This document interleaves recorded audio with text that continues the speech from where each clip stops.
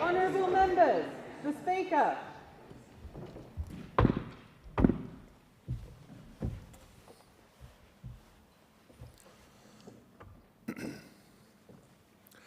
acknowledge the Ngunnawal and Ngambri peoples who are the traditional custodians of the Canberra area and pay respects to the elders, past and present, of all Australia's Indigenous peoples.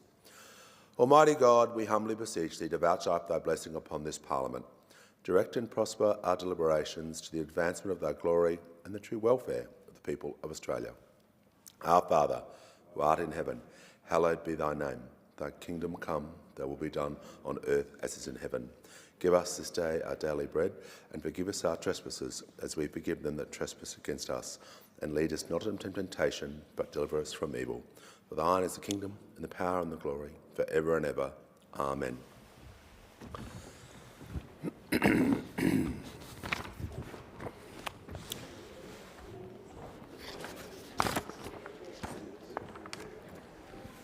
Give the call to the honourable member for Dunkley. Mr Speaker, I rise to speak as the new chair of the Standing Committee on Petitions for the 48th Parliament.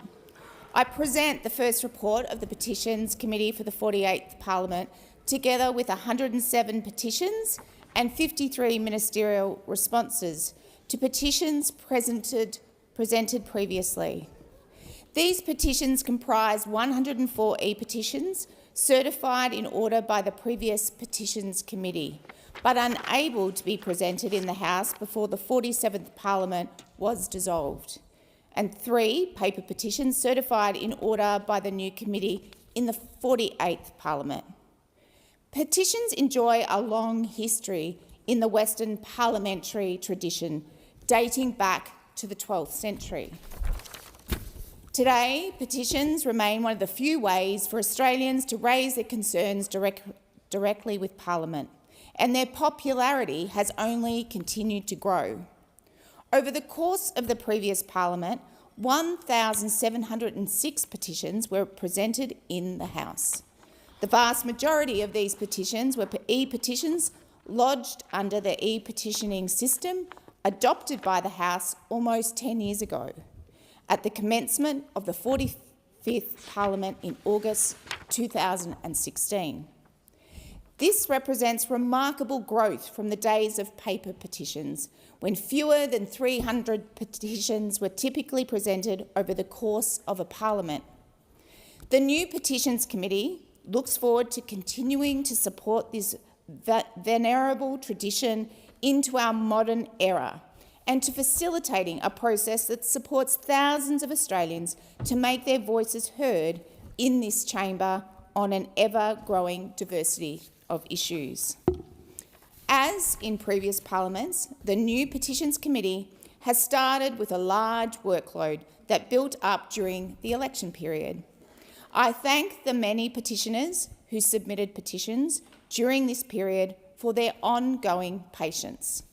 Mr Speaker, I present the committee's first report and look forward to presenting many more petitions to the House in the 48th Parliament. Call to the clerk. Private members' business. Order of the day number 1.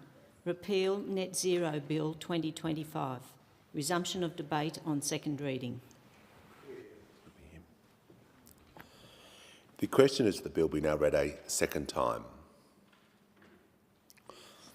Call to the honourable member for Wide Bay. Thank you, Speaker. I rise to obviously speak in support of the bill brought forward by the member for New England, and I commend him for doing so. And at the start, I'll say that the obvious, that climate change is real. And with a global population of over 8 billion people, obviously the industry that supports them has an effect on the climate change, and it's something that we need to manage as a government. But it's how we do that that counts, and I believe that we haven't got those settings right, not even close at the moment. When we signed up to net zero in 2021, we did so on the premise that the whole world was decarbonising and that the major emitters were going to take it seriously. And 4 years on, it's obvious that that's not the case. China, the biggest emitter in the world, last year alone constructed 94 gigawatts of coal-fired power. It's mining coal at an unprecedented rate. It is not giving up coal. India, it is also investing heavily in coal, and its targets under this agreement are so far out into the future they're almost worthless. Russia is at war with Ukraine. Its emissions are going up. It's building infrastructure to pipe gas to China. The US has started a formal process to get it out of this agreement. Why? Because it's putting its people and its economy first, and that's what we need to do in Australia. But what are we doing in Australia? We have a government in Australia that is engaging in one of the greatest acts of economic self-sabotage in the history of the nation, pursuing 82% wind and solar targets that are destroying rural and regional Australia. They are tearing our communities apart. They are pitting community member against community member. And sadly, in some cases, they're pitting family member against family member, and that is tragic. And for what? For the most expensive electricity in the world. Some of our prime agricultural land, a lot of it is being carpeted with these Chinese solar panels.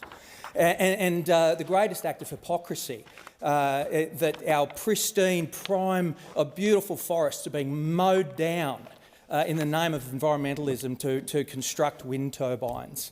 How did we get into this crazy space? Well, we got into it because we had a Prime Minister who promised us cheap electricity, he promised us prosperity and jobs, and that has all been a total and utter mistruth. He promised us some sort of renewable energy superpower that would have so much of an abundance of this electricity that we could break through the normal barriers of physics and economics and create an industry of green hydrogen. And we'd export this to the world, and it would be, it would be so fantastic. But what's happened? It has been a spectacular failure. A spectacular failure in Gladstone, a spectacular failure in the Hunter, a spectacular failure in South Australia, and it's cost the taxpayers an absolute fortune. The Prime Minister stood here in this very chamber when he was giving his second reading speech for the climate change bill and talked about this wonderful sun cable project from the Northern Territory that was going to have such vast amounts of renewable energy that we'd be exporting it to Asia. Well, within 18 months of him saying that, what happened? It went into voluntary receivership, it's been downscaled, and now it's got that many question marks over it. It's a joke. It's an absolute joke. But I tell you what is real. What is real is the lives of business people who are trying to survive in this country, who are going insolvent at an incredible rate, 33,000 of them since this transition to net zero began. It is crippling our productivity. It is seeing our manufacturing go offshore because we're not competitive. We've lost industries like our urea industry that is absolutely fundamental to agriculture, our plastics industry, our nickel industry. They've all gone offshore. Our heavy metal smelting is on life support because it's captured in the safeguard mechanism. This is a nightmare that needs to stop. Voting to stop this blind obsession with net zero doesn't mean you don't believe in climate change. It doesn't mean you're a good citizen. It just means that you're reassessing and looking at the world around us, our global environment that is saying that this is not working. It's saying that you are want to make Australia resilient as we go into an uncertain future. That's what it's saying. I commend this bill to the House. The question is that this bill read a second time. We'll give the call to the member for Macquarie. Well, into the vacuum of policy that the opposition offers waltzes the member for New England, saying the quiet stuff out loud and proud and going nuclear. He and his Nationals collaborators reject the goal of net zero emissions ever. Let's contrast the priorities of the opposition to those of our government. Our first piece of legislation was to cut student debt by 20%. The opposition's first piece of legislation into this new parliament is not about cutting student debt, but about cutting climate change action. The Nationals want a party like it's 1999. To be fair, the Howard government in 1999 was, in theory, supporting action on climate change, but then changed its mind on supporting the Kyoto Protocol. And even the Morrison government announced a plan in 2021 to achieve net zero emissions by 2050. So the member for New England in this bill is effectively tossing out the policies of previous coalition governments. Now, people in my community know we cannot pretend she'll be right, mate. Not after fires like 2019-20 that ravished the Greater Blue Mountains World Heritage Area for 3 months, took homes and destroyed nearly 1 million hectares, while the eastern seaboard burned like never before. Not after the increasingly frequent floods and storms, the wilder weather that climate scientists in the 20th century predicted in this, the 21st century. Climate change is real, and reducing emissions is an imperative we owe our children and their grandchildren. People are embracing the opportunities to do their bit to increase the amount of energy we generate through solar. Households in Macquarie, across the Blue Mountains, Hawkesbury and parts of Nepean have taken up our offer of subsidies for home batteries to bolster their rooftop solar. The latest data shows 438 households in Macquarie had new batteries installed in the first 6 weeks of the program, putting us in the top 4 of electorates around the country for take-up of home batteries programs. They're among tens of thousands of households and small businesses taking that next step on their solar panels and installing batteries. And in fact, the biggest uptake has been in the regions, in peri-urban areas and in outer suburbs. It shows that ordinary Australians care about reducing their energy bills and reducing emissions. Speaker, the bigger picture on renewable energy is that Australia has hit new records with the volume of renewables generated up around 30% since we came to government, reaching 46% of the national energy market at the end of 2024 and working towards 82% of our mix by 2030. Emissions are down 1.4%, or 6.5 million tonnes of carbon dioxide to March this year, driven largely by Albanese government policies. There's record investment in clean energy, including $9 billion for new large-scale generation, evidence of an improved policy and investment environment. More than 18 gigawatts of renewable generation capacity has been installed across Australia since we were elected in 2022, enough to power more than 6 million households. Around the world, according to the International Energy Agency, global investment in clean energy will hit $2.2 trillion this year, double the amount going to fossil fuels. Last year, renewables made up 92.5% of all new electricity capacity added worldwide.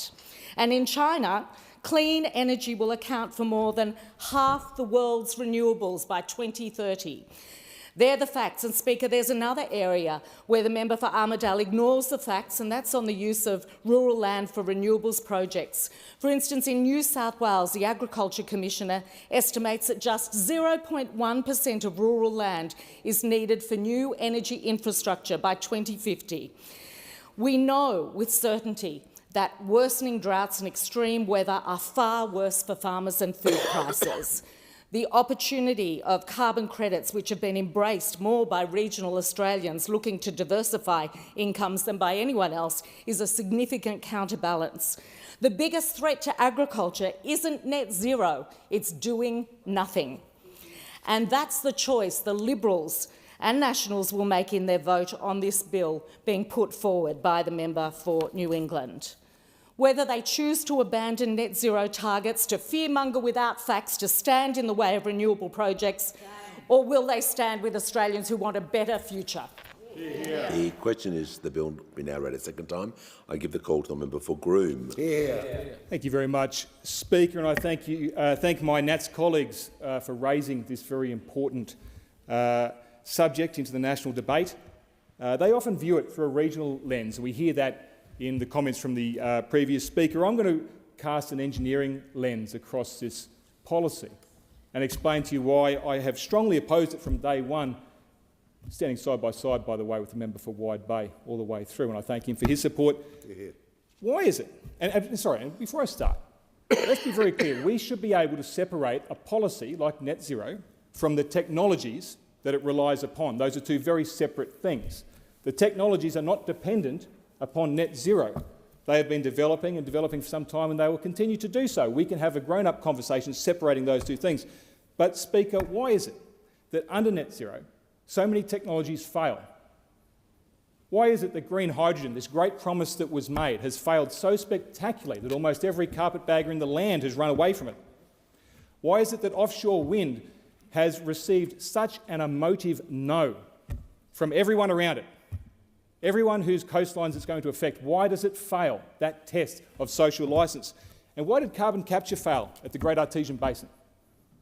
Why do these things happen over and over again? And I could point to Sun Cable as well as another example of a great story that was going to happen but has failed that test. Speaker, it's something that happens time and time again. It's called the technology valley of death. You can think of other examples being Google Glass or the Hyperloop transport project in the US. Cool ideas, cool technology, absolutely no social licence, no marketability, and a plethora of problems that they raise when you try to take them through the commercialisation process. What this is all about is when we think about innovation, new technologies, we assign them as they progress with technology readiness levels and commercialisation readiness levels. Think about it from this, from the first idea through to the test flight. Along that pathway, technology progresses. It becomes more and more capable and it becomes more and more commercially viable as it progresses along there. The technology valley of death kills projects, kills technologies when you push them through that process far too quickly. And, Speaker, it's very clear to argue that is exactly what has happened with green hydrogen. Green hydrogen has a high technology readiness level of 9. That's the end of the scale, 1 to 9. It's got a 9. Commercialisation readiness level is 3. This was never going to work. If you stood back outside of the net zero conversation and you asked it purely from an engineering process, will this work? The answer would be no. Carbon capture, same thing. Same thing. Absolutely low on commercialisation, high on technology. Offshore wind, same thing again. High technology, it can be done. There's a cool technology there. Very low commercialisation. And when this happens, it's not just that we go back to the drawing board and start again. What happens is these technologies get ruled out by the public. They lose social licence. And we have seen that over and over again. So what we have here is net zero policy trying to force through technology before it is ready, before the market is able to take it up. And the bizarre thing, Speaker, if that weren't bad enough, we live in a time where we have a government that is blocking a proven technology at both technology and commercialisation readiness levels of 9, well beyond test flight, actually out there in the market doing what they do, that would reduce emissions. It's called nuclear. It's used all around the world. So we've got one policy that is killing off technologies, another one that is pushing back on ones that are proven and can be used, and we're getting nowhere, which is why, Speaker, this isn't working. This trial that we've done of net zero isn't working. We can see that in the increased emissions. So we can see when we break down where emissions have changed in Australia over the last 20 years, the only place they change is where we've changed land use conditions, where we've stopped farming. That's what's happened. In an electorate like mine, transport industry, emissions have gone up over the last 20 years.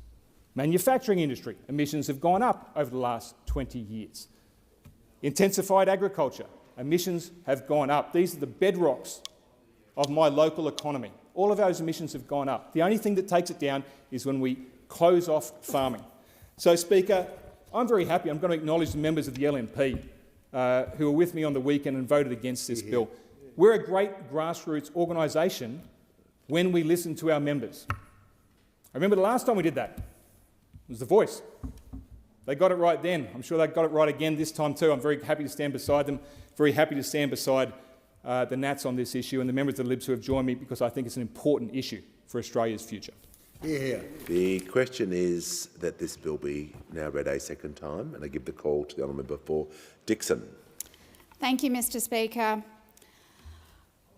I remind the member for Groom, who's just spoken to the House, about a recent federal election in which Australians were presented with two very distinct energy policies when they voted in May, embracing Labor's plan for a clean, cheaper, renewable energy future that secures our economy, is good for our environment, our communities, and will deliver the jobs of the future, or the Coalition's costly detour down a nuclear path that we all know is slow, risky, expensive and out of step with our national strengths.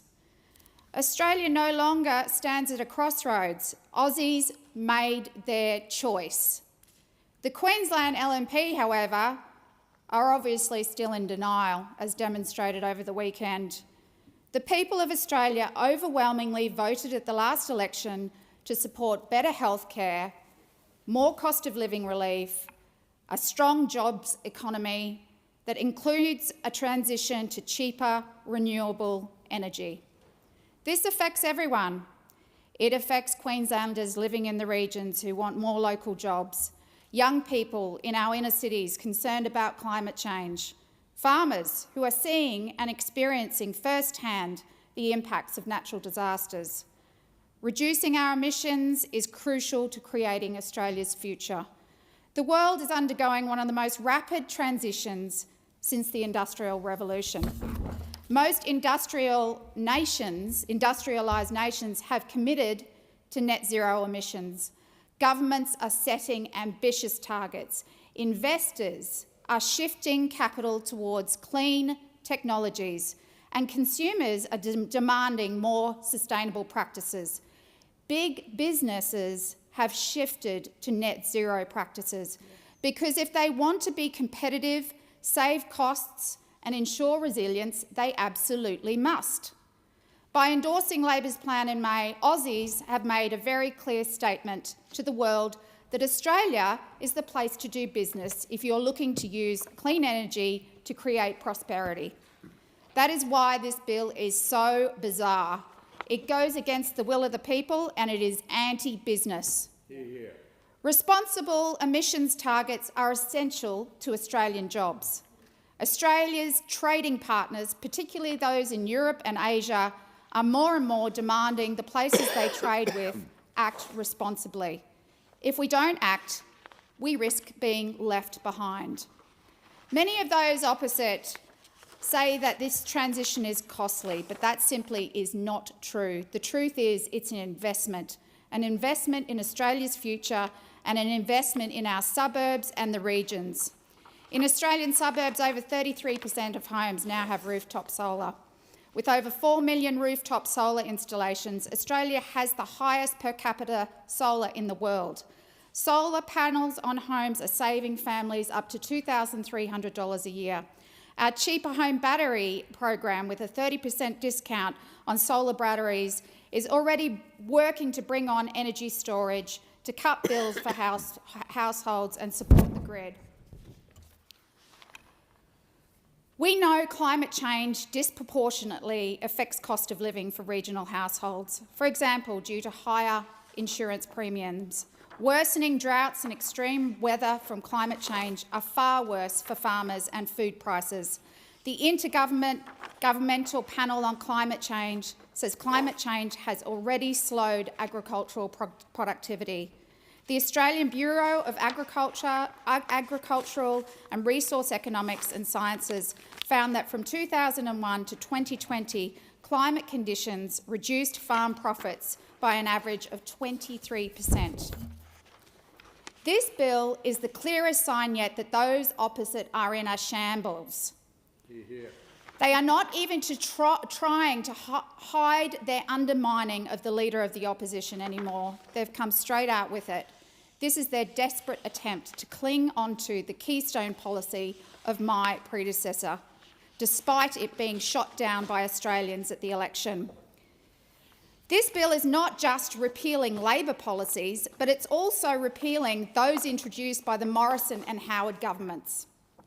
The member for Maranoa doubled down at the Queensland LNP convention over the weekend because, along with the member for Fisher, he thinks he is much smarter than the Queensland voters. The time allotted for this debate has expired. The debate is adjourned and the resumption of the debate will be made an order of the day for the next sitting. Call the clerk. Private members' business. Notice number 1. Social Security and other legislation amendment responding to Robo Debt Bill 2025. Give the call to the member for Clark. Thank you, Speaker. Speaker, I present the Social Security and Other Legislation Amendment responding to Robo Debt Bill 2025 and the explanatory memorandum.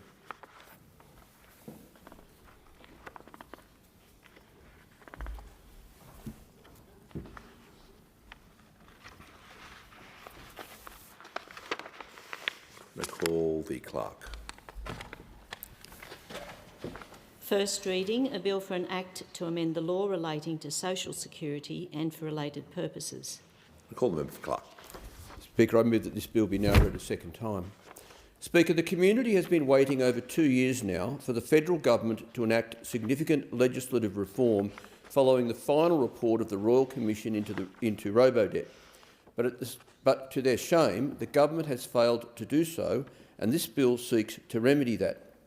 Now, Speaker, I do acknowledge that the government has made some efforts and made some progress, particularly on cultural change within Services Australia. But we simply can't accept this as job done, because still missing is the legislative change to ensure that robo-debt never happens again. Remember, robo-debt was a catastrophic failure of government administration that destroyed the lives of thousands of Australians. As the Royal Commissioner herself noted, it was a crude and cruel mechanism, neither fair nor legal, and it made many people feel like criminals. Moreover, 2 years ago, the Prime Minister himself described robo-debt as a gross betrayal and a human tragedy, which should never have happened and should never happen again.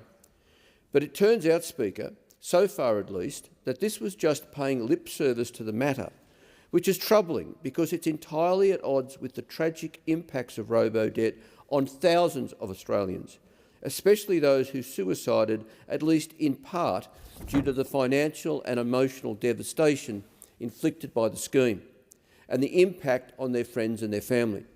Indeed, the possibility for human tragedy under this scheme was made clear to me in my office as early as 2016, when, after hearing from many distressed constituents who had received frightening and unfounded debt notices, I was among the first to raise the alarm, with the media, with the Ombudsman and with the government. But while the media were slow to pick it up and the then government didn't want to hear it, my office continued to hear countless shocking stories from my electorate in Tasmania and indeed right across the country. In one memorable case, a person presented to my office so distressed that they curled up into a ball on the floor in my waiting room and broke down in tears, having a panic attack. Speaker, of course, all now agree that robo-debt was a shameful chapter in Australia's history. Well, maybe not all, seeing as many members of the former LNP government don't seem to have any or many regrets about the whole sorry saga. It's also now better understood that while the core of the scheme was found to be unlawful, many legitimate aspects of social security legislation did also encourage the situation to arise and supported it continuing unexamined for so long. No wonder the core of the Royal Commission's findings was the simple fact that government services need to return to providing Australians access to an effective income support system and to ensure that they are treated with respect and dignity when they do so. So that's what this bill aims to do, Deputy Speaker, to improve and expand the principles and duties contained in social security law in line with the Royal Commission recommendation relating to the effects of robo-debt on individuals, and make other changes to the social security law to align with recommendations on compliance activities and vulnerability, automated decision-making and debt recovery and collection practices. In particular, Deputy Speaker, a large part of the bill aims to give effect to Recommendation 10.1, that Services Australia should design policies and processes with emphasis on the people they are meant to serve. And it does this by inserting within social security law improved principles and duties for the Secretary in administering that law. There's also a duty to avoid language and conduct which causes unnecessary stigma and shame for recipients of government support. This is particularly important, a particularly important counter to decades in which governments, the media and plenty of others demonised and used welfare recipients as policy punching bags. Moreover, there's a duty to ensure sensitive, easy and efficient engagement with Services Australia in person, over the phone or online, which I'm sure would be welcome news to anyone who's tried to get in touch with Centrelink to do even the most basic task, particularly when they're then directed to a phone line which rings for hours only to hang up. Speaker, there's also a duty to explain processes in clear terms and plain language so that people can find out what is required and expected of them, and just as importantly, what is expected of Services Australia. Moreover, there's a duty to act with sensitivity to financial and other stresses, and where possible to avoid actions which exacerbate these stresses. All simple stuff, Deputy Speaker, but for some reason it's been missing in the legislation to date, and that's what this bill will remedy. Now, of course, the Robo in Robo debt refer to the use of computer programs and other forms of automation. So importantly, this bill also includes new legislated guidelines for how automation is used and overseen by Services Australia. This includes requiring certain automated decisions, which are likely to have the most distressing impact on people, to be reviewed by a real person before coming into effect. And it requires any decision made by a computer program to be flagged as such to people and have clear instructions on seeking further information or review. Furthermore, the bill makes changes to debt waiver provisions to better provide for Services Australia to waive a debt where it was raised, either as a result of an administrative error made by the Commonwealth or incurred because of family and domestic violence circumstances, including cases of coercive control. The bill also implements the clear recommendation of the Royal Commission that a 6-year limit be reinstated on debt recovery. Not only does this bring social security debts back into line with other debts, it would also go quite some way to addressing the decades of illegally raised debts which were the subject of the recent federal court decision on income apportionment.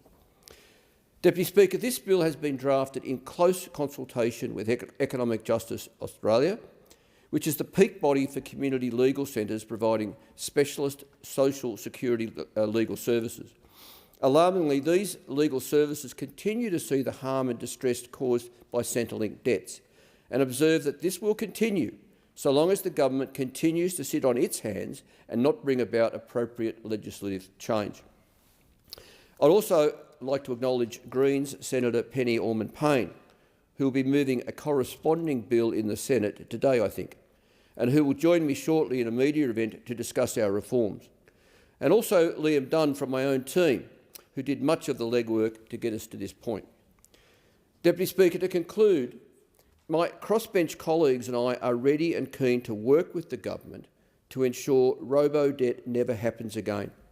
Hence, I urge the Minister for Social Services, the Minister for Government Services, the Prime Minister, and in fact all members of this House to finally come together at the table for legislative reform to ensure such catastrophic failures of social services administration can never happen again.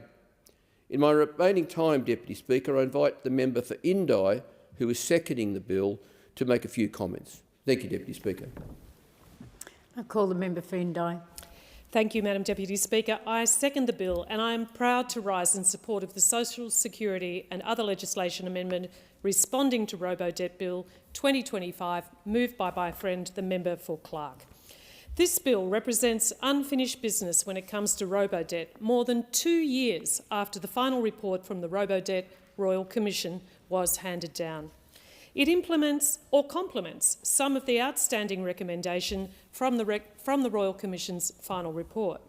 It sets out new positive duties that require the government to emphasise and prioritise the needs of social security recipients when administering social security law and designing systems and policies.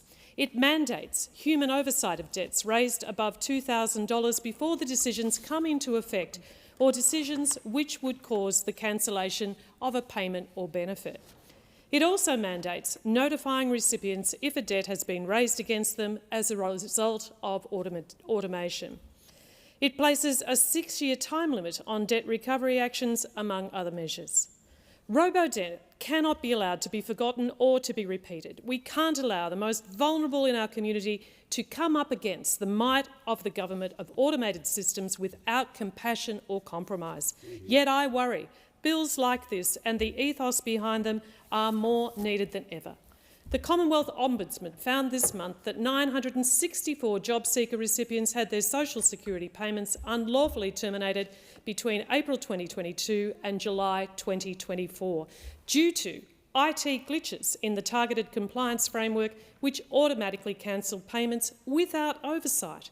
We can see automation without oversight is still a barrier to vulnerable Australians getting the help they need. It's clear we have a long way to go before the lessons of Robo are learnt and implemented. We need a true turnaround in attitudes to guard against the demonisation of welfare recipients. The question is that this bill be now read a second time. The time allotted for this debate has expired and the debate is adjourned, and the resumption of debate will be made in order of the day for the next sitting. And I call the clerk. Private members' business. Notice number 2. Climate Change National Framework for Adaptation Bill 2025. And I call the member for Warringah. Thank you, Madam Deputy Speaker. I present the Climate Change National Framework for Adaptation Bill 2025 and the explanatory memorandum.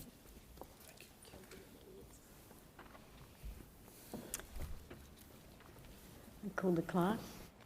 Oh, sorry.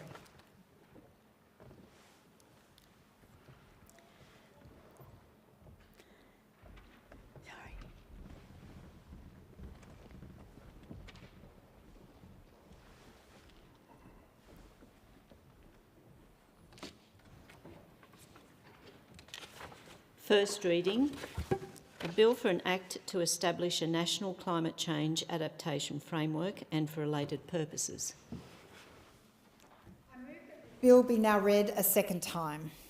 Today, I introduce the Climate Change National Framework for Adaptation Bill 2025. This is landmark legislation to protect our communities, our economy and our environment from the escalating risks of climate change. This bill ensures that we have independent, regular climate risk assessments and a fully funded national adaptation plan so that Australia is prepared, resilient and able to thrive in a changing climate. It's about keeping families safe, safeguarding livelihoods and making sure Australia can stand strong in the face of accelerating climate risks and impacts. We cannot afford to leave our safety, our economy and our prosperity to chance or the current piecemeal reactive approach where the government only turns up after events keen for the photo ops. We need an independent plan grounded in evidence, transparency and accountability. Ignoring or downplaying the problem and threat does not make it go away. It just puts Australian lives at risk. In many parts of Australia, people are already living the reality of escalating climate risks, like coastal erosion, flooding, bushfires, communities and industries disrupted and spiralling insurance premiums. The New South Wales State Disaster Mitigation Plan warns that by 2060, the Northern Beaches local government area alone could face close to $1 billion in annual damages from extreme weather.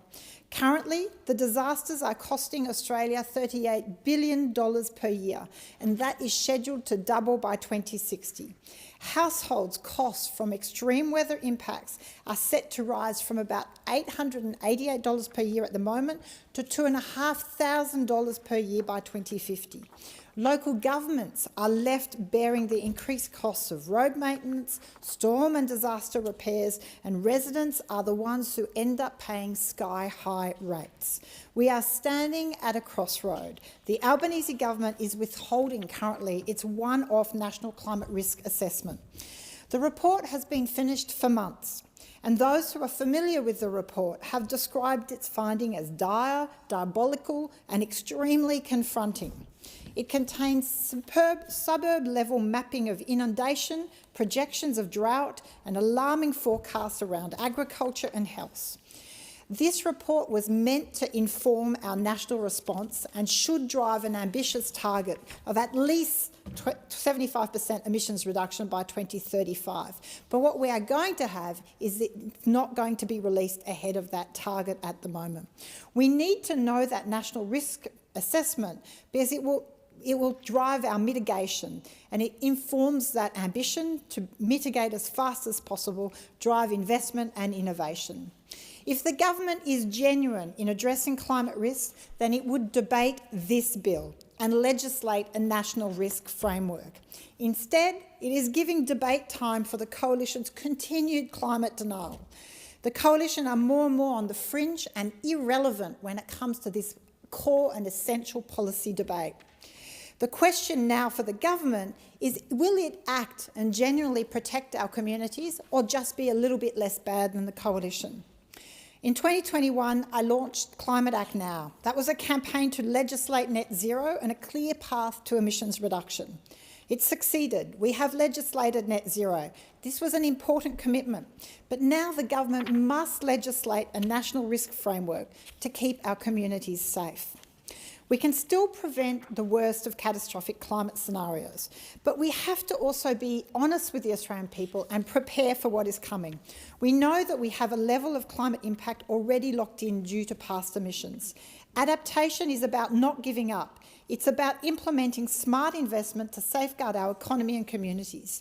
Research shows that for every $1 invested and spent on resilience, you save up to $11 on recovery costs. Yet the government continues to spend only 13% of the disaster budget on resilience and adaptation. Last year, I convened a climate risk roundtable with experts, local government, industry and academics. What I heard was confronting. The scale of the risk is enormous, but so is our capacity to protect ourselves if we act decisively. So this bill provides us with the framework for us to get adaptation right. It provides for independent national climate change risk assessments every 5 years, free from political interference, publicly released and comprehensive. It provides a national adaptation plan in response to each assessment, fully funded with clear strategies, timelines and measurable outcomes.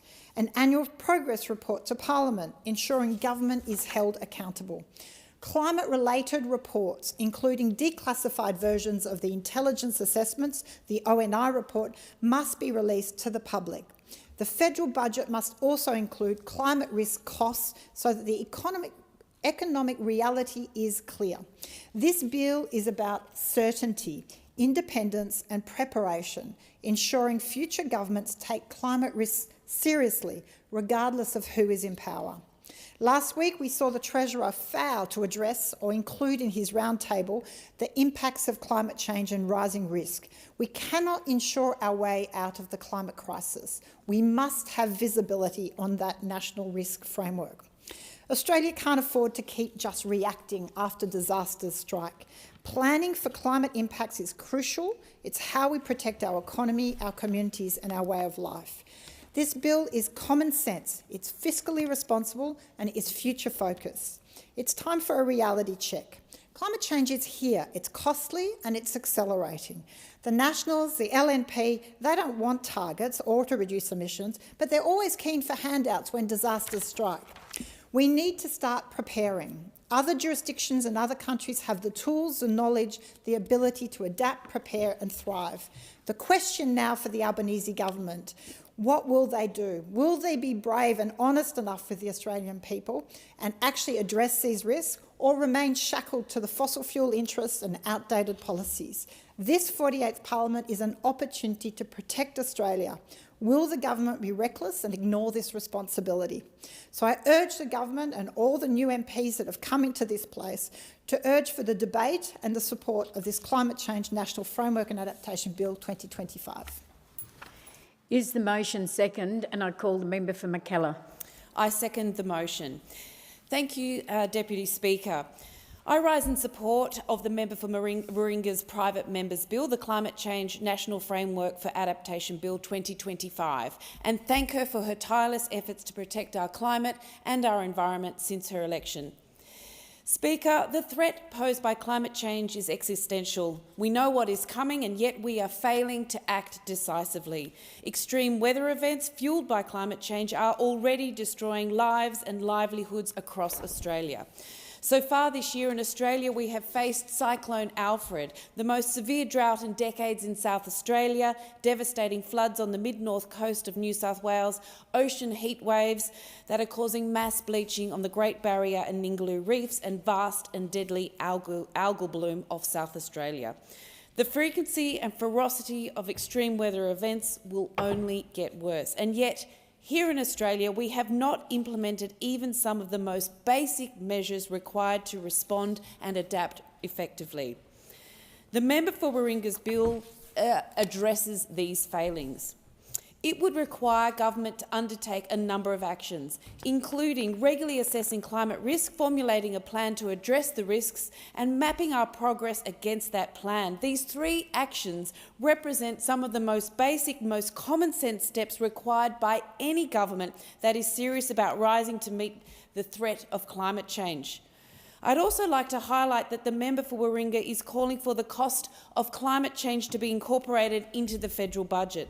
Until this happens, action will never meet the challenge. According to Deloitte Access Economics, extreme weather is already costing the economy more than $38 billion a year, and yet at last week's productivity roundtable, climate risk wasn't even on the agenda. Lastly, the most critical action of this framework, I believe, is to ensure all new bills are compatible with climate change adaptation and resilience measures. Why? Because we have two fundamental flaws in our political decision-making process. One, we have siloed decision-making so that different ministers and departments take actions that conflict and undermine the goals of other ministers. And two, we have an absence of long-term vision. Without an all-of-government response, we are unlikely to ever make real progress, and it cannot be left solely to the purview of the Minister for Climate Change to act on this existential threat. Implementing the member for Warringah's framework would embed climate resilience into the DNA of our decision-making across all sectors and levels of government, and in the strongest terms possible, I commend this bill to the House. Thank you.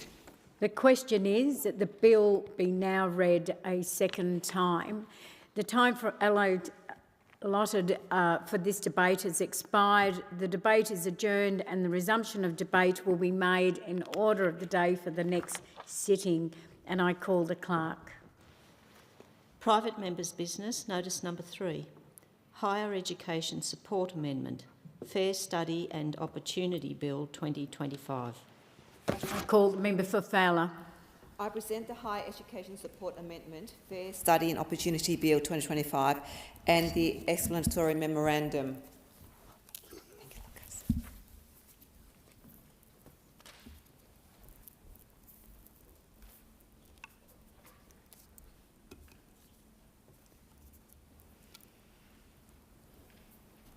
I call the clerk.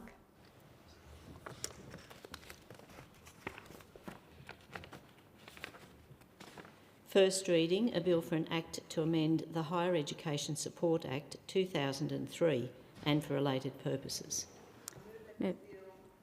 Be now read a second time. Thank you, Deputy Speaker. As I begin my second term in this House, I want to restate something very important. This bill remains at the very top of my agenda. It's not just another piece of legislation that will come and go. It is a call for justice, fairness and equity in our education system, a system that should be an engine of opportunity for all young Australians, no matter what background or postcode. We all know the government has made some meaningful moves recently. The reduction of HECS debt by 20% is welcome news for many students struggling under the weight of years of accumulated high education costs. But frankly, it's a temporary fix, a sugar hit that marks a far bigger wound in the higher education system. The real problem we face stems from a policy introduced some years ago by the Morrison government, the Job Ready Graduate Scheme, or JRG for short. The policy was meant to reshape university fees to better align with job market needs, particularly to encourage more students into science, technology, engineering and mathematics fields. But here's the problem. The JRG has caused real harm. Despite its good intentions, and all roads, its all intention is, started with very good intention, but all roads to hell is lead with good intention. It has led to drastic fee increases for students studying arts and humanities, fees that are now more than 3 times higher than they were before, while fees for STEM, education and agriculture degrees have remained comparatively stable. Let me be very clear here. I'm not questioning the importance of STEM. We all acknowledge that Australia needs more scientists, engineers, technologists and innovators to compete in a global economy and solve complex problems ahead. But what we cannot accept is a system that places a high monetary value on some degrees over others, effectively creating a 2-tiered university system. The JRG is, in effect, using financial deterrence to push students away from arts and humanities degrees. Arts students are being asked to pay significantly more, and the message is clear. Your chosen field is less valuable to this country. But this policy hasn't worked the way it was intended. Students are not abandoning arts degrees en masse. They continue to pursue their passion, but they're now saddled with debts that are much heavier and burdensome than before. Who feels this impact the most? It's students from low socioeconomic backgrounds, Indigenous students, women, and those from non-English speaking backgrounds, the people I represent in the electorate of Fowler, where communities are vibrant and diverse, but face economic hardship every day. I hear from countless young people just trying to get an education, just trying to build a better future. And it's not just the soaring fees. They tell me it's also the day-to-day struggle, the cost of travel to and from campus, often on a patchy and unreliable public transport system, the cost of textbooks and learning materials, the expenses of food and basic living while they study. These costs add up long before they even begin to think about the HECS debt waiting for them after graduation. So I ask again, how is it fair that these students are punished simply for wanting to study subjects they love and are passionate about? How is it fair that aspiring archaeologists, historians, artists, anthropologists and social scientists are told their ambitions come with a far greater price tag than their peers studying engineering or computer science? I believe this is fundamentally unfair, and I know many members in this House will agree. The JRG policy rested on a flawed assumption that by hiking fees for certain degrees, students would automatically choose to study more job-ready STEM fields instead. But humans are not that simple. Passions, talents, and interests drive students as much as financial realities. Many students continue to choose arts and humanities despite the heavy financial costs, with no government support to relief. The result?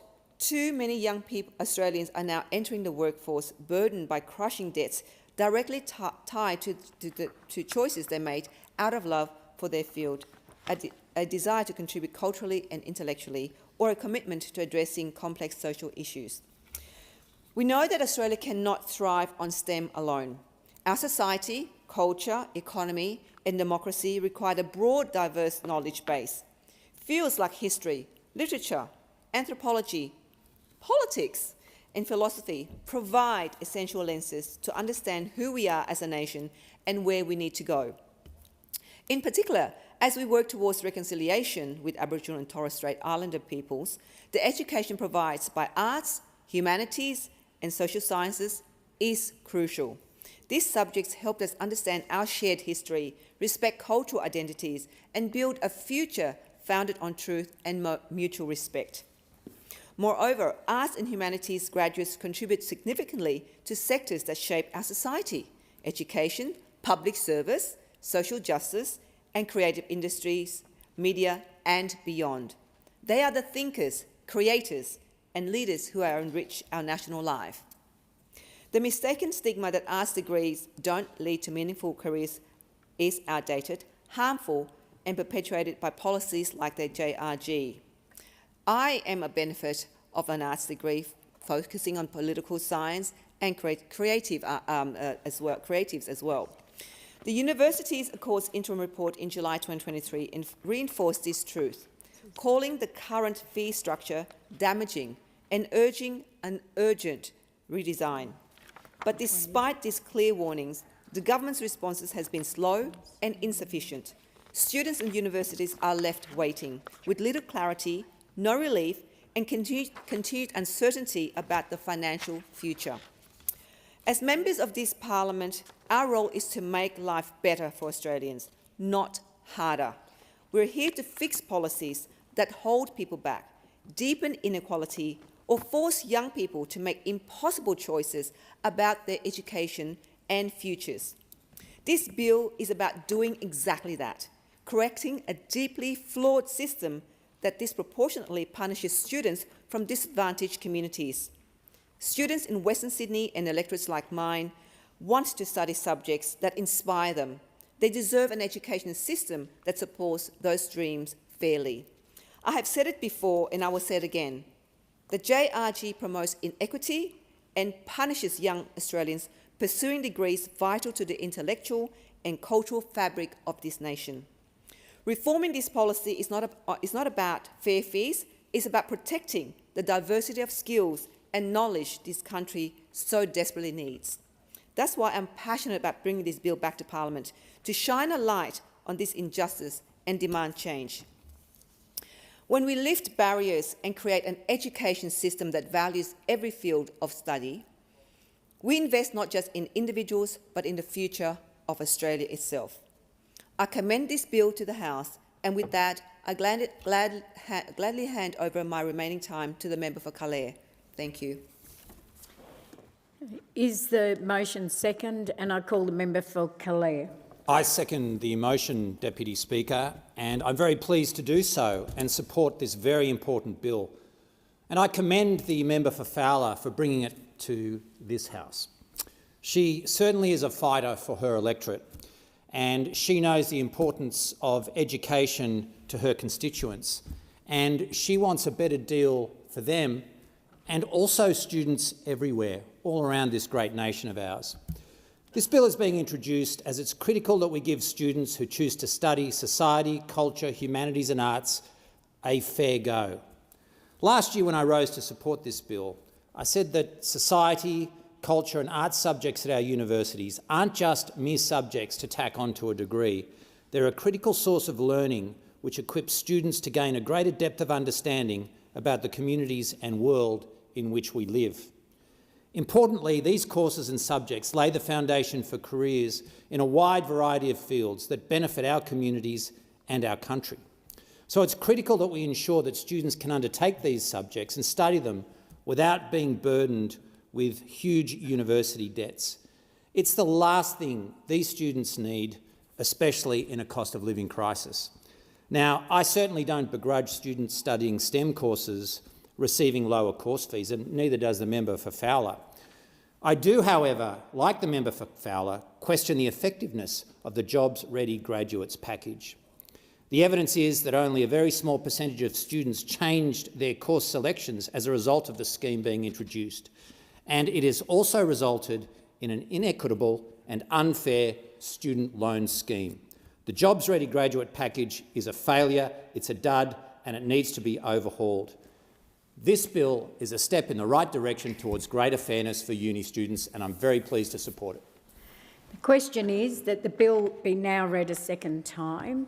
The time allotted for this debate has expired. The debate is adjourned and the resumption of the debate will be made in order of the day for the next sitting, and I call the clerk. Private members' business, notice number 4.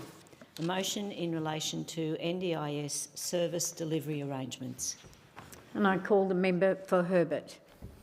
Thank you, Speaker. I move the motion relating to NDIS service delivery arrangements in terms which appears on the notice paper.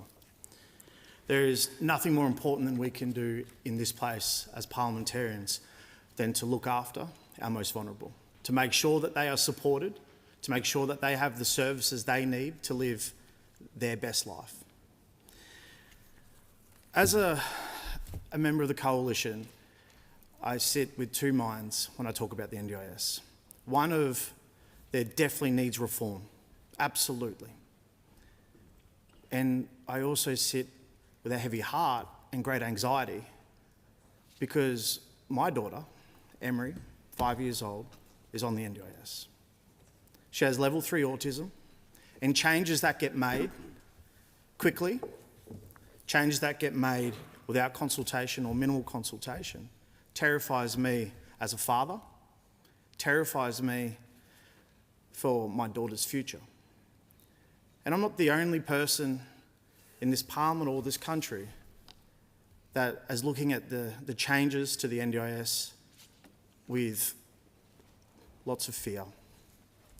I know that reform is needed.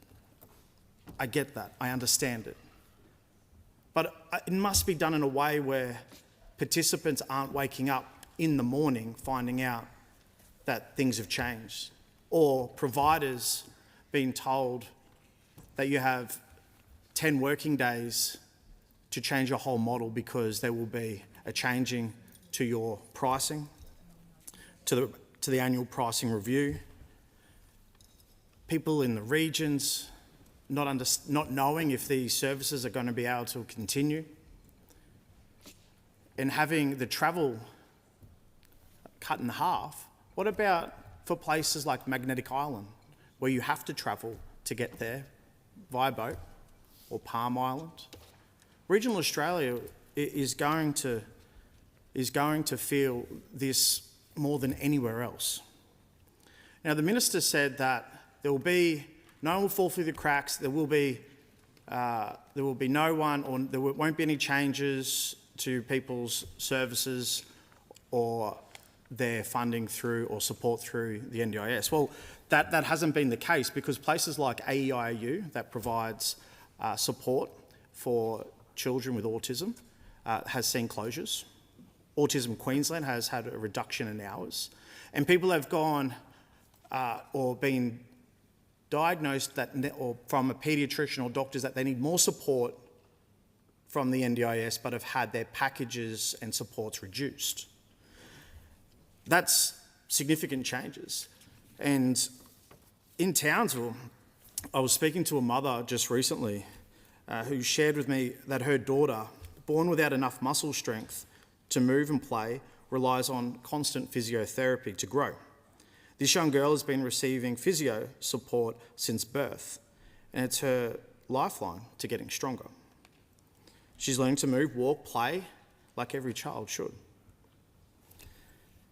When changes through the annual pricing review happen, which slash funding for her local physio provider, there are few alternatives, but there shouldn't need to be an alternative to where this family gets the support that they need.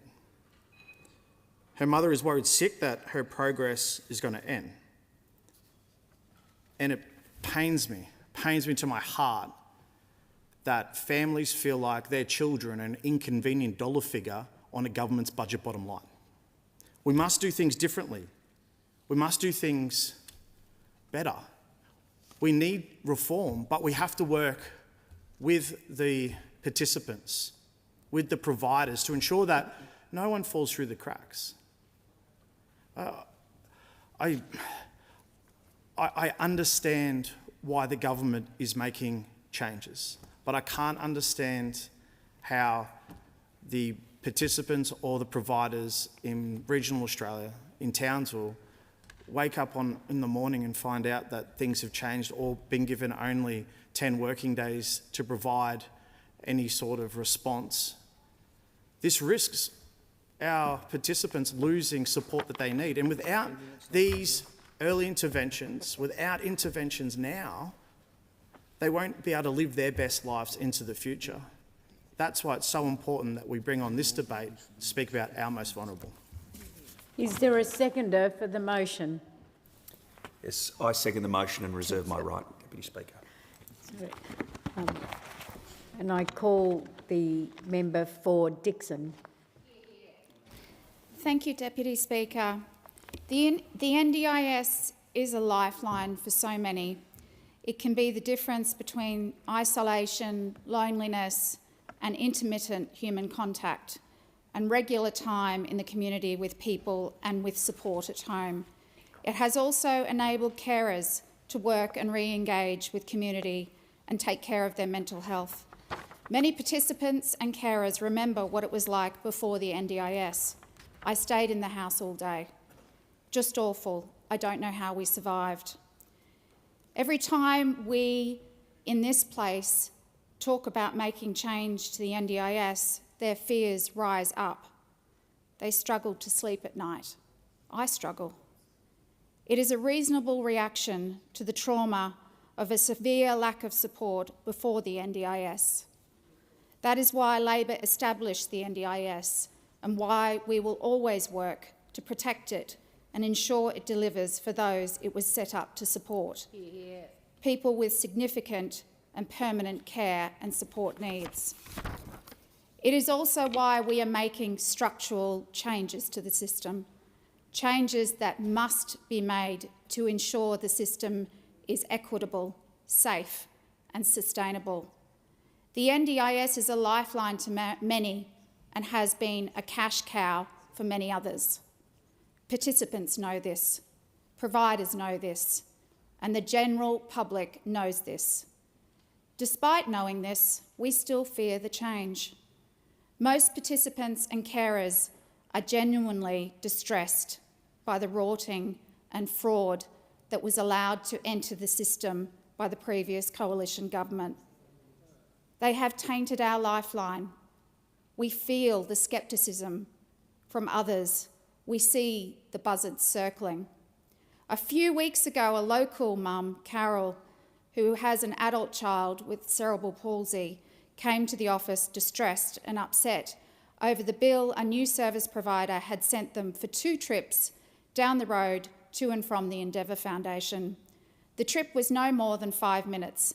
Their car had broken down. The bill was $1,000. She was embarrassed, angry, and didn't know what to do with it.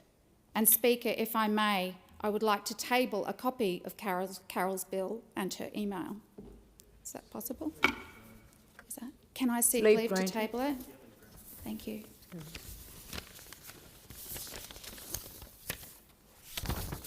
That's her email. Thank you. We know, those opposite know, and good providers, the majority of which are good providers, know that many bad actors were rorting the travel subsidy. We are listening to the vast majority of providers who do the right thing, particularly those who travel to areas with no local services. But let's be clear, we need pricing discipline. People on the NDIS should not be paying a cent more than those in the aged care and health sectors. Change is needed. Not just because of bad actors, but because the NDIS is not doing what it set out to do. It has left many with no support, while others are over-serviced.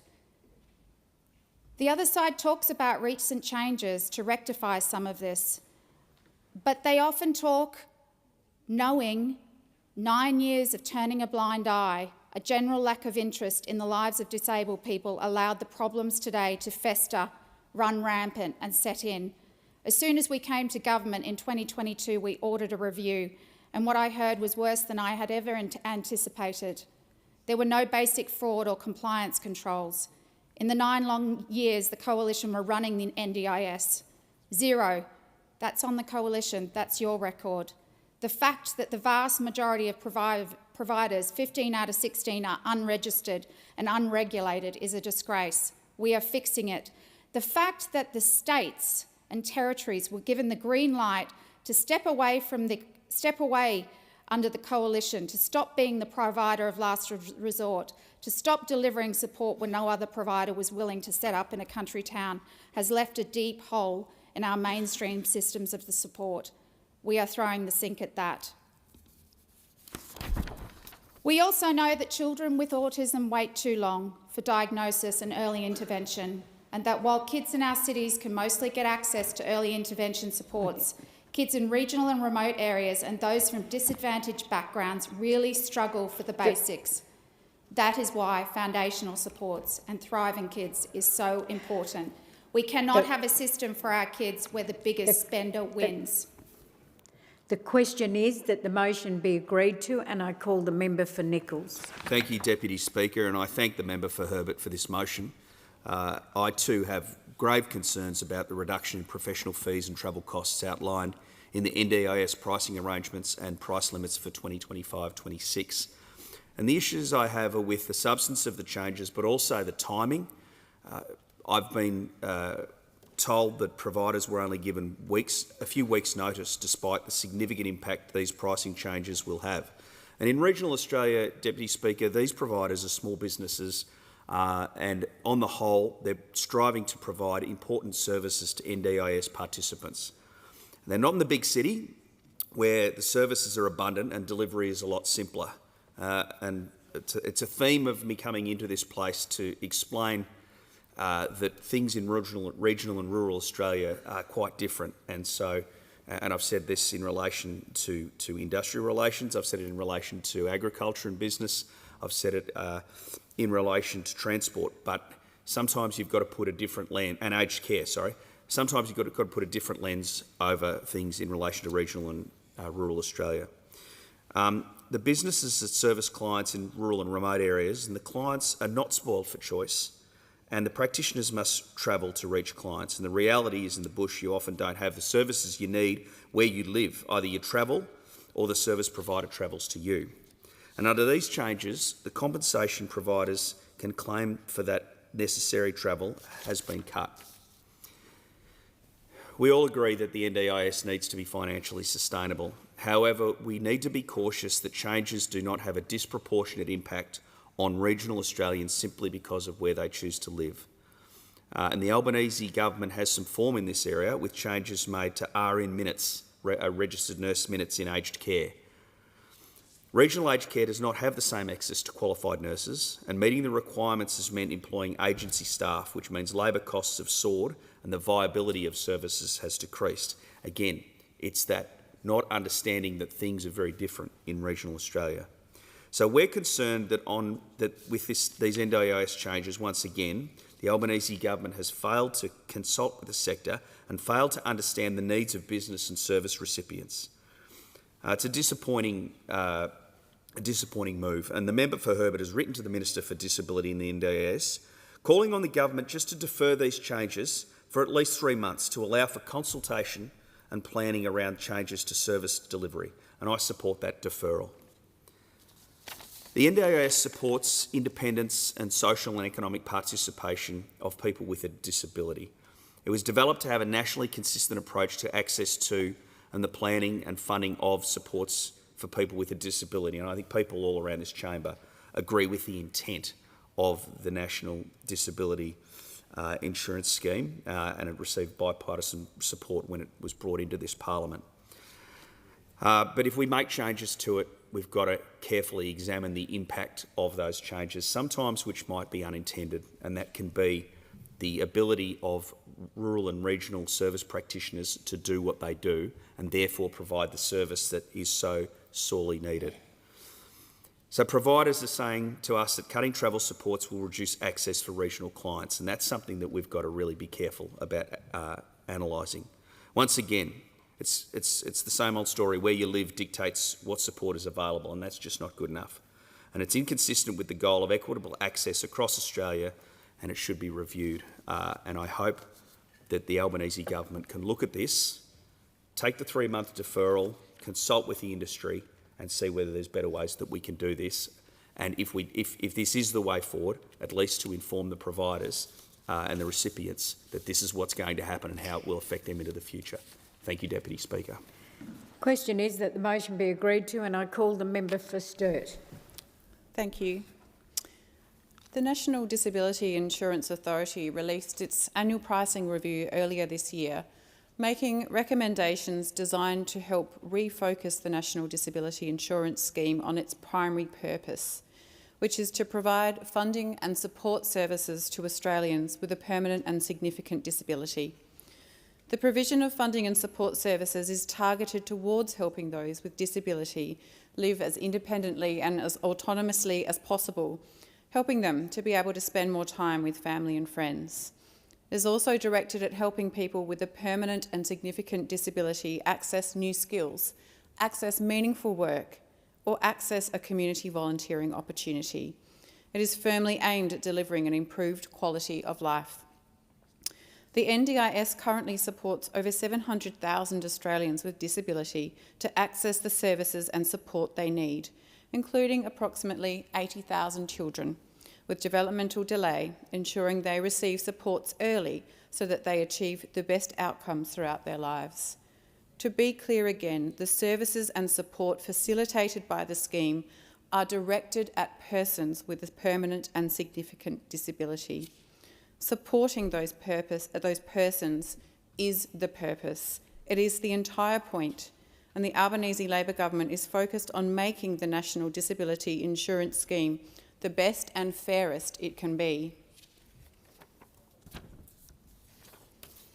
The National Disability Insurance Agency's annual price review contained new recommendations with respect to the way travel is charged by those providing support and services to persons with a permanent and significant disability. The updated travel claiming rules create clear cost expectations for those persons, helping them to get increased value and efficiency from the funding provided to them. The new rules also encourage providers to implement more efficient scheduling and to seek to ensure that travel costs are proportionate to the services being provided. Travel costs must be itemised separately on invoices so that participants can clearly understand where the funding provided to them pursuant to the NDIS scheme is being used. The National Disability Insurance Agency learned during the annual price review that participants were finding that therapy travel costs were exhausting their funding faster than expected.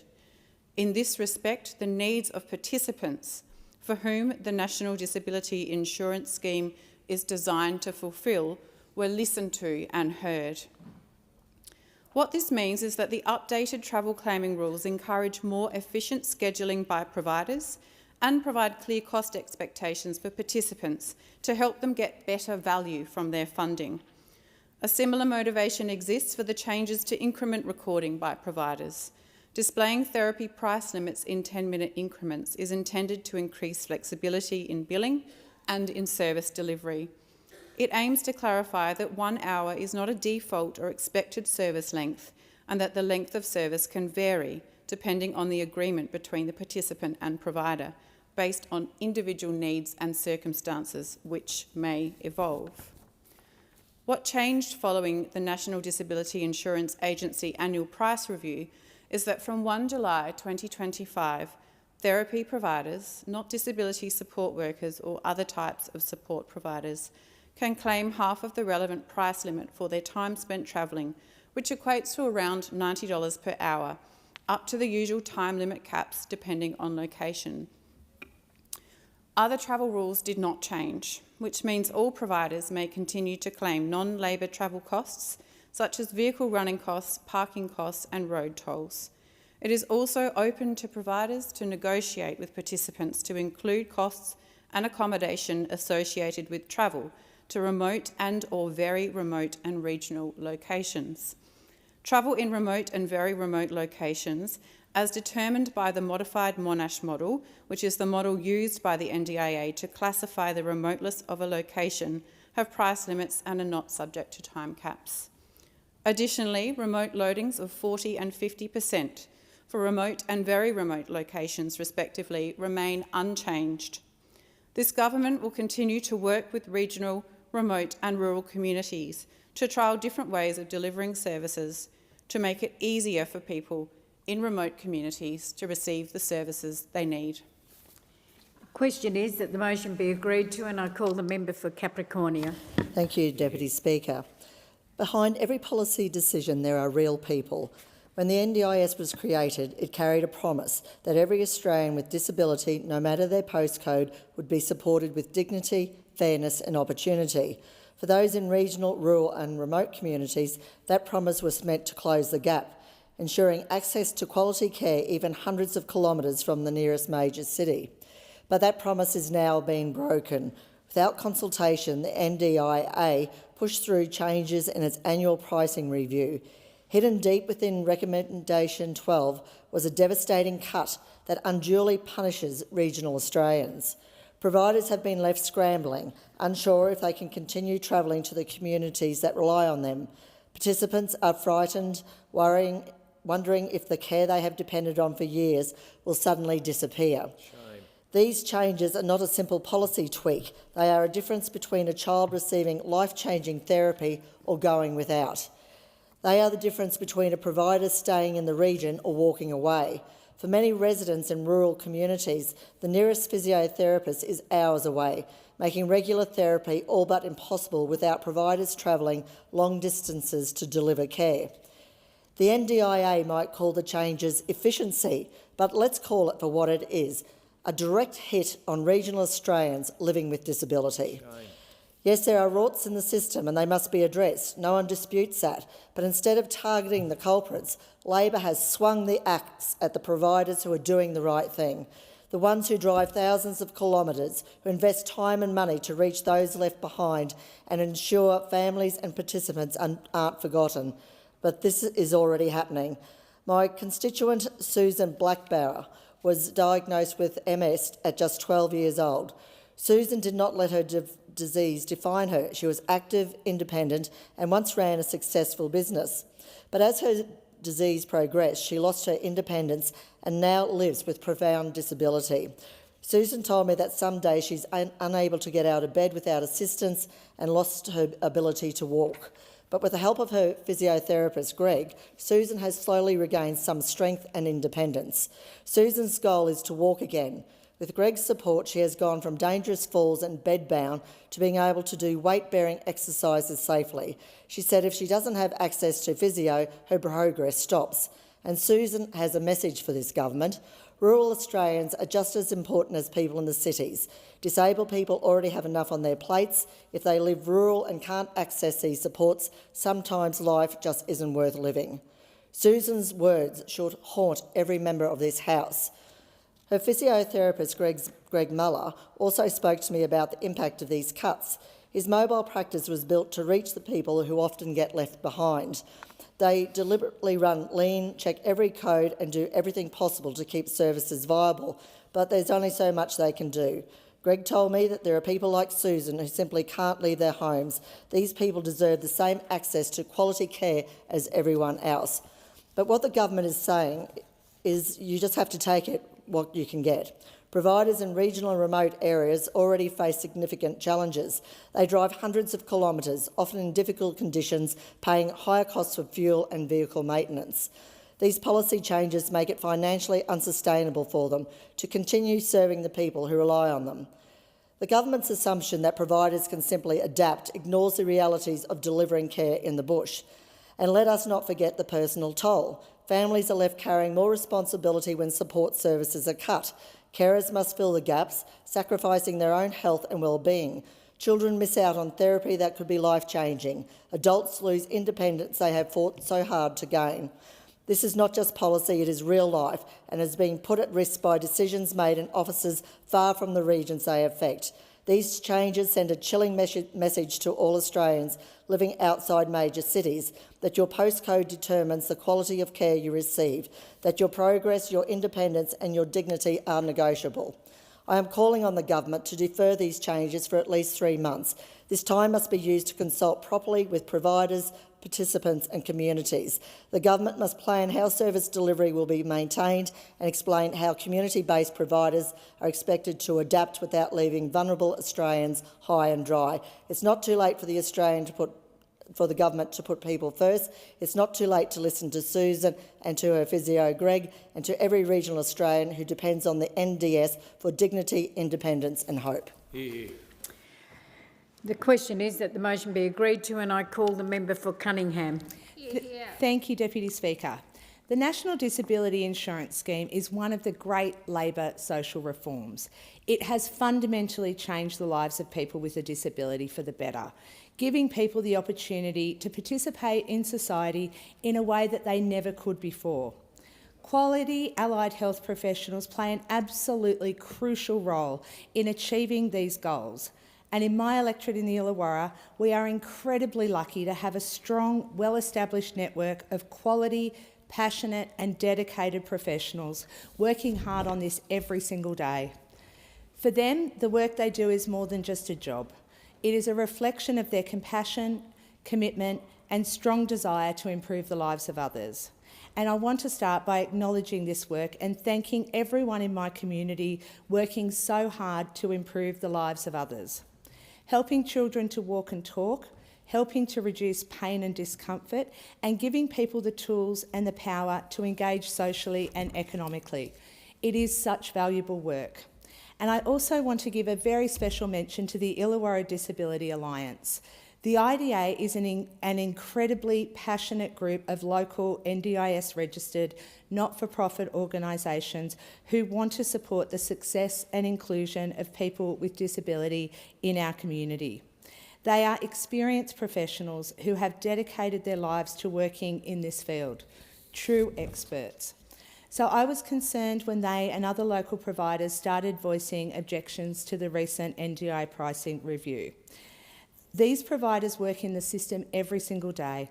They understand its unique challenges and their voices need to be heard in this process. As a government, we have not shied away from the fact that the NDIS needs to undergo changes to become fairer and sustainable in a way that works for everyone. And there is always going to be debate across the sector about how we achieve this. What is absolutely essential during this process is strong engagement with participants and with providers every step of the way. As an MP, I have a very firm expectation that the National Disability Insurance Agency undertakes proper and respectful consultation before making decisions that affect the lives of people with a disability and those working hard to support them. And it is for this reason that I have engaged in conversation with the NDIA since these changes were announced, to ensure that consultation with groups like the Illawarra Disability Alliance is occurring in a full and frank way. I wrote to the NDIA to express the concerns of my constituents and urge further consultation with local providers as a matter of urgency. Regional areas like mine simply do not have a large enough pool of providers to draw from if some of these long-established organisations exit the scheme. And I would really like to thank the Minister's Office and the NDIA's Deputy Chief Executive Officer for Partners, Providers and Home and Living, Penelope Mackay, for meeting with some of my local providers last week to hear directly from them about the impact of these changes. And I also want to thank our amazing local providers who have engaged with me on this issue. I was reassured to learn that the NDIA will soon be putting out a 3-year work plan to help providers better prepare for upcoming changes and engage in consultation more easily. I was also really pleased that the Deputy CEO took the time to listen to the feedback that my local providers had, and I hope that this will see engagement with these providers continue into the future. Following the meeting, I am working hard to ensure that my local providers have a seat at the table when the NDIA is consulting with industry through the agency's quarterly Industry Chief Executive Forum. The government also last week invested $45 million in pilot programs to support providers and gain valuable data to inform future approaches to therapy pricing. And this is welcome news. The NDIA is an independent agency and decisions are made by the NDIA board. However, this does not mean that the agency has no accountability to its participants and providers and also to government. We are all trying to get the best outcomes for people with disability in our community. We want them to thrive and get the vital support that they need in a way that works for them. To achieve this, we absolutely must have real and open dialogue between participants, providers and the NDIA. Being open to feedback and collaboration means better results for participants and sustainability of the NDIS. Once again, I want to thank everyone who is working hard across the industry to improve the lives of people with a disability. The question is that the motion be agreed to, and I call the member for Riverina.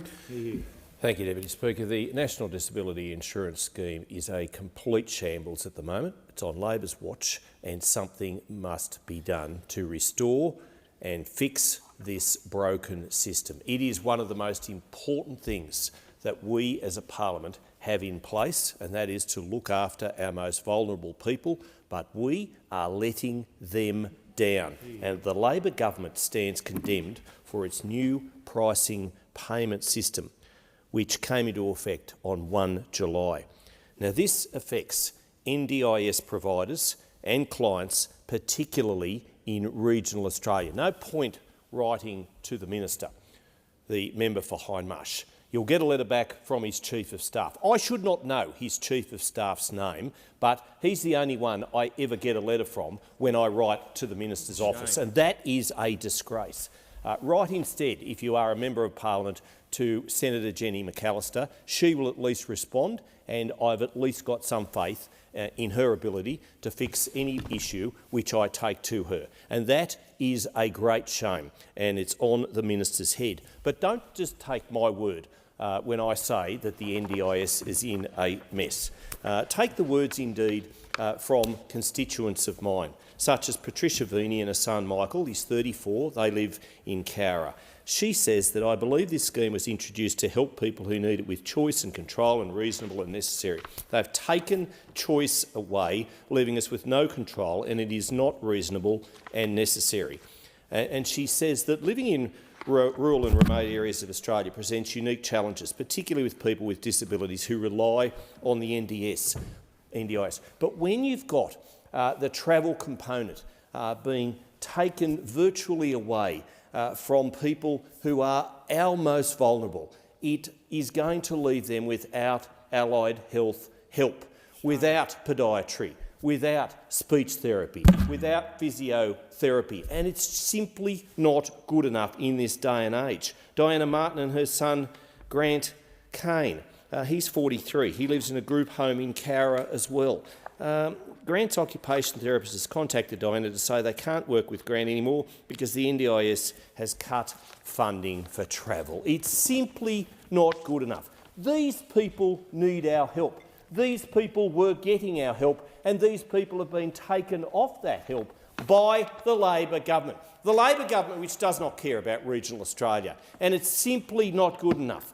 They should be caring at least for those vulnerable people who live in regional Australia who can't help themselves. These people are suffering. They have disabilities, and they have had that help stripped away because of the selfishness, because of the cruel and callous contempt that they have been shown by this government. And it's simply not good enough. And regional people are demanding better. They are demanding that people who have disabilities should be looked after. Now, we've got Georgie Butt, who's a sole trader. Teach me speech pathology. She says that she looks after towns, Cootamundra, Harden, Temora. My entire speech pathology service is delivered via mobile therapy, with each client requiring myself to travel at least 27 to 67 kilometres, 30 minutes to an hour.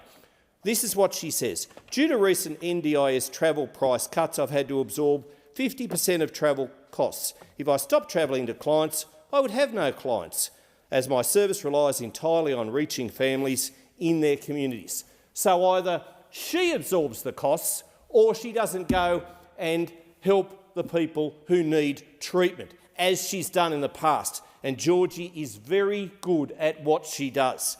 And then, of course, we've got Donnelly Gregory, a Director of Physiotherapists of Kids I Can, Wagga Wagga. And she too has been left high and dry. These changes will have a significant impact in regional areas where providers often travel large distances to support their clients. We value the impact of supporting children in natural environments and have continued to provide these supports. But they can't keep, that's what she says, but they can't keep providing the supports if it's going to cruel their business. And it's not only cruelling their business, it's cruelling the people who rely on the support. Australia's most vulnerable, people who live in rural, regional and remote Australia, and it's on Labor's watch. They've turned a blind eye to these people. Shame on them. The question is that the motion be agreed to. The member for Moreton. Thank you, Deputy Speaker. And Deputy Speaker, what I would say to this House is that it was on Labor's watch when the NDIS became a reality, something that people facing profound disability had not had the opportunity to seek through that support until it was a Labor government who put it into place. The National Disability Insurance Scheme is a critical Australian institution. It's a world-leading piece of public policy reform, but on the individual level, what it does is that it changes the lives of its participants for the better every single day. Recently, I had the opportunity to meet some of those participants at the Currabee Special School Family Fun Day. It's a day that's put on for kids with disability who do not get the opportunity to go to the ECA. And the principal, Abby Kilfoy there, and their PNC leader, Glenn, know how critical that is, because everyone who is a person with a disability deserves dignity and deserves support and deserves to participate in our community. That's what they do day in, day out at the Currabee Special School. And when it comes to the NDIS, they are some of the participants who make up 717,000 people who now have the choice to control their own supports. It enables them to access reasonable and necessary services, supports and equipment for the care that they need, for the care that their families need, for the care that they deserve. Particularly, they need that care to work towards personal goals and to access their community, just as those students did when it came to the Currabee Special School and the ECA. And Deputy Speaker, as Minister Butler recently said, Australia's NDIS has gone from a dream of generations of disability activists to an entrenched and beloved institution. And we need to keep it that way. And to be able to keep it that way, what the NDIS needs is financial sustainability, so that the NDIS remains a reality and remains a critical support for all of those participants who use it day in and day out. It is imperative that we ensure the long-term viability of the NDIS so that future generations can access it. And Labor takes this responsibility incredibly seriously. Cost projections showed the annual cost of the NDIS would grow from about $35 billion in the 2022-23 year to more than $50 billion in the 25-26 year, and exceed $90 billion in a year within a decade. The Albanese Labor government is focused on the sustainable growth of the NDIS, and Labor is also determined to ensure that prices are fairer for participants, providers and workers in the sector, and that there is a transparency for the Australian taxpayer about that process and outcome. And this means ensuring that participants are not overcharged. It also means that our investment in the NDIS has to go to our frontline workers and participants. And it means clarity around pricing arrangements. Because, Deputy Speaker, it is the participants and the frontline workers of the NDIS who are the lifeblood of this scheme. The annual price review is a key part of monitoring the scheme to ensure efficiency, equity and financial viability. And the National Disability Insurance Agency incorporates market data, research and public and industry engagement in its review, considering numerous factors such as changes to the minimum wage and the superannuation guarantee. In the last review, the agency also commissioned an independent report into pricing, focusing on a detailed examination of pricing data and patterns. And the review is a rigorous process. It's a rigorous process because this year more than 10 million therapy transactions were assessed and benchmarked with Medicare, private health insurance and 13 other government schemes. The outcomes of that 2024-25 annual pricing review included recommending new prices for certain therapies where participants were paying more than other consumers and restructuring and clarifying travel charges. Deputy Speaker, what the NDIS is fundamentally about is making sure that some of the most vulnerable people in our community have the support they need every day. And the only way to do that, the only way to ensure that this world-changing, that this critical piece, that this great institution introduced by Labor, is to make sure it is financially sustainable. There being no further speakers, the debate is adjourned and the resumption of the debate will be made in order of the day for the next sitting. Clerk. Private members' business, notice number 5, National Skills Week. The member for Cornwall. Thank you, Speaker. I move the motion relating to National Skills Week in the terms in which it appears on the notice paper. Is there a seconder?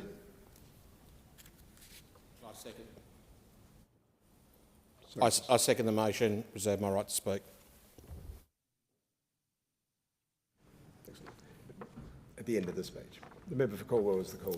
Thank you, Speaker. This week is National Skills Week and reminds us that our future economy and security depends on building Australia's skills capacity today. To seize new industries, meet community needs and stay competitive, we, on this side of the House, carry this week's message forward through policy and with purpose. Since January 2023, more than 650,000 Australians have enrolled in free TAFE. That's 650,000 Australians who might otherwise have been shut out of training because of cost. And importantly, more than 170,000 Australians have completed a free TAFE course, finishing, qualifying and the opportunity to move into work. These are not abstract numbers. They represent people taking their first step into a career in construction, nursing, aged care, early childhood education or cybersecurity, areas whose skills this nation needs. And these numbers reflect among them people retraining mid-career to keep up with changing industries. Speaker, this government promised to put TAFE back at the heart of vocational education and training, and we are delivering. Through the passage of the Free TAFE Bill, Labor locked in at least 100,000 free TAFE places every year and ongoing. This is permanent. It's not a pilot and it is not a trial. In my electorate of Cornwall, we are fortunate to have institutions such as the Kangan Institute, one of Victoria's most important skills and training centres. The opportunities that skills and training provide matter, and this government is backing that in. The experiences of Kangan students show us why. Take Christopher, who switched from IT into automotive studies, who says, "I realised the career in automotive could be a better fit for me. Kangan's facilities and teachers have been excellent. My goal is to secure work placement and eventually find a job working with light vehicles." Or Tamani, a mature age student, who says, "Returning to education gave me a sense of purpose and the confidence to be a role model for my son, my nieces and nephews and my community. I was a stay-at-home mum for many years and decided to return to education so I could better my life." Speaker, these are real stories from real people. And free TAFE is not just changing lives, it is addressing national priorities. In housing construction, where apprentices are being supported with incentive payments of up to $10,000 to take on trades like carpentry, plumbing and electrical work. In nursing and aged care, where free TAFE is training the workforce we need to care for an ageing population. In cybersecurity, where Certificate 4 and diploma graduates are already working on the front lines in councils, community organisations and small businesses. Labor is also delivering in other areas. We are raising the living away from home allowance for apprentices for the first time since 2003. We are increasing the disability apprentice wage support payments for employers for the first time since 1998. And we have delivered a landmark $30 billion 5-year national skills agreement with the states and territories, lifting skills investment right across the country. But Speaker, let's be clear about the alternative. When the Liberals were in office, they cut $3 billion from TAFE and vocational education. And only earlier this year in February, they voted against the free TAFE bill. The now Leader of the Opposition even called free TAFE wasteful spending. She went further, saying, "If you don't pay for something, you don't value it." Well, Speaker, tell that to Christopher, to Tamani and to the 650,000 enrollees who have seized the chance to take part in free TAFE. Tell that to the student nurse in Victoria who saved $17,776 by enrolling in a free TAFE diploma of nursing. The Liberals don't value free TAFE, just as they don't value Medicare, the NDIS or public hospitals. They would rip this away if they had the chance. Speaker, our national skills policies reflect our focus on some of the most important reforms in the generation, because in a world with increased complexity, when Australians have the skills, Australia has the future. Free TAFE gives people a fair chance, builds the industries that keep our economy strong and delivers good jobs and secure livelihoods. That's what Labor stands for and why we will always back skills, training and TAFE. And I want to acknowledge the work of the Minister for Skills and Training for his focus and commitment to this very important policy area. And I'll now call for a seconder for the motion. I second the motion and reserve my right to speak. Thank you. The question is that the motion be agreed to. The member for Grey. Thank you, Deputy Speaker. Labor's so-called fee-free TAFE program is failing to deliver real results. They've spent in excess of $1.5 billion of taxpayers' money, and yet fewer Australians are in apprenticeships and traineeships today than before. This is not a success story, this is a policy failure. Fee-free TAFE might sound good on paper, but the reality is very different. The Albanese government is not training enough people in the areas that we actually need: trades, construction, aged care and essential infrastructure. We don't need more people in low-level generic training programs that don't lead to real jobs, especially not when it comes with $1 billion price tag. You can't build houses without tradies. You can't manufacture without boilermakers. You can't fix the economy without trained workers. And you certainly can't grow the economy without a skilled workforce. Deputy Speaker, you may remember the Albanese government's Jobs and Skills Summit in 2022. It was meant to be a game changer. Instead, it was another classic talk fest with no real outcomes. Our skills gaps are getting worse, not better. Right now, we are facing a massive housing shortage and infrastructure bottlenecks. Builders and contractors are crying out for skilled tradies. Ask any builder. They'll tell you they're waiting for months to find a qualified worker. Projects are delayed, costs are rising, and communities are missing out. Labor promised their fee-free TAFE would fix this problem, but the dial has not shifted. And let's not forget Labor's record of decline. When the Coalition was last in government, there were 415,000 apprentices and trainees in training. Today, under Labor, that number has collapsed to just 311,000. That's a reduction of more than 100,000, a whopping 25% reduction. Despite the $1.5 billion being poured into fee-free TAFE, fewer people are actually in training. And even when young people do sign up, too many drop out. 3/4. Why? Because there's not enough support to help them complete their training. Fee-free doesn't fix completion rates. You can waive the fees, but if apprentices and trainees aren't mentored, supported or connected to the real job opportunities, they won't finish their course. The result is churn. Lots of enrolments, very few completions, bigger burden on the taxpayer and no solutions to the skills shortage. Deputy Speaker, if only 1 in 4 TAFE apprentices are finishing their courses, we have a skills shortage, the common sense solution is to fix what we've got, not add more places. Let me put it this way. If you are struggling to pump water to your local community and after inspection you find a gaping hole in the pipeline, do you A, fix the pipe, or B, build a bigger pump and pump more water through it? Well, Deputy Speaker, the government is buying a bigger pump and putting it on the taxpayer credit card, which is already maxed out. Shame. Labor's skill crisis isn't just a policy problem, it's an economic handbrake. More than 1 in 3 occupations across Australia are assessed as being in national shortage. That's 36% of all occupations. And every day that Labor ignores this, costs go up for families, for businesses and for communities. When Labor talks, you pay. And the longer Anthony Albanese and Labor ignore their skills crisis, the bigger the bill for our country. What we actually need is investment in outcomes. The construction industry does not need slogans. It needs serious investment in apprenticeships, in training equipment, in quality trainers and in proper incentives for employers to take apprentices on. We need targeted funding for high-demand trades and skills. We need a stronger link between TAFE and employers. We need more apprentices gaining hands-on experience on real work sites.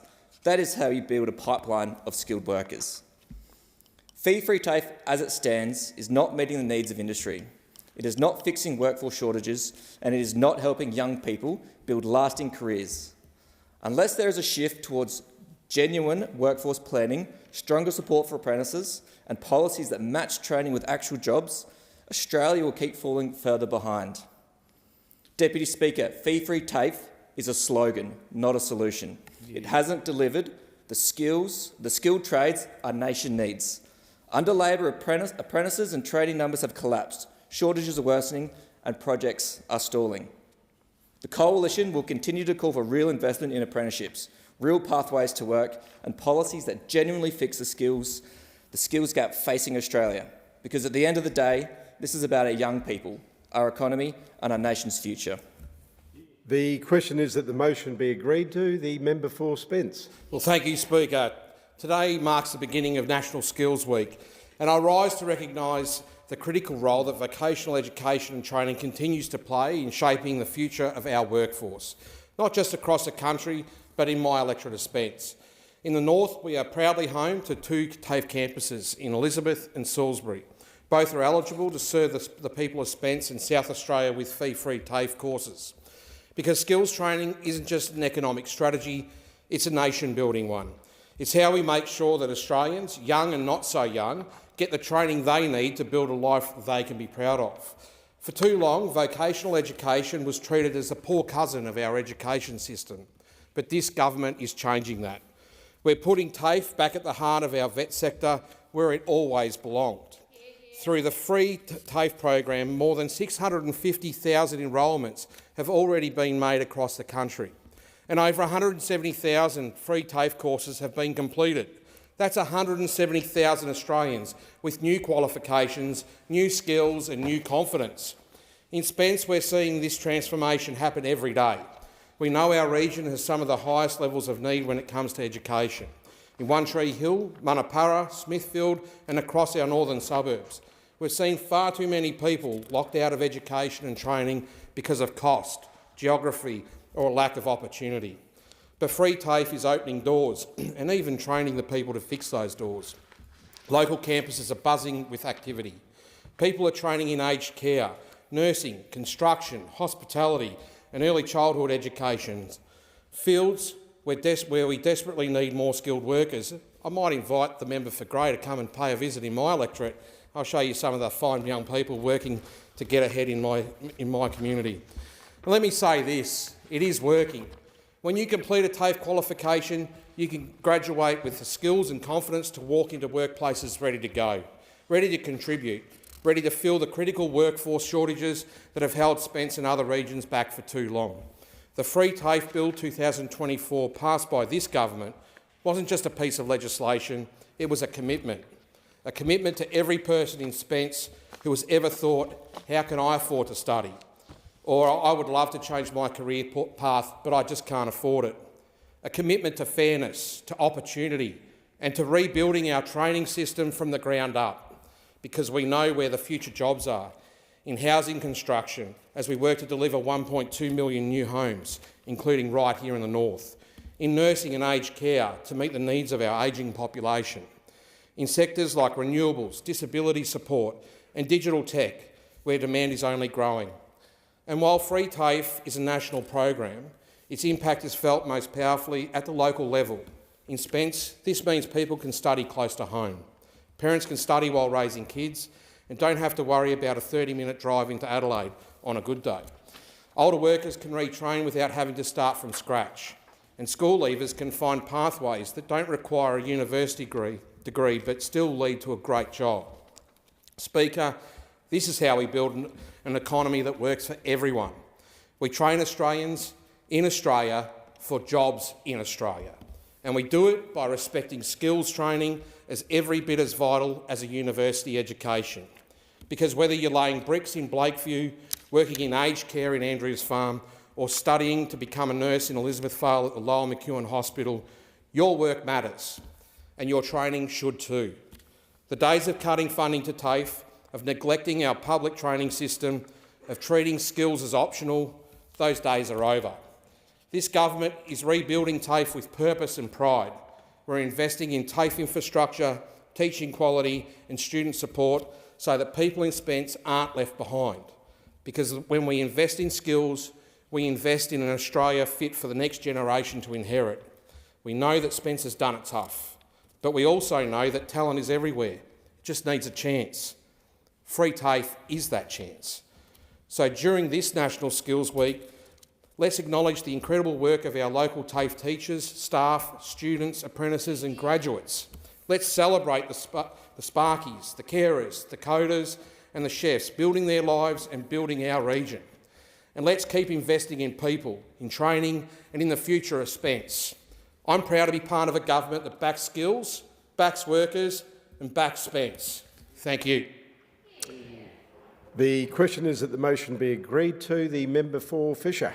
Thanks, Mr Deputy Speaker, and I rise to speak proudly in relation to this motion.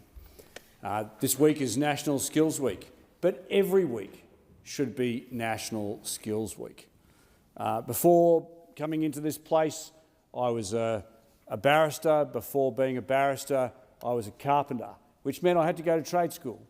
So I'm TAFE educated and I am a big supporter of technical and further education. It is a vital link to our prosperity, not just as a nation, but to individuals. The ability to be able to get out, learn a trade and then go anywhere in the world and be respected for it.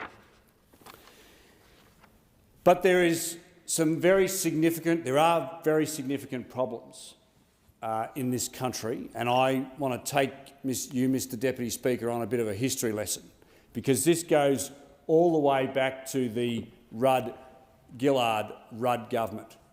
That was the onset of in those years, that saw a philosophy that if you want to be someone, you need to go to university. Everybody should go to university. And so what we saw was a massive drop-off from kids doing trades. And so what we're experiencing today is a knock-on effect of that philosophy, where as parents are sitting around the kitchen table talking to their kids, what are you thinking of doing when you leave school, dear? Oh, I wouldn't mind becoming a carpenter. Oh, no, you don't want to become a carpenter. You want to become a lawyer. It's that rationale, it's that philosophy that has seeped into this country, which is causing us untold grief, because we have a massive skill shortage in this country now. Absolutely massive. If you listen to those members opposite, I would just pose this question. If the government's policy on free TAFE is working so well, why have apprenticeship numbers dropped by 103,000 apprentices? When we left government, there was 415,240 apprentices. There's just 311,760 today. It's a drop of 103,000. Something is not working. And we talk about a skills crisis, we talk about a housing crisis. The two go hand in hand. I can tell you beyond a shadow of a doubt, Mr Deputy Speaker, as a carpenter, as a licensed builder, still currently a licensed builder, the skills shortage in Australia is dire. Just because you offer someone a fee-free place at TAFE does not mean that they will go on and take an apprenticeship. It does not mean that the courses of many different areas that fee-free TAFE is offering are closely aligned to the skill shortage that industry needs to fill today. Now, there are many courses that young people and old people alike can do at TAFE, but many of them are not what Australian employers are looking for. And if we don't marry the two, if we don't ask employers and work with employers as to the types of skills that they are needing and the shortages that they're experiencing, the member for Grey just gave a great analogy about investing in buying a bigger pump, and all you're doing is pumping water out that cracked pipe. It's a very, very apt analogy. But the skills shortage works in conjunction, that's driven by this government, with its housing crisis. They talk about building 1.2 million new homes. They have got not a snowball's chance in hell of building 1.2 million homes. Everybody knows it. And one of the main reasons they can't do it is because of the skills shortage that the building industry is experiencing. I'll tell you why else. Young girls in particular do not want to get a trade in the building industry because they see the sort of appalling behaviour by the CFMEU on building sites every day. And they say, well, why would I want to expose myself to that misogynism when the Labor Party pride themselves on looking after women? The member's time has expired. The question is that the motion be agreed to. The debate is now adjourned, being no further speakers, and the resumption of the debate will be made in order of the day for the next sitting. I have received a message from Her Excellency the Governor-General notifying assent to the following bills. University Accord Cutting Student Debt by 20%, Bill 2025, Early Childhood Education and Care Strengthening Regulations of Early Education Bill 2025, Customs Amendment Australia-United Arab Emirates Comprehensive Economic Partnership Agreement Implementation Bill 2025 and Customs Tariff Amendment Australia-United Arab Emirates Comprehensive Economic Partnership Agreement Implementation Bill 2025. I've also received messages from the Senate informing the House that A. Senator McKim has been appointed a member of the Parliamentary Joint Standing Committee on Parliamentary Standards, and B. Senators have been appointed participating members of the Joint Standing Committee on Electoral Matters and the Joint Standing Committee on Implementation of the National Redress Scheme. A list of the appointments is a lengthy one, and I do not propose to read the list to the House. Details will be recorded in the votes and proceedings. I have to report to the House that on the 7th of August 2025, I received advice from the Chief Government Whip nominating Ms Coker to be a member of the Standing Committee on Appropriations and Administration in place of Ms Chesters. In accordance with Standing Order 229B, as the House was not expected to sit for several weeks, the appointment became effective on that date. I now call the Minister to move a motion to resolve the membership of the committee. Minister. Thank you, Deputy Speaker. I ask leave of the House to move a motion for the appointment of a member to the Standing Committee on Appropriations and Administration. Is leave granted? The member for Latrobe has granted leave. Minister. Thank you, Deputy Speaker. I move that Ms Chesters be discharged from the Standing Committee on Appropriations and Administration and that in her place Ms Coker be appointed a member of the committee. I'll now put that question. All those that opinion say aye. To the contrary, no. The ayes have it. I have to report to the House that on the 8th of August 2025, I received advice from Ms Burrell and Dr Scamps withdrawing their membership of certain committees. In accordance with Standing Order 229B, as the House was not expected to sit for several weeks, the discharge became effective on that date. I now call on the Minister to move a motion to resolve the membership of the committee. Minister. Thank you, Deputy Speaker. I ask leave of the House to move a motion to discharge members from certain committees. Is leave granted? The member for Latrobe has granted leave. Minister. Thank you, Deputy Speaker. I move that Ms Bowl be discharged from the Standing Committee on Climate Change, Energy, Environment and Water and Dr Scomps be discharged from the Standing Committee on Health, Aged Care and Disability. I will now put that question. All those that opinion say aye. Aye. To the contrary, no. The ayes have it. I have received advice from the Chief Opposition Whip nominating members to be members of certain committees. Minister.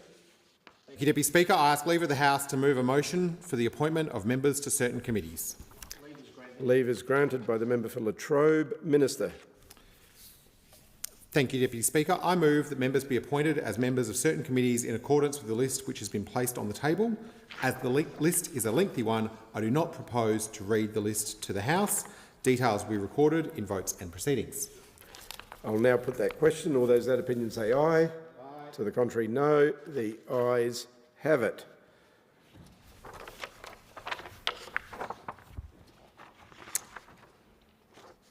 Minister. Thank you, Deputy Speaker. I ask leave of the House to move a motion to appoint a member to the Parliamentary Retiring Allowances Trust. Is leave granted? Leave is granted. Minister. I move that, in accordance with the provisions of the Parliamentary Contributory Superannuation Act 1948, Mr Violi be appointed a trustee to serve on the Parliamentary Retiring Allowances Trust. I will now put that question. All those of that opinion say aye. To the contrary, no. The ayes have it. Clerk. Government business. Order of the day number 1.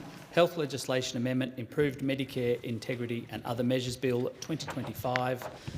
Motion for the second reading. Minister. Speaker. I present the explanatory memoranda to this bill and I move that the bill be now read a second time. Minister. Thank you, Deputy Speaker.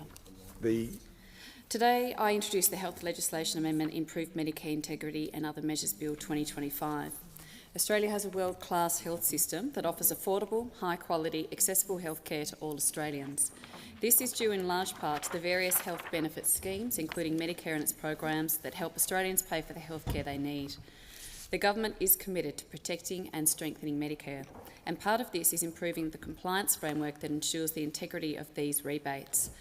The independent review of Medicare integrity and compliance, undertaken by Dr Pradeep Phillip, known as the Phillip Review, was commissioned by the government to respond to concerns about the operation of the Medicare system.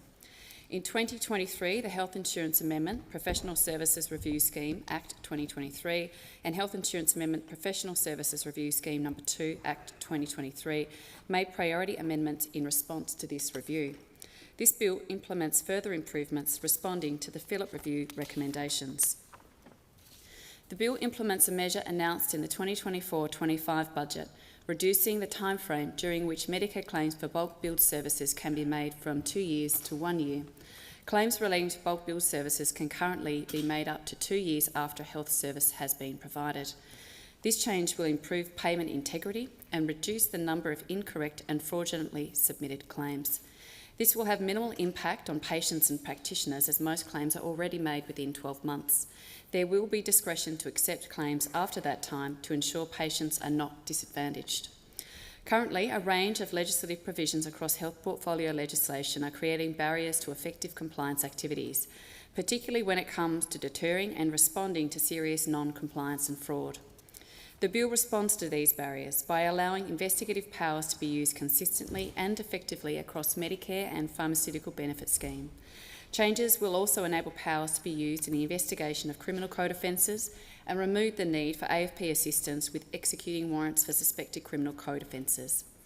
These amendments will improve investigative powers in health portfolio legislation, ensure that they can be put into practice consistently, effectively and proportionately to respond to behaviour that jeopardises the integrity of health benefit schemes. Under the National Health Act 1953, a pharmacist can request that the Minister for Health and Aged Care exercise a discretion to approve the supply of pharmaceutical benefits at particular premises. This is currently a two-stage process which can take up to 6 months.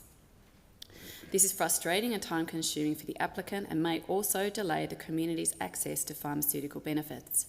In this bill, the two-stage process is proposed to be streamlined and condensed into a single-stage process of up to 4 months. This will help to reduce a significant administrative burden, and it will provide the community with more timely access to pharmaceutical benefits. The amendments improve existing powers to obtain information about potential fraud and non-compliance and enable the recovery of amounts if they should not have been paid. The Phillip Review recommended the expansion of powers to ensure all types of serious non-compliance can be effectively dealt with, and a reduction in regulation and legislation that hinders compliance activities. The Phillip Review concluded there are limitations and restrictions around current compliance processes. For example, if incorrect payments are identified, current provisions don't always enable amounts to be appropriately recovered. This is because some recovery mechanisms rely on outdated claiming processes and requests for hard copy documents. These matters are restricting the ability of the Department of Health, Disability and Ageing to protect the integrity of Medicare programs and payments. These changes will enable appropriate inquiries to be made about Medicare payments if available information suggests potential non-compliance or fraud. If payments are found to be incorrect, amounts can be recovered.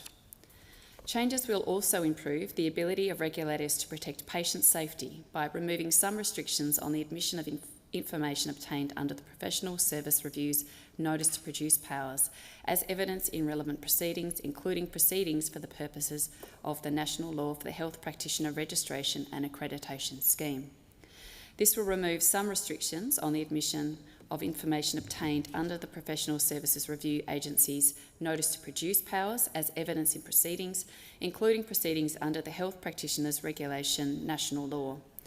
The existing restrictions will no longer apply in respect of prosecutions relating to a failure to produce documents, proceedings to recover debts relating to the Professional Services Scheme, and some other proceedings relating to non-compliance. The restrictions will also not apply in respect of documents produced to PSR under notice and passed on to Australian Health Practitioner Regulation Agency (AHPRA) or a national board under certain provisions in the Health Insurance Act, or information obtained or generated by AHPRA or a national board from its own investigation, triggered by documents produced to PSR under notice. This will enable AHPRA and associated health practitioner boards to use PSR-related material to trigger their own investigations into allegations involving risks to patient safety. This will also allow AHPRA and health practitioner boards to admit evidence in national law proceedings if it was referred to them under the legislation for the reasons of a significant threat to life or health or non-compliance with professional standards. These changes are required to ensure all appropriate steps are taken to protect patient safety and that the existing requirements to refer the information to AHPRA and health practitioner boards is not frustrated. These changes will enhance the Department of Health, Disability and Ageing's capacity to address identified risks to patient safety and manage and address the consequences of non-compliance and potential fraud. The bill makes several sensible amendments to the Therapeutic Goods Act 1989, the Therapeutic Goods Act. The bill enhances the capacity of the government to manage and alleviate the consequences of therapeutic goods shortages in Australia. It allows the Secretary of the Department to approve the importation or supply of suitable unapproved products from overseas if the Secretary is satisfied that the approved medicine, biological or medical device in the reasonably foreseeable future may become unavailable or be in short supply. The bill supports compliance and enforcement activities in relation to both unlawful therapeutic goods and unlawful vaping goods. Specifically, the bill broadens the circumstances in which Section 52AAA applies to ensure that forfeiture arrangements can extend to the range of circumstances in which goods may be seized under the Therapeutic Goods Act, rather than, as currently, only the circumstances where goods are seized under a warrant issued under Section 50. This amendment will help deter the trafficking of such goods by sending a strong message to bad actors operating in this space that the Therapeutic Goods Association, TGA, will take unlawful goods permanently. This bill lowers the threshold that must be satisfied before the Secretary may give an enforceable direction to a person under Section 42YT of the Therapeutic Goods Act. The current requirement is that a direction is necessary to protect the health and safety of humans. The amendment will result in a more balanced approach that a direction must be considered and issued in the interests of public health and safety. This approach ensures the more appropriate availability of such directions to protect Australians from new and emerging public health threats. The bill enhances the ability of state and territory officers to monitor, investigate and enforce compliance with the Therapeutic Goods Act and regulations by allowing for the provision, inspection, copying and retention of documents or information. The bill also clarifies that Section 61, which authorises the release of information in relation to therapeutic goods and vaping goods in certain circumstances, is not a secrecy provision. The bill includes other minor amendments to the Therapeutic Goods Act to keep the Act up to date and to assist with the TGA's important functions.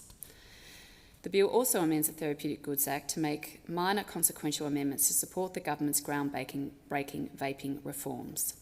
Finally, the bill amends the Public Health, Tobacco and Other Products Act 2023, the Tobacco Act, which commenced on the 1st of April 2024. These amendments clarify the intended operation of the provisions and are amendments that have been identified as necessary in the implementation phase of the legislation. The measures in this bill will further the government's effort to strengthen Medicare and will assist in the implementation of our world-leading tobacco and vaping reforms. I commend the bill. Hear, hear.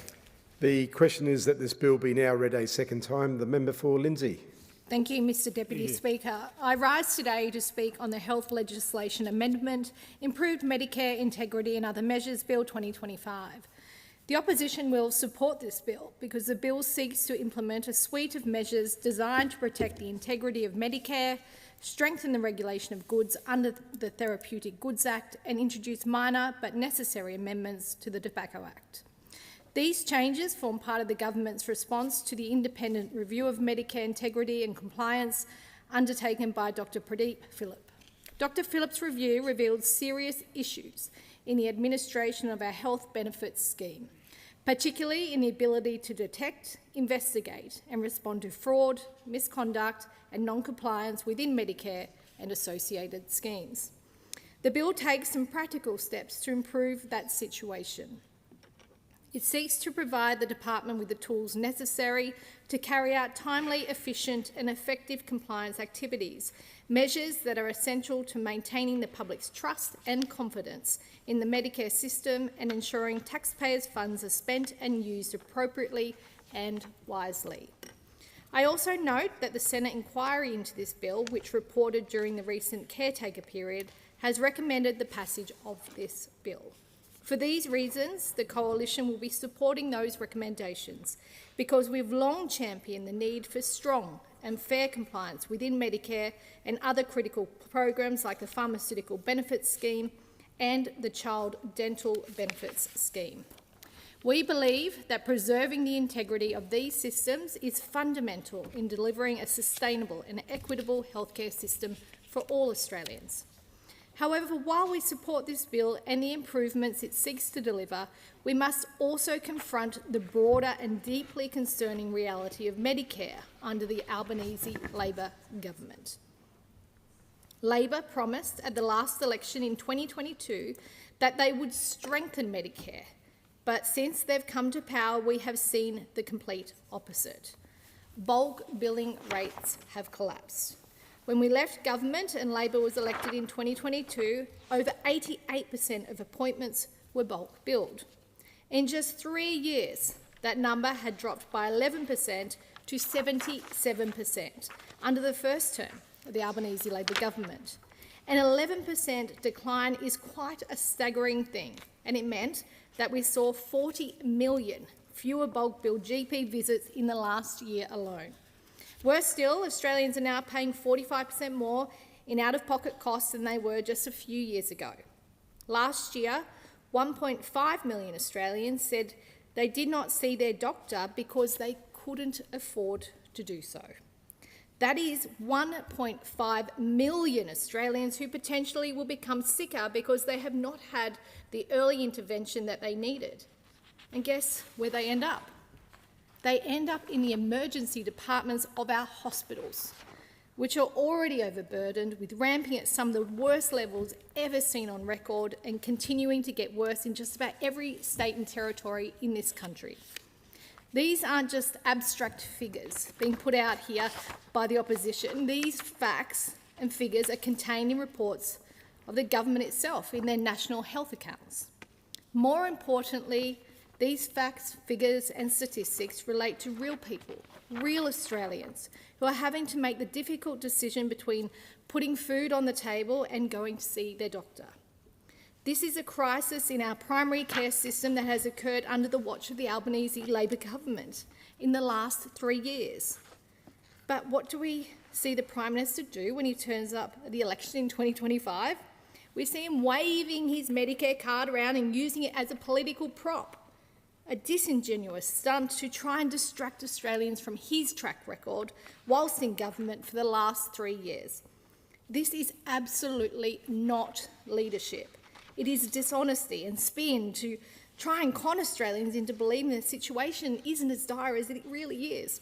And it has become completely and utterly catastrophic under the reign of this Labor government. It is a betrayal of the promise that Labor made to Australians and keeps on making despite the facts telling a completely different story. The Coalition, on the other hand, is absolutely committed, totally and utterly committed to making sure that Australians get affordable and timely access to healthcare. That should be, fundamentally, the thing that underpins our healthcare system in Australia. And that principle is what guided us the whole time we were in government. It guided us when we were continuing to list new medicines on the PBS, 2,900 new or amended listings while we were in government. The last time the Labor Party were in government, between 2007 and 2013, they stopped listing medicines because they ran out of money. In the last term of the last Labor government, they decided to put a cap on the number of medicines listed under the PBS, a sneaky way to stop listing medicines on the PBS. The Coalition is absolutely committed to Australians getting access to timely and affordable quality healthcare. We support the passage of this bill because it is taking important steps towards maintaining the strength, compliance and integrity of our Medicare system. It is so important that we maintain the strength and integrity of our public health systems because that is what underpins the strong health system that we deserve in this country. But let's be clear that this bill alone does not fix the mess that this government has created in Medicare. As I've highlighted, whilst this bill does very little to address the broader issues that we are facing in our healthcare system in this country as we stand here, we will support this bill because it does go some way to improving issues around the integrity and strength of our Medicare system. We will continue to scrutinise every piece of legislation that comes to this place. We will make sure we hold the government to account for the promises that it has made to the Australian public, promises that sadly we don't believe it will be able to deliver, even though we would love to see a situation where Australians are actually getting affordable and timely access to healthcare. We will hold them to account and we will continue to speak up for the millions and millions of Australians who have been let down by this government, who are paying the highest out-of-pocket costs that they have ever paid, who are having trouble getting access to even get in to see a GP, and who are ramped at the moment or having to attend our emergency departments because they simply can't afford to see their doctor. We will continue to fight on their behalf because we believe that they deserve affordable and timely access to healthcare. Thank you. The question is that the bill be now read a second time. The member for Macarthur. Thank you very much, Mr Deputy Speaker. This bill is a very important one, and I'm grateful to the Minister for her work on this legislation and for bringing it to our Parliament, as this is a vital step in strengthening our nation's most treasured social program, Medicare. Medicare was the backbone of my professional life for almost 40 years before entering this Parliament. It's something that Labor holds as one of its treasures delivered to the Australian people. And we recognise the importance of providing health care to our constituents, much more so than does the Coalition. This bill is important, was delivered to the last House of Representatives Parliament, but was delayed in the Senate and unfortunately lapsed before it could be passed. At its core, this bill advances the importance of Medicare as a social program and provides guarantees about its continuity as a social program for all Australians. The work that has been done by the Albanese government in the last term has been very important in repairing the damage caused by the Coalition's 10 years in power. They didn't present one strengthening Medicare bill in the entire 10 years they were in government. Tragically, we saw increasing pressures, not just on our public health hospitals, but also on our Medicare system in the 10 years of Coalition government. Bulk billing rates were beginning to deteriorate even as they were in their last years of power in this country. Unfortunately, the Coalition does not understand the importance of a program such as Medicare and the importance that healthcare plays in having a vital, functioning economy. At its core, this bill advances three principal aims: safeguarding the integrity of Medicare by tightening rules and strengthening the payment systems and compliance powers. This is very important, not just in terms of how our medical practices function, but how pharmacies function, how our allied health programs work, and how we can make sure that compliance is part of the whole system. Secondly, it modernises the regulatory framework around medicines and pharmacies, including better tools to anticipate and manage shortages. And we know, even before the pandemic, there were medicine shortages. But during the pandemic, this was exacerbated by supply chain issues and is continuing to this day. And there are numbers of medications, including medications that we require quite frequently, such as some antibiotics and some cholesterol medications, some drugs that are used for high blood pressure, etc., in short supply. And there are moderate to severe shortages in some of these areas, and it's very important that this regulatory framework allows tools to anticipate and manage those shortages by looking at different supply systems and compliance with those supply systems. It also refines and redevelops public health legislation, including those around tobacco and vaping. And whilst it's by no means perfect, there were certainly some major advances in control of illegal tobacco and vaping made in the last Parliament. It's worth noting also that the work undertaken to get to this moment, as these amendments respond directly to the recommendations of the Philippe Review, which highlighted some weaknesses in compliance and oversight. Having said that, overwhelmingly, our medical practitioners, our pharmacists, our allied health and our nursing staff are very diligent in compliance and very diligent in making sure that there is no deviations from appropriate and proper compliance in delivering health services and medications. In its report, the Philippe Review found that whilst the majority of health professionals act with integrity, the system is not immune to abuse, and we've certainly seen some people already being charged because of some of the compliance problems and outright fraud that has occurred in the system across some health practitioners, including pharmacists and medical practitioners and nursing staff. In its report, the Philippe Review, however, I must stress, found that health professionals overwhelmingly act with integrity, and the system itself is very stable in the last 20 years.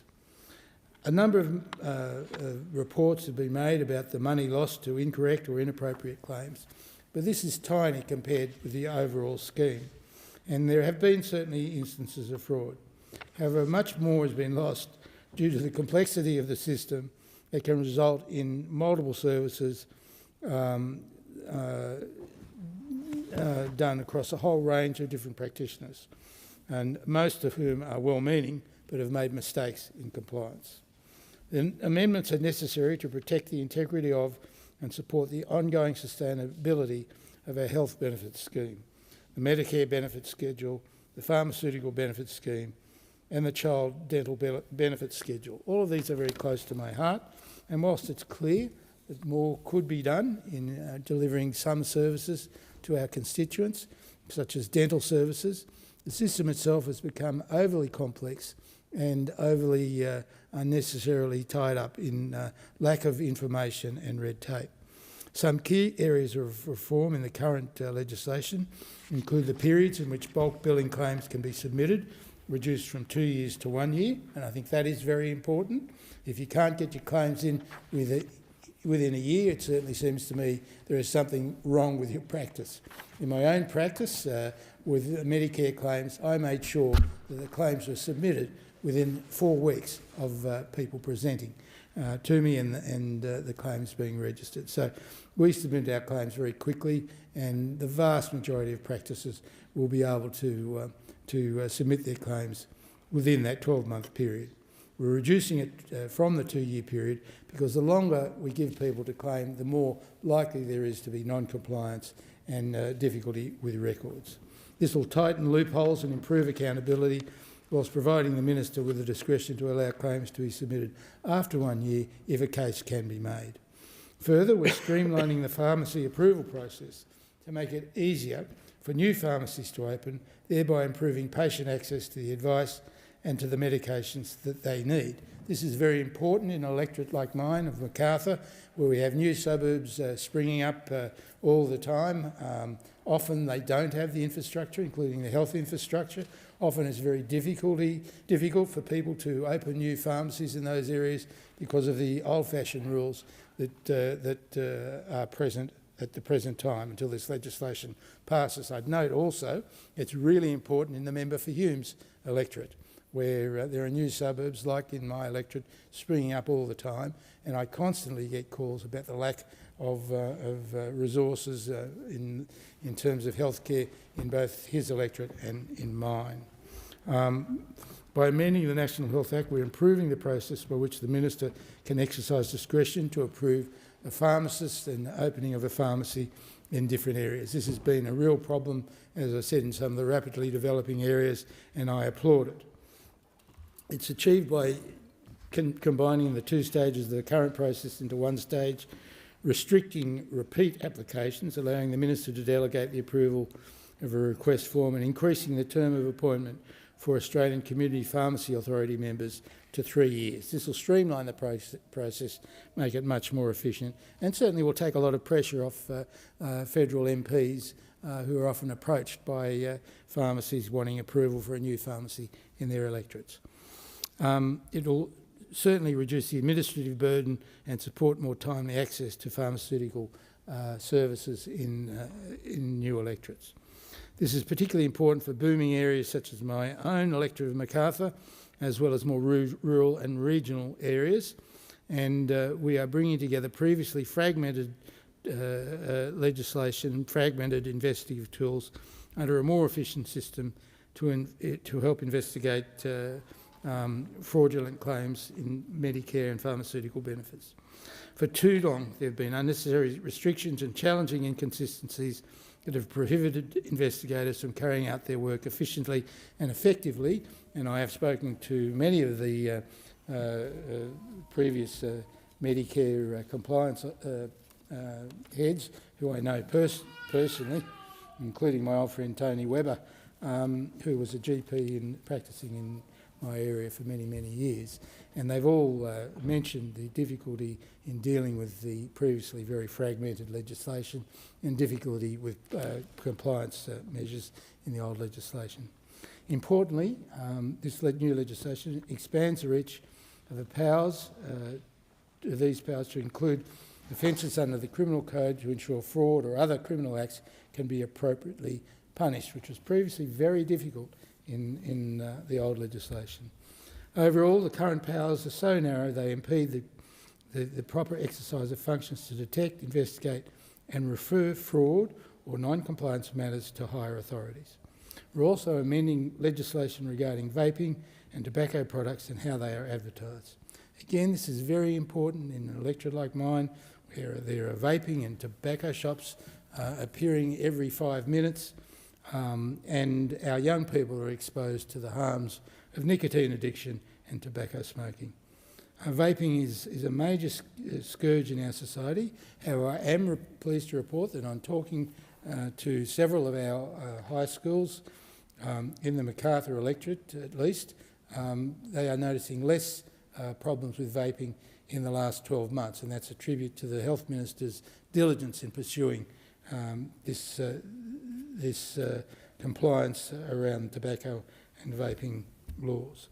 The reforms are all important steps that our government is taking to reinforce the integrity and viability of Medicare, one of our finest institutions and part of every Labor member's DNA. Ever since it was established, successive Labor governments have worked on improving and reinforcing the Medicare system, and this bill is another part of this proud history. We did a lot in the previous parliament. We couldn't repair all the damage done to our health systems by the coalition's 10 years in power, but every day it's part of our DNA to make sure that all Australians get access to Medicare benefits and to support of our health system. Ever since it was established, the Labor governments have worked on improving and reinforcing the Medicare system, and this bill is just another part of this very proud history. By investing in and adjusting our healthcare system to ensure it's fit for purpose, we're reducing costs and improving outcomes for all Australians. This bill is another example of our government ensuring Medicare belongs to the Australian people, and we will protect it and reinforce it. These changes brought by the Minister are crucial in ensuring that every dollar allocated to Medicare is used for its intended purpose, which is to provide quality, affordable healthcare for every Australian. I'm proud to be part of our public healthcare system, and I still do work in the healthcare system, although not as much as I did previously. I'm proud of the legacy of the Whitlam government with its initial first national public health insurance scheme, and I will fight to protect it, as every Labor member will. I'm proud of this history. I know there is more to be done. I know we need to do more with Medicare, getting people access to dental care. I know there's more to be done around the health issues with the NDIS. I know there's more to be done in a whole range of issues. I know that with the PBS there is a tsunami of new treatments and new medications being presented every day to the Australian system. We have the best system in the world. Of that there is no doubt. It is part of my belief that if we protect our healthcare systems, we'll have a healthier economy and a healthier social system that protects all Australians. I'm proud of this legislation. I'm proud to be part of this government, and I commend this bill to the House. The question is that this bill be now read a second time, and I call the member for the Hunter. Thank you, Speaker. I rise to speak on the Health Legislation Amendment, Improved Medicare Integrity and Other Measures Bill 2025. Could I just start by the member for Macarthur there with his good, fine words, and thank you for all the hard work you've done in the healthcare system over the years. People like yourself that come into this place make a real difference, so thank you. This bill does two very important things, Speaker. It strengthens enforcement of Medicare integrity measures, and it makes sensible practical changes that have come out of our vaping and tobacco reforms. At its core, this bill is about trust. This trust in our health system. Trust that when you walk into the doctor's office, the system is working for you, not against you. Trust that the billions of taxpayer dollars that Australians work hard to put in are being spent on healthcare and not being siphoned away by rorts or loopholes. And trust that we, as a parliament, are doing everything we can to protect the next generation from avoidable harm.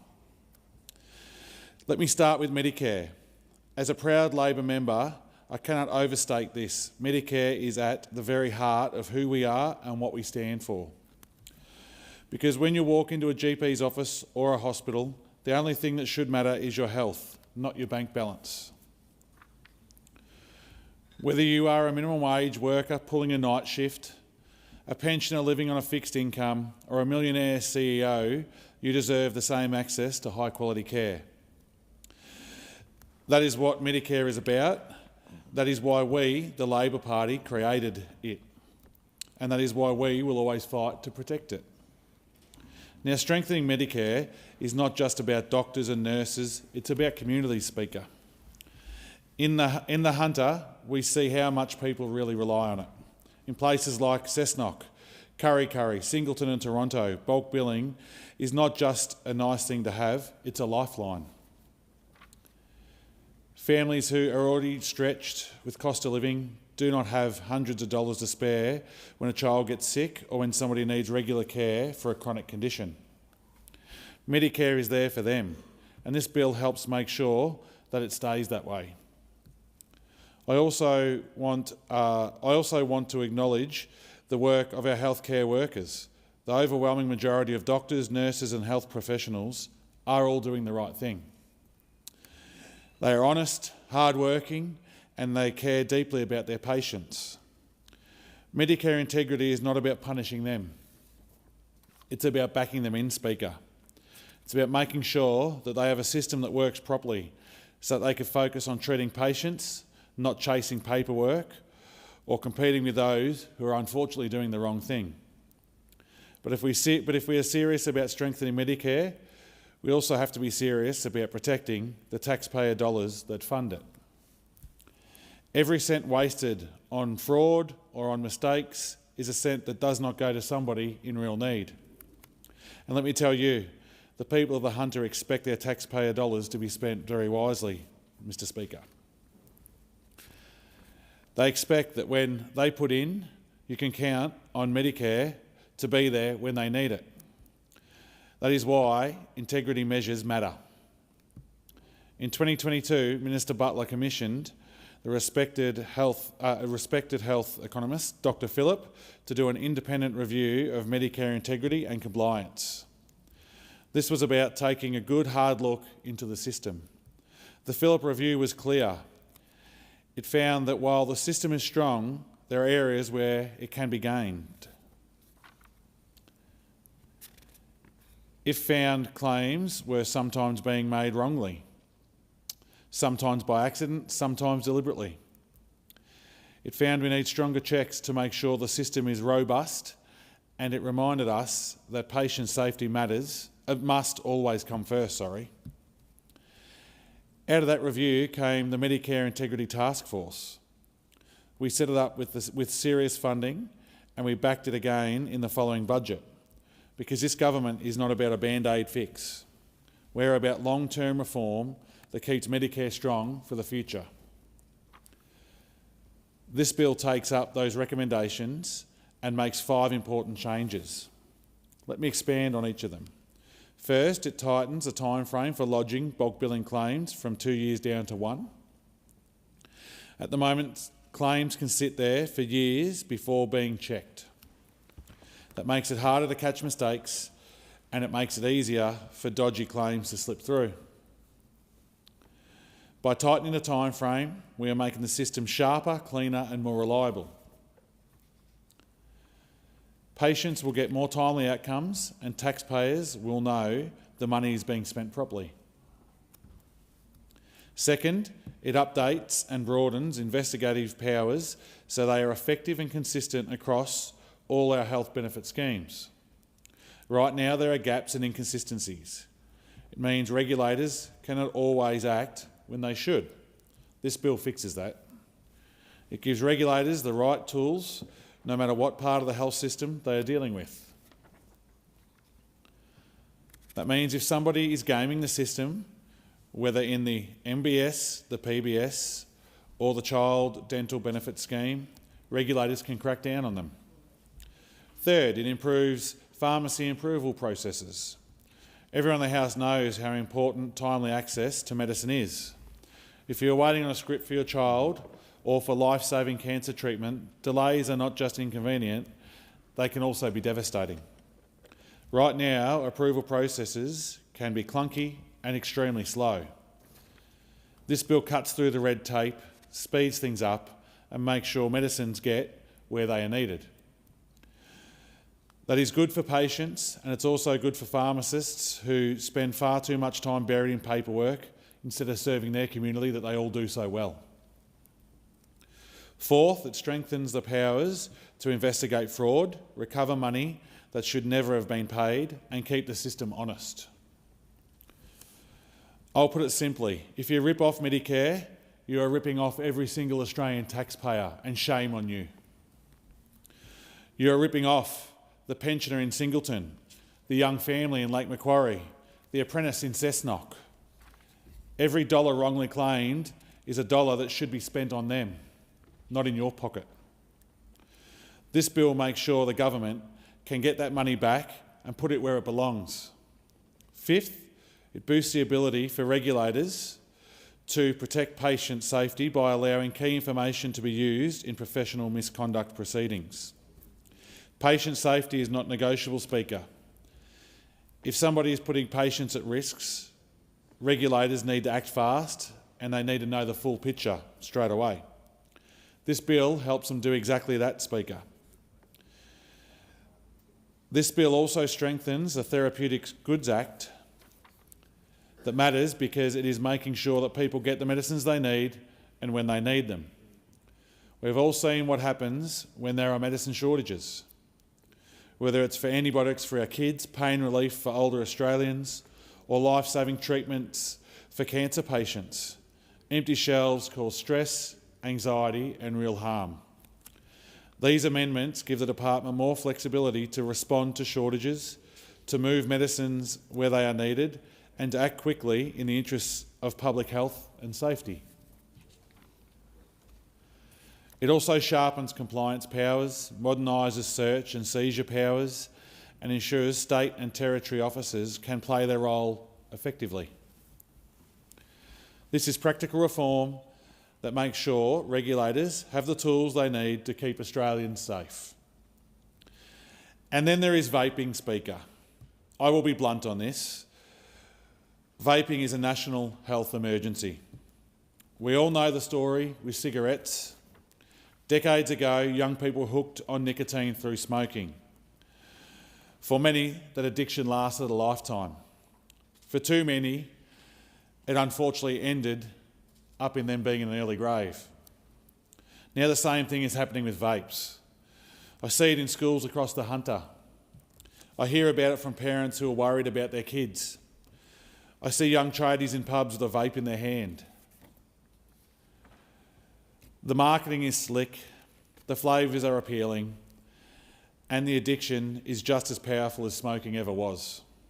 The scary thing is, we don't even know what the full term and long-term consequences are yet. Vapes have not been around long enough for us to fully understand what they do to us. But we know enough to know that they are dangerous, extremely dangerous. And if we do nothing, we risk creating another generation of nicotine addicts. That's why the Albanese Labor government has acted. We have already made big reforms in tackling vaping. This bill strengthens them further. It makes sure our laws keep up. It gives regulators the power to shut down dodgy suppliers, crack down on illegal advertising and stop vapes being pushed into the hands of young people all around this country. It also makes practical fixes to the Public Health, Tobacco and Other Products Act. It tightens advertising rules. It clarifies who can enforce the law and ensures that tobacco companies and vape sellers cannot exploit loopholes. Let's be clear, smoking kills. We all know that in this country and we've known that for a very long time. But vaping also kills. And if this legislation helps even one person kick the habit, then that's one more grandchild who actually gets to spend precious years with their grandparents. And that's a win in my book, Speaker. We know this approach works. Australia's world-leading tobacco reforms under the Gillard government saved lives. Smoking rates fell. Thousands of families were spared the grief of losing a loved one too soon. Now we face a new challenge, and it's our responsibility to act just as decisively to protect the next generation from nicotine addiction. So, Speaker, this bill strengthens Medicare, it protects taxpayer dollars, it protects patients, it helps families and continues our fight against tobacco and vaping. When Medicare is strong, Australia is strong as well. That is why I'm proud to commend this bill to the House. Thank you, Speaker. The question is that the debate be adjourned and the resumption of the debate be made in order of the day. Sorry. Oh, yes, sorry. Thank you, Deputy Speaker. I move that the debate be adjourned. The question is that the debate be adjourned and the resumption of the debate be made in order of the day for a later hour this day. All those of that opinion say aye. Aye. The contrary, no. I think the ayes have it, and I call the clerk. Government business, order of the day number 2. Universities accord National Higher Education Code to prevent and respond to gender-based violence, Bill 2025. Second reading.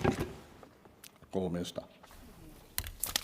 Deputy Speaker, I present the explanatory memorandum to this bill and I move that this bill be now read a second time. Deputy Speaker, this is the reintroduction of a bill that I was privileged to introduce towards the end of the last Parliament, and I'm proud to present it here to the House today on behalf of the re-elected Albanese Labor government. It's an important bill. It is a reminder of the work that the government did in the last term to help keep students and staff safe on campus. Last term we established the National Student Ombudsman, a national first. With powers similar to a Royal Commission, its job is to investigate complaints made against a university. Advocates called for this over many years to address a situation where 1 in 20 university students reported being sexually assaulted on campus, 1 in 6 reported being sexually harassed, and 1 in 2 reported that they felt they weren't being heard when they made a complaint. The National Student Ombudsman is just the first step. This bill and its companion bill are the next steps. They provide for the establishment and enforcement of a national higher education code to prevent and respond to gender-based violence. The code will be made by the Minister as a legislative instrument, and it will set out best practice standards and requirements that all higher education providers will be required to meet. It will hold all higher education providers to consistently high standards to proactively prevent and respond to gender-based violence. These standards will be backed by monitoring and enforcement to ensure that we build a culture of compliance in this critical area. Under the code, all higher education providers will be required to take evidence-based steps to prevent gender-based violence on their campuses. This includes requiring that Vice-Chancellors and CEOs make a whole-of-organisation plan and report to their governing bodies every 6 months on the actions that they're taking to implement it. They'll be required to provide evidence-based prevention education and training to staff and students and consider any history of gender-based violence in the recruitment and promotion of staff. They'll be required to consult with students, staff and people with lived experience, and their approach must be informed by evidence of what works. The code will also ensure that when the worst happens, students and staff have access to the best response possible, a response that is trauma-informed and puts people first, a response that ensures people are heard, have agency in what happens next, have access to the support that they need and are supported by their institution to achieve their educational outcomes. Providers will be required to train staff and student leaders on how best to respond to disclosures, and non-disclosure agreements will be prohibited unless requested by a victim survivor. Providers will also be required to report de-identified data and measure the changes that their policies are securing, informing compliance, ensuring accountability and contributing to the national evidence base to help us build an understanding of what works best. The code will also include an enforceable requirement that providers implement the relevant recommendations of the National Student Ombudsman. This gives the findings and recommendations of the Ombudsman real teeth and will make sure that they are put in place to improve our universities and other providers. University is not just a place where people learn. For many students, it's where they live. That's why the code will also have specific requirements to help ensure that student accommodation is safe for students. The code will require that following a disclosure or formal report, measures are immediately put in place to prioritise residents' safety and arrange urgent support services. And for accommodation which is affiliated with the university but not controlled by it, the university will be required to seek that accommodation provider's agreement to meet the requirements of the code or lose the benefits of their affiliation with the university. And universities will have an obligation to investigate formal reports of gender-based violence even where they occur at student accommodation, which is operated by a third party. If you want to know why that's important, you just have to look at the accounts of sexual assault and mistreatment at university colleges and other on-campus accommodation. Universities will not have the option of saying a disclosure of gender-based violence is a matter for a private college. Where the discloser or respondent is a student or a staff member of the university, the code will require that the university take action, including to provide trauma-informed support and to investigate where necessary. The code was the subject of broad consultation between May 2024 and January 2025, including with victim survivor advocates, students, the higher education sector, gender-based violence experts, states and territories and relevant Australian government agencies. Detailed consultation has taken place through an expert reference group comprising 19 leaders from higher education, gender-based violence and the student accommodation sectors and victim survivor advocates. The Code maintains critically important standards and requirements which all higher education providers must follow. That's why these bills also establish a new regulatory framework with robust compliance monitoring, backed by strong enforcement powers. To monitor and enforce the Code, a new specialist gender-based violence branch is being established within the Department of Education. The branch will provide guidance, education and advice to support universities and other providers in understanding their legal obligations under the Code. The branch will also be able to exercise a significant range of powers to monitor, investigate and respond to non-compliance with the Code and the measures in this bill. These powers will include issuing requests for information, compliance notices, infringement notices, and powers to require enforceable undertakings and to seek civil penalties and injunctions through a court. As I mentioned earlier, Vice-Chancellors and CEOs will be directly accountable for the compliance of their university with the Code, including requirements that they report every 6 months to their governing body. The bills provide for significant civil penalties where a provider fails to comply with the National Code or a compliance notice from the Secretary, or fails to keep records or meet their reporting obligations. Compliance with the National Code will also become a quality and accountability requirement for providers under the Higher Education Support Act 2003. Transparency is important here too. That's why the bill provides for annual reporting on the gender-based violence branch's operations and performance, which will be tabled in both Houses of Parliament. The introduction of the Code is part of the action plan addressing gender-based violence in higher education, agreed to by all education ministers in February last year. That action plan was recommended by a working group of Commonwealth, state and territory governments, which my department convened as part of our response to the Australian Universities Accord interim report. The Universities Accord underlined the importance of moving immediately to address sexual assault and sexual harassment in our universities, and that's what I have done.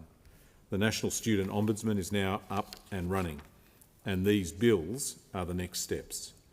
They are concrete examples of this government's commitment to taking on this difficult issue, to listening to the experts and the advocates and to our students, and to designing, introducing and implementing reform which will make a real difference to the lives of people on our university campuses.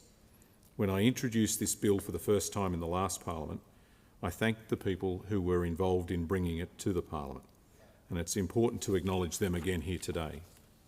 The Universities Accord panel, the working group, the expert reference group, and education ministers across the country.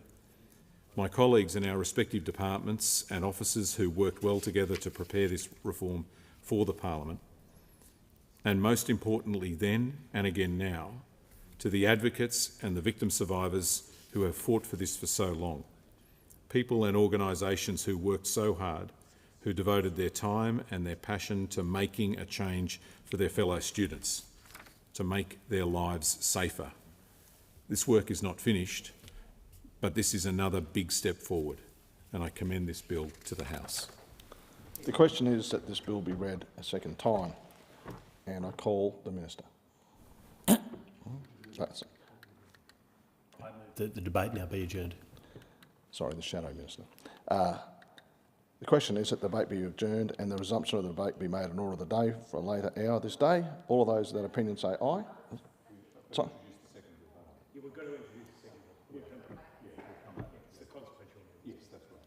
Shall I continue? All that opinion say aye. And contrary, no. I think the ayes have it. And I call the clerk. Government business, order of the day number 3, Universities Accord National Higher Education Code to prevent and respond to gender-based violence, consequential amendments Bill 2025, second reading. I move that this bill be read a second time. This bill is part of a package of 2 bills which together will implement the National Higher Education Code to prevent and respond to gender-based violence in universities. This bill makes consequential amendments necessary to implement the measures in the main bill, which I just introduced.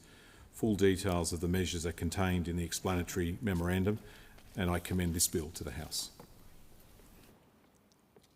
I call it. I move that the debate now be adjourned.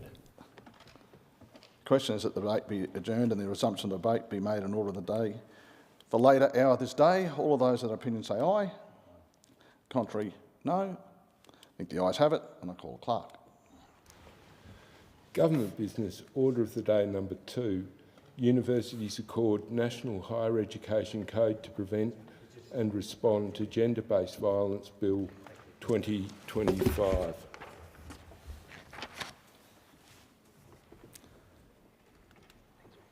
I understand it is the wish of the House to debate this order of the day concurrently with the Universities Accord National Higher Education Code to prevent and respond to gender-based violence, consequential amendments Bill 2025. There being no objection, the Chair will allow that course to be followed. And the question is that debate. Yeah. That the bill be now read a second time, and I call the member for Newcastle. Thank you, Deputy Speaker. I rise to lend my strong support to this landmark piece of legislation introduced by the Minister just now, but on behalf of the Albanese Labor Government, one that addresses a critical issue facing our universities and indeed all of Australia, and that is gender-based violence. The Albanese Labor Government has demonstrated a clear commitment to making Australia's higher education system a safe, more inclusive environment for everyone. The introduction of a National Higher Education Code to prevent and respond to gender-based violence is a historic step towards achieving this goal. Many students and staff have said that they don't know where to seek support or how to make a formal complaint to their higher education provider, and those that do are often dissatisfied with the process. For too long, students have been let down by their universities, and inaction by previous governments and the introduction of this bill is a sign that perpetrators and higher education institutions are now on notice. Gender-based violence in all its forms has no place in our communities, yet for far too long we have seen it persist in various spheres of society, including in our universities. Gender-based violence is an epidemic that impacts students, staff and the broader campus community. It affects individuals' mental health, academic performance and their sense of safety and belonging. We have heard heartbreaking stories of students, many of whom are young women, who have experienced violence, harassment and discrimination while pursuing their education. The statistics are alarming and the effects are far-reaching. 1 in 20 people have reported being sexually assaulted, 1 in 6 reporting they have been sexually harassed. Even more stories emerged of inadequate responses from our higher education institutions. Students experiencing a lack of any complaints process, a lack of materials on how to begin a complaints process, a lack of material or feedback when a complaint has been made, and a lack of education on consent. As a society, we cannot accept this. We must act to ensure that all students can study in an environment that is free from harassment, violence or discrimination. The Universities Accord Bill offers a solution, a comprehensive framework to tackle this issue head-on. This bill seeks to establish a national code of conduct for Australian universities, setting clear standards for how institutions must prevent and respond to gender-based violence. It will require universities to adopt best practice in supporting those who have experienced sexual assault or harassment, investigating allegations and creating a campus culture that prioritises respect, safety and inclusion. Under this bill, the National Code will require policies, procedures and processes for responding to gender-based violence in a trauma-informed way and ensuring key functions are undertaken by people who have the appropriate skills and expertise. This will help to improve experiences and outcomes for people who disclose their experience of gender-based violence, strengthening the disclosure's autonomy to ensure they are heard and appropriately supported. A key feature of this code is its national reach. And for the first time, universities from across Australia will be bound by a uniform set of expectations and protocols, ensuring consistency in how they address gender-based violence. This approach will eliminate the patchwork system that currently exists, where responses to gender-based violence can vary from one institution to another. The Universities Accord Bill is comprehensive, addressing the prevention of gender-based violence as well as support for those who experience it. The bill mandates universities to provide ongoing education and awareness campaigns aimed at preventing gender-based violence. This includes programs that promote respectful relationships, consent education and bystander intervention. These initiatives are essential in changing the culture that allows gender-based violence in the first place. This bill establishes clear, accessible reporting mechanisms for students and staff who experience or witness gender-based violence. This bill ensures that these reports will be taken seriously and investigated in a timely and transparent manner. Victims will no longer have to navigate a maze of complicated systems to seek justice. The bill mandates that universities provide comprehensive support to survivors of gender-based violence, and this includes access to counselling services, legal support and accommodation options, ensuring that students are not forced to remain in environments that compromise their safety and well-being. Importantly, the bill ensures that universities are held accountable for their actions. Institutions will be required to publicly report on their progress in implementing the code and to demonstrate how they are improving safety and support systems on their campuses. An independent body will oversee the implementation of these measures, ensuring that universities are not only compliant, but are genuinely making strides in creating safer environments for everyone. This bill is not just about preventing violence. It is about creating a culture of respect and inclusion in our universities. By establishing clear guidelines and expectations for behaviour, we are sending a strong message that violence, harassment and discrimination are unacceptable, period. For too long, we have tolerated a culture where these issues are minimised or worse, ignored. This bill shifts that narrative. It empowers universities to be leaders in the fight against gender-based violence and sets a national standard for how higher education institutions should behave in the 21st century. Universities play an integral role in shaping the future of our society. They are places of learning, growth and opportunity where people from diverse backgrounds come together to develop skills and knowledge that will enable them to contribute in the workplace and their communities for generations to come. But for universities to fulfil that vital role, they must be places where students feel safe, valued and respected. Students should be able to focus on their studies and pursue their dreams without the fear of harassment or violence. And this bill is a step towards making that vision a reality.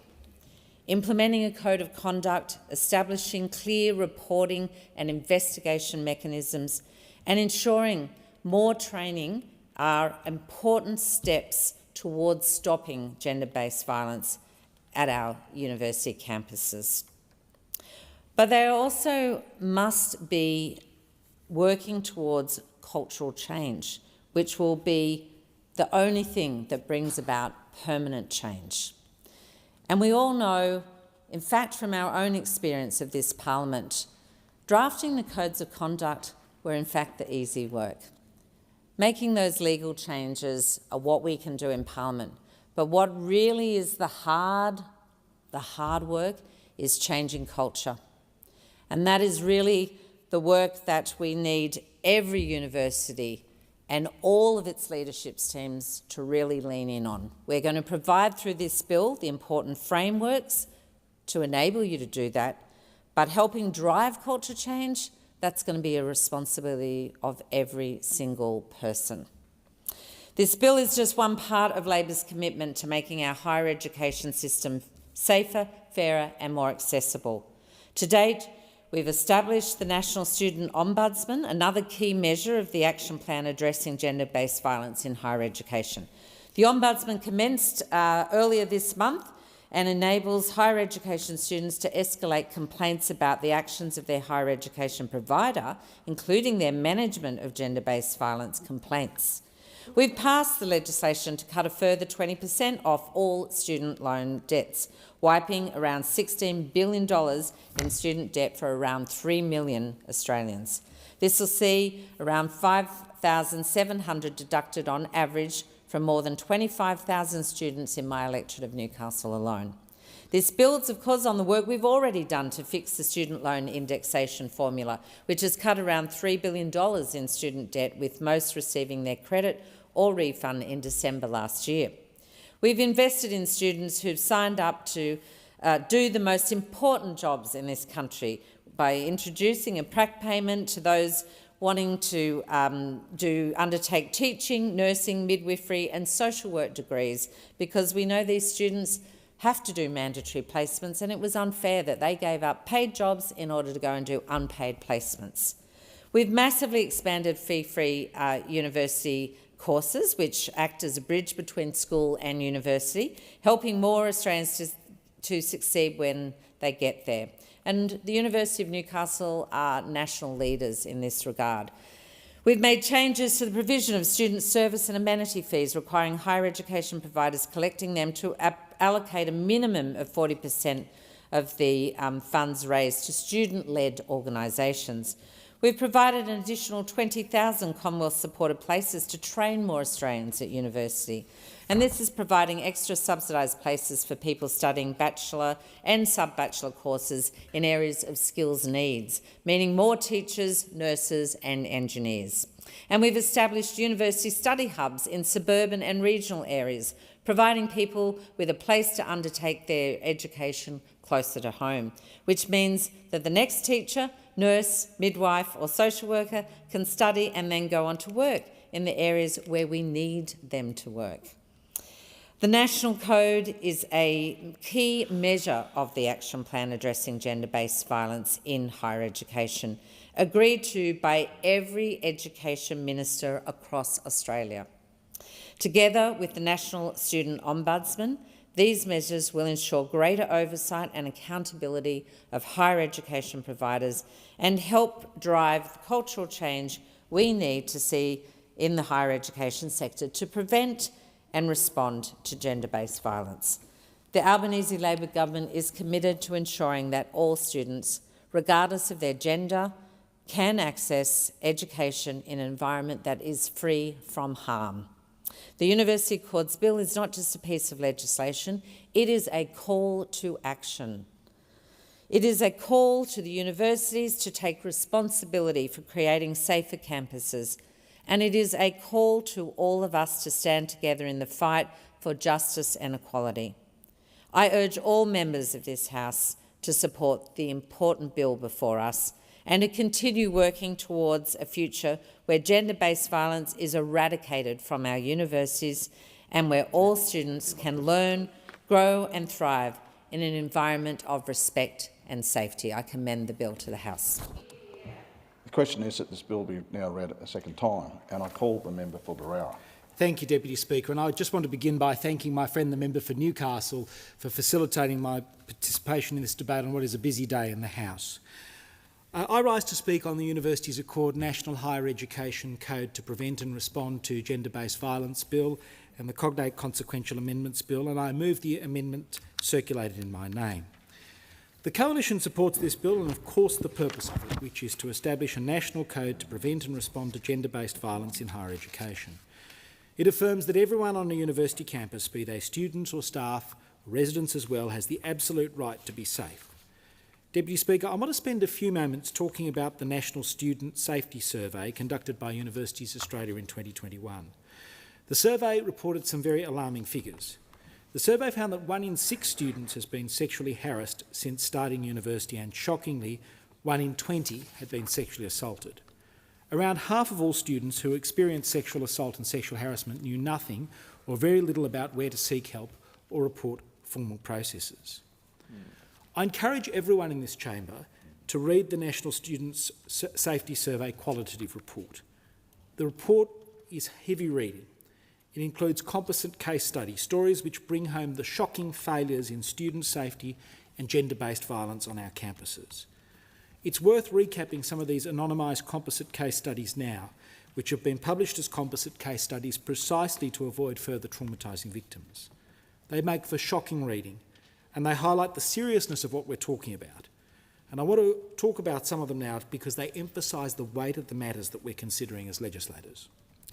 Stories like that of Zara, who was repeatedly harassed by a non-academic university staff member during her time on campus. The staff member sent her unwarranted text messages, commenting on her appearance and stereotypes about women from her country of origin. Zara had the courage to raise these issues with the head of department, but was told to block the phone number of the accused and asked to no longer attend school seminars or social events, as no one could guarantee her safety from this person. For the next 2 years, she didn't attend an academic seminar on campus. Stories like that of Yasmin, whose friends were sexually assaulted by a residential advisor after drinking. And when Yasmin and her friends reported the incident, they were cautioned against impacting the perpetrator's future at the student accommodation or residence. The perpetrator was required to attend some educational seminars but largely faced no disciplinary consequences. Stories like that of Manita, who was sexually assaulted on a off-campus first-year camp by another first-year student. A year later, Manita was put in a position of protecting other students from unwanted sexual advances. The onus for protecting other students should never have gone to her. Stories like that of Sonia, who was sexually assaulted by her same-sex partner on campus, triggering post-traumatic stress disorder and depression, but for whom the frameworks in place didn't allow her to report her experience. Stories like that of Sarah, who was assaulted during her second week on campus, but was told the report process may take months to be resolved, and whose personal information was disclosed to the perpetrator by university authorities. Sarah moved towns and universities and continues to deal with the mental health impacts and says she will never feel safe again. These are competent stories that have been deliberately released to the public as part of the qualitative report that was part of the National Student Safety Survey. They are shocking, they are serious, they underscore the failures of leadership that we've seen time and again at our universities, and they also underscore the significance of the matter we're dealing today. This bill is necessary because the Tertiary Education Quality and Safety Standards Agency, TEQSA, has failed to hold universities accountable for their actions. TEQSA does have existing powers to highlight university failures, but didn't act, and the Minister didn't strengthen TEQSA's powers or hold the regulator to account. This bill will establish a specialist unit within the Department of Education to act as the new regulator. The Coalition does have some concerns about placing regulatory responsibility within the department rather than strengthening the independent regulator TEQSA. The Coalition notes that embedding this function within the department risks politicising regulation and undermining confidence in impartial enforcement. The Minister is granted broad powers to set and enforce the code via legislative instrument. However, we are committed to supporting new initiatives in the higher education sector that aim to prevent and respond more effectively to the pervasive issue of gender-based violence at university campuses. The Coalition again acknowledges the work of advocates like Fair Agenda, End Rape on Campus and the Stop campaign to improve the safety of students and staff on campus. Deputy Speaker, the central test for this bill is not whether we can write a worthy code, but whether we can deliver practical safety and justice on the ground. On the walk home from a late lecture, in a college residence after hours, and in the small moments where a student weighs up whether it's worth reporting it at all. This is why the Coalition supports a strong, enforceable framework. But strength isn't measured only by the breadth of ministerial powers. It's measured by the independence, transparency, due process and results. I want to talk of a few considerations that I hope are taken into account in developing the code. First, independence, an issue that I referred to earlier. If the government insists on housing compliance inside the department, then Parliament must build the guide rails. There must be confidence that this regulator, which would now sit inside the department, that works to the government of the day, is able to be effective. The regulator can't become a quiet clearinghouse for problems. It must be a lighthouse for standards. Second, prevention as well as response. The code should not just be a narrow rulebook for post-incident procedures.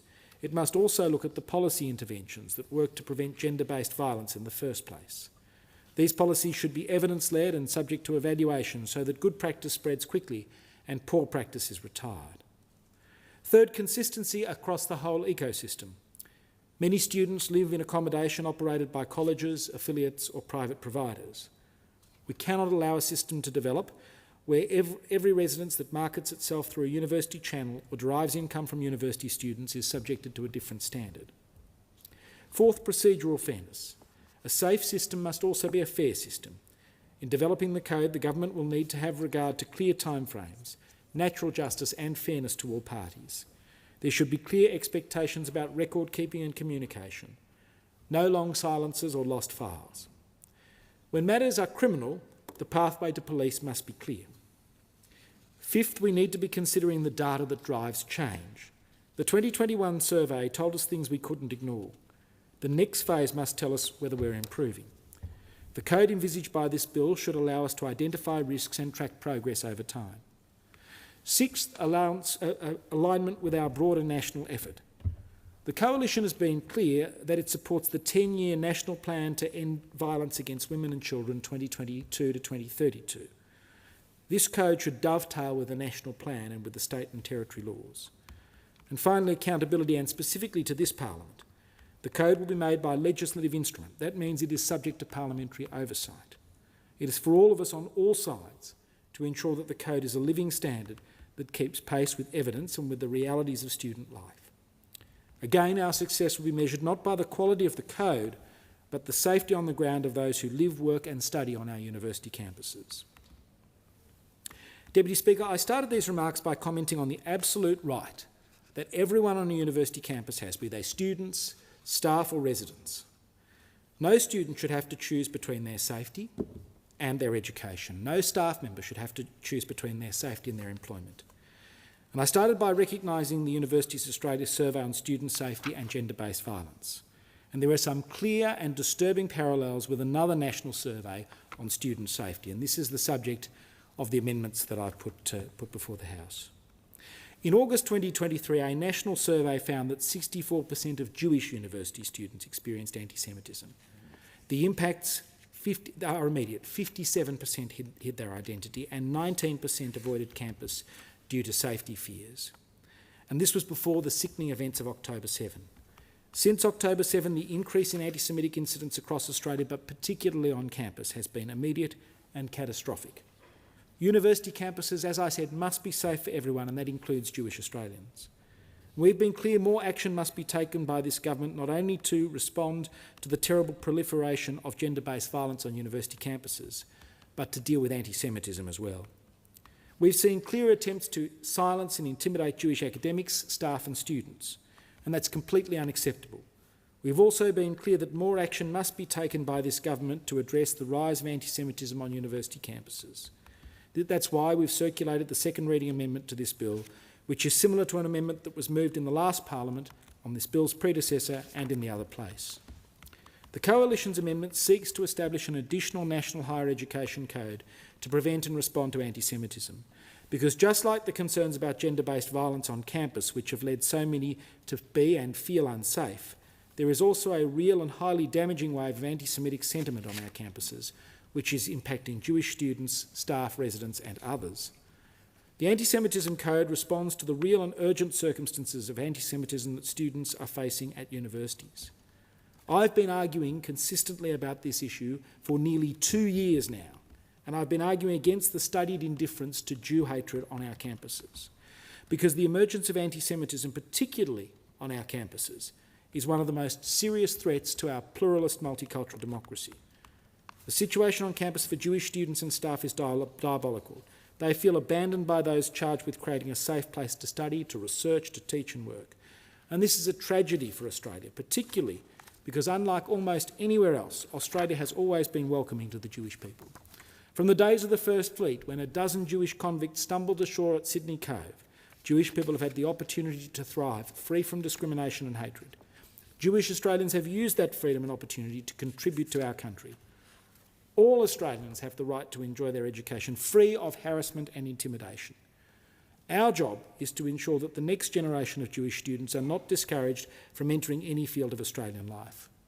As I said in this chamber more than a year ago, there is a particular tragedy about anti-Semitism on campus which seeks to include Jews from the intellectual life of the nation, because Jewish tradition values education as one of the highest virtues. Jews are taught to have arguments for the sake of heaven, to arrive at truth through debate and discussion. This is the essence of a university. At their best, universities are life-changing places where people get an education and improve their opportunities in life. It's where the next generation of leaders are formed. That's why it is so important that anti-Semitism doesn't take hold. It's why students need to be taught about the evils of anti-Semitism. This is why it's always important to reject anti-Semitism however it manifests. That it's not okay to be a bystander. If we're not teaching this to the next generation, then we are setting our society on a course for a future based on conspiracy, not fact, on othering, not personal responsibility, on social discord, not social harmony. And we know from the Special Envoy's report that young people under 35 don't recognise the seriousness of anti-Semitism and don't treat it properly, and that it is now, in part, because of what is happening on our universities. Deputy Speaker, there's a sad but necessary requirement to recap some of the horrific and highly targeted abuse Jewish students and staff have been dealing with on a daily basis since October 7, 2023. We've seen encampments where students who chant Intifada and River to the Sea, which the Prime Minister himself acknowledged as a violent and anti-Semitic phrase. They're deciding who should be allowed access to university buildings based on their religion. We've seen stories like that of the student living on campus in on-campus accommodation who held a Shabbat dinner inviting both Jewish and non-Jewish students to her college. It had nothing to do with the Israel-Hamas war. It was simply an opportunity to gather for a meal and share her traditions. But the following morning, that student woke up to find Palestinian flags shoved under her door. We heard the story of a Jewish student wearing a kippah walking through campus approached by pro-Palestinian protesters who asked him, "Do you support the murdering of babies and genocide in the Middle East?" We've heard the distressingly frequent stories of Jewish students being spat on and taunted with swastikas. In one incident, we heard the story of a Jewish academic whose working area was urinated on with the word resign scribbled on their desk. The consistent message in all these incidents is that Jews are not welcome on Australian campuses. And it's not just students and outside activists propagating this, it's professors and PhDs. We've seen academics say Jews don't deserve cultural safety. We've seen academics deny the rapes of October 7, an approach no different to that of Holocaust denial. It makes a mockery of the institutions designed to celebrate the truth of human testimony and history. Deputy Speaker, I met with representatives of the Australasian Union of Jewish Students just this morning. As we speak, the National Union of Students is running a referendum on Palestine. As I've said consistently, Australians have the right to advocate for a change in our foreign policy. But some of the rhetoric and the campaign materials have actively supported Hamas, an organisation which we list as a terrorist organisation in this country. Speakers have stated that it is their duty to make Jews uncomfortable. Jews are shouted at. Jews are told to go back to Europe. The consequence of the way this referendum has been conducted has been clear and unequivocal for Jewish staff and students. They've seen an increase in discrimination, in harassment and in vilification based on their membership of the Jewish community. Speaker, why on earth should our campuses be a place where Hamas propaganda is handed out and actively supported? This is spineless leadership from our university administrators, and the weakness of their ineffectual response doesn't stop there. As we speak, there are universities across the country which have failed to adopt any kind of definition of anti-Semitism, be it the International Holocaust Remembrance Alliance definition or the Universities Australia definition. This ongoing failure has allowed anti-Semitic action to flourish, often under the guise that the abuse being hurled at Jewish Australians on campus is somehow legitimate political commentary on Israel and its policies. The reality on the ground is different. It's abuse, it's discrimination, it's vilification, and it's allowed through to the keeper on the basis of a nod and a wink from the quizzling administrators. What we're seeing on university campuses today is the next evolution of a hatred that has endured through human history. It's time for universities to act, to stop the abuse, to stop the hate, to stop the vilification. Just as we're acting on the very real current safety risks around gender-based violence, this is an opportunity to act on the very real and current safety risks around anti-Semitism. The second reading amendment that I've circulated gives the government an opportunity to join with the coalition in addressing this issue. Of course, Deputy Speaker, the best way the government can address this issue is to adopt our proposal for a judicial inquiry into anti-Semitism on Australian university campuses, something that I brought to this Parliament more than a year ago. Only a judicial inquiry established by presided over by a sitting or retired judge with silks cross-examining university administrators will be able to get to the bottom of this. Only a judicial inquiry can seize documents, can provide immunities, can ensure that we get to the bottom of a cultural issue that has been a feature of university campus for decades and which has been turbocharged, sadly, since the tragic events of October 2nd. Deputy Speaker, this second reading amendment envisages the creation of a code which has three clear objectives. First, it would make it clear to all higher education students, staff and providers that everyone on higher education campus has the right to feel safe. Second, it would impose on universities a range of obligations considering student and staff safety, which is very important given the alarming increase in anti-Semitic incidents on university campuses since October 7, 2023. Third, it would also ensure that higher education providers must comply with the recommendations of the National Student Ombudsman concerning the National Higher Education Code to prevent and respond to anti-Semitism. This is similar to the amendments the Coalition moved earlier this year and in the other place. Of course, the government has had years to act along with universities, but unfortunately to date they've failed to provide protection, recourse or cultural change. The Special Envoy to Combat Anti-Semitism in Australia, Gillian Siegel... The time being 1:30, the debate is interrupted in accordance with Standing Order 43. The debate may be resumed at a later hour. The member will have leave to continue speaking when the debate is resumed. Are there any statements by honourable members? I call the member for Nichols. Thank you, Deputy Speaker.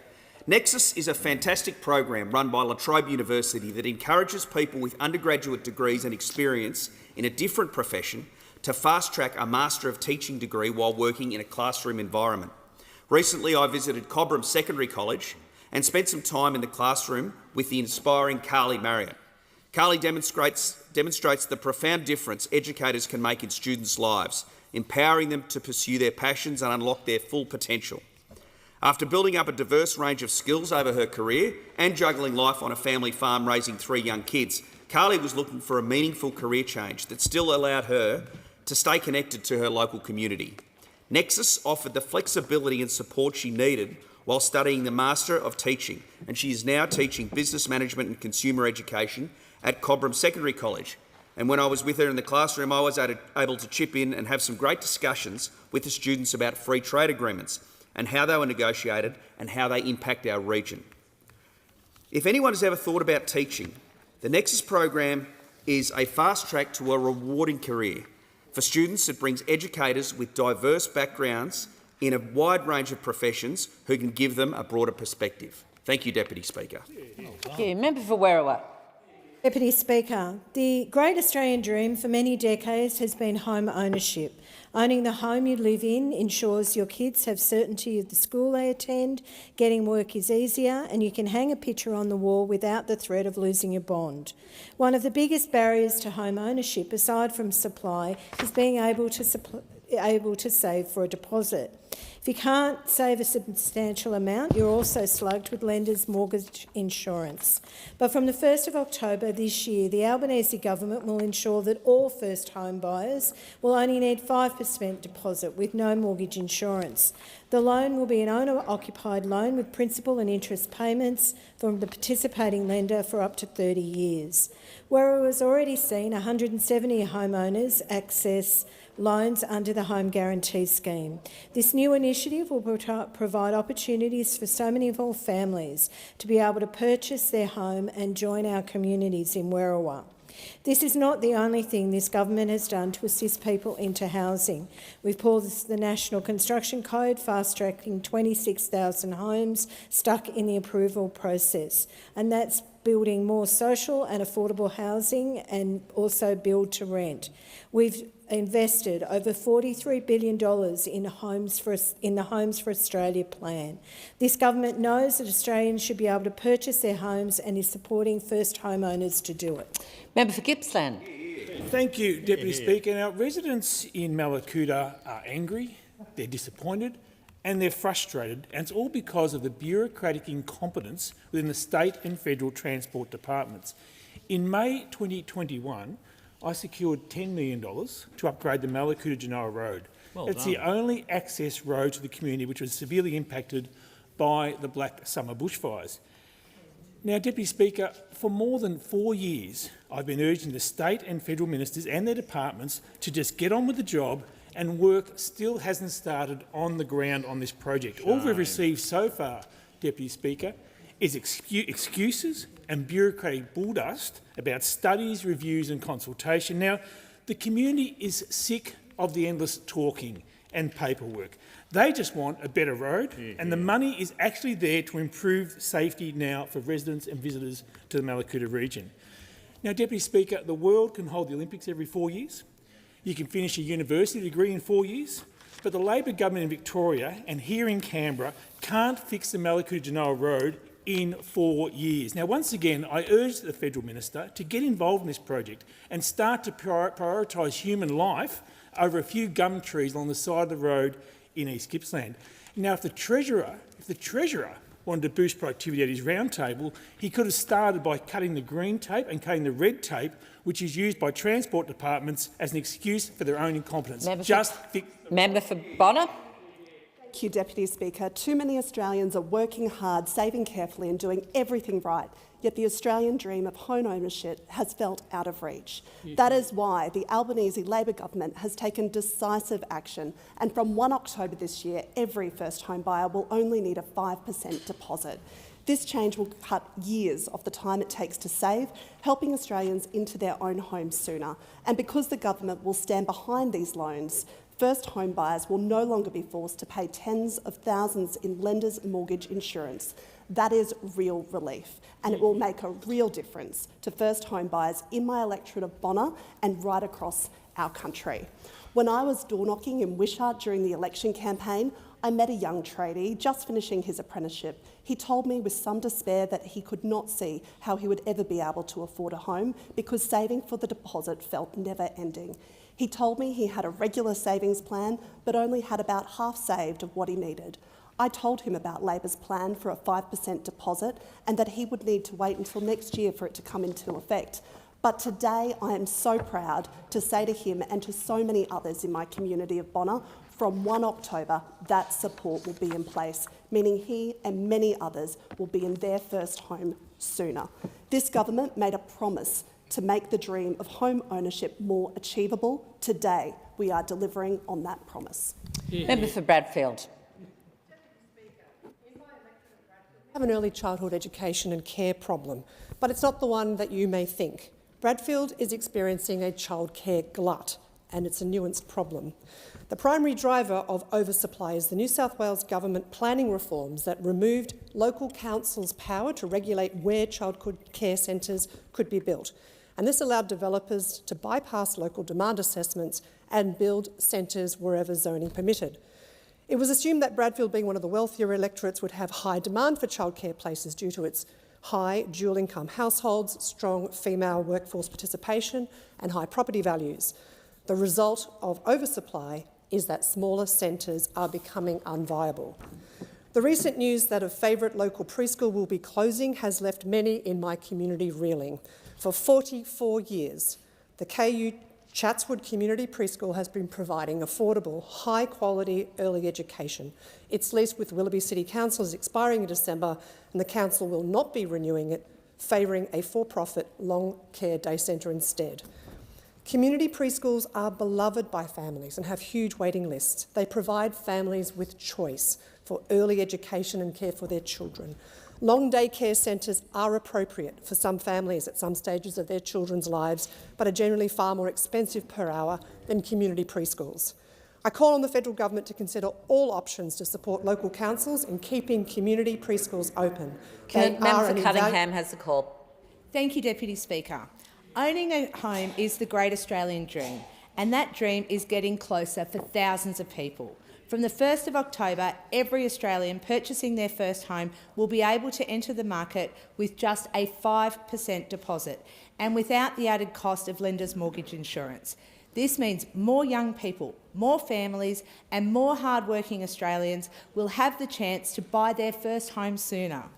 When it comes to housing in Cunningham, we've already seen the incredible impact of government support. From the 22nd of May, from May 22 to April 25, 680 local people used the Home Guarantee Scheme to get into the housing market. And here's what that looks like in practice.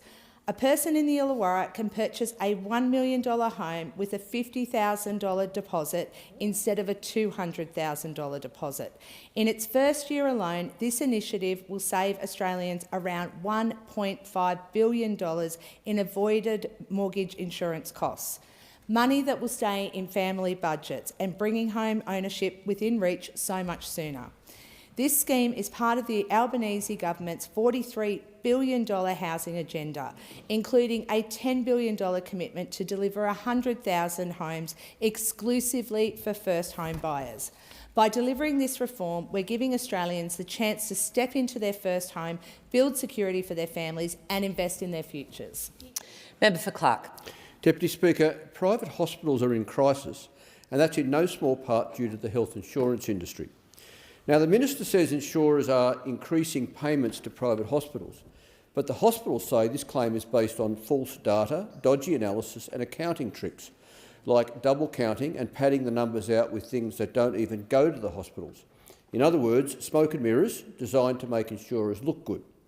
And all the while, patients are being slugged with higher premiums for less care, and some hospitals are financially distressed and facing closure. But at the same time, the health insurance companies, in particular the for-profits, are doing very nicely indeed, thank you very much. A cynic might even say they're laughing all the way to the bank. Yes, about 6 months ago, the Health Minister promised to hold the industry to account and said there would be consequences if they didn't lift payments. But they haven't. And instead of cracking down, the government is covering up, and that's simply not good enough. Deputy Speaker, the situation won't change until the government puts in place serious guardrails, like requiring a minimum ratio of benefits to premiums and a coherent system of judging what each patient's treatment ought to cost, so hospitals aren't able or forced to cherry-pick their patients, as is happening currently. Thank you, Deputy Speaker. Member for Dunkley. The Prime Minister and Minister for Housing and Cities fast-tracked the support we committed to providing to first home buyers during the recent federal election. The great Australian dream of owning your own home is going to happen. The dream of first home buyers owning a home sooner will now commence in October 2025 instead of next year, 2026. So what does the 5% deposit scheme mean? The Australian Government will guarantee that first home buyers can purchase a home with a lower deposit and not be required to pay lenders' mortgage insurance.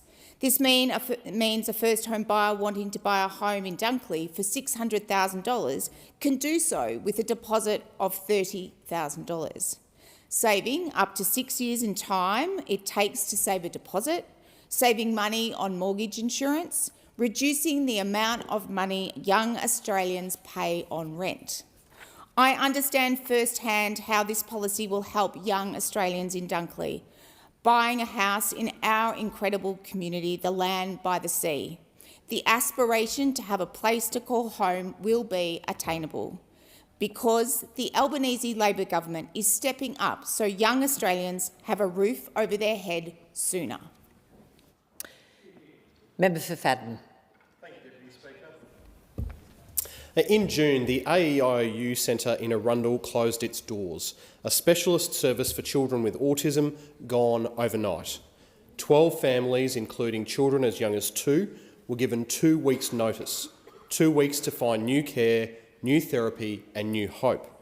Many have been forced back into mainstream settings that they know simply won't work for their kids. This was more than just a centre. It was a lifeline. Non-verbal children were learning to speak, others were becoming toilet trained for the first time. They were thriving because they were finally understood. On the 19th of June, I wrote to Minister Butler and Senator McAllister urging them to step in. But unfortunately, to date, I have received no reply. Labor's changes to the NDIS are causing real anxiety for real families. We all agree that the scheme must be sustainable, but this way the government is handling reform is leaving families behind and anxious about the future. The parents at the AEIU Centre were not asking for luxury, they were asking for time, for answers, and for the basic dignity of knowing their children wouldn't be forgotten. The Coalition will always support sensible, clinically guided reform, but no child who needs support should be left behind and left wanting. Member for Hughes. Thank you, Deputy Speaker. Housing affordability is one of the most pressing challenges for my community and for my generation. It's a challenge that those opposite didn't want to face during their 9 years in government. They spent 9 years squandering opportunities to deliver meaningful opportunities for those struggling to afford housing. They took it so unseriously, they didn't even appoint a housing minister for most of that time. Young people who grow up in Hughes do not like to leave it. Why would they want to? But unaffordability of the housing market means that they have to move away from their support systems, their friends and their connections. The Albanese Labor government was elected to take real action on housing, and that's what we're doing. Saving for a home is challenging for young people, especially early in their career, and that's why I am so proud that we're delivering 5% deposits for first home buyers. From the 1st of October 2025, every first home buyer will only need a 5% deposit. That will cut years off the time it takes to save for a deposit, helping young people into their first home sooner. A 5% deposit scheme lowers barriers into home ownership by reducing deposit timelines and cutting around $23,000 to $34,000 in mortgage insurance costs, allowing more people in my community to enter the housing market faster. Under this model, a first home buyer can buy a medium home priced at $844,000 with just a $42,000 deposit, shaving 8 years off the time it takes to save for a deposit, and up to $34,000 in lender's mortgage insurance. Younger households and struggling families in high-cost suburbs like Menai, Engadine, Moorebank and Wattlegrove will benefit from this faster pathway. Expired. I'll give the call to Member for Canning. Thank you, Deputy Speaker. I want a better hospital for my constituents. That's why this is my 14th speech on this subject. Labor has governed Western Australia since 2017, almost a decade, and in that time they've promised $152 million to upgrade our hospital. And what have we seen? We've seen nothing. No new beds, no new wards. The Peel Health Campus is stretched to breaking point. And it's not just Peel. WA's health system is collapsing. Ambulance ramping is at record highs. When Labor took office in March 2017, ramping across WA was 641 hours for the month. Last month, it blew out to over 7,000 hours, a record high. Behind those numbers are real people, children, families and seniors. Let me paint the picture. Paramedics are stuck outside our hospitals instead of giving urgent care to those who need it. People sit for hours in emergency, some are even sent away. Doctors and nurses are exhausted. This is a full-blown crisis. Clinicians warn the system is in a death spiral. And Premier Roger Cook's answer? A $50 million maintenance fund, which is 0.13% of WA's infrastructure budget. My community and all Western Australians deserve better. They deserve hospitals that work and a government that delivers. It's time Labor stopped making excuses. It's time Labor started fixing our hospitals, and I'll keep speaking in this chamber until it happens. Member for Bean. Deputy Speaker, there are far too many hard-working Australians who feel like their dream of home ownership in the communities in which they work, live and play has never been further out of reach. For too long, these first home buyers, including thousands of young people in my electorate, have been, like so many electorates across the country, have been locked out of the housing market. Well, Deputy Speaker, last term we got to work, and already more than 1,200 constituents in Bean are participating in the Home Guarantee Scheme. And that's why, Deputy Speaker, from the 1st of October, the Albanese government is making it easier to buy your first home for all new home buyers. With this new housing scheme, first home buyers will be able to buy their own home with a 5% deposit. This will cut years off the time which takes to save for a deposit, turning a decade into a few years, and buyers won't have to pay a single dollar in mortgage insurance. Deputy Speaker, this means that the average time to save for an $800,000 home would go down to just a few years compared to the decade it would take to save for a 20% deposit. Together with measures to increase housing supply, the Albanese government is making real progress on improving Australia's housing crisis. A housing crisis that was decades in the making, that will not be fixed overnight, but a housing crisis we are prepared to meet full on. Member for Bowman. Thank you, Deputy Speaker. 80 years ago, the victory in the Pacific was a defining moment for our nation. On Saturday, 16th of August, I was honoured to join more than 300 Redland locals to commemorate the 80th anniversary of the victory at Birkdale State School. The reflections on VP Day paid tribute to local stories from Capalaba, Birkdale, Thornside and Wellington Point, stories of courage, of resilience and community spirit during a time of global conflict and challenge. This special event acknowledged unique moments in our community's history while the war in the Pacific raged on, until lasting peace was finally declared. One of those moments took place in Birkdale, in an unassuming building built in 1943. Used as a US Army radio receiving station, it formed part of a vital network relaying messages between General MacArthur's headquarters in Brisbane and Allied forces across the Pacific. It was in that very station in my electorate of Bowman that Australia first received the historic message that the Japanese government had accepted the Allied terms of surrender. The war was over. The Victory in the Pacific event, held to commemorate this milestone of the war ending, not only acknowledged the Redlands community's vital role, but also stopped to commemorate the sacrifice made by all Australians during this time of our nation's history. I want to thank the Capalaba and Wellington Point Rotary Clubs who hosted the event, the Birkdale State School, Redlands RSL, Birkdale Scouts, Redland City Band, Redland Coast Museum, Redlands Genealogical Society, Cole Sutcliffe and Councillor Paul Bishop. Member for Hunter. Deputy Speaker, in the Hunter we know what it means to work hard, to put the hours into the coalface, on the tools, in our small businesses, on our farms and in the best vineyards and wineries in the world, but still feel like buying your first home is unfortunately just out of reach. Too many young people have been stuck renting, paying somebody else's mortgage instead of building a future of their own. That's why Labor's 5% first home deposit scheme is such a game changer. And from October, first home buyers will only need 5% deposit. Guess what, Deputy Speaker? They won't pay a cent in mortgage insurance. That means you can get into a place of your own years earlier. And Deputy Speaker, it's not just talk, it's already working. Since May 2022, almost 2,000 locals right here in the Hunter electorate have taken up the Home Guarantee Scheme. That's young couples in Cessnock finally getting their keys, parents in Kurri Kurri securing a safe place for their kids, families in Singleton and Lake Macquarie putting down roots in their own communities. Deputy Speaker, we're tackling the housing crunch from all angles, cutting deposit hurdles, training up more tradies through fee-free TAFE and delivering the biggest home building program in our nation's history. Because every family in the Hunter deserves the security of a place to call home, and under this Albanese Labor government, we are certainly making that dream possible again. Thank you. Member for Page. Thank you, Deputy Speaker. Deputy Speaker, I'd like to acknowledge and remember the incredible life of Sonny Bancroft. Sonny was a very much loved Indigenous leader from the Clarence Valley and recently passed away at the age of 76. He attended Baryugal and Coppenhurst School as a child, but left school at the age of 14 to work alongside his family at Coolum Station, where he was mentored by his grandfather. Over the years, Sonny worked a number of jobs, from cutting railway sleepers, breaking in racehorses, working in mills, managing stations. Wherever he went, he left a very strong impression. In 1979, Sonny moved his family back to Baryugal and worked on Yugal Bar Station before taking up the position of manager of Coolum Station.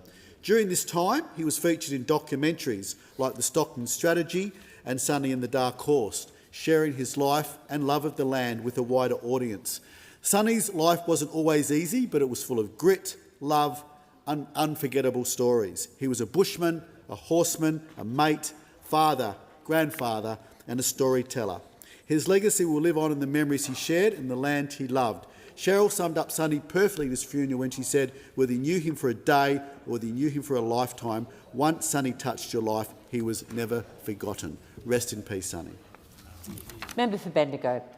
Deputy Speaker, well, first homebuyers around the country will be relieved to learn today that we are shifting and bringing forward our commitment about a 5%. That's all that's required for a deposit for a new home. We're bringing it forward to the 1st of October so that all first home buyers in our country will now qualify from the scheme of only needing 5% for our first home buyers opportunity. In my electorate, that means thousands of first home buyers will be able to make that next step to buy that first home. Despite having good incomes and good jobs, they've been priced out. Being able to achieve the 20%, they tell me, could take decades, if not longer. This is a sensible reform that we've brought forward, lowering and guaranteeing 5%, much better than what those opposite proposed, which is allowing first home buyers to use their super.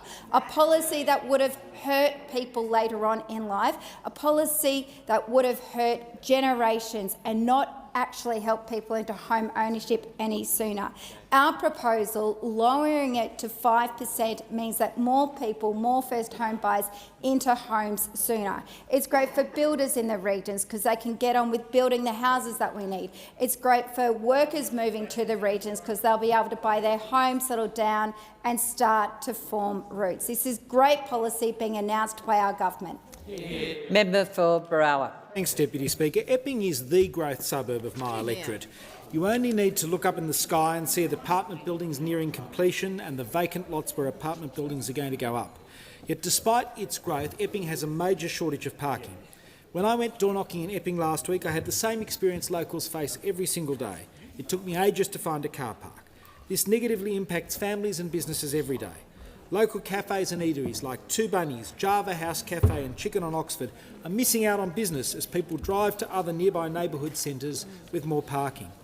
Epping's a suburb with great businesses and amenities, from stores like Coles to educational businesses like Summit Music School, Matrix Education, Talent 100 and Intuition Education. It's a hub for medical centres offering dentists, orthodontists, optometry, general practice and physio. And for leisure centres, Epping has gyms and it has restaurants and it has sporting facilities at Boronia Park. It has the Epping Library and the Post Office offering vital services to the suburb's growing population. But the one thing it doesn't have is adequate parking to serve the local population and to serve those people who need to visit Epping. Parramatta Council has plans to further invigorate the area and create a thriving commercial and community hub. But the message from local families is clear. They won't be able to enjoy these upgrades unless they're accompanied by significant increases in parking options. In my role as member for Barawa and as the local representative for Epping, I will keep fighting for better parking for Epping. Time. Member for Reid. Yeah. Buying a home for the first time is hard, and that first hurdle you've got to cross is the 20% deposit. Because if you can't get to 20%, you've got to pay for mortgage insurance. And for the average home, that could be about $30,000 more. The government's First Home Guarantee Scheme helps to clear this hurdle by allowing eligible first home buyers to purchase a home with as little as 5% deposit. You don't need to pay for costly mortgage insurance because the government guarantees some of the property's value. Already, 760 people in my electorate have purchased homes using this scheme. And from the 1st of October, we're going to expand it further so that more people can buy a home. We're going to remove income caps. We're lifting the property caps from $900,000 to $1.5 million in Sydney.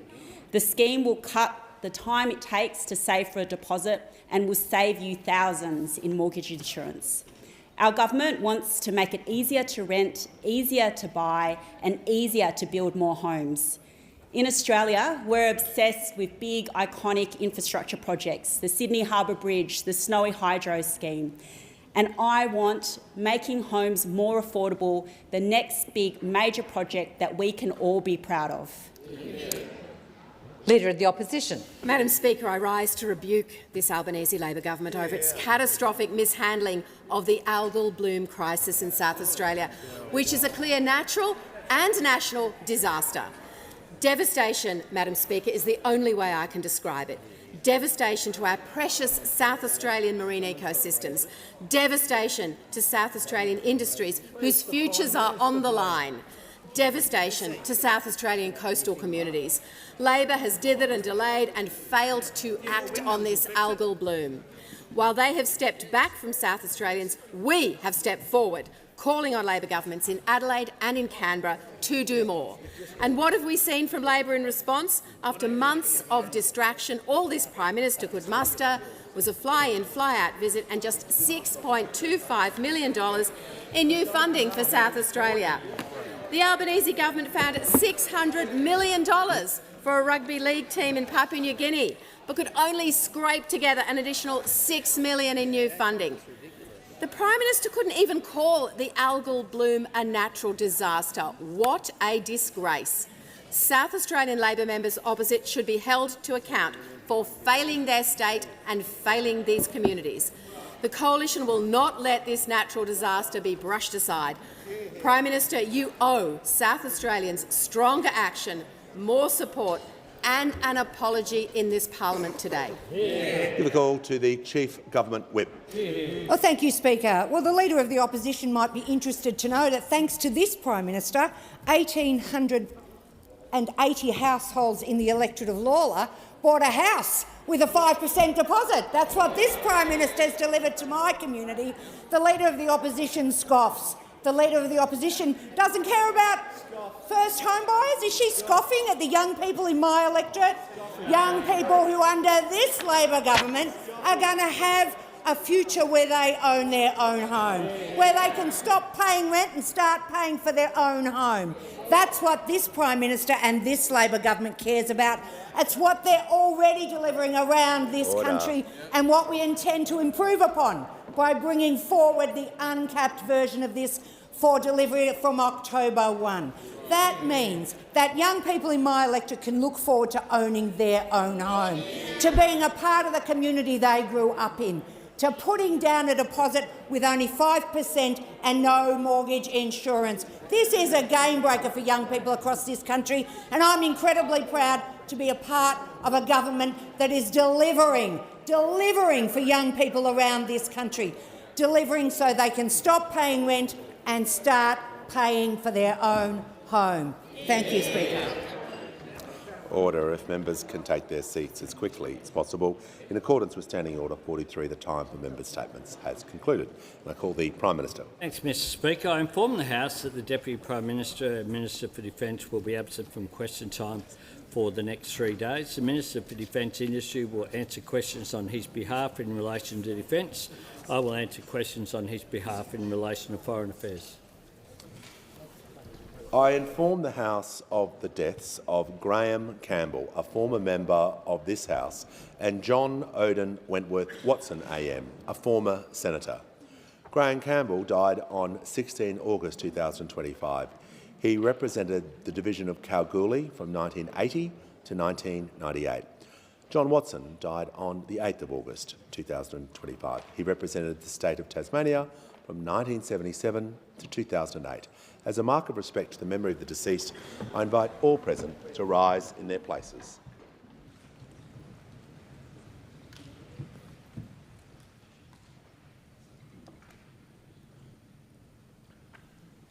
I thank the House. We shall move to questions without notice. Are there any questions? And I give the call to the Honourable the Leader of the Opposition. Thank you, Mr Speaker. My question is to the Prime Minister. The biggest announcement out of last week's Canberra Talkfest was Labor's partial adoption of a coalition policy to freeze the construction code, which we developed to make it cheaper to build homes. And today, Labor announced a revised Morrison government policy, which we developed to help Australians get into their first home with a smaller deposit. Order. Prime Minister, why did it take a 3-day talkfest for you to realise that coalition policies work and Labor policies fail? Give the call to the Prime Minister. I thank the member for her question, and it's very bold to say that coalition policies work when it comes to housing. Yep. Because for most of the time they were in office, they didn't even bother to have a housing minister. We on this side of the House have a $43 billion Homes for Australia plan almost every element of which wasn't just opposed by those opposite and the Greens members for a period of time in what I dubbed the no-alition. They continued. They continued to oppose it, and they continue to oppose the announcements that we made over the weekend and this morning again today. Continue to oppose them.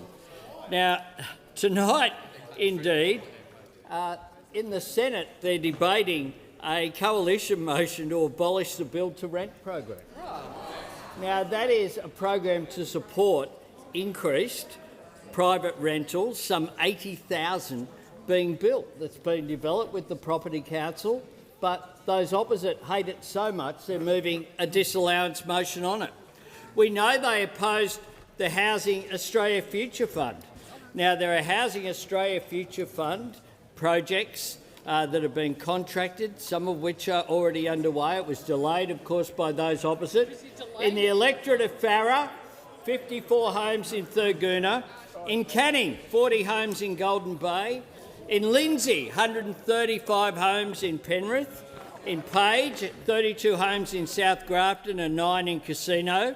In Moncrief, 213 homes in Southport. In Goldstein, 37 homes in Hampton East.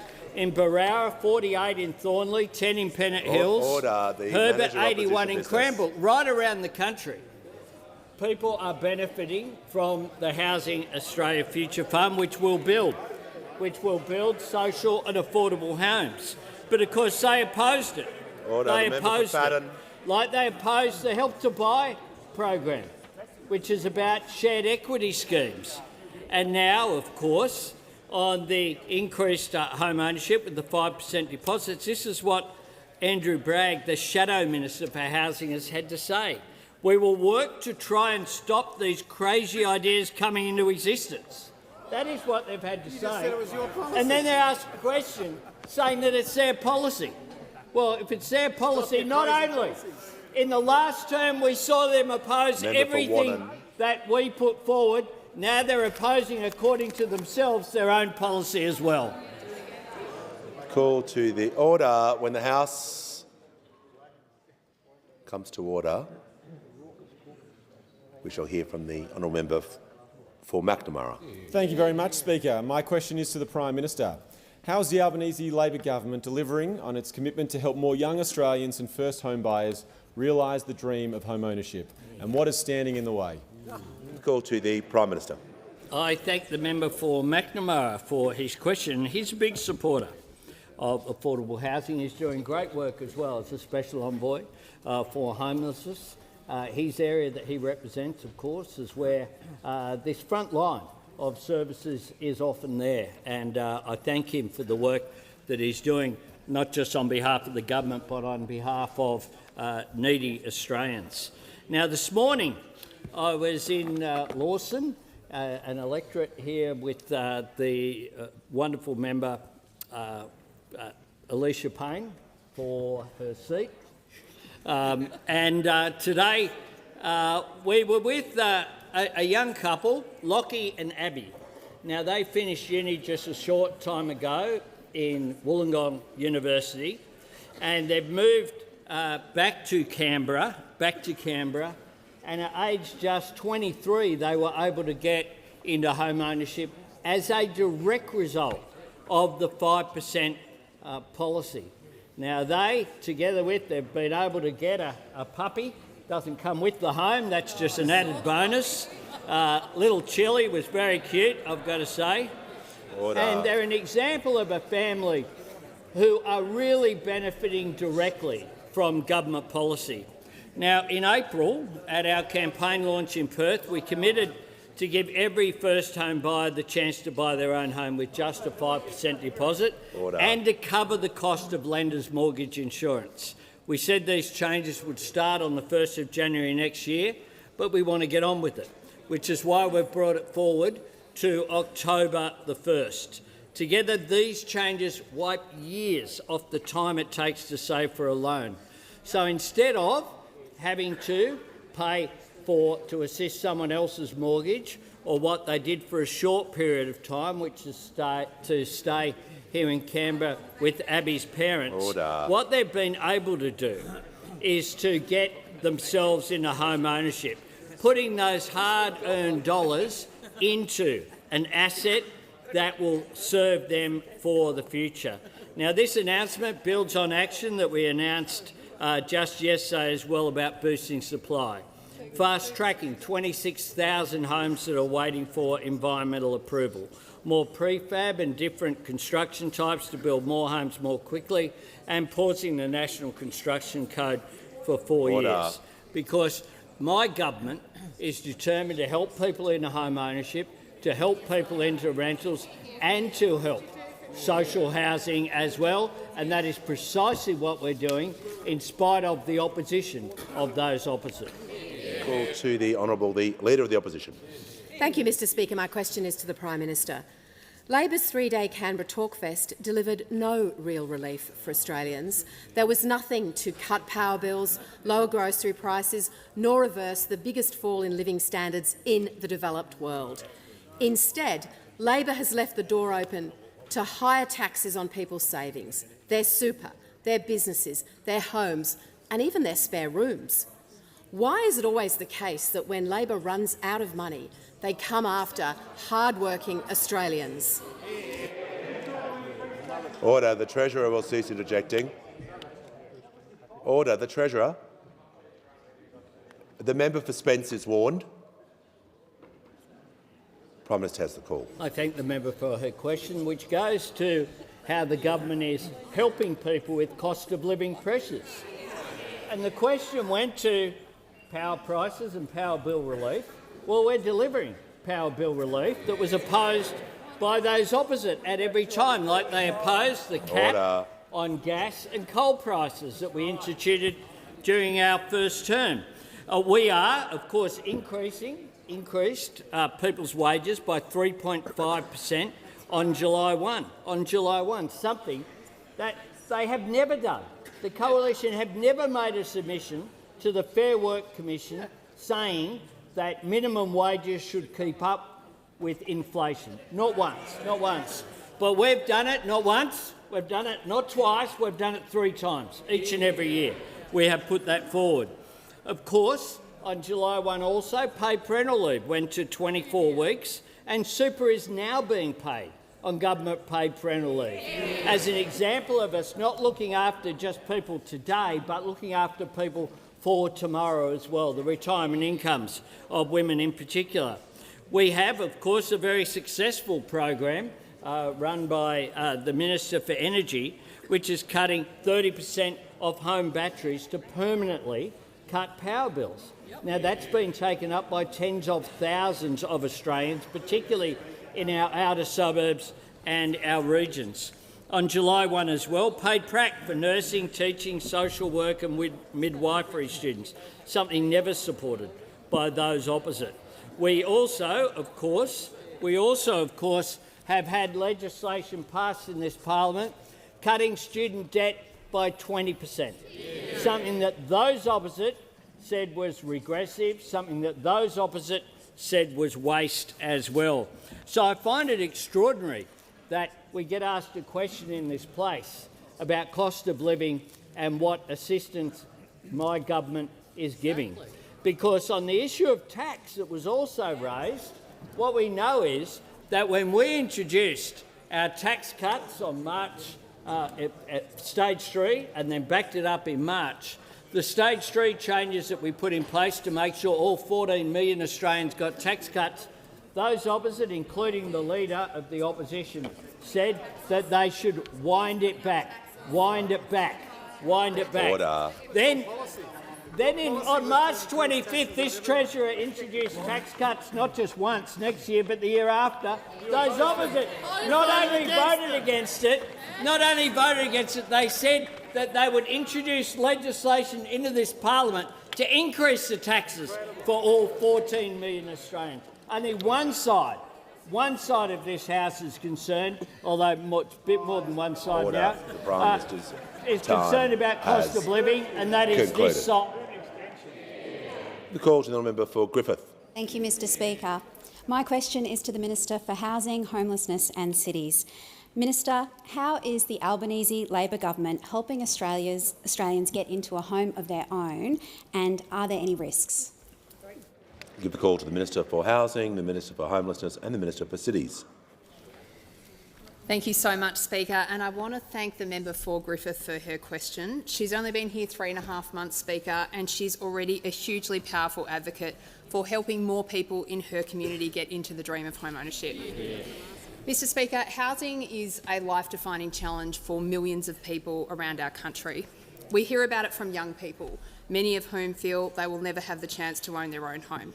We hear it from parents who feel immense guilt that they cannot give their children the stability that they grew up with. We hear it from renters whose rents are going up too high and too often. Now, Speaker, since we came to government, we've already seen 180,000 Australians get into home ownership with our government's backing. But let's be absolutely clear. First home buyers in this country need and deserve more support, and that is exactly what they're going to get under the Albanese government. Speaker, today the Prime Minister announced that we're expanding our 5% deposit scheme to be available for the first time to every single first home buyer in our country. We promised we'd do this at the election, and we're delivering 3 months early. These changes will now roll out from 1 October this year. Speaker, there will be no income limits. There will be no limit on the number of places, and we'll have house price caps that actually reflect the cost of the homes where you live. Now, Speaker, so many Australians that I talk to are in housing distress because they just can't see that pathway to getting into the housing market. This 5% program expansion will change the lives of tens of thousands of Australians every single year, and it's actually not that often that the federal parliament can do something that meaningful that quickly. We saw the proof in the pudding this morning, Speaker, and the PM mentioned that we got the chance to meet with the member for Canberra, two of her fantastic constituents, Lockie and Abby. This is an absolutely gorgeous young couple who have just bought their own home, and they've done it with the backing of our government with a 5% deposit. Now, Lockie and Abby talked about this experience they've had of buying their own home. They said they never would have been able to do this without the 5% deposit scheme. And, Speaker, they just described this immense relief that they feel that they can spend their mid and late 20s paying off their own mortgage, not someone else's. So they're fully settled into this beautiful home in Canberra. They've got a gorgeous little dog, Chili, not as cute as Toto, Speaker, but definitely up there. And they now host these, just exactly, PM, right here for you. And they they told us about how they're hosting these regular movie nights in their own home, and it was just these simple pleasures that come with that stability that we've been able to support them with. Now, Speaker, that's not all on home ownership. We'll expand this scheme on 1 October. Before the end of the year, Help to Buy will provide the opportunity eventually for thousands of people to get into home ownership. We're tackling the housing crisis from every angle, Speaker, building more homes, making it better to rent, making it easier to buy, and on 1 October our government will open up a realistic pathway for tens of thousands of Aussies this year to get into their own home. Concluded. Before I call the member for Clark, I'll just do some quick acknowledgements. I'm pleased to inform the House that present in the gallery today is a Canberra Fellowship delegation from Timor-Leste, led by Mr Domingos Auguste, President of Timor-Leste Parliamentary Committee B. Accompanied by the delegation is Her Excellency Ms Minez Maria Delamar, the Ambassador of Timor-Leste. I'm also pleased to advise the House we are joined by Ambassador Valeria Suquia and the Vice Minister of Foreign Affairs of Uruguay, who is accompanied by the Ambassador Diana Lapierre, Ambassador of Uruguay to Australia. On behalf of all members, welcome to the House of Representatives. Give the call to the honourable member for Clark. Speaker, my question is to the Minister for Financial Services. Minister, the insurance industry is failing Australians. For instance, health insurance premiums are sky high, but returns to policyholders are at rock bottom, while payments to private hospitals are, in fact, still so bad that many are in financial distress or closing. Meanwhile, for property insurance, premiums are going through the roof and vast areas are being declared uninsurable. Minister, what exactly is the government doing about this? I'll give the call to the Assistant Treasurer and the Minister for Financial Services. I thank the member for his question, and I commend his long-term advocacy for the people of Clark and his thoughtful contribution on a wide range of policy issues during my time in this chamber. I do acknowledge that a number of households across our community are feeling cost of living pressures in insurance, whether it be property insurance or health insurance.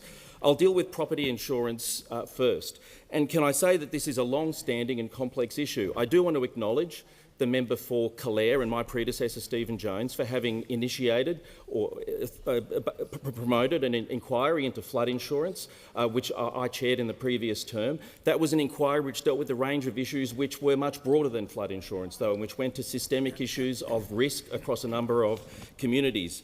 And can I say that coming out of that inquiry, there were 86 recommendations, most of which were unanimous across members of the government, members of the opposition and the crossbench. There are already a range of things that are occurring as a result of those recommendations.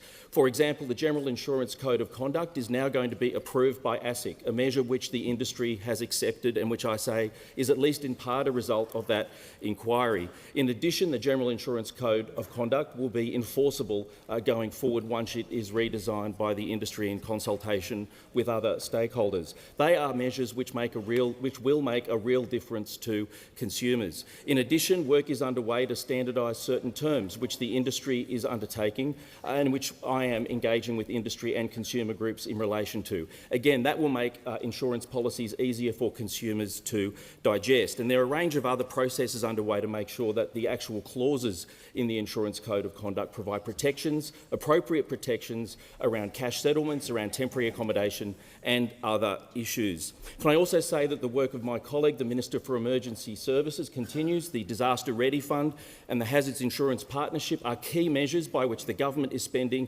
far more on mitigation than it used to and is informing those projects through the Hazards Insurance Partnership. Those projects, as they roll out, will significantly reduce risk in high-risk areas, and those projects will see premiums come down in those communities that benefit. So those are practical things occurring, both in terms of consumer protections but also dealing with the underlying risk. The member also raises health insurance, and while that's not directly in my portfolio, can I say that the Minister for Health and Ageing is working closely with the sector on this issue. He has established a CEO forum by which CEOs across both health insurers and hospitals are working collaboratively on very complex issues. The government presented a package of reforms to the Private Health CEO Forum to make maternity, mental health and hospital in the home services more available and affordable. So across both those areas, general insurance on property but also health, the government has a range of short-term and long-term measures for the benefit of consumers. The call to the member for Cornwall. Thank you, Speaker. My question is to the Treasurer. What progress has been made at the Economic Reform Roundtable, especially to build more houses more quickly? The call to the Treasurer. Mr Speaker, the member for Cornwall brings so much to this place and we're really looking forward to working with him on the cost of living, on housing and on the economy more broadly. Housing approvals in our economy are up almost 30% since this time last year, and that's a good reminder of the work that we are doing and the progress that we're making, but we acknowledge that we've still got a very long way to go together. We know it still takes longer to approve a house than to build one, and that there's more to do to hit our ambitious housing target. And that's why the announcements we made yesterday and today are so important, especially when it comes to approvals. I pay tribute to the Housing Minister and the Environment Minister for yesterday's announcement in particular.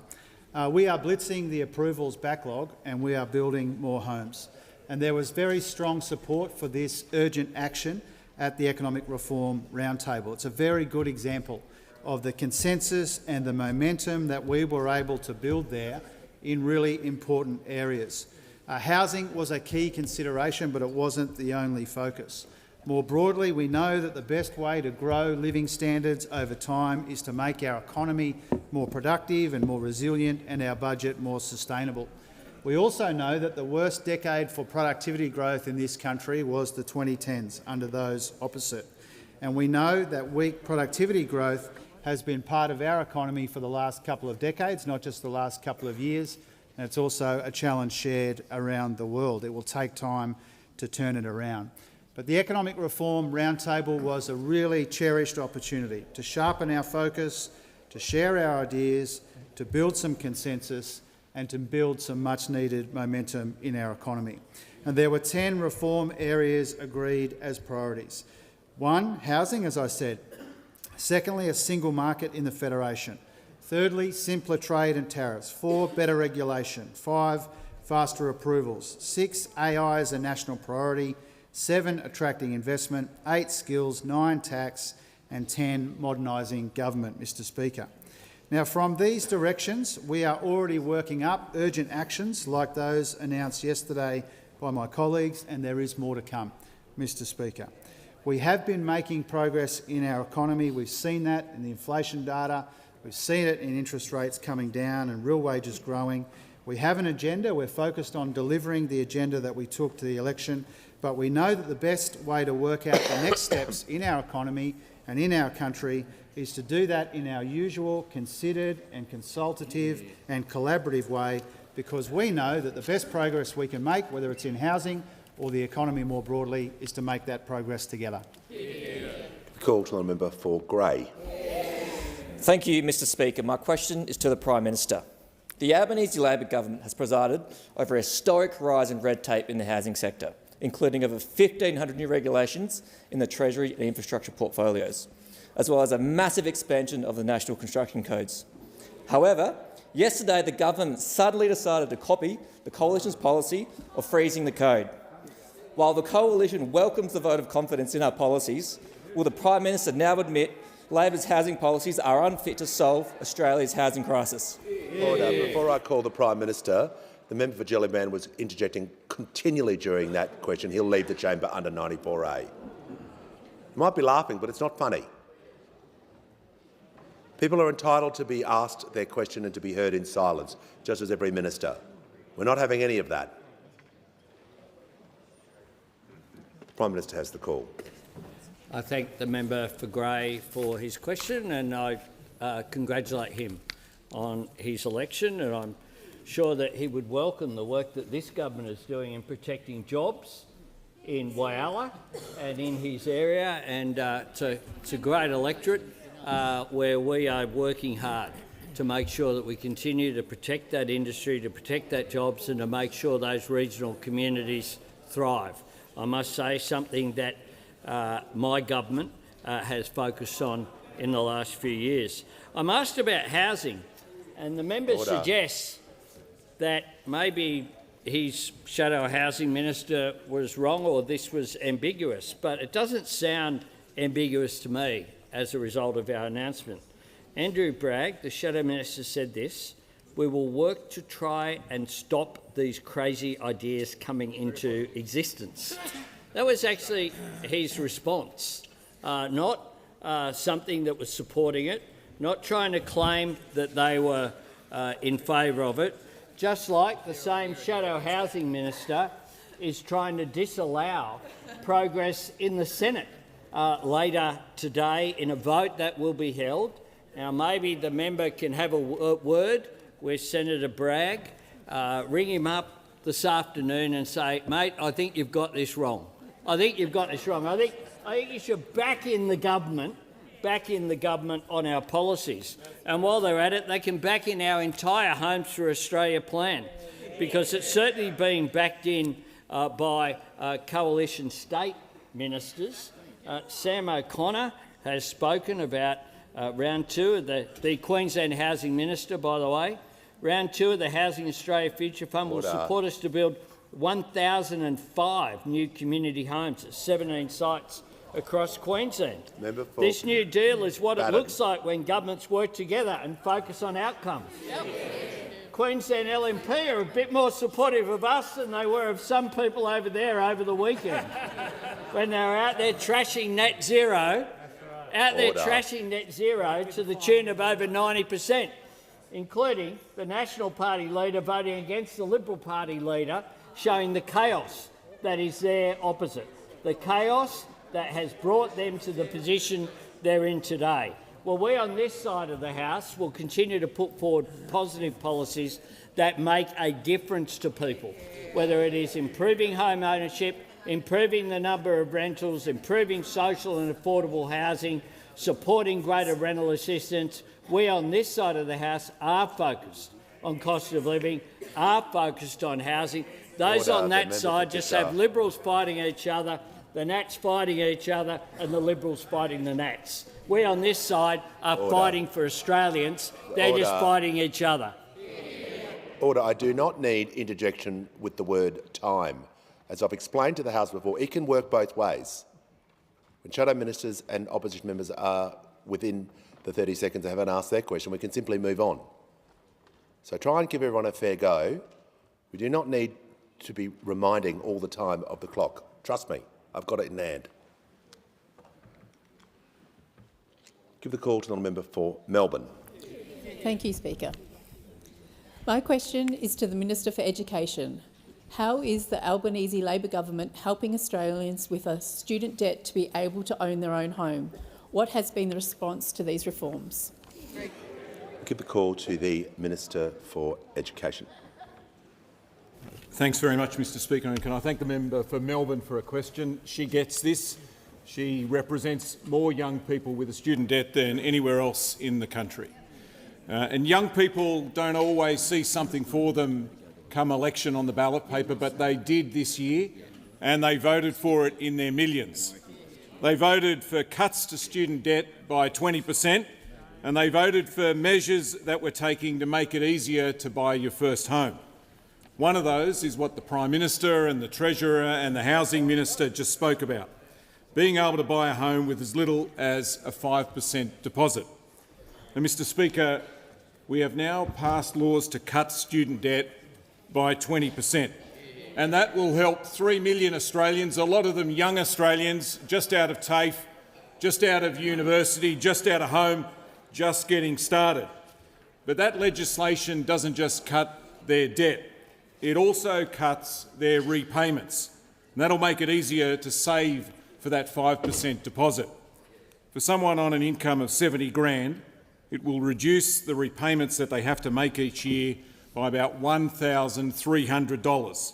That's a lot of money. It means more money in their pocket rather than the government's. That's real help to help save for that deposit. And that was a recommendation from the Universities Accord. But, Mr Speaker, there's something else that we're doing here too. One of the other things that the Universities Accord pointed out was problems with the way banks look at HECS when they're assessing whether to give you a home loan or not, and it recommended changes here too. I want to pay tribute to the Treasurer here for the work that he has done. He's asked APRA and ASIC to look at this, and in February of this year we announced that they would update their guidance to banks to make it easier for Australians with a student debt to get a mortgage. And that's now happened. That happened in June. Under these changes, I'm advised that a dual income couple with student debts could borrow up to $150,000 more for their first home when combined with the tax cuts and the interest rate cuts that have happened over the last 12 months or so. HECS shouldn't be a handbrake on home ownership, and that's why we're doing this. We're doing what we promised. We're cutting student debt and we're making it easier to buy a home, a first home, with a 5% deposit. And the changes that we're making to the HECS repayment system and advice to banks are an important part of that. Give a call to the Deputy Leader of the Opposition. Thank you very much, Mr Speaker. My question goes to the Treasurer. Will the Treasurer introduce quantifiable fiscal rules to contain his spending spree? Give the call to the Treasurer. I was hoping you could ask me that, Mr Speaker, because it gives me the opportunity to remind the House that the three fiscal rules that those opposite took to the election was, number one, higher taxes, number two, bigger deficits, number three, more debt. Those were the fiscal rules that those opposite took to the most recent election, Mr Speaker. And so the dishonesty and the hypocrisy at the core of that question is astonishing, even by their low standards, Mr Speaker. It shows that they have absolutely no idea and absolutely no shame, Mr Speaker. It wasn't even 4 months ago that they took a policy for higher taxes, bigger deficits and more debt to the most recent election, Mr Speaker. Now, what matters here when it comes to fiscal rules What matters is the outcomes, and in office they failed every single test that they set for themselves, Mr Speaker. Now, we have fiscal rules to guide us in the budget. Those rules are to improve the budget position, and we have. They are to get that down as a share of the economy, and we have. They are to bank upward revisions to revenue, and we have, Mr Speaker. We have fiscal rules in our budget, and we have been complying with our fiscal rules. There are always a range of views about how to update those rules. Those views are welcome. We consider our fiscal rules before every budget, Mr Speaker. Those rules are important, but what matters more than that are the outcomes. And here's the difference between this side of the House and that side of the House. The reason I am so delighted that the member for Fairfax has asked me this question, Mr Speaker, because on our watch we have turned big Liberal deficits into substantial Labor surpluses, the first surpluses in almost 2 decades. We have engineered the biggest positive turnaround in a budget in nominal terms in the history of the Federation. We have banked most of the upward revisions to revenue. We found $100 billion in savings. We have limited real spending growth to 1.7%. We've got debt down by $177 billion, Mr Speaker. That means $60 billion less debt interest that Australians have to pay, Mr Speaker, and we've got debt to GDP down from 45 under them to 37 under us, Mr Speaker. Now, those opposite had fiscal rules which weren't worth the paper that they were written on. They said there'd be surpluses, there were only deficits. They said they'd save upgrades, they spent most of them. They said they'd reduce payments, payments went up. They said they reduced debt, and debt doubled even before COVID, Mr Speaker. Never, ever forget. And they went to the election with higher taxes and bigger deficits and more debt. They haven't changed a bit. They haven't learned a thing, and that's why nobody should take them seriously on the budget. Give the call to the member for Hasluck. Thank you, Speaker. My question is to the Minister for Skills and Training. What is the Albanese Labor government doing to boost apprenticeships, including to build more homes for Australians? What obstacles are there? Give the call to the Minister for Skills and Training. Thanks, Speaker, and I thank my friend, the member for Hasluck, for her question. I recognise her deep commitment to the people she represents so well in this place, and in particular to ensuring that they can get the skills they want to do the jobs that we need. And in the Albanese Labor government, we are building Australia's future and boosting the workforce we need to deliver it so that we can deliver on our national priorities. But, Speaker, when we came to government just over 3 years ago, Australia was facing the worst skills crisis in more than half a century. This didn't come about by accident. It followed a decade of neglect from those opposite, undermined by their failure to land a national skills agreement in a decade and billions of dollars in cuts. Apprenticeship numbers fell away. And it's clear, it's very clear, Speaker, that they still haven't learned. It was in this House that the now Leader of the Opposition said, if you don't pay for something, you don't value it. In opposing the free TAFE bill, the more than 47,000 free TAFE construction students in construction courses demonstrate that Australians disagree. So on this side of the House, we're backing the next generation of tradies. We've doubled we've upped the living away from home allowance for the first time in 20 years, and we've doubled the amount we provide to employers to take on an apprentice living with a disability. The most recent data shows us that construction industry apprenticeships are up 11% compared to pre-pandemic, but we are leaving no stone unturned when it comes to boosting apprenticeships, so we can build more homes for Australians. That's why we are supporting new housing construction apprenticeships tradies through $10,000 in incentives, and we're already seeing promising results after just a month. We know these incentives, which are also really important cost of living relief, are encouraging more Australians to pick up the tools and to become tradies to gain skills, make a contribution and build a career. And I think about people like Blake and Calvin, pre-apprenticeship carpentry students at Victoria University's Sunshine campus. Calvin wants to one day start his own carpentry business, and it's free TAFE that's opening that pathway together with our incentive program. Now, Speaker, this incentive program builds on the very successful new energy stream as well, which has already seen more than 11,000 Australians take up training and jobs in clean energy, electrical and automotive fields. And while I'm on my feet, I want to recognise in the gallery today we're joined by Ausgrid electrical apprenticeships from New South Wales. It's great to see them here. It was so great to visit one of their sites earlier this year with my friend, the member for Reid, and meet 50 new apprentices starting that week. Speaker, we're pulling every lever to help Australians get secure, well-paid jobs in nation-building industries. This government, unlike members opposite, will always back Australian apprentices to build Australia's future. Before I call the Deputy Leader of the Opposition, order. The member for Wright, I'm trying to acknowledge someone in the gallery. Pleased to inform the House that today we are now joined by a parliamentary delegation from the Committee on the National Defence, Security and Foreign Affairs of the National Assembly of Vietnam, led by His Excellency General Le Tan Thuy. On behalf of all members, I wish you a warm welcome to Australia, in particular to the House of Representatives. I give the call to the Deputy Leader of the Opposition. Thank you, Mr Speaker. My question goes to the Prime Minister. I refer to the Treasurer's claim in his previous answer that he has a fiscal rule to control spending, which is to bank most of the upward revision in revenue. However, according to his own pre-election budget, the upward revision in revenue was $8 billion, and he plans to blow the lot, plus another $26 billion. Will the Prime Minister insist his Treasurer introduces quantifiable fiscal rules to stop his spending spree?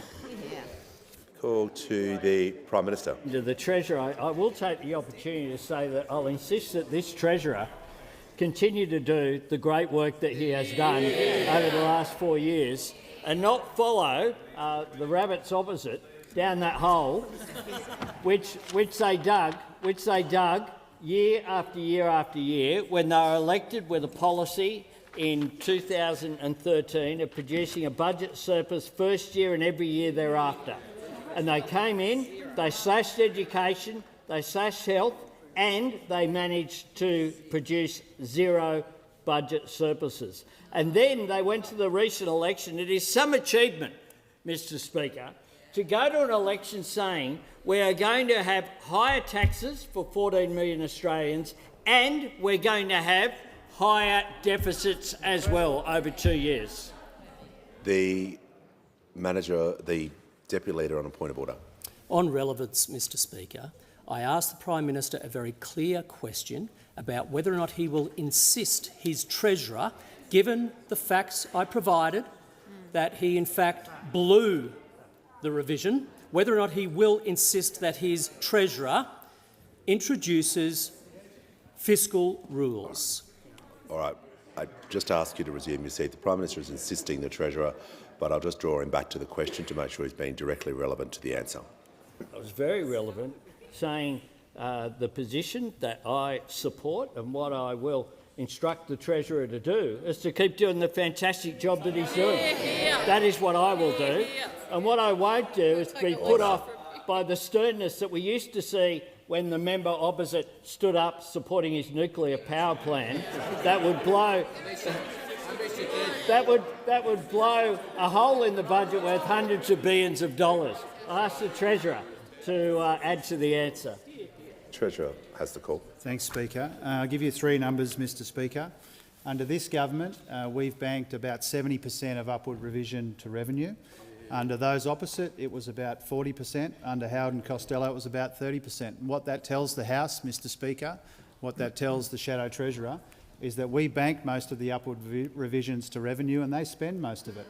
And that's why their fiscal rules in office weren't worth the paper that they were written on, Mr Speaker, because they failed every single test that they set for themselves. They said they'd deliver surpluses. They went none for nine, complete donuts, Mr Speaker, when it comes to surpluses. We delivered surpluses in our first 2 years in office, Mr Speaker. And so what matters here is the fiscal rules and also the outcomes, and we've been able to make some good progress cleaning up the mess that was left to us by those opposite when they left us $1 trillion in Liberal debt, when they left us huge deficits as far as the eye could see. And we turned 2 of those Liberal deficits into 2 substantial Labor surpluses, Mr Speaker. And so we will stack up our record on responsible economic management against those opposite any day, Mr Speaker, and I hope that these questions continue. Because when I was told, Mr Speaker, that the member for Fairfax gave a speech about Charlie and the chocolate factory, I confess that the word wonka was almost the word that came to mind. Order. Order. When the House comes to order, we shall hear from the honourable member for Deakin. Thank you, Speaker. My question is to the Minister for Housing, Homelessness and Cities. How is the Albanese Labor government building more homes and addressing the housing crisis the government inherited?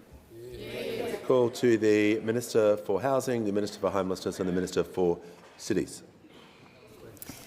Thank you so much, Speaker, and I want to thank the member for Deakin for his question. I'm thinking back to the first speech he gave to this chamber just a few short weeks ago, where he spoke with such passion about his desire to see young people in his community be able to have the opportunity to settle permanently in Melbourne's beautiful eastern suburbs. And Speaker, I know he's hugely proud of being a government that's tackling this housing crisis confronting our country from every single angle. Now, Speaker, we're in the middle of a housing crisis that's been cooking in our nation for 40 years. For 40 years, our country has not been building enough homes. And whether it's a generation of young people who feel locked out of the market, whether it's renters whose rent is going up too high and too fast, the fundamental problem that we face in housing in this country is that we have a housing shortage. Now, Speaker, we delivered immensely on the housing agenda in the last term, and we're seeing real results for Australians right across the country. Speaker, just in the last term, 180,000 people around this country got into first home ownership with the backing of the Albanese government. And in case you haven't heard, that program will be uncapped and available to every first home buyer in the country on 1 October. Speaker, it's not just home ownership. In that last term, 1 million households around our country got access to a 45% increase to Commonwealth rent assistance. And of course, Speaker, you're well aware that we've got 28,000 social and community houses under construction at the moment. Now, Speaker, what we know about a housing shortage is that there's really only one way out of it, and that is building, Speaker. We've got to build more homes, and that's the ultimate answer to our housing issues as a country. Since we came to office, about 500,000 homes have been built in Australia. Now, Speaker, a lot of progress is being made on this front. Construction costs have stabilised. Now, we've got the opposition leader piping up here. I might remind her that when she left office, construction costs in this country were rising at 17% a year, Speaker. That's the highest in 50 years. That number has come down to 1.6%, Speaker, below inflation where it belongs. We're seeing real progress on skills and apprenticeship, and despite all the carping from those opposite, Speaker, the proof is in the pudding, because year on year, housing approvals in this country are now up 30% since the same time last year. Now, Speaker, it hasn't happened by accident, and you saw our government make some really important announcements yesterday on the supply side. We're building on our $43 billion housing agenda. We've announced a pause and streamline of the National Construction Code so we can let builders get on with building. We've also announced, Speaker, that we're going to fast-track environmental approvals for more than 26,000 homes. And, Speaker, the Property Council said that these measures alone are going to unlock tens of thousands of new homes for Australians. Now, Speaker, we need to keep on building. That's the only answer here, and that's why that's exactly what our government is doing. Give the call to the honourable member for Kooyong. Thank you, Speaker. My question is for the Minister for Ageing and Health, Disability and the NDIS. Minister, the Medical Research Future Fund was set up to be a $20 billion fund, which was to disburse $1 billion a year. It's now worth $24 billion, but you're spending only $650 million a year, while our researchers are struggling with cost pressures and geopolitical uncertainties. Will you release this funding? Will you help our medical researchers achieve their potential and work for the benefit of all Australians? Call to the Minister for Health and Aged Care and the Minister for the National Disability and the National Disability Insurance Scheme. Thanks, Speaker, and thanks to the member for Kooyong for that question. I want to acknowledge her esteemed career as a clinician researcher in paediatric neurology before coming to this place over many years, part of, frankly, the amazing Melbourne community of health and medical research that has helped over decades make Australia one of the leading jurisdictions in medical research in the country, consistently winning more than 40% of NHMRC grants. Victoria really is the centre of our health and medical research ecosystem. It pains me to say as a South Australian, but it is. It absolutely is. The MRFF has really added to that capacity in a really significant way, and I want to pay credit to the former government for setting up the MRFF early in their term. It flowed from I tried to give the Leader of the Opposition a compliment, but couldn't stand it. Couldn't quite stand it. It flowed from a review I commissioned 14 years ago that Simon McKeon, who was the Australian of the Year at the time, conducted because, frankly, our budget for medical research was topping out, then at about $650 million a year. The recommendations were to lift that significantly. It's now $1.5 billion a year because of the MRFF, as well as increases in the NHMRC budget. That's almost 2.5 times the budget that we had at the time the McKeon review was set up. It also established, as the member knows, a priority-driven part of research, so that priorities around brain cancer, dementia, mental health and such like could be subject to research funding and not just investigator-initiated research from the NHMRC. Order. The member for Kooyong on a point of order. It's a pretty simple question, Mr Speaker. Is the minister going to disburse more money from a fund which is overfunded to the tune of $4 billion already? Yes, I can appreciate the member would like a direct answer, but I need to make sure the minister is being directly relevant under the standing orders, and so far he is. He has another 1 minute 12 seconds to address the other parts of the question, and I'll ask him to make sure his answer is directly relevant. Thank you. The member asked about the addition of capability for researchers, and I was trying to address the fact that not only is there 2.5 times as much money, there's also a priority-driven stream of research funding now that I think is a real addition to what we've had for decades. The member is right. There has been a policy decision in government, going back to the former government, to cap allocations from the MRFF at $650 million a year, which, as I said, added to the $850 million budget of the NHMRC, adds up to that $1.5 billion. And I know there is a debate within the research community about that. That debate will play out excuse me, again, as part of the development of a national strategy for health and medical research. A draft of that strategy is due to be published very shortly, and I'm sure there'll be a discussion about the maximum allocation.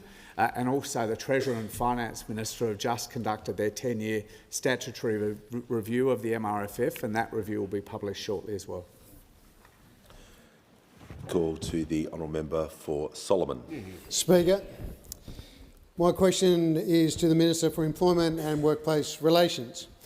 How is the Albanese Labor government supporting wages and job creation, especially so that we can build more homes for Australians? Call to the Minister for Employment and the Minister for Workplace Relations. Well, thank you, Speaker. I'd like to thank the member for Solomon for his question, but also his commitment to those working Australians right across the country, but also in Darwin and Palmerston, and making sure that they can earn more and keep more of what they earn. Of course, in our first term, we have improved workplace laws, which are now delivering real wage increases and more secure jobs. The most recent data released by the ABS confirmed that real wages have now grown 7 consecutive quarters under the Albanese Labor government. And of course, the data also demonstrates the strongest annual real wages growth in 5 years. ABS data also confirms that the government is delivering more jobs for Australians. Since we were elected in May 2022, we've seen more than 1.1 million jobs created. This is an 8.6% increase, which represents a higher rate of employment growth than all other major advanced economies over the same period. Now, of course, we have ambition for more jobs. We are not going to be complacent. We're committed to creating more jobs for Australians, including those in the construction industry. Our housing plan to build more homes more quickly not only ensures that people have a roof over their head, but will create more job opportunity in the construction industry. By streamlining housing approvals and cutting red tape, taking action on delays in approvals, as the Housing Minister has said, we'll see more builders and tradies on construction sites rather than filling out forms. Now, not only are we focused on creating more jobs now, but we're also focused on creating and preparing young Australians for construction jobs of the future. And that's why we are delivering free TAFE right across the country for students who are taking up the opportunity to take on a course and get a job in the construction industry. Of course, we've also established $10,000 incentive payments for apprentices who finish an apprenticeship to ensure Australia has the workforce it needs to build homes. We are committed to building more homes in Australia, creating more jobs in the construction industry and ensuring young Australians have the training they need for jobs in the industry. It is only this government that is absolutely committed to building Australia's future by getting wages moving, by creating more jobs and, of course, building more houses. It is under our government Aussie workers are earning more and keeping more of what they earn, and we'll keep doing that even in the face of those opposite. Before I call the Leader of the Nationals, I just would like to acknowledge Year 6 from Burraneer Bay Public School in the electorate of Cook who've joined us in the gallery. And I give the call to the Leader of the Nationals. Thank you, Mr Speaker. Mr Speaker, my question is to the Treasurer. Treasurer, a single US private company owned by a US church was able to purchase almost $500 million worth of Australian prime agricultural land in around 6 months without the requirement of oversight from the Treasurer or the Foreign Investment Review Board. Will the Treasurer commit to a review of the thresholds that were put into effect 20 years ago to give farming families an opportunity to compete in buying Australian farms? Call to the Treasurer. Thanks, Mr Speaker, and thank you to the Leader of the Nationals for his question. I think, as he knows, the House knows, Australia welcomes foreign investment, but it has to be in our national economic interest. There are strict rules and thresholds that apply to people purchasing agricultural or commercial land in Australia. These are enforced, again, as he knows, by the foreign investment decision of the Treasury. We allocated almost another $16 million in the 24 budget to enhance this kind of monitoring and enforcement and also to strengthen and streamline the system. The settings and thresholds in this case are applicable to private investors from the United States. They were established by our free trade agreement, which was entered into by the Coalition 20-odd years ago, and that remains the case today. What we are doing, Mr Speaker, is we're making sure that our foreign investment arrangements keep pace. Obviously, we see these sorts of cases pop up from time to time. We spend time analysing those cases and working out whether a change is necessary. But overall, the FIRB system is robust. We have made some recent changes. They've been about quickening the pace of approvals. There are some historical cases like this one which pique our interest, but not inconsistent with the arrangements set up by those opposite. And so my commitment to the House and more broadly is to continue to make sure that the arrangements are the right arrangements to protect our national interests. We do have robust foreign investment screening regime. That's very important. That's the way that we build trust in attracting the foreign investment that our economy needs. From time to time, when cases like this pop up, we make sure that we take that into consideration to make sure that the FIRB system remains as good as it can be. The call to Honourable for McEwen. My question is to the Treasurer. Can the Treasurer update the House on what progress the Albanese Labor government has made when it comes to housing and in our economy more broadly? Give the call to the Treasurer.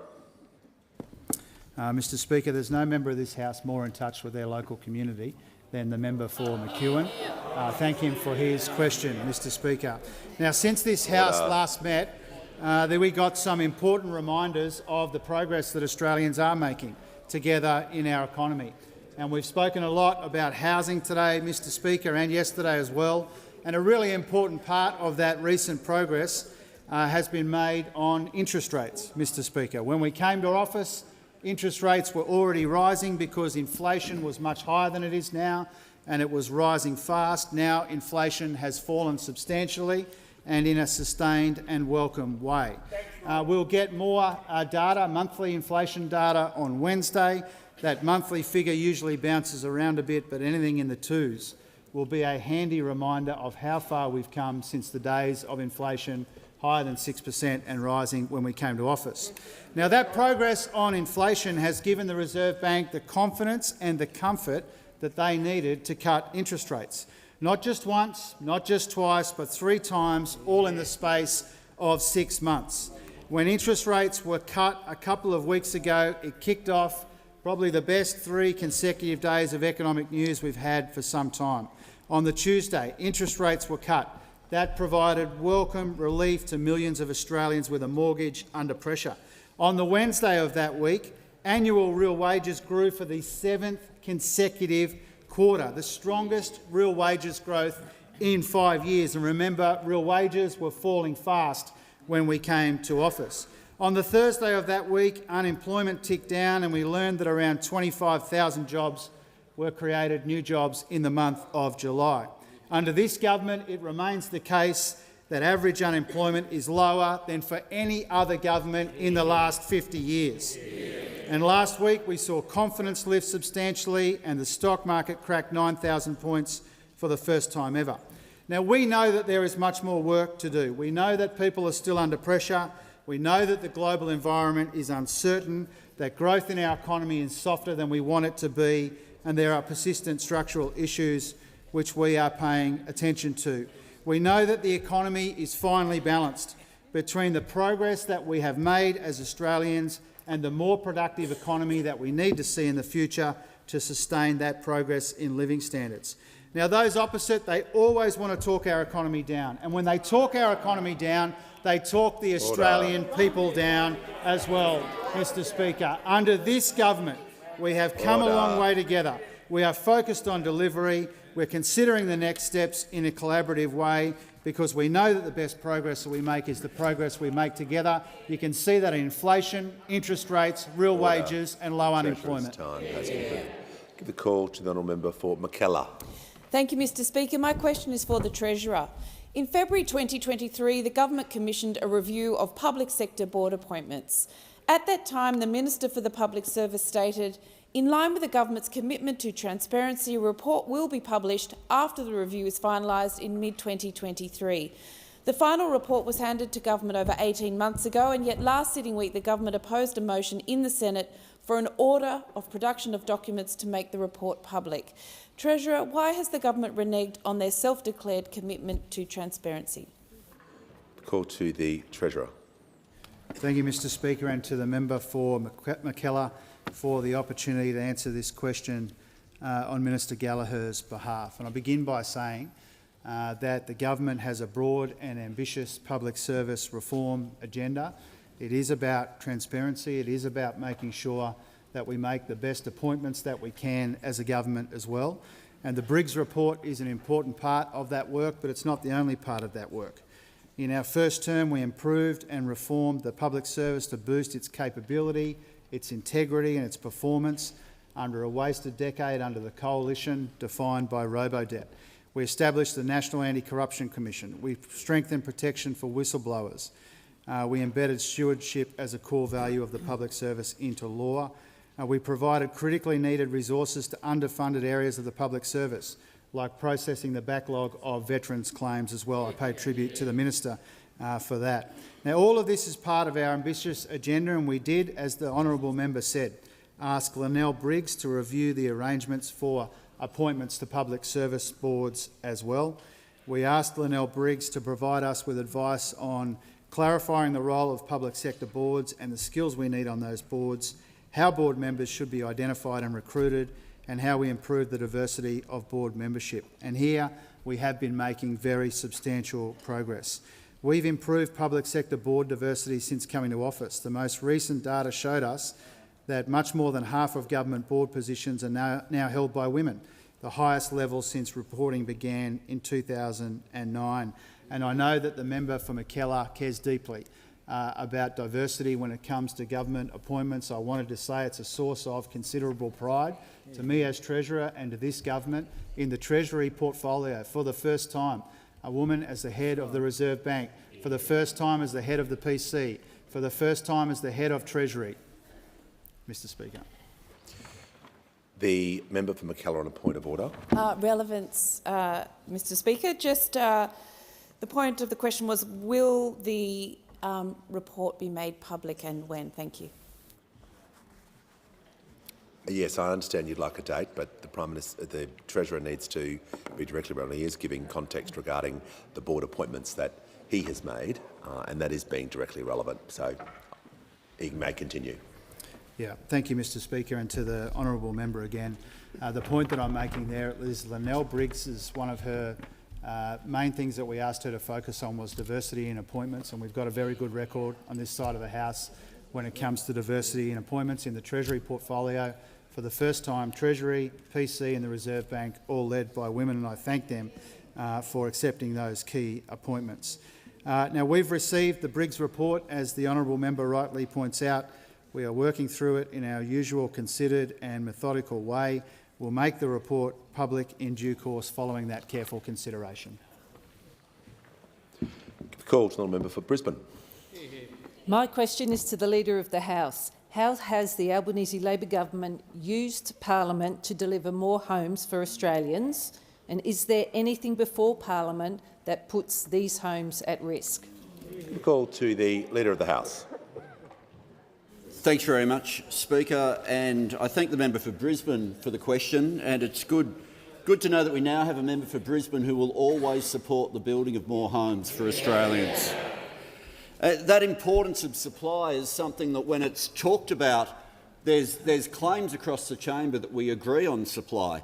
The Deputy Leader of the Opposition and Shadow Minister for Industry, Skills and Training in the previous term actually said that supply was the key.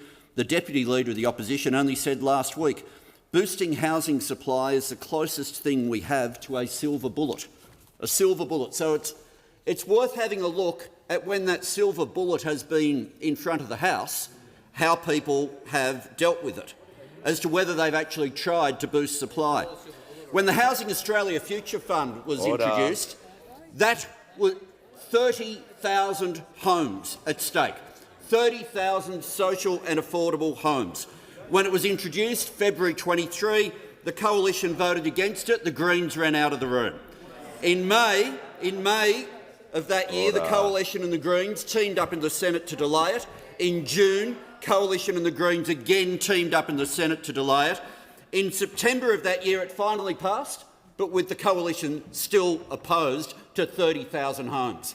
But that wasn't the only measure to come before the Parliament. Help to Buy was another that came before the Parliament. Now, for that, it wasn't 30,000 homes, 40,000 homes at stake. Maybe then those opposite would be interested in the silver bullet. What did they do in November 23? When it was introduced, Coalition and the Greens teamed up in the Senate to delay it by 2 months. In February of the following year, Coalition and the Greens in this chamber voted against it, but it was passed. September of that year, nearly a year after it was introduced, Coalition and the Greens again voted to delay 40,000 homes, and only in November of last year it was finally passed, with the Coalition still voting no. But then Build to Rent comes up, 80,000 homes. Maybe they'll be interested in the silver bullet now. In July of last year, Coalition and the Greens voted in the Senate to split the bill and delay it. In November of last year, it finally passed. The Coalition's still voting against. But you think, oh, maybe that was last term. Maybe now they're doing a reset. There is in the Senate today a disallowance on Build to Rent, the very scheme to provide 80,000 homes. To this day, those opposite, when they see a chance for people to have their home, they vote against. Order. Give the call to the Manager of Opposition Business. Thank you, Speaker. My question is to the Prime Minister. This morning the Prime Minister snapped at a journalist saying he had given, quote, 5,324 answers, end quote, as to why he has failed to secure a meeting with the President of the United States. Can the Prime Minister table these 5,324 answers? And could the Prime Minister explain to the Australian public whether his decision to recognise the State of Palestine means he is more likely to get a meeting with President Trump or less likely to get a meeting with President Trump? Give the call to the Prime Minister. Thanks very much. I support the Palestinian bid for statehood, in part because it will give heart to the ordinary people of the West Bank and Gaza. We in the international community must stand in solidarity with those seeking the non-violent path to a secure Israel and an independent Palestine. After 2 generations of strife and war, are we going to admit to our children that their parents could not even find a path to peace, or worse still, that we did not even try? They're not my words, they're the words of your leader. And the fact is that we take international policy seriously. And the fact that the Manager of Opposition Business asked such a flippant question about the relationship between Australia and the United States or about Middle East peace shows how unworthy they are, those opposite. We continue to engage with the United States constructively, and indeed the Deputy Prime Minister is in the United States as we speak, meeting with counterparts as we announced. We continue to engage constructively. I've had 3 constructive discussions with President Trump. We'll continue to engage in international politics in a way that protects our sovereignty, in a way that stands up for our national interest, and in a way in which Australia plays a positive role in the world, as we have historically. One of the other things that has defined Australia's international engagement is that overwhelmingly it has been bipartisan. If you compare the response and the childish nature of that question with what the Labor opposition, with how the Labor opposition responded to the announcement by Prime Minister Morrison to the AUKUS arrangements, I think that is all clear to see. We on this side of the House responded in a constructive, positive way. We always stood up for Australia's interests, and I note and I want to thank the member for Canning for his remarks, where he said recently, just last week in an interview, that when the Australian Prime Minister is up against any criticism, which can be seen to be criticism of Australia, he'll stand up for Australia. That is something that we consistently have done, and we'll continue to stand up for the national interest, and they'll continue to show just how irrelevant they are. Order. Give the call to the member for Gilmore. My question is to the Minister for Climate Change and Energy. How is the Albanese Labor government getting on with the job of reducing emissions and acting on climate change? Are there any proposals the government is being asked to consider that would take Australia backwards? Call to the Minister. The member for Hume. Just going to move forward, and the Prime Minister cease objecting, so I can hear from the Minister for Climate Change and Energy. Thank you very much, Mr Speaker. I thank my honourable friend for the question. I can report to the House that Australia and Australians are making real progress when it comes to climate action, Mr Speaker.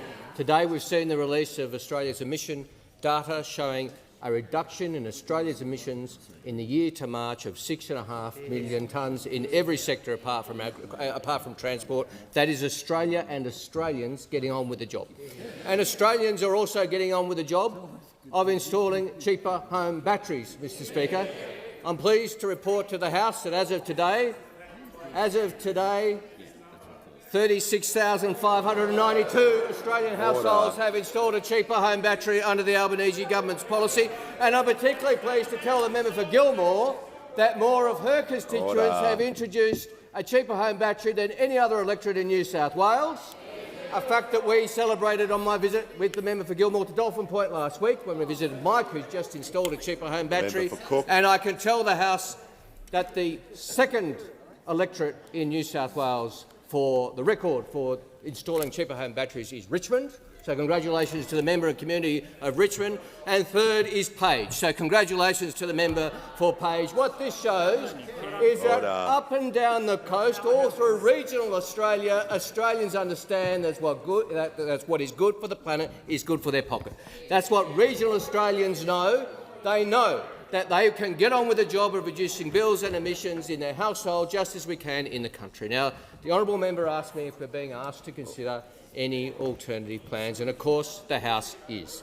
Order. Now, we know, Mr Speaker, you can feel the tension in the air. The country's waiting with bated breath on tenterhooks to find out what the Canavan review might possibly recommend when it comes to net zero. He's been charged by the Leader of the Opposition, the National Party, on telling them what they should do, what they should think about net zero. But not everyone's waiting.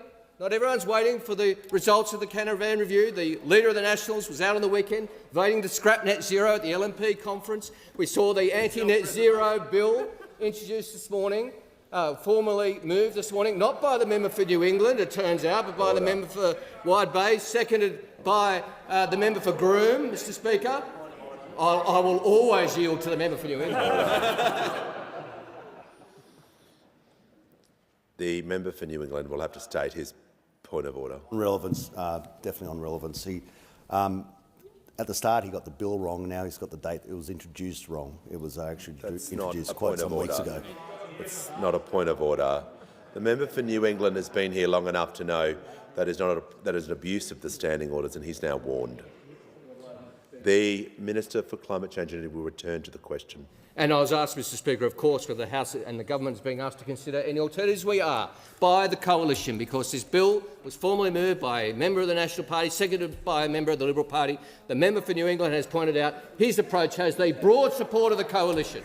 Nothing unites them as much as opposing dealing with climate change. Nothing unites them as much as saying to regional Australia, we will do nothing about the challenge of climate change, which will see droughts and natural disasters increase their damage across regional Australia. That's why regional Australia looks to this side of the House for leadership when it comes to climate.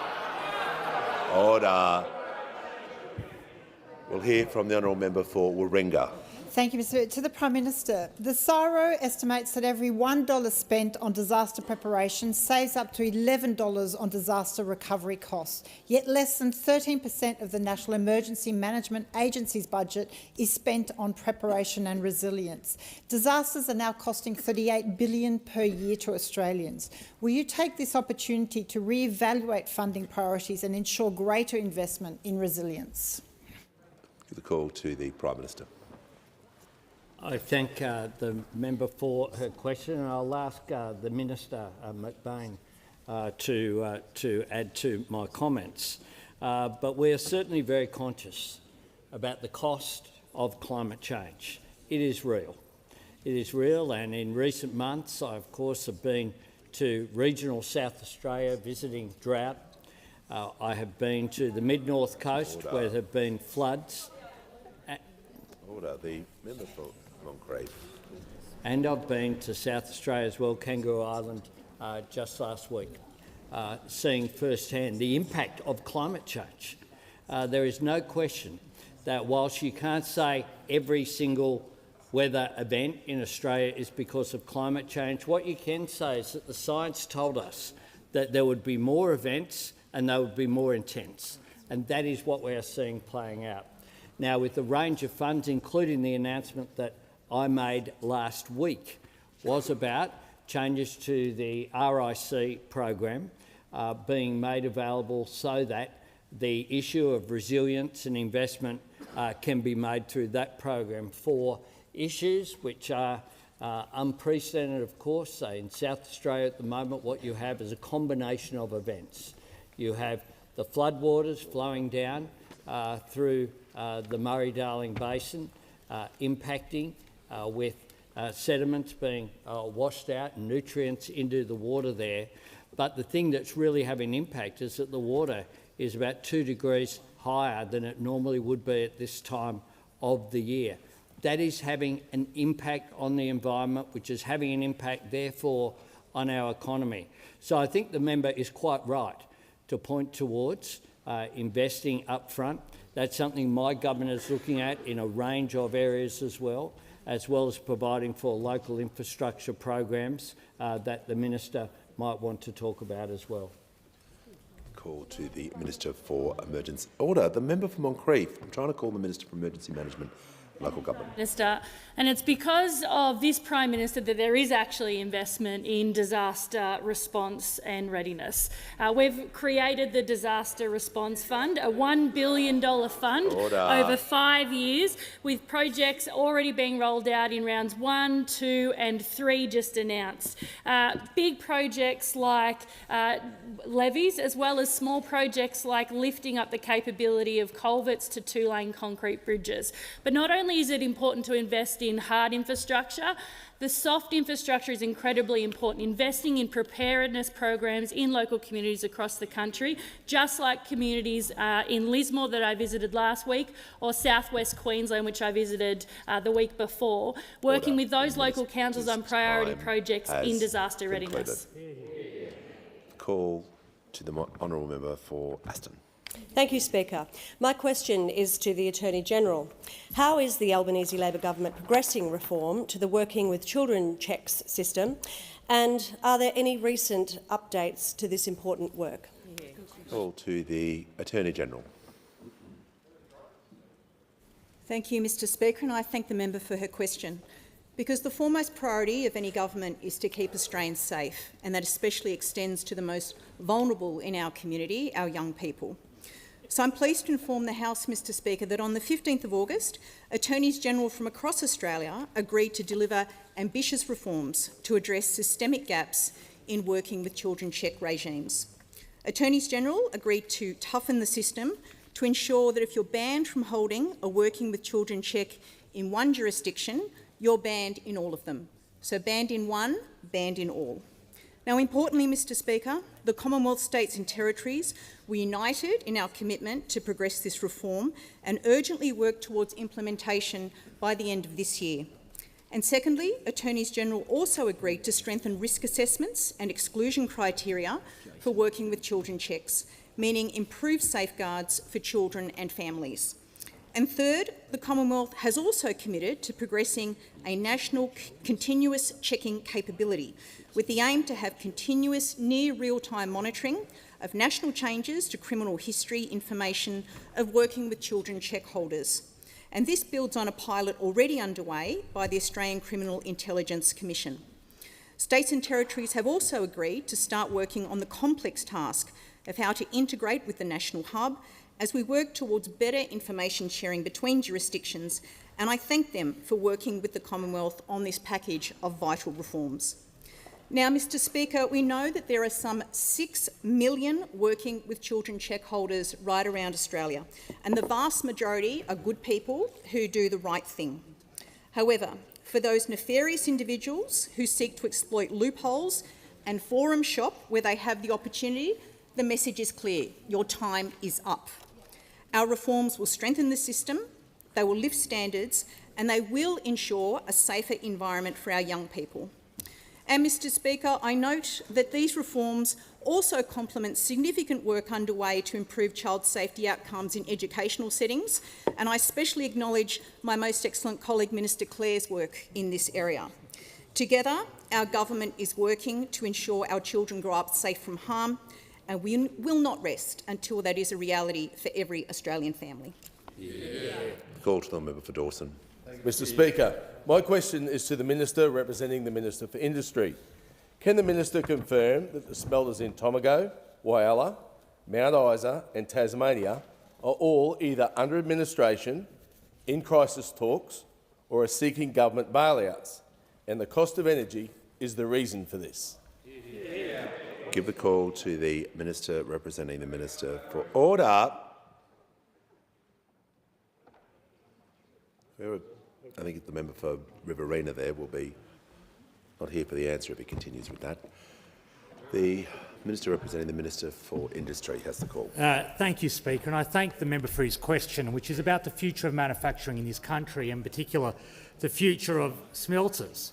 As we've said in this place many times, the sustainability of our domestic minerals and metals processing capabilities is vital to our national interest, and that's why we're backing jobs, backing manufacturing and backing heavy industry. Now, the member also talked about energy. Obviously, energy is a critical part of the mix, and that's why we're investing record amounts in renewing our energy grid, backing renewable energy, which is the cheapest form of new energy, as well as improving reliability. I stood with the Prime Minister and other ministers when we backed Aussie industry with new investment in energy. The truth is, Mr Speaker, the Coalition had a chance to fix these issues, but they left us with a graveyard of discarded energy policies, by my last count, 23. We're getting on with fixing the job by taking a considered approach, and Minister Ayres in the other place is working very hard at this.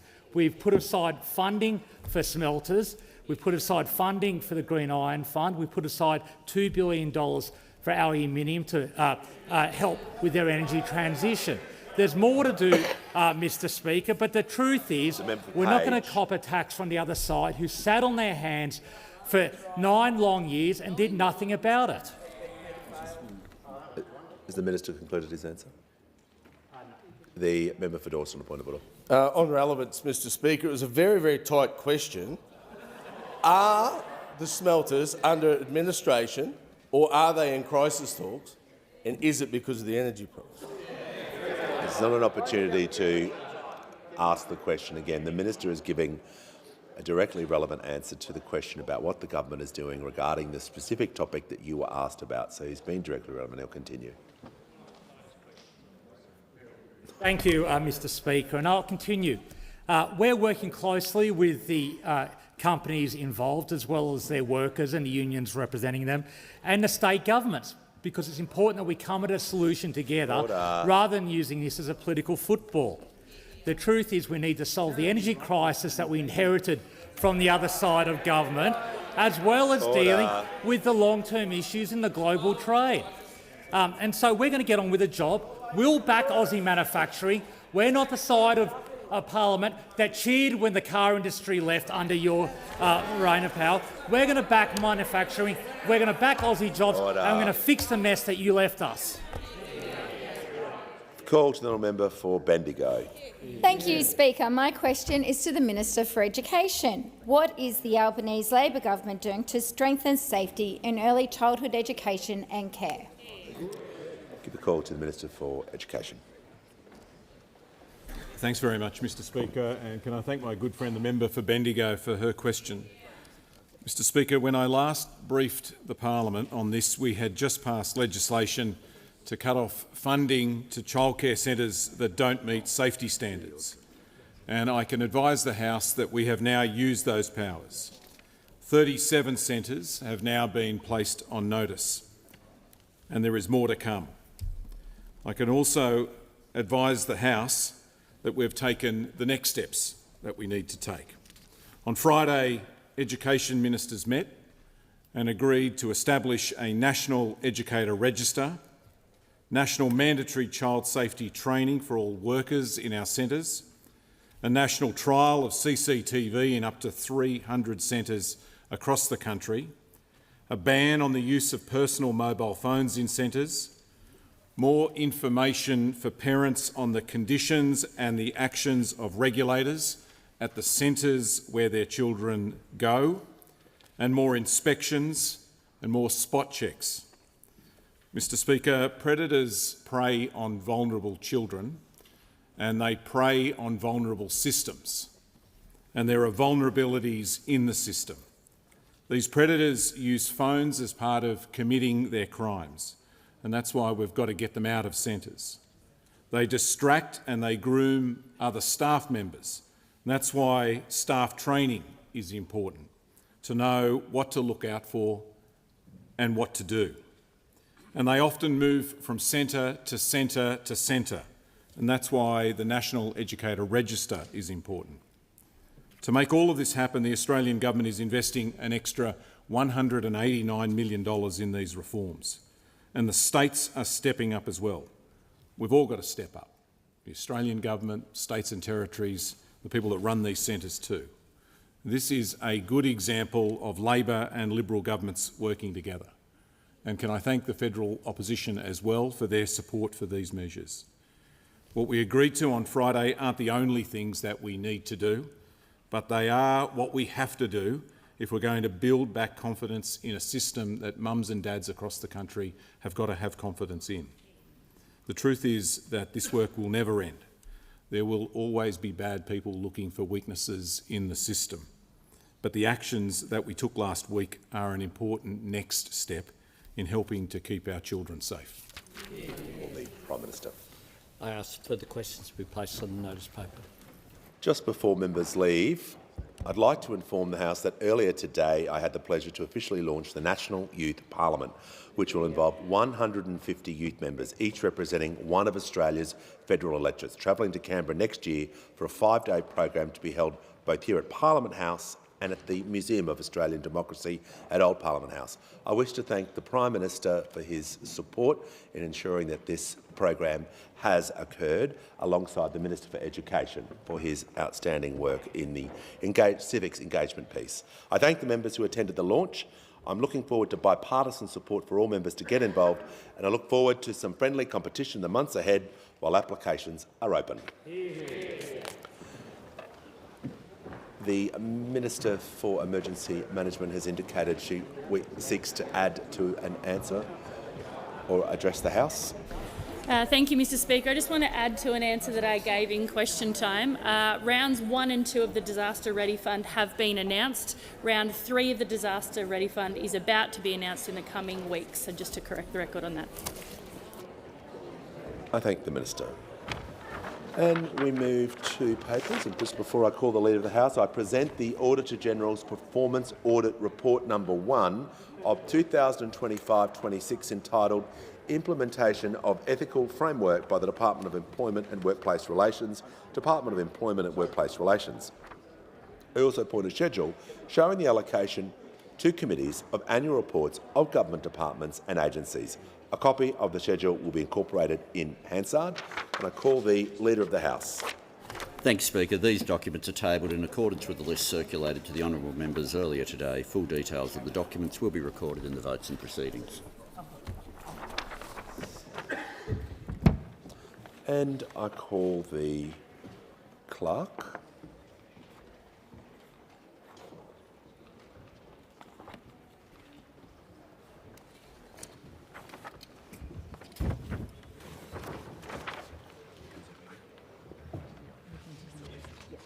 Government business.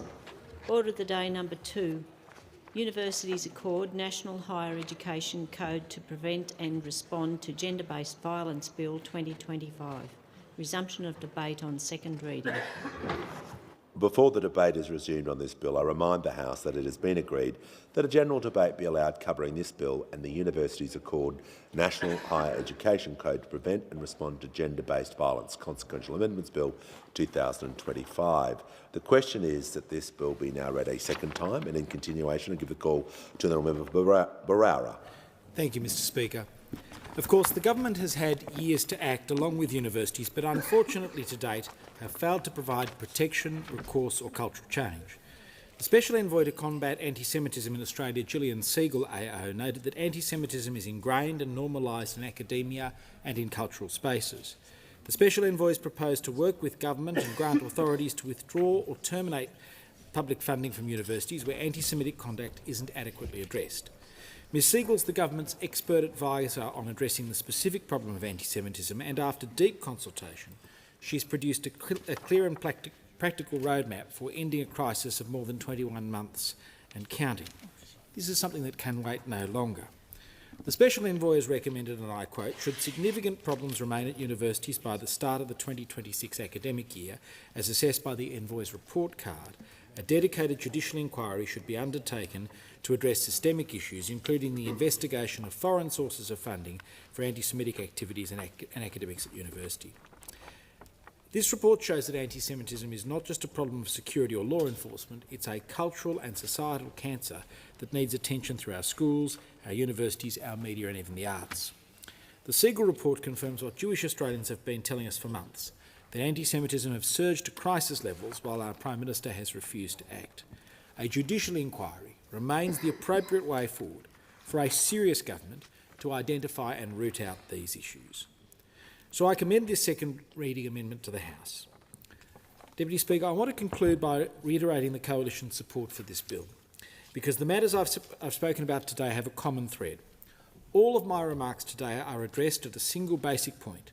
Safety on campus is for everyone. This bill is the product of work from groups like Fair Agenda, End Rape on Campus and the Stop campaign, and many others who've been concrete and vocal on this issue for years. I applaud them and I support them. Their message is simple. Safety cannot be optional and silence cannot be policy. I applaud and support their message. To universities, whose leadership has failed time and again on so many issues about student safety on campus, while some, and indeed occasionally most of you, are doing serious work, this bill should reward the serious and require the rest to lift. And to the students and staff across Australia, your right to learn and your rights to work in safety are not negotiable. And I say that, Deputy Speaker, because when we strip away the acronyms and the architecture, this bill is about dignity, safety and justice for every person who sets foot on a university campus. The Coalition supports its purpose and will work to see it succeed. But success will not come from slogans or from centralising power, it will come from implementation. Our focus on this matter cannot be allowed to lapse after today. This isn't a one-and-done bill. We should also be honest about what we do not yet know. Not every program works in every setting. We should be evidence-led and open to refinement. We will judge this reform by outcomes: fewer incidents, higher confidence of students to report, faster and fairer resolutions and a better culture on campus. It behooves all of us in this place to revisit these issues as required in light of the results. Constructive bipartisanship matters here. There is no monopoly on compassion, and there should be no tolerance for complacency.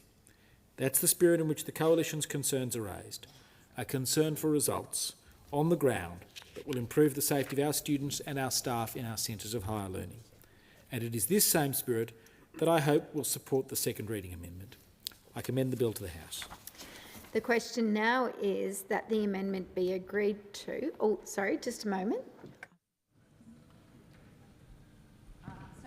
Sorry, before I get to that, is the amendment seconded? I second the amendment and reserve my right to speak. Thank you. The original question was that this bill be now read a second time. To this, the honourable member for Barara has moved as an amendment that all words after that be admitted with the view to substitute other words. The question now is that the amendment be agreed to, and I give the call to the member for Corangamite.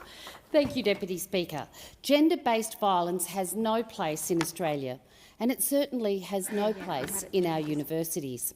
Universities should be places of learning, opportunity and growth, places where students feel safe, supported and empowered. Deputy Speaker, when I began my time as a university student, I had left home to live on campus. I was young, living away from home for the first time. I was excited and open to what lay ahead, keen to learn and experience everything on offer. My time at university was amazing, but for some of my friends it was not always the case. And it is for these students, for every student, that I rise today in strong support of the bills before us. Bills that establish the National Higher Education Code to prevent and respond to gender-based violence. These bills are a decisive step. They will give students the confidence and pathway to making a complaint, to being heard and respected, and to having their complaints, many shocking, serious, criminal and life-shattering, acted on to achieve justice. Deputy Speaker, this bill gives the National Student Ombudsman the authority it needs. It establishes enforceable standards to prevent harm, respond effectively when incidents do occur, and hold universities accountable. It is built on evidence, extensive consultation and the tireless advocacy of students, staff and survivor groups. And I would like to acknowledge every young person who has shared their traumatic story so that tomorrow's students are better protected and supported. What we know is that across the nation, many students report experiences of sexual assault or harassment or feel that their complaints have been ignored.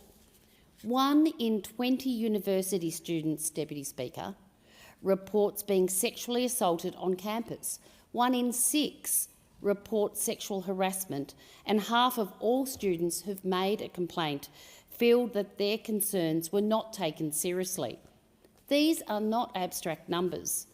These are real people navigating study, life and sometimes profound trauma.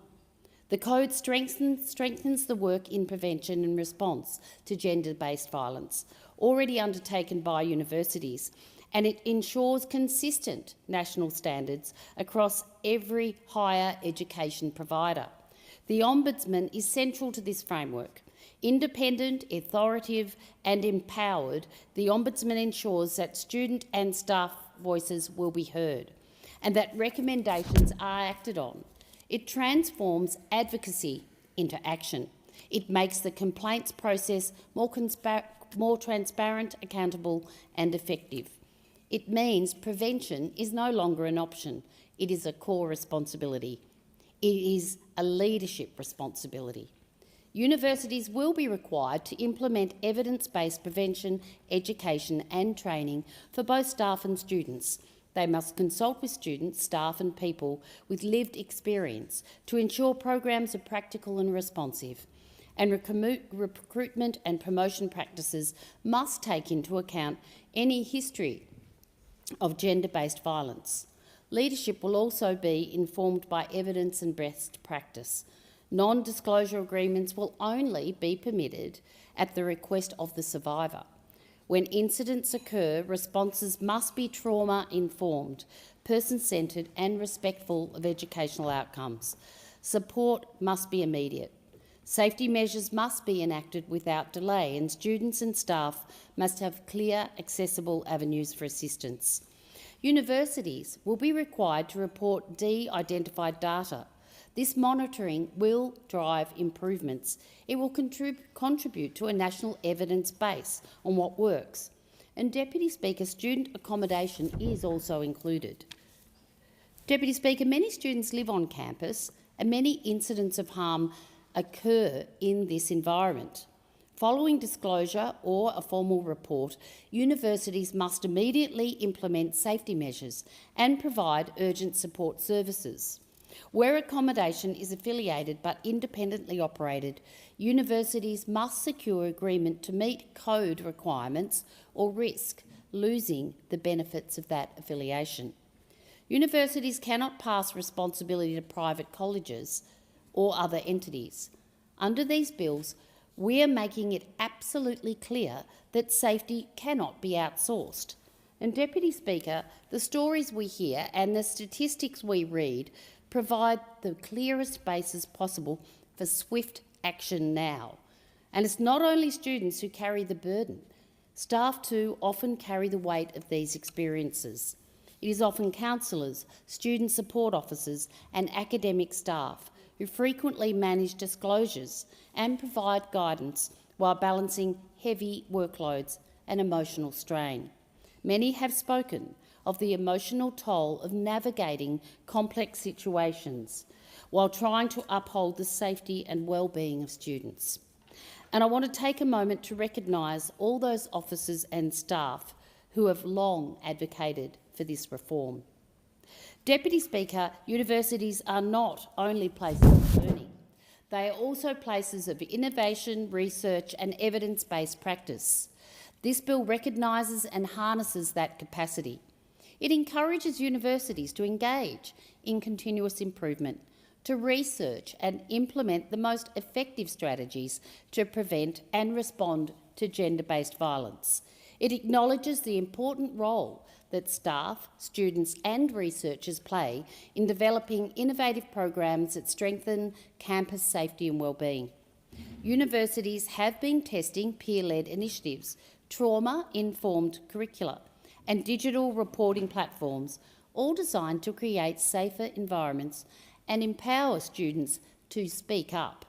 The Code supports these initiatives and ensures that successful innovations can be shared and scaled across the sector. And Deputy Speaker, it is not punitive, it is collaborative. It builds on the partnerships that already exist between students, staff, leadership and specialist organisations. By embedding innovation and continuous improvement into the framework, the bill ensures that universities are proactive and not reactive. It encourages them to build on the work they are already doing, to anticipate risks, evaluate programs and adapt strategies to changing circumstances. It also provides opportunities for staff and students to contribute ideas, research findings and lived experience to national policy discussions. In doing so, it helps ensure that universities continually evolve to better protect their communities. Deputy Speaker, this approach recognises that safety and well-being are dynamic goals. They require vigilance, creativity and shared responsibility. These reforms are not imposed lightly, Deputy Speaker. They build on years of advocacy, research and lived experience. The Universities Accord reports underlining the urgency of addressing sexual assault and harassment in universities. It demonstrated that prevention and response systems must be consistent, they must be robust and nationally enforced. These bills respond directly to those findings. They embed accountability in the highest level of leadership. Vice-Chancellors and CEOs will be personally accountable and compliance will be rigorously monitored. Importantly, civil penalties, infringement notices, compliance notices and injunctions will ensure that institutions act to better protect students. But at the same time, these bills acknowledge the hard work universities already do. Across the country, universities like Deakin University in my electorate do strive to provide safe, inclusive and supportive environments. Staff provide counselling. They run education programs and they respond to disclosures with professionalism and generally with care. Student leaders work tirelessly to create peer support networks and advocate for their fellow students. These reforms do not diminish that work. They strengthen it. They provide clarity and ensure that good practices are consistent everywhere. Prevention is a central pillar of this legislation. Evidence shows that proactive education and training reduce incidents of gender-based violence and build a culture of respect, accountability and safety. Staff and students trained in bystander intervention, respectful workplace practices and trauma-informed response are empowered to act early, preventing harm before it occurs. These programs are not optional. They are an expectation and they are a leadership responsibility.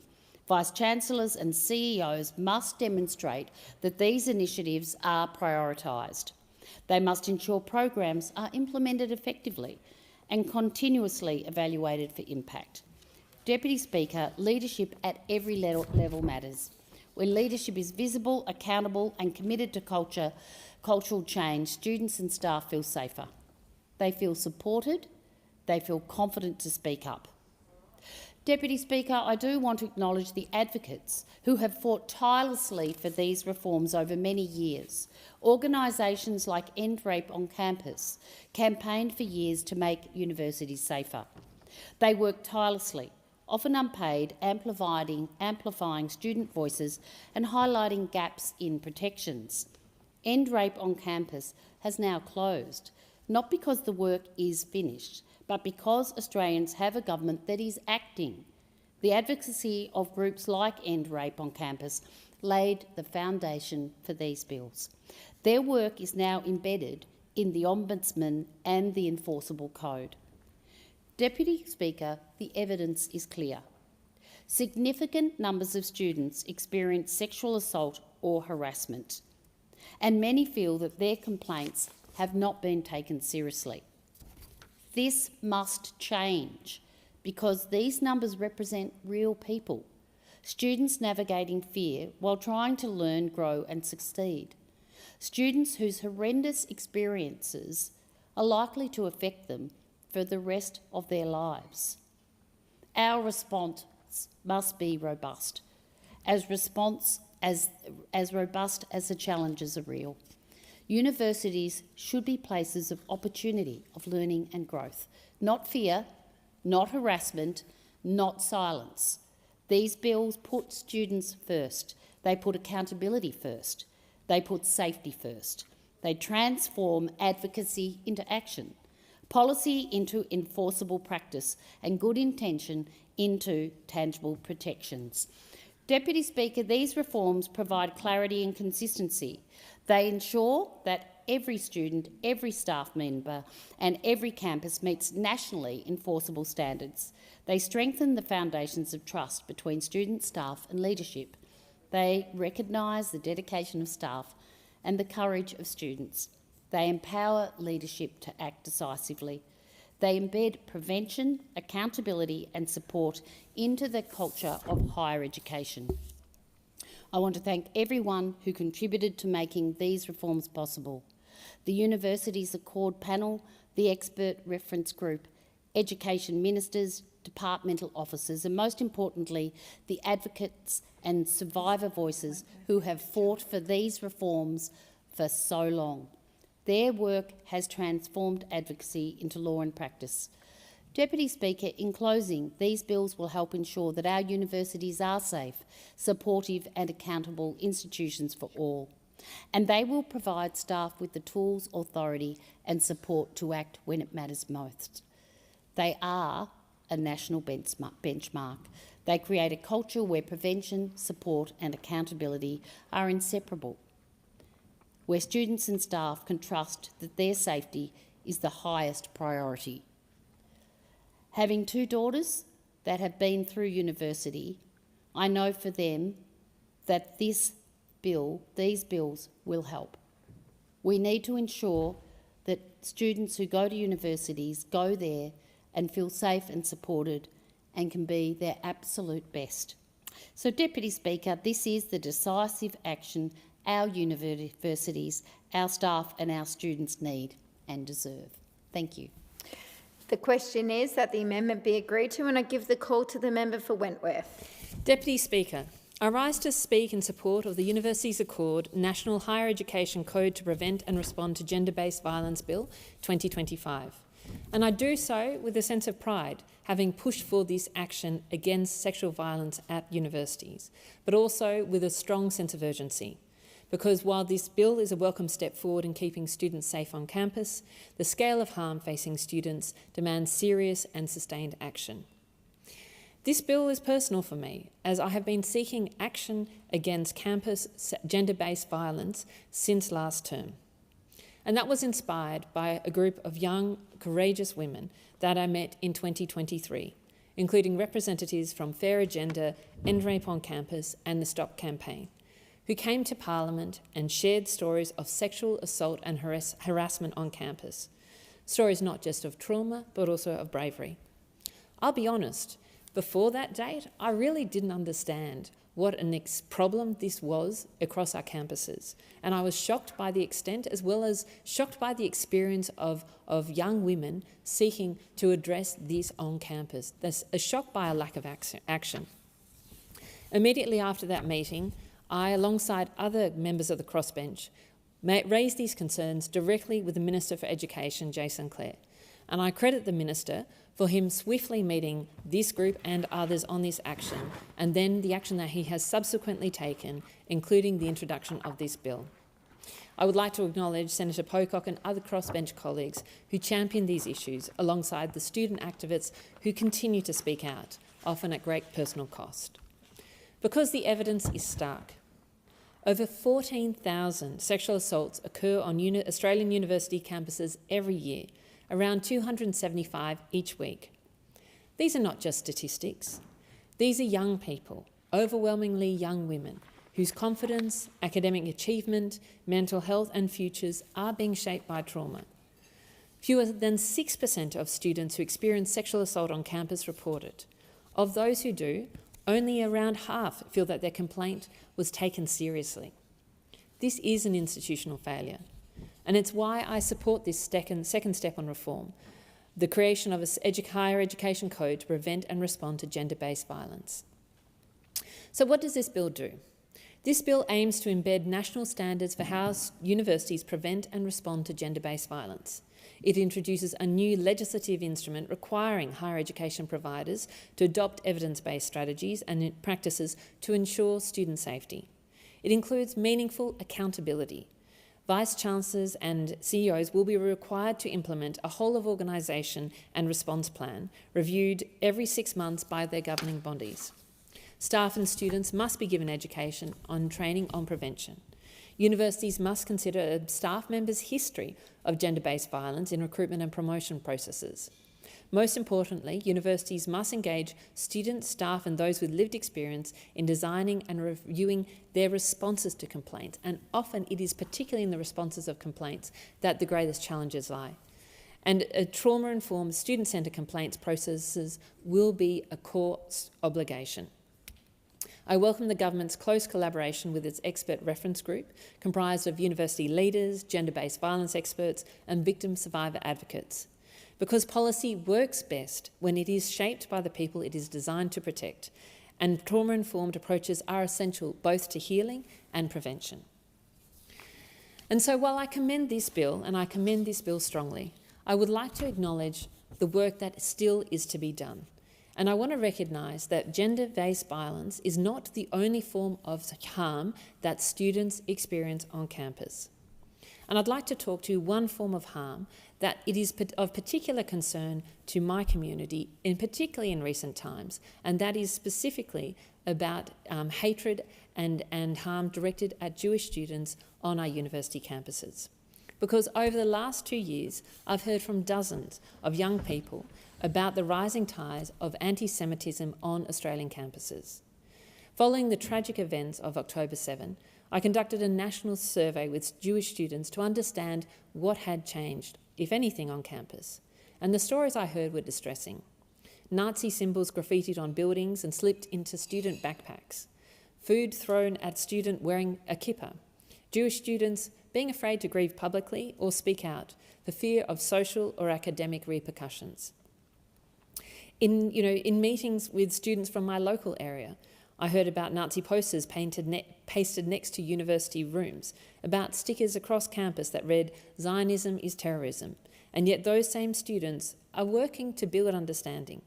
One young man set up a campus stall titled, "Judaism and Zionism, come and ask us anything," trying to engage constructively despite a lot of hostility.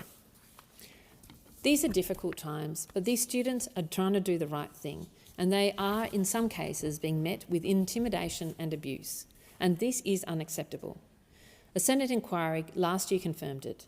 Jewish students are withdrawing from university life. Parents are questioning whether Australian universities remain safe and welcoming for their children. Now, that is a tragedy for all of us. I do each quarter. I meet with students from across my community in sort of primary school and high school. And last year, I remember very vividly, when I was asking the Year 11 students, what's on their mind. A couple of students, every single time anti-Semitism came up, and this student said, "Look, I'm just not sure if I'm going to be welcome on Australian university campuses." As a child of an immigrant, as someone who values multicultural and multi-faith Australia, I recognise that any group feeling excluded from our institutions and not feeling welcome is a tragedy for all of us. And let's be clear, there will always be issues where different parts of our community feel different, where different individuals feel different, and where people want to express their views strongly with protests and other actions. That is an extremely important part of our vigorous and democratic society. But that does not, that sort of desire to speak up on what is most important to you does not and should never condone abuse of any Australian on the basis of their religion, of their culture or any other characteristic. We need to draw that distinction, and we need to draw that distinction extremely sharply in our universities and across institutions in our country. Because universities need to be places where every student, regardless of background, faith and belief, feels safe and supported. The Parliamentary Joint Committee on Human Rights Inquiry into Anti-Semitism at Australian universities delivered several recommendations to combat anti-Semitism on campus, including that the government monitor the implementation of these recommendations and further recommends that the National Student Ombudsman review university practices to reduce anti-Semitism on campus within 12 months of tabling this report. And I thoroughly support those recommendations, and I look forward to this review by the Ombudsman and hope that this code will aid in enforcing the findings of the review. And that experience of Jewish students in my community is why I do support the amendment put forward by the member for Barara today, calling on for the development of a higher education code to prevent and respond to anti-Semitism. Universities should have obligations imposed on them concerning student and staff safety, which ensures that education providers must comply with recommendations of the National Student Ombudsman concerning anti-Semitism. Tomorrow, I will again meet with AUJS, the Australasian Union of Jewish Students, and I want to commend the extraordinary work they do in advocating for students and building community. Time and time again, I've heard the same thing from Jewish students, that their complaints about anti-Semitism are being dismissed and ignored, that they feel afraid to make complaints in case it affects their grades or academic opportunities. And I just say this is not acceptable in any Australian institution, and it must change. Deputy Speaker, this is more than about just safety. It's about what kind of university experience we want for the next generation. University is often the place where young Australians take their first step to adulthood. It's where they begin to find their voice as thinkers, as citizens, as future leaders. It's where we not learn just to think, but what to think, but how to think, and how to disagree well, to stretch ourselves, to be curious, to have our beliefs challenged in an environment that values respect. Our universities have a long tradition of being places of discovery and dialogue, but that can only happen if students feel safe to speak, safe to question, and safe to grow. I have particular insight into the experience of Jewish students because of the community I represent. But I know all too well that they are not the only group that face harassment and harm on campus. I have heard from Chinese Australian students who face some of those challenges, particularly at times where the relationships between China and Australia were poor. I know that this has been an issue for Aboriginal students. I know that Muslim students can also face this sort of and do face some of the hostility and prejudice at different parts of the university at different times and have been targeted and marginalised. Vice-Chancellors have shared with me some of the feedback they've had from international students who, after the big debate on international student numbers, were again aggressively approaching campus saying, you're stealing our houses, you're stopping me being able to get on in my life in a really sort of aggressive and unacceptable way. The tensions that sometimes boil over in this parliament feed into what goes on in our universities, and any of that sort of behaviour against any group is unacceptable. And it is why the Ombudsman and this new code matter. They provide a mechanism to hold universities accountable for creating a safe, inclusive and enriching environment. We must be prepared to use these tools and strengthen them where needed to ensure that all forms of harm are taken seriously, because our students deserve no less. Deputy Speaker, our universities are meant to be places of discovery and growth, not of fear. The Universities Accord Bill is a strong step forward. It rightly shifts the burden from students to institutions, but we must go further. We must confront anti-Semitism with the same seriousness and structure we are applying to gender-based violence, and we need to build those systems supporting all students to thrive, regardless of background or belief. And we must keep on holding our institutions and ourselves to account, because our young people deserve better. Thank you. The question is that the amendment be agreed to, and I give the call to the Assistant Minister. Thank you, Deputy Speaker. I rise proudly today to speak on the Universities Accord National Higher Education Code to Prevent and Respond to Gender-Based Violence Bill 2025. This is a bill that should have been introduced long ago, because for too many years, female students have endured violence, harassment and abuse on our campuses. while many governments and institutions looked away. For too long, survivors have been left unsupported, unheard and disbelieved. So I stand here not only in support of this bill, but in recognition of the generations of students, advocates and survivors who fought relentlessly to make this moment possible. I also stand here as a woman who has experienced sexual harassment. The truth of the matter is that most women you know will have experienced sexual harassment, attempted assault or assault at some point, because unfortunately rape culture is deeply embedded in many parts of our society. As a younger woman, I remember the first time I experienced sexual harassment. I felt deeply threatened and shocked. And it even makes me nervous to even stand here and talk about it now, because there's still a great deal of stigma associated with having been sexually assaulted. A man ran his hand up my skirt as I served him his meal in a restaurant that I was working in as a waitress. I was told when I reported it that working in hospitality as I did just goes hand in hand with this type of thing. As I got older and started going out and started going to university, for me too, the harassment began to feel, well, just normal. That's life. Just put up with it. And this isn't a good thing. Women should feel shocked when facing harassment. It should feel strange, like something we've never heard of before. Instead, I remember as a young woman always being prepared, moving in packs with the sisterhood, and this is how most young women live. We always have a friend accompany us to the bathroom, we have code words or looks to get a friend to intervene, or hold hands over each other's drinks, or when they have sleepovers, because no one was allowed to go home alone. We were always ready to get into a fight for one another, and we were always ready to be a social buffer to a man making unwanted advancements.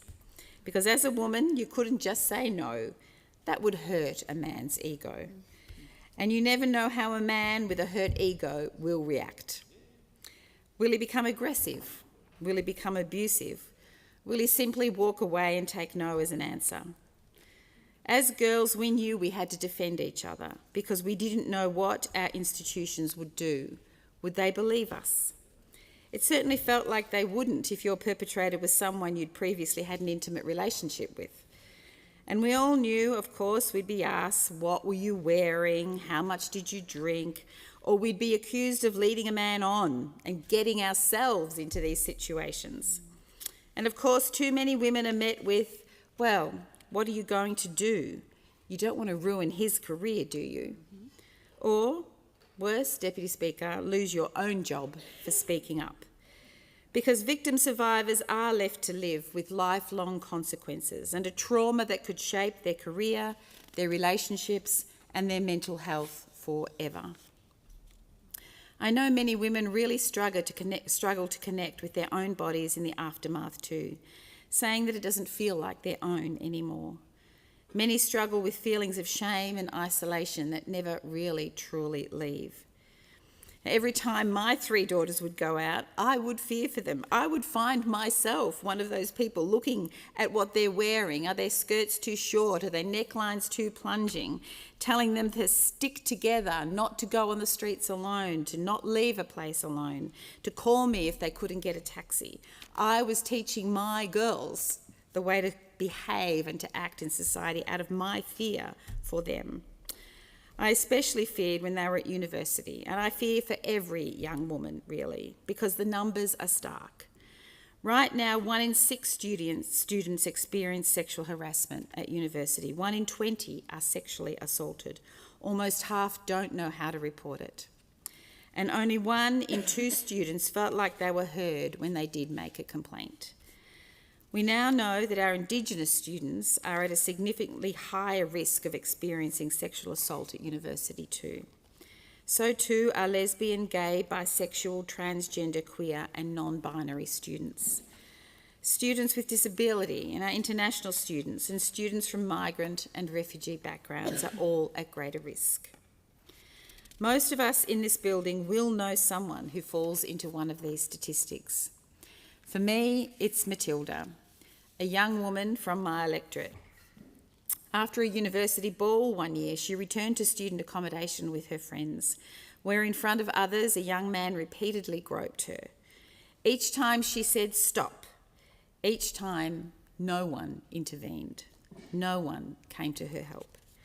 And when she resisted, he pinned her against the wall, put his hand up her dress, and when she fought back, he chased her, kicking at her door and screaming abuse. And what happened next? Nothing. None of the other boys responded. Not even the other girls came to her aid. No one knew what to do. There was no action from the university and no social consequences for him. She instead was left isolated and treated as the problem. This is the culture that we are fighting to end. This is the culture that we must end. A culture where violence is normalised and survivors are penalised. And they're penalised despite when they choose to speak up or not. Because frankly, women who've been abused are treated as pariahs, and we have a culture where women who react or ruin the fun or insult perpetrators are treated very negatively. So we have this bill, and this bill is about trying to change this culture. It's a huge task, but this is a great moment because this establishes a new standalone regulatory framework to prevent and respond to gender-based violence in higher education. It gives the Minister for Education the power to set a binding national code. A code will require universities to make campuses, workplaces and accommodations safe and respectful, to actively prevent gender-based violence, not just respond to it, and to support survivors with trauma-informed care, and to hold leaders, vice-chancellors and senior executives personally accountable for compliance. For the first time, there will be real oversight, real transparency and real consequences. This isn't something that just happened overnight either. It's come off the incredible work of survivors, advocates and student unions who have pushed for this reform for years, often at great personal cost. There would be many in positions of power who wouldn't have wanted these changes, who would have been fearful that they'd be held accountable themselves. So, I want to acknowledge the powerful advocacy of all those who fought for this change, including all the victim survivors from the Stop campaign and from End Rape on Campus and from Fair Agenda. I know last term when they met with Minister Clare, they had described their experiences on university campuses as deeply traumatic. University is supposed to be a time of learning new skills, making new friends and setting yourself up for life, and often this is not what ends up happening. The victim survivors described a terribly inconsistent complaint process, lack of materials on how to even make a complaint, a lack of education on consent, and a lack of feedback when a complaint had been made. One student described, "I'm sick of my friends being assaulted. I'm sick of begging to feel safe. I'm sick of feeling ignored." To everyone who shared their own stories and experiences, thank you. I know how traumatic reliving your pain can be, but none of it is in vain. I also want to acknowledge the incredible work of the Minister for Education, Jason Clare, for his leadership. It's so important that we have good male leadership and representation in our fight against gender-based violence. And this bill builds on his work, establishing the National Student Ombudsman earlier this year, ensuring students finally have somewhere independent to turn to when universities fail them. The Ombudsman has also ensured a national perspective and experience of what's going on across our universities and gives students a consistent complaints process. So whether you're in Melbourne, Perth, Wodonga, Cairns, doesn't matter where you are, you'll get the same quality of response and care. The Ombudsman is making important contributions towards the wider fight to end gender-based violence and in my own patch of social services too. And these bills are part of a much bigger story because the Albanese Labor government is leading a whole-of-government effort to end gender-based violence. It really will take all of us. Tanya Plibersek, the Minister for Social Services, and I are building on the incredible work done by the former Social Services Minister, Minister Rishworth, including a record $4 billion investment into family, domestic and sexual violence prevention and response services. This includes prevention services that work with our men and boys to help them navigate their own trauma and unlearn sexist attitudes. And this is important when it comes to our young men, because we know sexist attitudes about what it means to be a man and sexist views about women are honestly going backwards right now. The research shows us it's getting worse. We must keep up with the times and respond to some of the terrible misinformation and hate that is being perpetrated online. We must catch harmful sexist attitudes even before our young men go to university. And I know the Attorney-General, Minister Rowland, off the back of the incredible work of previous Minister Mark Dreyfus, is strengthening our legal system so it's safer for victim survivors to easier to navigate. Because we know right now that 92% of female victim survivors of sexual assault committed by a male did not report their most recent incident to police.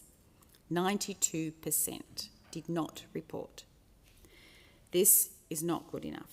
And we mustn't forget the social drivers of gender inequality too, because while women are economically disadvantaged, they are less likely to be able to flee abuse. And that's why we're making record investments in education, housing, health and social services. And we're increasing wages in female-dominant industries, because ending gender-based violence will take every level of government, every institution and every community. Tackling economic inequality is vital to repairing the gender inequality that exists in our society. Right now, it is not good enough for victim survivors to carry the voices of trauma for the rest of their lives alone, constantly telling them that their body and agency was taken from them, constantly interfering with their mental health, career and relationships. Every student deserves to feel safe. Every parent deserves to know their child is protected. Every victim survivor deserves justice, dignity and support. This bill is about ensuring that no student's future is stolen from them by sexual violence. I'm deeply proud to support it, and I commend the bill to the House.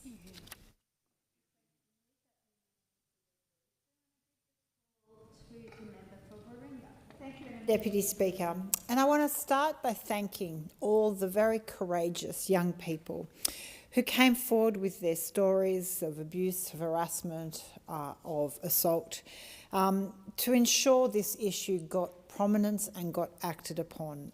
We know it is all too often incredibly hard to come forward and share those experiences. I know as a parent, I want my young adults to be part of an educational environment where they feel secure and supported. Universities must be places where students can focus on their studies and aspirations without concerns about their safety.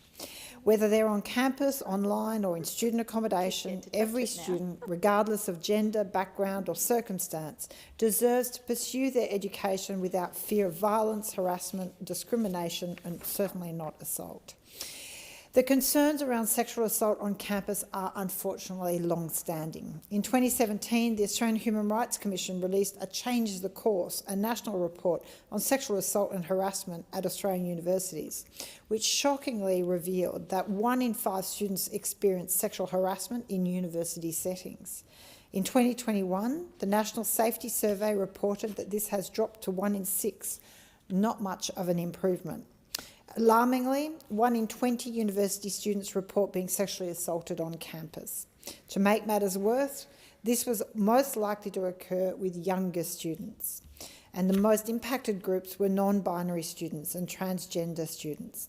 And I should say I recently attended an event, it was a fantastic event by Consent Labs, hosted by Sydney University, and there were information and offerings are incredibly powerful in relation to assisting with this difficult problem.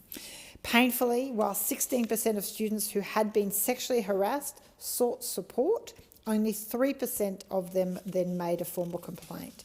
So we know in this area, change has been far too slow for far too long. Students' protests highlight the ongoing inaction and inadequacies of the universities and government in addressing gender-based violence on campuses. And so it was as a result of that mobilisation of students that we finally got some action. This bill shows a suite of other legislation arising from issues raised by the Universities Accord, interim report, and follows other safety and gender-based violence initiatives, which include the creation of the National Student Ombudsman, the Action Plan addressing gender-based violence in higher education, and the National Plan to end violence against women and children between 2022 and 2032. Lots can be said about that action plan and its lack of actual KPIs and underpinning policy to actually achieve it.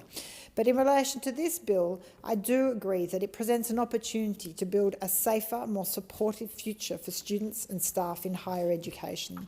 It's a commitment to ensure that our universities are environments where every individual feels secure, respected and empowered. Australia's universities are places of knowledge, growth and opportunity. They should be places of safety too. Yet gender-based violence remains a reality for too many students and staff. So the importance of a safe and supportive higher education sector cannot be overstated. Institutions must not only provide high-quality education, but also cultivate an environment where students and staff feel protected, respected and empowered. So I want to acknowledge the incredible importance of this, and I do thank the government for acting and for the Minister for acting upon this and bringing it to the forefront. And it's acknowledging those survivors who have brought these issues to the fore. They've bravely shared their stories, their advocates who have fought for justice, and researchers who have provided us with the crucial insights into the prevalence and impact of gender-based violence in universities. It's without their ambition, determination and resilience to hold universities accountable, there would be no push towards meaningful change. And this bill sets out the basic regulatory infrastructure for compliance with the National Higher Education Code to prevent and respond to gender-based violence.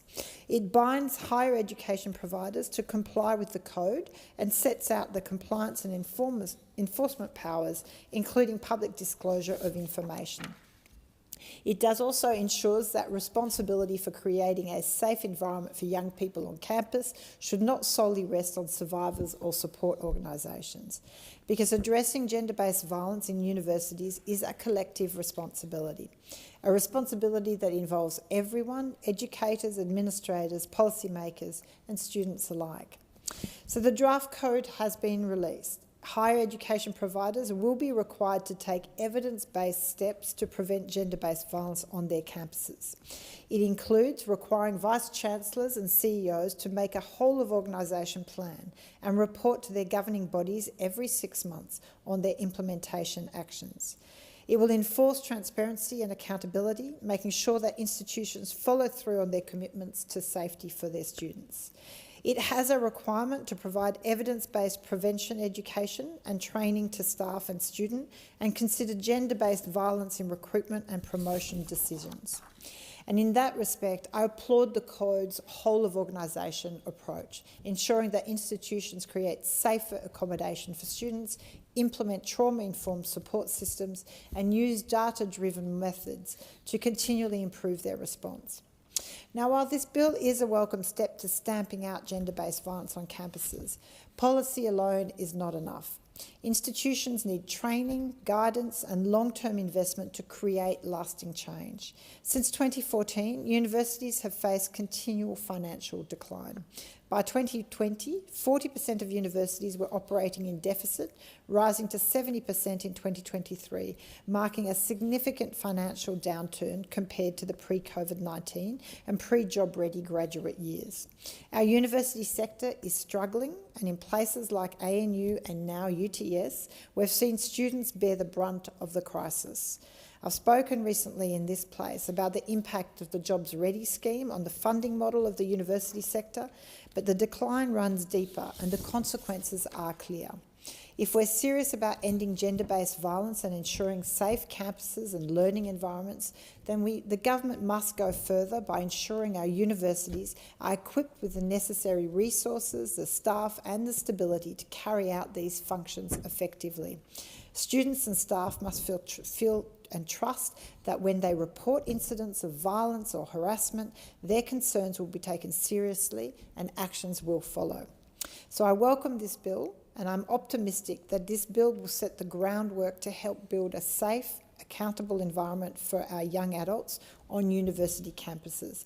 However, guidance and long-term investment to ensure universities are well equipped to meet these obligations remains necessary. The question is that the amendment be agreed to, and I give the call to the member for Brisbane. Thank you, Madam Deputy Speaker. I rise in support of the Universities Accord National Higher Education Code to prevent and respond to gender-based violence Bill 2025. Many in this chamber have studied or been to a higher education institute. Any one of us could probably name 6 university students among their wider circle of friends, family and neighbours. Statistics show that one of them will be sexually harassed, and even worse, 1 in 20 university students is sexually assaulted.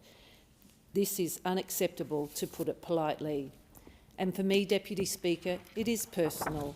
I have twin boys, nieces and nephews, and like many in this chamber, have no children or friends who are or have been university students.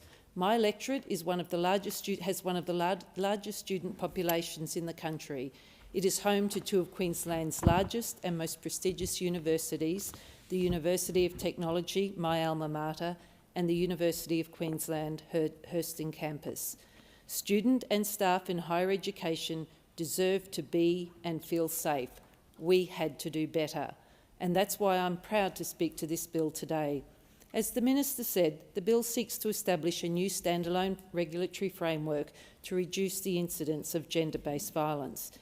It will ensure that higher education providers prioritise safety, strengthen prevention efforts and improve the response to gender-based violence.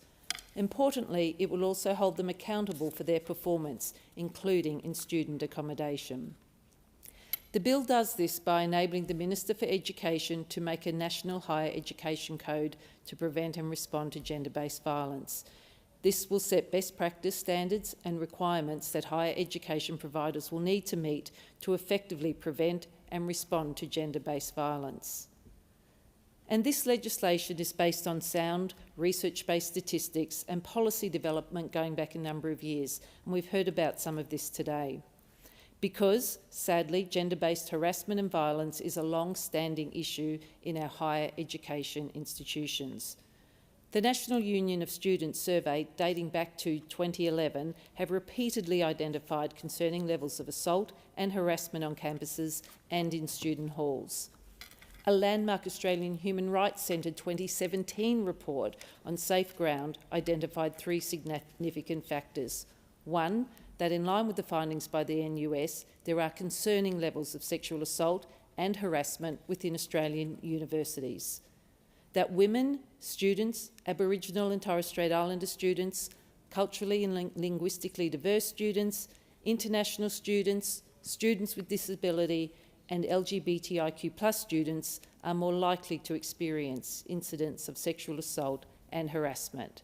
And third, that the response of many universities to addressing complaints of sexual assault and harassment is often inappropriate or inadequate, with students being disbelieved or feeling blamed. Deputy Speaker, we've heard the stories and seen the media reports about the unsavoury practices of hazing and encouraging new and vulnerable students to participate in such practices. It used to be laughed off as part of university life, or in the military as part of military life, for the newbies and the freshers. But now we recognise it for what it is, and so we should, preying on the vulnerable, more often than not young people who just want to feel accepted. And now we call it out for what it is: harassment, assault and personal violence. We know the human cost to the victims is huge, but there's also the economic costs, the health costs of dealing with the potential impact on victims' mental health. And to take an economic rationalist view, there is also the economic cost of adverse impacts on academic performance and completion rates. Uncompleted studies waste educational resources and cost us potential contributors to an economy at a time when Australia is seeking to build its international competitiveness. A lot's happened so far. States and territories came together as part of the National Education Ministers' meeting to tackle the issue, leading to the development of the Action Plan addressing gender-based violence in higher education. It was released in February last year. Importantly, the government also allocated in the 2024 budget almost $19 million over 4 years to introduce a national higher education code to prevent and respond to gender-based violence, which started from 1 January this year. And there are runs on the board already, Deputy Speaker. The National Student Ombudsman, which we've heard from a few today about, is a key measure of that action plan, and they started their operations on 1 February this year. It enables higher education students to escalate complaints about the actions of their higher education providers, including gender-based violence complaints. Sadly, research shows that many students and staff don't know where to seek support or where to go to make a formal complaint to the higher education provider, and those that do are often dissatisfied with the process. In fact, the 2021 National Student Survey by Universities Australia found that where formal complaints were made about sexual assault, fewer than half of the complaints were satisfied with the process overall. The Ombudsman will have powers similar to the Royal Commission and will investigate complaints made against a university, something advocates have sought for years. Together, these measures will ensure greater oversight and accountability of the higher education providers and help drive the social change we need to see in the higher education sector to prevent and respond to gender-based violence. The Ombudsman was an important first step towards keeping students safe and ensuring they are heard when they make a complaint, and this bill is a crucial step in that regard.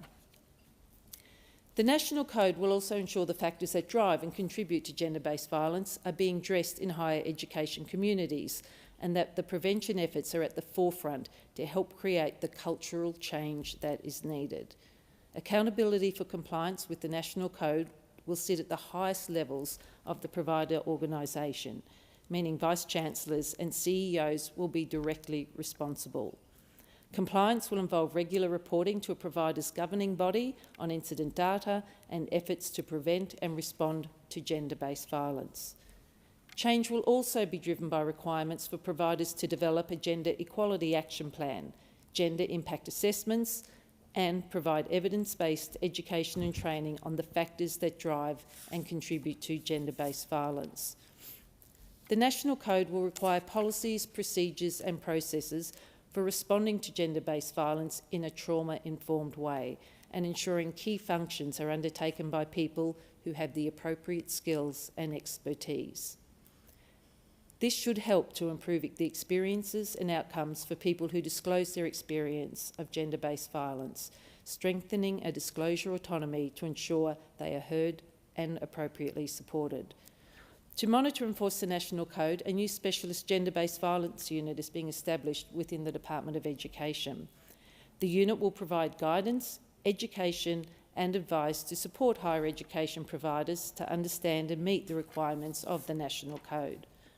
The bill creates a range of powers to enable the unit to monitor, respond to non-compliance with the bill or the National Code, including monitoring and investigation powers, as well as powers to issue compliance notices, seek civil penalties and injunctions, issue infringement notices, and enter into enforceable undertakings.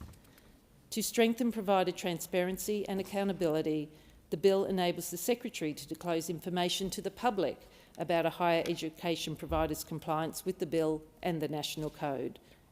Annual reporting on the unit's operations and performance of functions will be publicly available and tabled in both Houses of Parliament. The Secretary will be able to share information with relevant regulatory and other bodies where relevant to their functions and powers and for certain purposes. The bill is part of a package with the Universities Accord National Higher Education Code to prevent and respond to gender-based violence, the Bill 2025.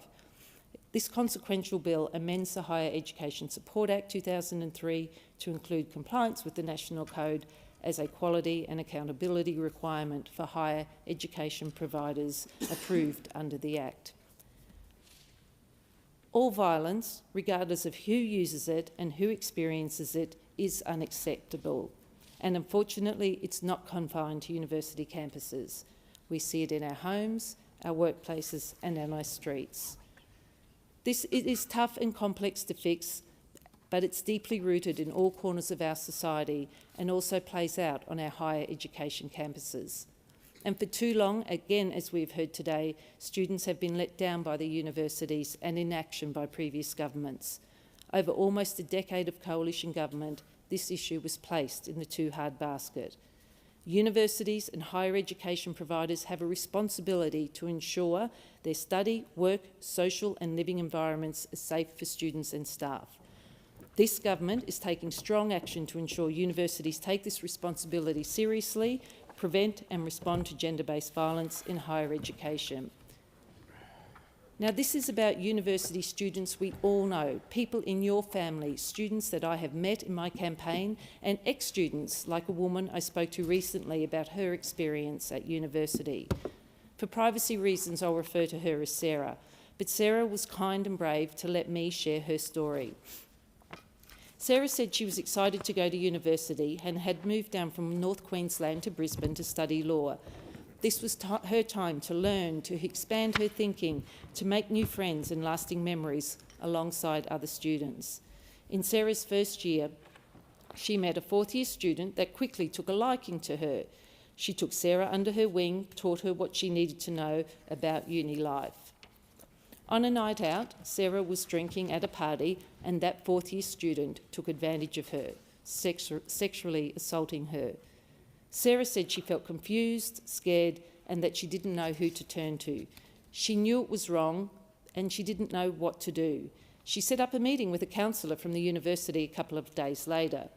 Sarah said it felt like the counsellor didn't have the skills or the knowledge to deal with these kinds of situations. She said they asked the wrong questions and left her feeling like she wouldn't get justice for what she had experienced. She said the counsellor didn't even advise her to report the incident to the police. Sarah felt alone. Sarah said many others had gone through similar experiences at the university.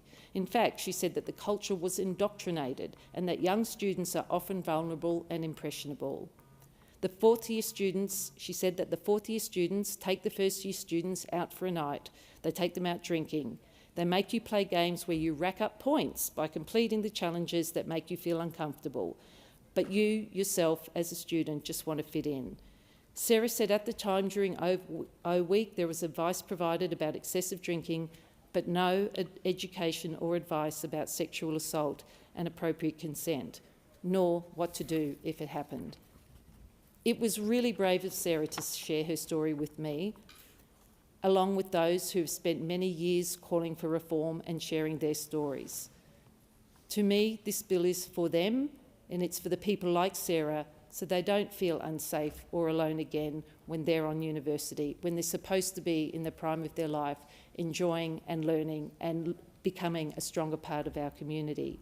We need to make sure that we stamp out this kind of behaviour, not just in our universities, but across our society. It's about keeping our young people and everyone else safe. The question now is that the amendment be agreed to. The member for Curtin. Thank you, Deputy Speaker.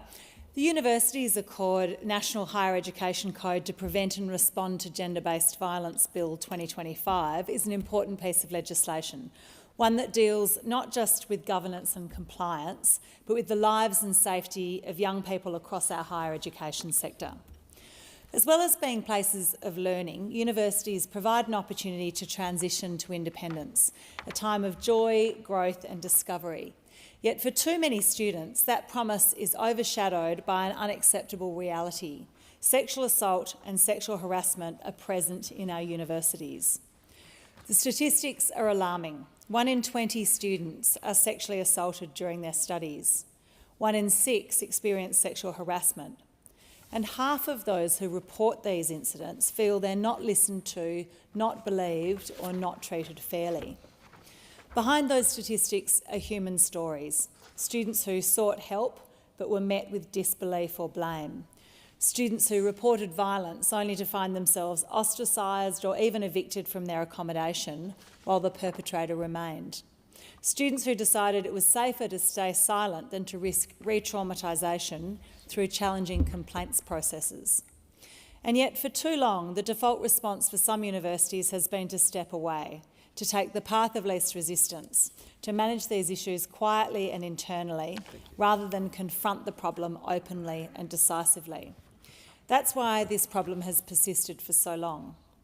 This bill recognises that failure. It aims to set clear, consistent, enforceable standards for preventing and responding to gender-based violence in universities. The bill enables the Minister for Education to establish a national higher education code to prevent and respond to gender-based violence. This code sets national standards that every university and higher education provider must meet. Compliance with the code will become a condition of being an accredited higher education provider under the Higher Education Support Act. The bill also establishes a regulatory framework to monitor and enforce compliance. A dedicated branch within the Department of Education will oversee the code, with powers to issue civil penalties, infringement notices, enforceable undertakings and injunctions when universities fall short. This is part of a broader suite of reforms alongside the new National Student Ombudsman, the Government's Action Plan on Gender-Based Violence in Higher Education and the National Plan to End Violence Against Women and Children. In short, the bill sets the legal scaffolding for a system of accountability on an issue that deserves attention and consistency. Now, there's much in this bill that deserves support. First, it sends a clear message. Universities must do more and they'll be held accountable if they do not. Second, it recognises that gender-based violence is not just an individual failing, it's a systemic issue requiring systemic solutions.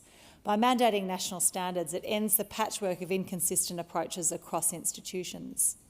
Third, the bill promises enforcement. Too often, universities have made well-meaning commitments on paper but failed to follow through. This bill says if you don't comply, there will be consequences. And finally, the bill places prevention at the centre. It's not enough to react after the harm has occurred.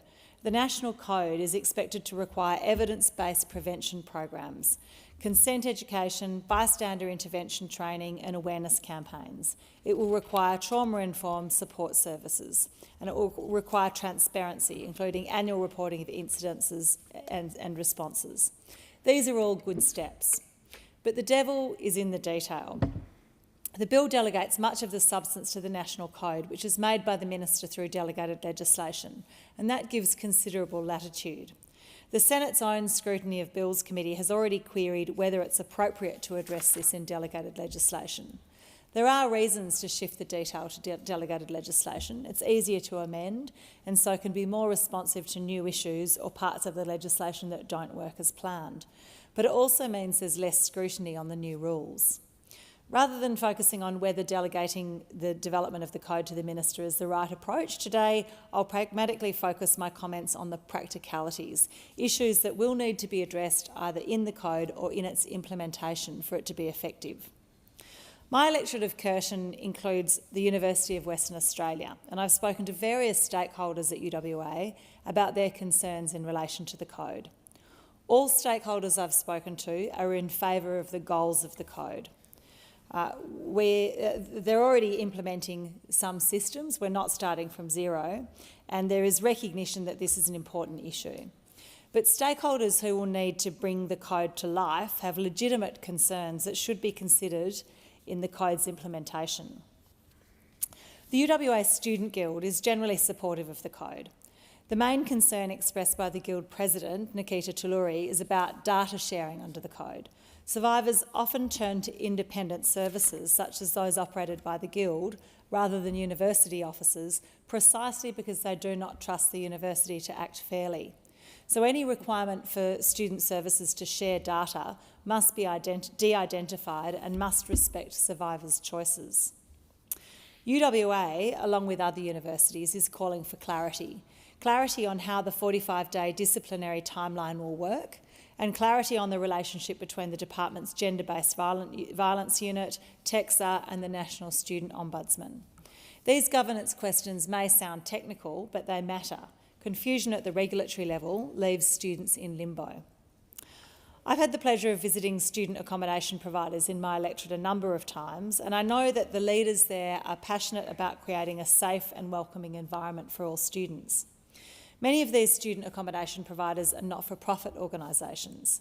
The code's designed to apply equally to universities, university-owned and operated accommodation providers, independent not-for-profit accommodation providers and commercial providers.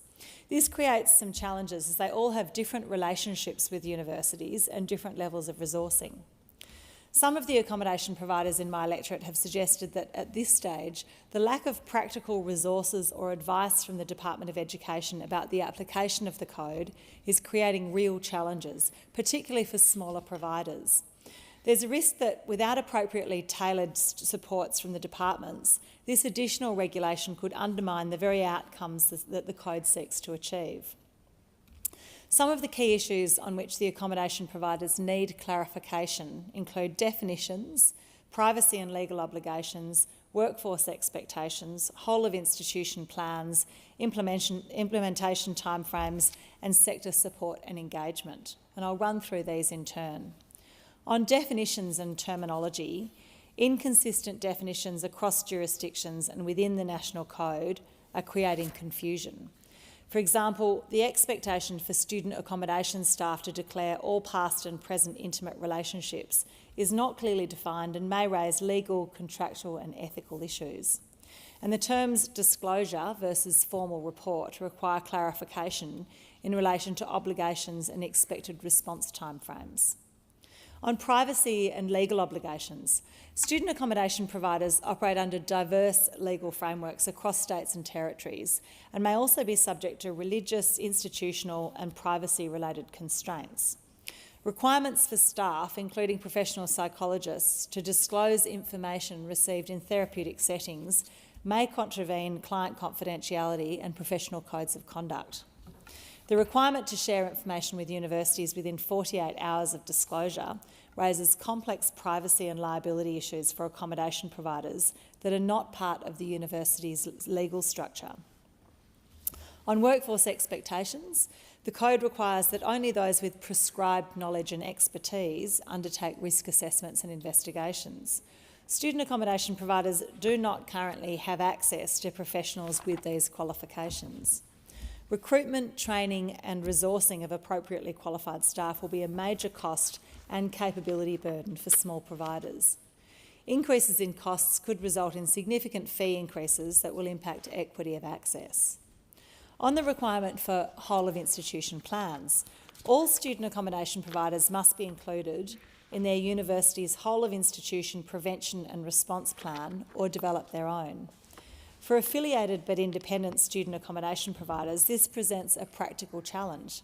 How can a university include a student accommodation provider that it does not control in its institutional plan? And what obligations arise if no legal agreement exists between the parties? On implementation timeframes and resources, with the National Code due to take effect on the 1st of January next year, most student accommodation providers have no access to funding, templates or endorsed training programs. There's been limited communication from the department's gender-based violence unit since its establishment, and frequent staff turnover has also hindered progress. And lastly, on sector support and engagement, the department has committed to develop guidance materials and a template for the whole-of-institution plan. But this needs to occur urgently and in consultation with accommodation providers. Student accommodation providers are deeply invested in getting this right and ensuring that their environments are safe, inclusive and compliant. But without tailored guidance and resource support, smaller accommodation providers may struggle to comply, risking reputational harm and service withdrawal, particularly in regional areas. So where does that leave us? Well, this bill is, in principle, a good step. It acknowledges that sexual assault and sexual harassment in universities is not a marginal issue and more must be done. It provides for a national code to establish clear, enforceable standards. It creates mechanisms for accountability and enforcement, and it affirms that every student deserves to feel safe and supported in their place of learning. I'm heartened by the goodwill of the stakeholders. Universities, student accommodation providers, student guilds and students themselves all want universities to be safer places. But the concerns listed here show how much work is still to be done to ensure that universities and student accommodation providers are realistically able to comply with the code. I urge the government to appropriately resource the department to support all stakeholders through this implementation process. Many of the issues raised by stakeholders are not simple queries and will take time to work through. We need our universities to be safe places for students, but in doing that, we need to ensure that this code is focused on practical, meaningful action that universities' stakeholders can take, not more regulation and box ticking. We owe it to students to get this right. Thank you. The question now is that the amendment be agreed to. The member for Whitlam. Thank you, Speaker. I rise to speak in support of the Universities Accord National Higher Education Code to Prevent and Respond to Gender-Based Violence Bill 2025 and alongside it the Consequential Amendments Bill.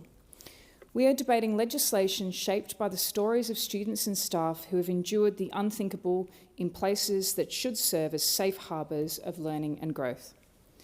Over the last several years, evidence has shown that gender-based violence, specifically sexual harassment and violence, continues to occur in higher education settings at unacceptable rates. Unfortunately, many students and staff don't know where to seek support or make a formal complaint to their tertiary education provider, and those who do are too often dissatisfied with the process. This is all very concerning for parents and friends of students who are worried about what their loved ones may experience during their tertiary education years. This should not be the case. Students should be able to prepare eagerly for higher education and embrace everything campus life has to offer whilst knowing they are safe and supported. At the start of each semester, students are warned about drink spiking at O-Week events, how to stay safe at campus parties, and what support services are available to them. They receive training from universities on consent, how to recognise dangerous situations and safely intervene. The onus has been placed on students time and time again to keep themselves safe. I'm pleased that this bill shifts some of the accountability and responsibility to ensure safe environments on institutions and providers of services to students. Stamping out gender-based violence is everyone's business and requires a zero-tolerance approach in every context. It is in that spirit that I rise to support this bill, as it recognises the problem that we collectively face and proposes concrete action to address it. This bill is not just another piece of legislation, it is a bold step in our national journey towards ending gender-based violence, especially in higher education. This bill will ensure that higher education providers prioritise safety, proactively strengthen prevention efforts, improve the response to gender-based violence, and will hold them to account for their performance in responding to these issues, including and importantly in student accommodation. The introduction of this legislation is a key measure of the action plan addressing gender-based violence in higher education agreed to by all education ministers in February last year. This government has already been responding to this plan through the establishment of the National Student Ombudsman, which commenced earlier this year. With strong powers to investigate complaints made against a university, it is a national first that will actively ensure students' concerns are heard and acted upon. The Ombudsman is just the beginning, however. Over the last several years, evidence has shown that gender-based violence, specifically sexual violence and harassment, continues to occur in higher education communities at significant rates. For too long, universities have been blind spots in our fight against gender-based violence, places where sexual assault and harassment go underreported, where survivors feel silenced, and where institutional responses are inadequate. A 2024 report from the University of Sydney revealed 231 staff and students reported sexual misconduct in a single year, with students making up 73% of reports. Yet most victims chose not to proceed with investigations, citing fears of being re-traumatised and a lack of trust in existing processes. Legislative reform must accompany social reform, as we are witnessing within the community. Across the country, students have held vigils, rallies and organised to respond to this important issue that has impacted too many young lives. Students themselves should not be left to carry this responsibility to prompt action, and it's timely for Parliament to respond.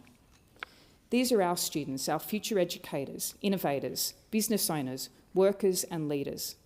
Their education should not be derailed by harassment or violence, and their safety must be non-negotiable.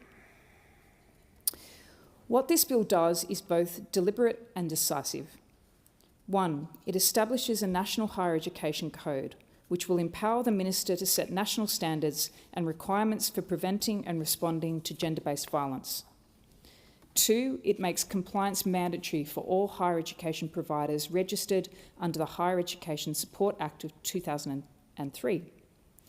Institutions must align with the National Code to maintain their approved status. Additionally, providers must also develop a gender equality action plan, gender impact assessments, and provide evidence-based education and training on the factors that drive and contribute to gender-based violence.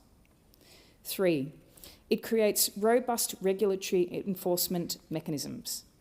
The Secretary of the Department of Education, through a dedicated specialist gender-based violence unit, will monitor compliance and wield powers including civil penalties, enforceable undertakings, infringement notices and injunctions. The Secretary will also be able to disclose information to the public about a provider's compliance with the code. 4, it imposes national standards across 7 key domains: leadership and governance, safe environments and systems, knowledge and capability, safety and support, safe processes, data and impact, and student accommodation. 5, it introduces accountability at the highest level. Vice-Chancellors and CEOs will be directly responsible for compliance, required to report every 6 months to their governing body. The Gender-Based Violence Unit will publish annual operational and performance reports to both Houses of Parliament.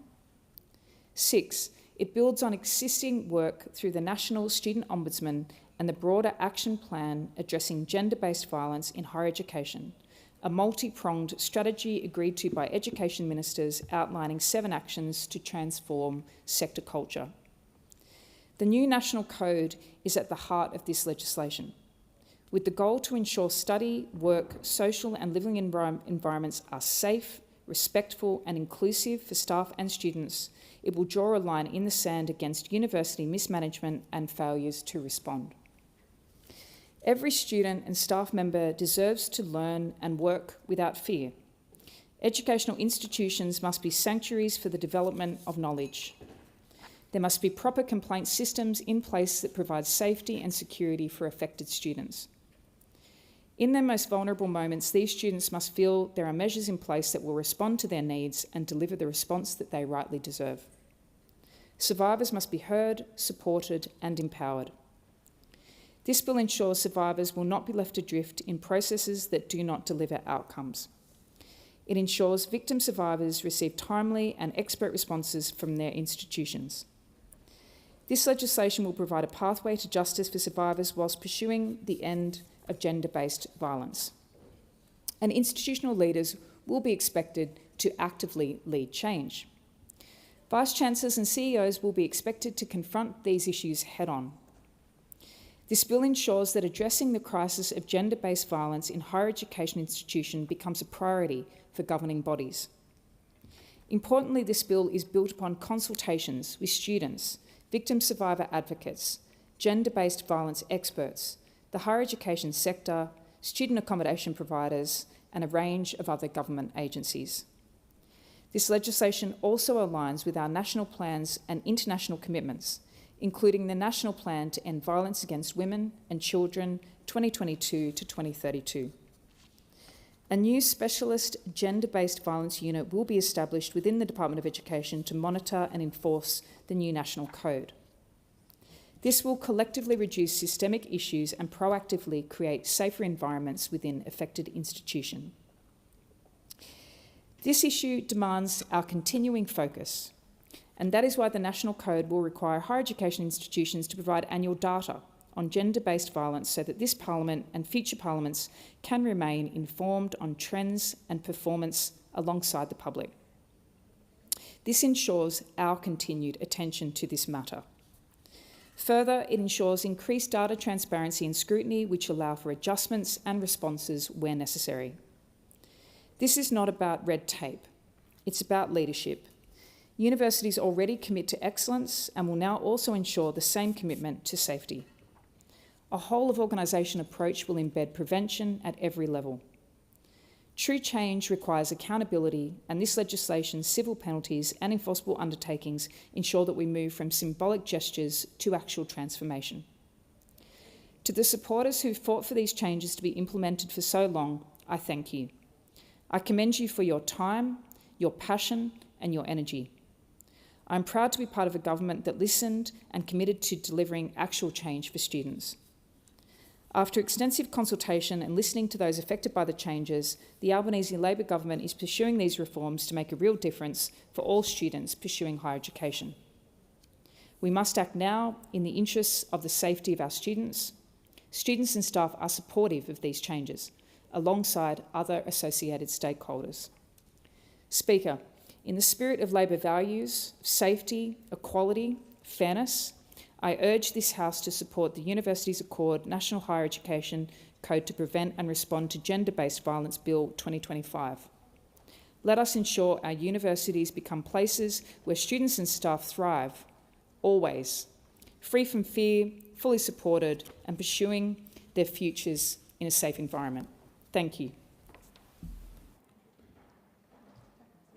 The question now is that the amendments be agreed to. The member for Kooyong.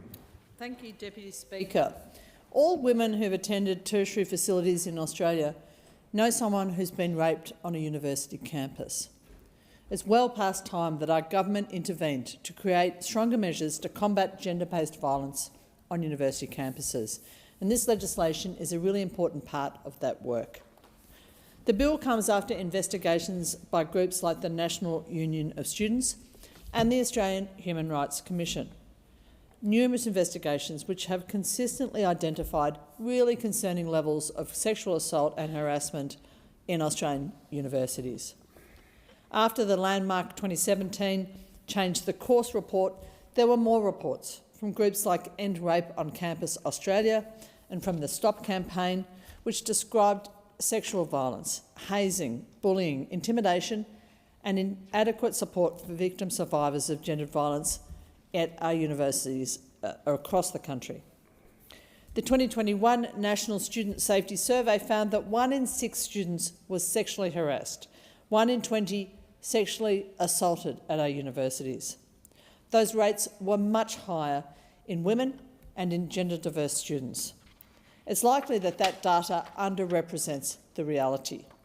Only 5.6% of students who took part in the survey and who had reported being sexually assaulted had actually made a formal report to their institution. Fewer than 1 in 3 of those who were brave enough to come forward were satisfied with how the university handled their complaint.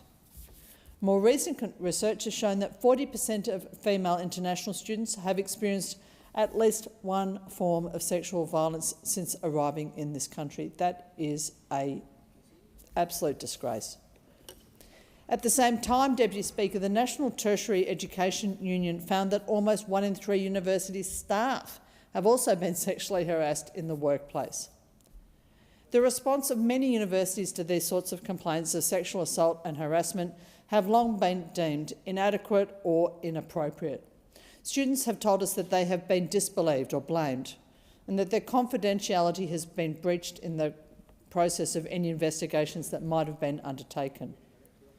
Our institutions have come up with ineffectual and under-policed measures to try and tick a box on their responsibilities. Schemes like Consent Matters, which was called out both by students and by experts as being unhelpful and ineffective. A recent Senate inquiry was also critical of the failure of the higher education regulator, the Tertiary Education Quality and Standards Agency, which confessed in the Senate inquiry to systemic reporting, underreporting and inaction on sexual violence on our campuses. In recent years, a number of courageous individuals have come forth to bring attention to the extent and severity of gender-based violence on our campuses. It's become clear that the universities simply can't be trusted to act on this issue without oversight and enforcement by an external regulator. The government had to act to reduce the incidence of gender-based violence in higher education and to establish national standards and requirements for higher education providers to prevent and respond to gender-based violence.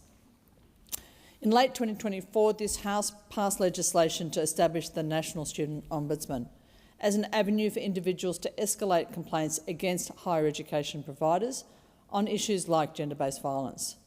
This bill and the companion legislation before the House are the next steps in the establishment and enforcement of a national higher education code to prevent and respond to gender-based violence. This code arose after consultation with victim survivor advocates, students in the higher education sector, the student accommodation sector, gender-based violence experts, states and territories, and relevant Australian government agencies.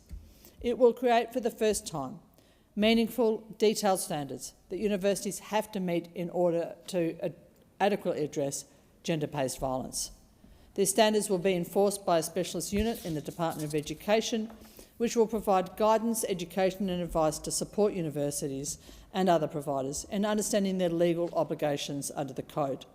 And it will exercise a significant range of powers to monitor, investigate and respond to non-compliance with the Code and with the measures in this bill. It will report annually to both Houses of Parliament. Where universities fail to meet the standards for student safety, the unit will have the power to enforce financial penalties. This national code therefore complements the National Student Ombudsman by filling an important gap. We can't have a system that allows universities to tolerate harm until someone complains about their actions. This code will finally enforce meaningful standards that universities will have to meet to support victims, survivors and other students. The code requires that university leaders make whole-of-organisation plans for evidence-based prevention of gender-based violence and for education and training of staff and students. This will include consultation with individuals with lived experience of gender-based violence. The code will also ensure that when that violence does occur, both students and staff have access to the very best supports possible, supports which are trauma-informed and ensure that students are still able to go on and complete their educational goals. For far too long, student victim survivors have been left without the support that they need for their safety on campus or in exam spaces, and we know that many have dropped out or failed their studies as a result. Some have faced harmful actions from their universities, which have compounded the harm of the primary assault. Victim survivors will now be protected by a code which will set clear and meaningful standards that universities have to meet. They will have to provide safe environments. They will have to provide timely and safety support. They will have to action and resolve reports in a timely manner. They will have to provide necessary academic support and adjustments to victim survivors, and they have to train their staff to respond appropriately to disclosures.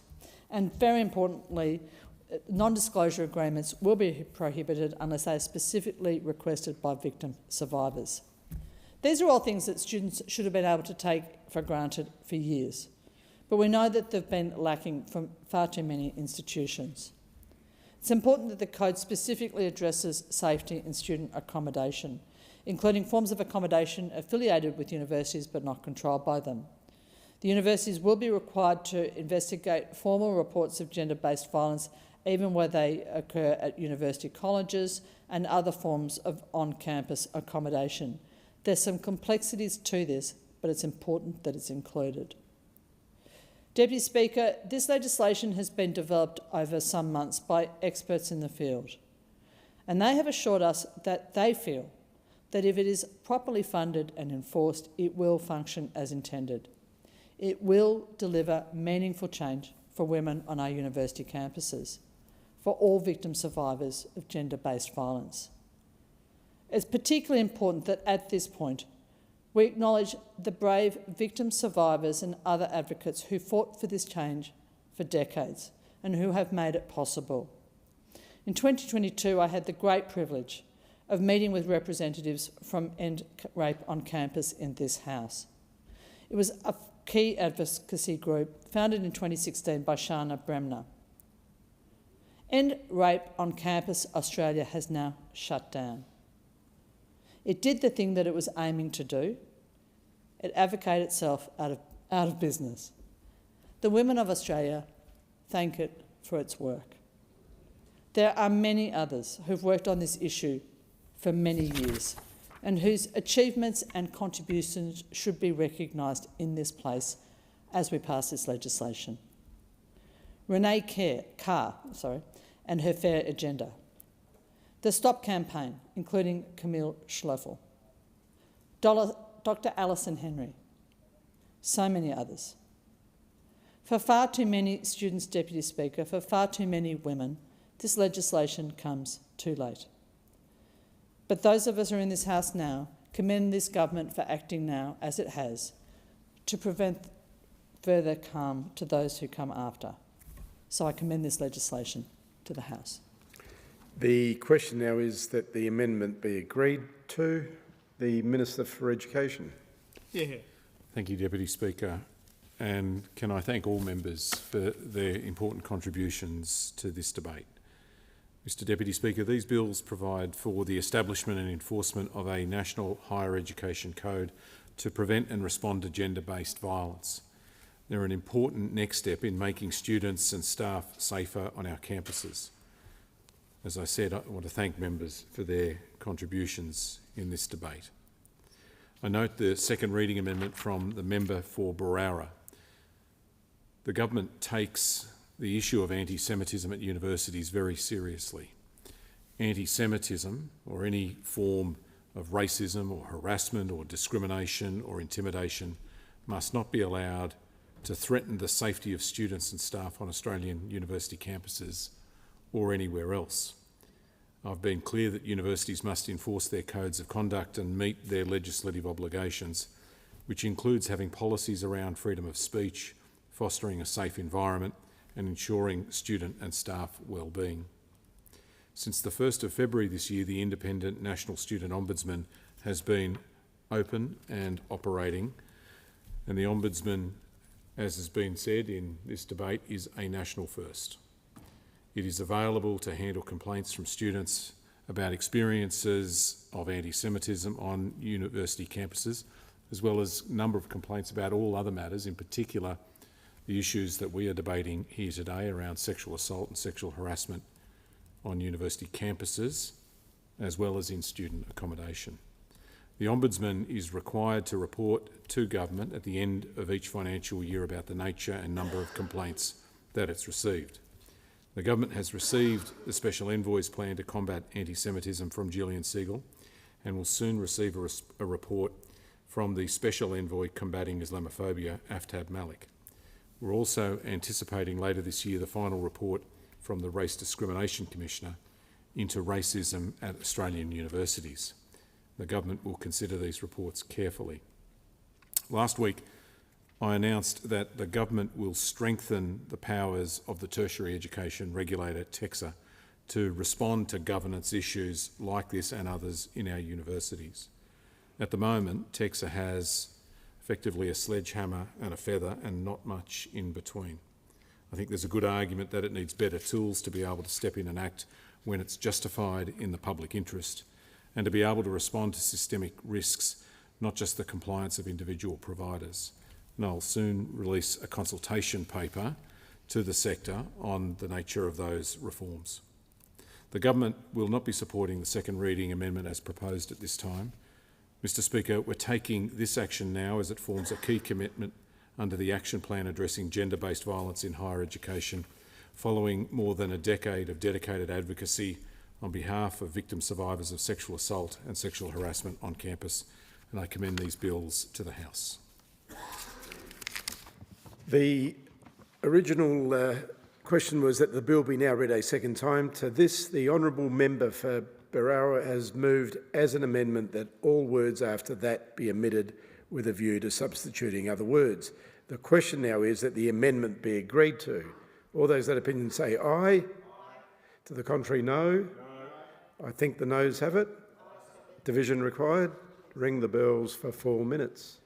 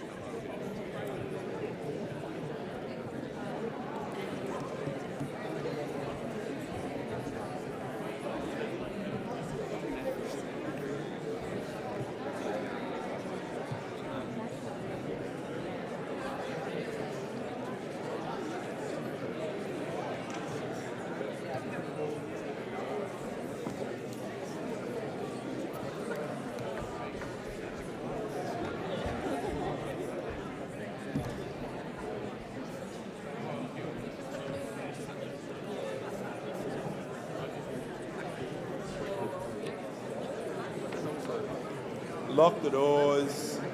The original question was that this bill now be read a second time.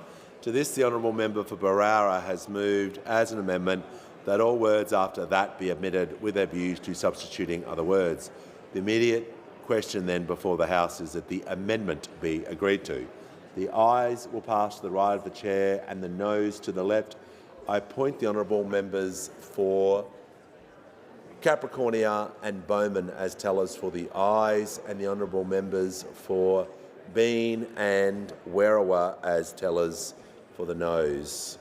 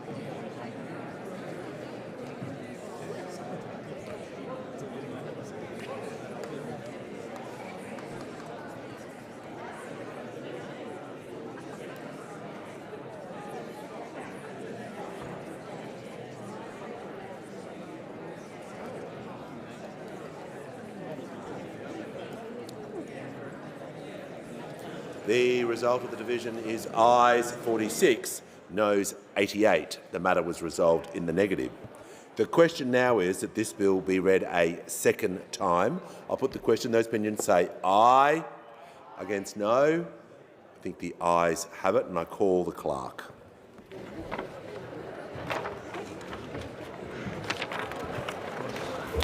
Second reading, a bill for an act to provide for a national higher education code to prevent and respond to gender-based violence and for related purposes.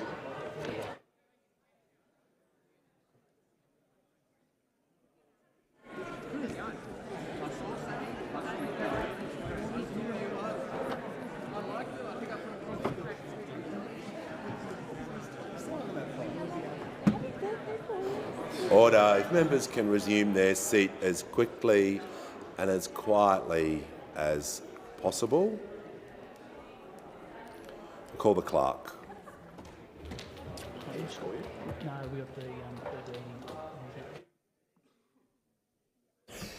Is leave granted for the third reading to be moved immediately? Is leave granted? Order. Is leave granted? I thank the member for Mallee. I give the call to the Minister for Education. Thank you, Mr Speaker. I move that this bill be now read a third time. I'll put the question. Those opinions say aye. Against no. I think the ayes have it, and I call the clerk. Third reading, a bill for an act to provide for a national higher education code to prevent and respond to gender-based violence and for related purposes. And I call the clerk. Government business, order of the day number 3, Universities Accord National Higher Education Code to prevent and respond to gender-based violence, consequential amendments Bill 2025, resumption of debate on the second reading. The question is that this bill be read a second time.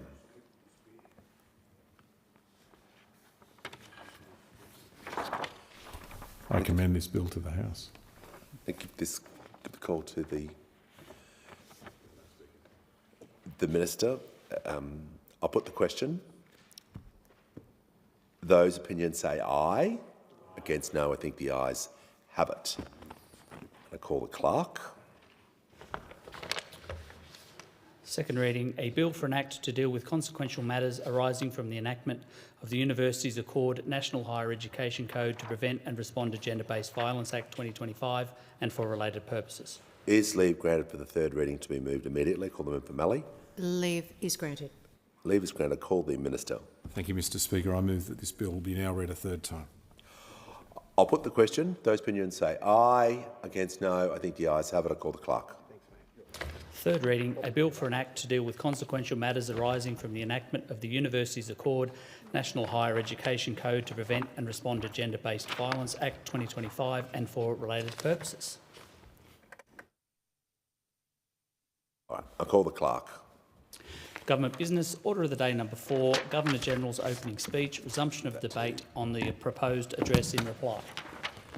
The question is that the address be agreed to, and I give the call to in continuation to the honourable member for Riverina. Thank you, Speaker, and it is a great honour to be returned to this place for a 6th term, and indeed I will continue to work as hard for the people of the Riverina, albeit a very vastly different Riverina than the one I was first elected to represent in 2010. Just some interesting statistics from the last election, most recent election. In 2022, the federal election held, the coalition went from 77 seats to 58, had a 35.7% primary vote. In the same election, Labor went from 68 seats to 77 to form government, on the back of a 32.58% primary. And when you look at the figures from this election just completed in May, the 2025 election, the coalition went from 58 seats to 43 with a 31.82% primary. whereas Labor went from 77 seats to 94, with a 34.56% primary. Now, if you compare Labor's primary vote this time, 34.5%, with 94 seats gained, and compare it to the Coalition losing government in 2022 on the back of a 35.7 primary vote. That's extraordinary. That's absolutely remarkable. They have about 1.5% less primary, and yet they have 94% and crowing about being in government again, compared to the Coalition losing government in a rather resounding way at the 2022 poll. Now, you also look at the changes in boundaries. You look at the fact that New South Wales and Victoria each lost a federal seat. Western Australia picked up one, and the House of Representatives has gone from 151 seats in the 47th Parliament to 150 in this term. And I mentioned before about the boundaries of the Riverina. The Riverina is the most altered seat in federal history. Indeed, my seat almost represents from Matong to the Illawarra, but Riverina, if you look on the Riverina Wikipedia page, not that Wikipedia is anything to gauge anything by, it's only as good as the editors who upload information to it, but the area designated on that particular web page for Riverina, I do not represent any of that area, geographic, weather or otherwise, in the federal parliament. And the Riverina is basically Narrandera West. The Riverina was long considered the gateway to the Riverina. Throw in Wagga Wagga to get the population necessary to form a federal seat at the time, which was about 110,000 people. And these days, that Riverina area belongs now in Farrer, represented by the opposition leader. And the Riverina in 2016, in the boundary changes at that stage, added Grenfell, Wedden Shire, Parkes and Forbes, Cowra, part of Hilltops. I now represent the entire Hilltops Council area. I've picked up Burra and all that eastern end of the Hilltops Council local government area, and of course have added Upper Lachlan, Yass Valley and Snowy Valleys. I have represented Tumut and Tumbarumba Shires before. I was pleased to say the New South Wales Minister Ron Honig visited the area just last week to talk about a demerger. But irrespective of the boundaries, irrespective of the local government areas, I am very proud to be back here, and I thank the people of the Riverina, albeit by name, not necessarily nature, to have placed their faith in me to continue the representation that I've given. Now, speaking of ministers and state governments, particularly New South Wales, in Sydney at the moment, the leaders of the two major parties are working themselves into a lather over how high to go when it comes to the housing crisis. High-density housing is the only way to go, they say. And we're looking at a situation, and I appreciate this is state politics, but it does have a lot to do with what we are discussing in this chamber and in this place. Sydney's Moore Park Golf Course was partially repurposed into parkland to provide open space for a high-density development. They're looking at TG Milner Field, Marsfield, home of Eastwood Rugby Club, and indeed Rosehill Gardens Racecourse, which first operated 4 thoroughbreds in 1885. And what do they want to do there? They want to build high-density housing. There's only so many green spaces in metropolitan cities. This is madness. Just the other day, on Sunday the 17th of August, at 2 o'clock in the afternoon, there was a light plane was forced to crash land at Mona Vale Golf Course. If we fill in all our green spaces with high-density housing, what happens to those planes which take off from the new Western Sydney Nancy Bird Walton Airport, or indeed from Kingsford Smith at Mascot, if they get into trouble? But more than that, I cannot see, for the life of me, I cannot fathom the short-sightedness of our city politicians when it comes to housing. As an aside, on Saturday I drove from Picken Oval in Croydon Park to Gladesville.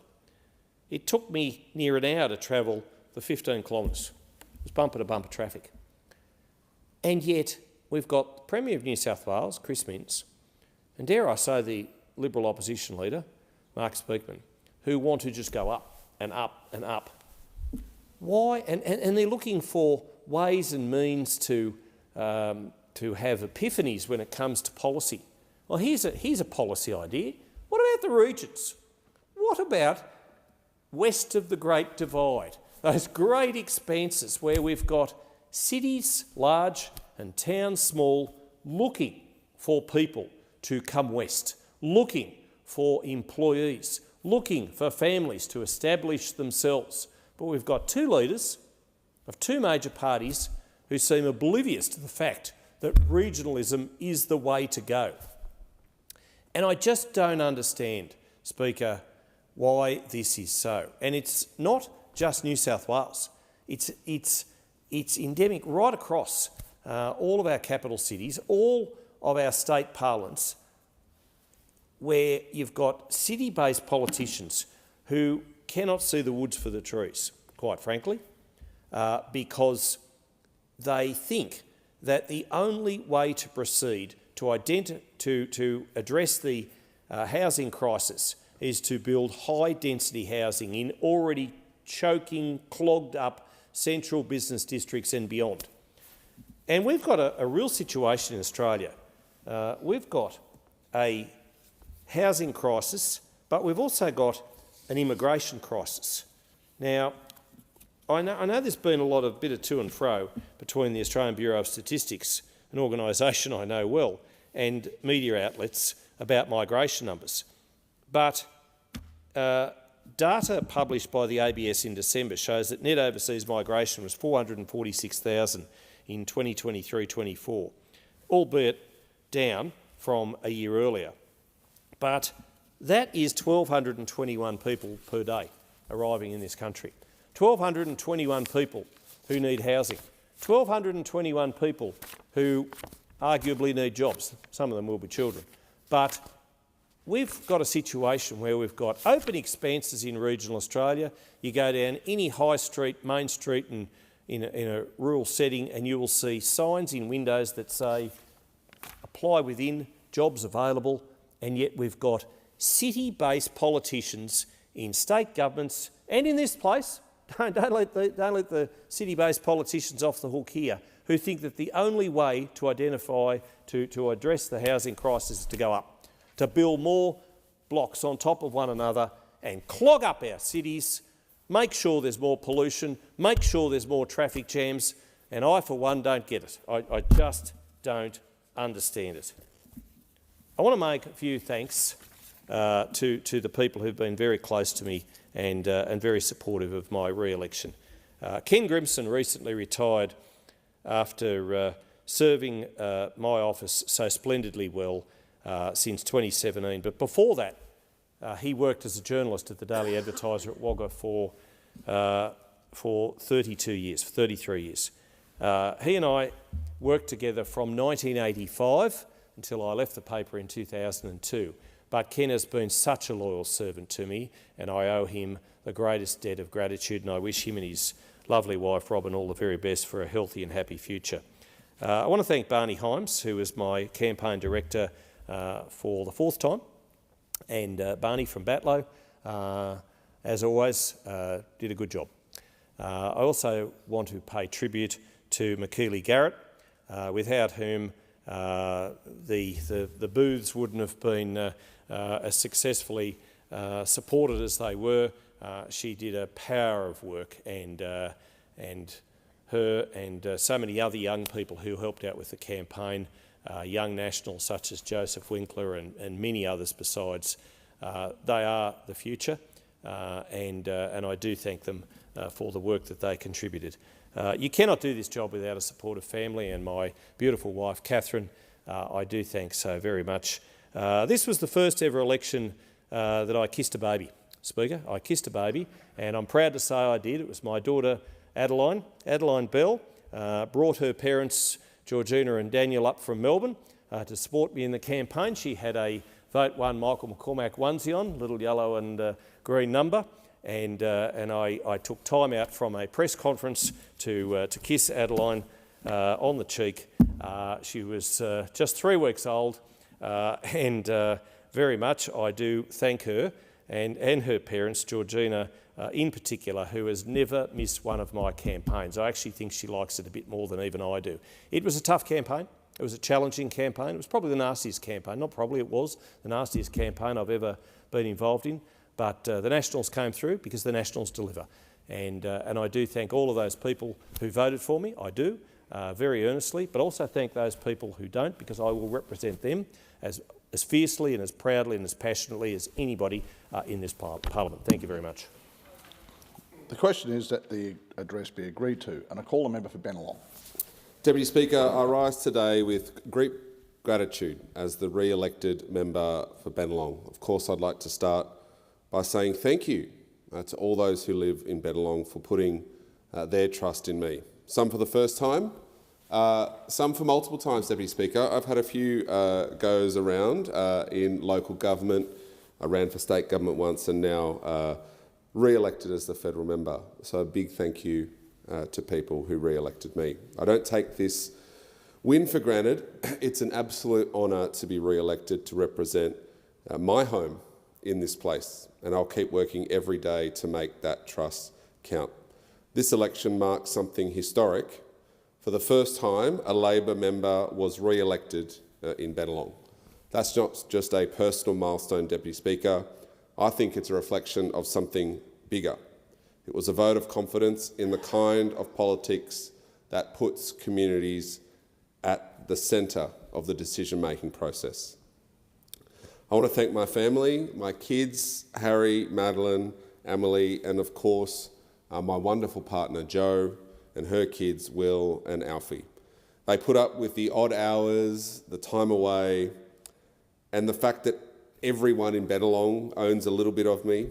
It's a job that truly belongs to the people of Bennelong. I'm incredibly lucky to have my family in this corner. To my parents, thank you for teaching me the values that brought me to this place: fairness, hard work and compassion. To my campaign team and electorate staff, Michael, Maddie, Oliver, Daniel, James, Karma, Angela, Bailey, Katie, Callan, Enzo, Garth and Pauline, and to the local Labor branches of Gladesville, Lane Cove, Ryde, Eastwood, Hunters Hill, Willoughby Castle Crag, Epping and Macquarie Park, a huge thank you. Some having a Labor member represent them for the first time in history. In fact, Hunters Hill, a foundation branch of the Labor Party, way back in the late 1890s, having a Labor MP for the first time. They're particularly excited, Deputy Speaker, that I'm back in this place. There were so many volunteers and champions that got us over the line. In particular, a huge thank you to Rachel, Linda, Lyndall, Kathy and Ethan. These people, Deputy Speaker, in particular, helped us coordinate our volunteers to walk the streets, knock the doors and listen to locals. They and plenty others, too many to name, helped me run a campaign smoothly and professionally and get the results. Every one of us in this chamber knows that we don't do this alone. I come to this place shaped by my community, my home, and by the role I've played in it. Before federal politics, I served as a councillor and mayor of Ryde for a decade. That time taught me something simple but powerful. The best politics starts close to home. It's not about shouting the loudest or promising the world. It's about solving day-to-day problems, listening, showing up, and making people's lives a little bit easier, fairer and more secure. People don't always have to agree with you, but they want to know that you care and that you're accessible. And that's the approach I've taken my entire career. As councillor, I turned up As Mayor, I delivered, and now as the member for Bennelong, I'll continue to do both.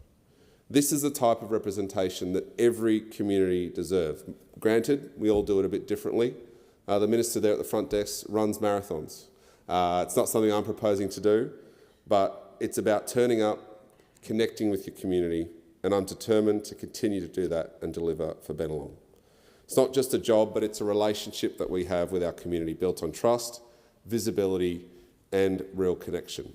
Whether it's attending cultural festivals in Macquarie Park, eating out in Rose Street, Eastwood, visiting schools in Lane Cove, or talking about housing and skills with students in Meadowbank, I make it my job to listen first, then act. Because being present and listening is how you build trust. It's how you understand what's actually happening in people's lives. Representation doesn't just happen here in Canberra, it happens in these everyday conversations we have on doorsteps, in classrooms, on main streets, at the shopping centre, in Coles when I get pulled up and asked a few questions, at community centres as well. That's where you hear what's really going on, and that's where the work really starts. That local first mindset has only grown stronger in my time as a federal MP. I've seen from an even close perspective now how national decisions land in real households. I've seen the cracks people fall through, and I've seen how good representation, compassionate and accountable and community-focused, can make a real difference. That's the kind of representation I've worked really hard to deliver, Deputy Speaker. Visible, practical, grounded in community, whether it's here in the chamber or out on the streets chatting to people who just turn up to have their say. I've tried to make sure that people in Bennelong feel seen, feel heard and supported. Over this past term and now into this one, I've carried that approach into everything I've done. It's shaped how I advocate to the government and within it. And I'm proud that that's led to real outcomes and tangible improvements in people's lives. That work has taken obviously different forms. Sometimes it's been backing in national reforms in this chamber, and sometimes it's been pushing for local priorities back home, even if they're not all within my responsibility, Deputy Speaker. A lot of people just want to talk to a politician to make sure they're heard and to make sure that their voice goes to the right place. So be it a state issue or a local issue, I've always tried to help people and always tried to be their voice. My focus has always stayed the same, getting things done for the people I represent. Over the term, the Albanese Labor government has made real progress, and I've worked hard to make sure Bennelong sees the benefit of that work. In healthcare, we delivered the largest single investment in Medicare's history to strengthen the system, which will mean more than 1.8 million extra bulk billed visits in Sydney, including at clinics in Bennelong. It'll mean GP practices are better supported and accessible, and it'll mean families will spend less to see a doctor. That's a good thing. We've made medicines cheaper, cutting the maximum PBS co-payment from $42.50, and it will go down all the way to $25 from the 1st of January, the same price it was in 2004, Deputy Speaker. If we did nothing, that price would have been $50 now, $25 from the 1st of January, the lowest level in nearly 2 decades. That's already saved people in Bennelong more than $8.6 million in real savings to the household budget. We've introduced 60-day dispensing to halve the trip to pharmacies and doctors for people on long-term medications as well. And our urgent care clinics have been rolling out. One in Top Ryde, one on its way in Chatswood. These clinics mean families can get urgent bulk billed treatment after hours without having to wait hours at an emergency department. We've committed to delivering a Medicare mental health centre right in the heart of my electorate, Deputy Speaker, in Ryde, because access to mental health care should be local, affordable and immediate, not something people put off or go without. On cost of living relief, every household received energy rebates. 92,000 local taxpayers will get a tax cut under Labor's top-up tax cuts, and we've made childcare cheaper, delivered HECS relief and made free TAFE permanent so people can train and retrain, get a better job, earn more money and get ahead without being left behind. We've backed serious local investment in Bennelong, more than $330 million delivered in the last term into our electorate across roads, schools, parks, sporting facilities, community groups, and really big ticket infrastructure, big projects and the quiet ones, the things people see every day and the ones that keep our neighbourhood and our community groups running behind the scenes. I'm so proud of what we've achieved together, but I'm even more focused on what comes next. In this term, I'll keep doing what I've always done, listening to the people of Bennelong, taking their concerns seriously, and working hard here in this place, publicly and behind the scenes, to deliver for them. I'll be working really hard to deliver our urgent care clinic in Chatswood and our mental health centre in Ryde to get those up and running as soon as possible. Critical investments in people's well-being are vitally needed in our community, particularly in mental health. They'll help take pressure off our hospitals whilst making care easier to access close to home. Housing, of course, is a huge priority for this government, and you heard a lot of that today here in this place. Many people in Bennelong are feeling the squeeze, rents are high, leases are insecure, not long enough, and affordable options are few and far between. I'll keep working with my colleagues in government to deliver on our housing agenda, to make it easier to buy, better to rent, and to build more homes where they're needed the most. That means more social and affordable housing in our community, and it means national action to lower deposits and mortgages, strengthen renters' rights, and unlock housing supply. On climate, it'll be no surprise, Deputy Speaker, that I'll continue to be a strong voice for action, pushing our own government to do better. Because cutting emissions isn't just good policy, it's good for household budgets too. I'll keep supporting practical measures that make it easier for people to electrify their homes, access solar, improve insulation, and switch to clean energy transport. There's so much to do in this space, Deputy Speaker, particularly access for renters and those who live in strata to get access to renewable energy technology. All of those issues are held in at the state level, but there's a role for the federal government to play there to get standards across the system so that renters can access renewable energy as well.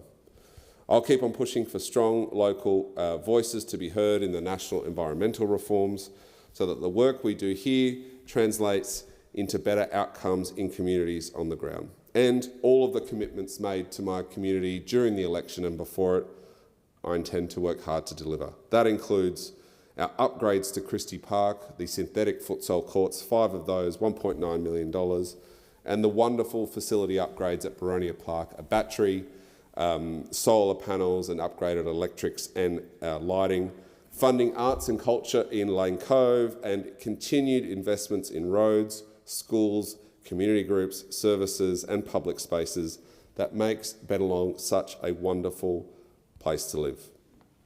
Deputy Speaker, politics needs to serve people. And I do this job because I genuinely like helping people, fixing a problem or making someone's life that little bit better, things a little bit easier. It's what makes me tick and why I put up with all the rubbish that sometimes comes along with this role. And I say this to everyone in Bennelong, Deputy Speaker, you don't have to vote for me to get help from me.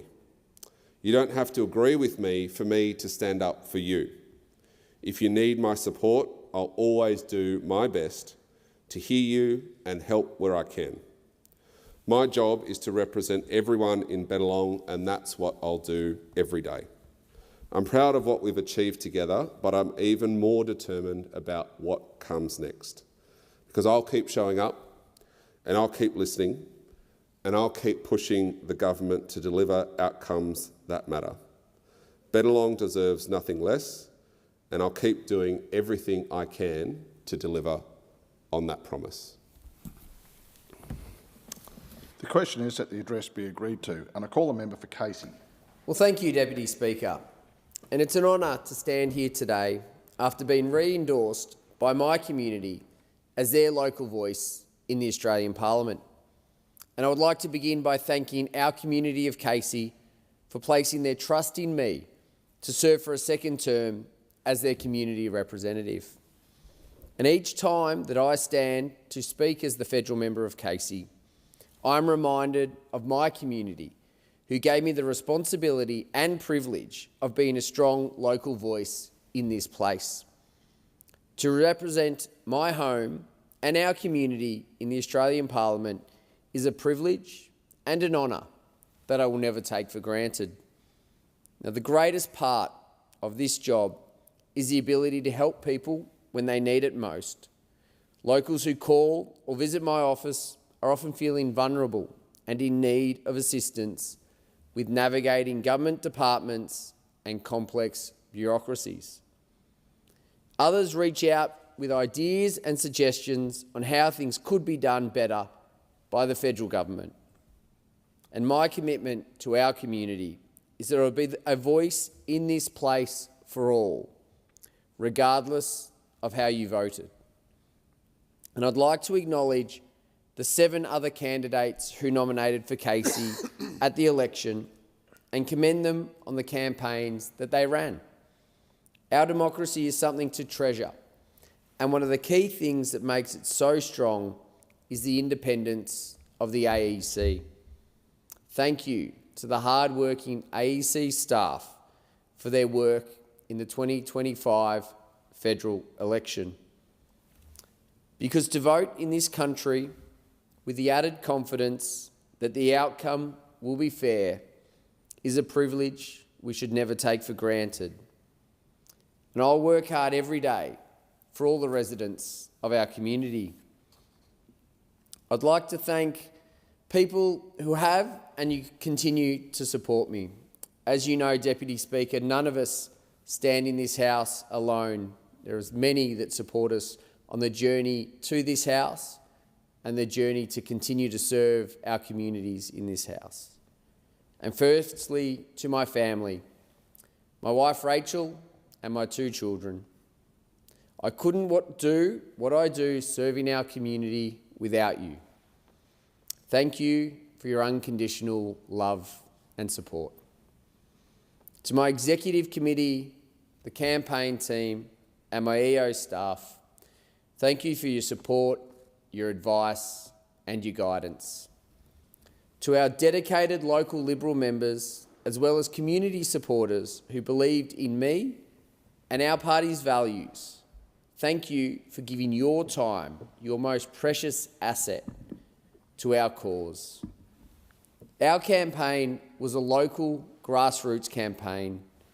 We had hundreds of people who gave up so much, from putting up signs in their property, listening to our community and supporting me at listening posts, and handing out on election day.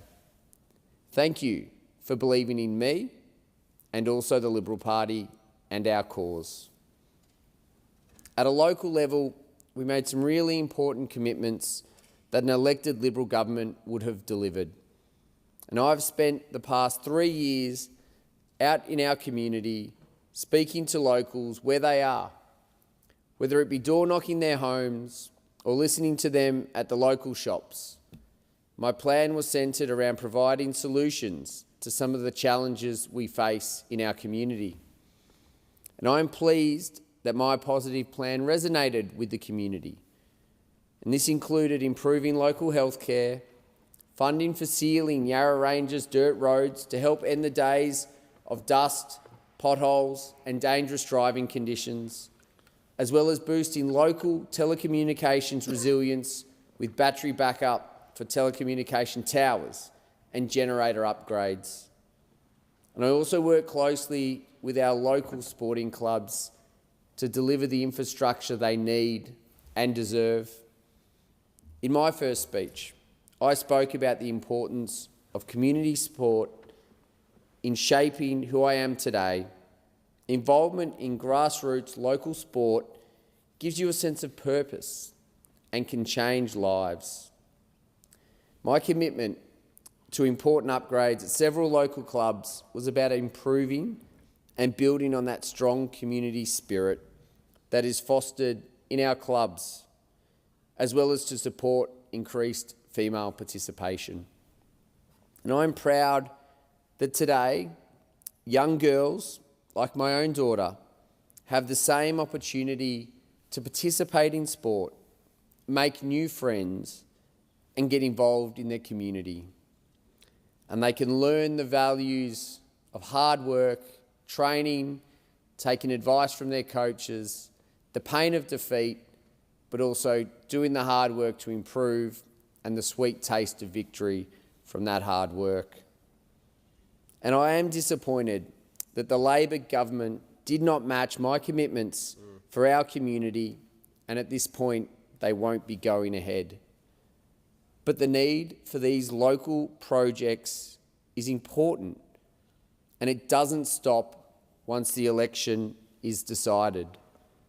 Because our community deserves improved access to healthcare, we deserve safer local roads, we deserve reliable telecommunications, and we deserve upgraded local infrastructure and facilities.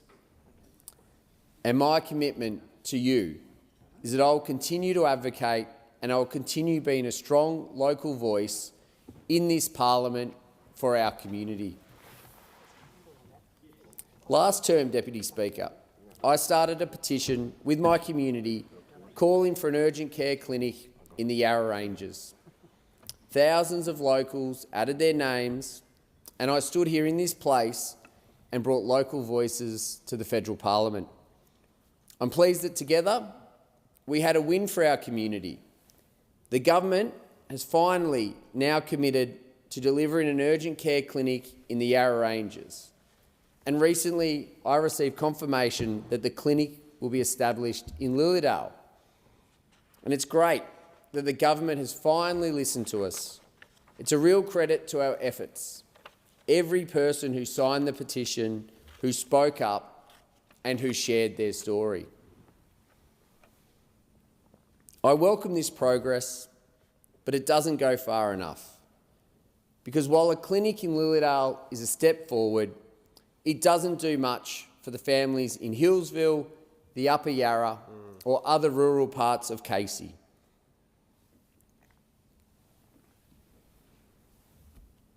These community members face long travel times and limited access to healthcare. And what makes this even more frustrating for these communities is that Labor knows our communities need better access.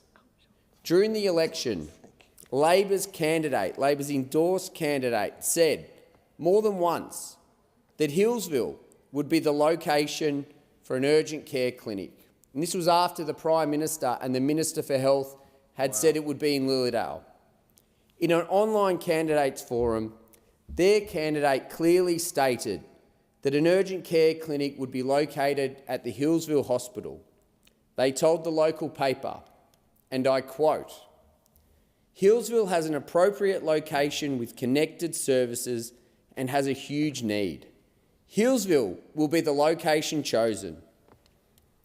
They even posted it repeatedly on social media. So you can understand why people in Hillsville are feeling misled. They were told one thing by Labor before the election, and now they are missing out on the quality health care that Labor promised them. During the campaign, the Liberals and I committed to an urgent care clinic in Hillsville because the need there is real. And I know this from listening to our community and from my family's lived experience. Our community campaign is not over. Together, we'll keep pushing for better health care, and I'll continue to be a strong local voice here in Parliament, working for every part of our region. We also achieved so much together as a community in the last Parliament. We saved $20 million in funding from the previous Liberal government for the Montrose intersection upgrade. I'm pleased to see that the works have now been completed and this important road safety project has been delivered for our community. We also saved $20 million in funding to upgrade the Maroondah Highway and Kalara Road intersection at Coldstream. Despite the previous Liberal government committing funding for the project over 6 years ago, state and federal Labor governments have stifled the project and have continued to delay the project. It's time to get on with the job and upgrade the Maroondah Highway and Clara Road intersection. And I'll keep working with the Coldstream community to get this project done. We also had wins to improve local connectivity, working collaboratively with the Minister for Communications to make sure our community was not overlooked. I advocated for improved telecommunications in our community. It was fantastic that Lilydale benefited from improved coverage, however disappointing that towns with dangerous black spots in the Dandenong Ranges and the Upper Yarra missed out.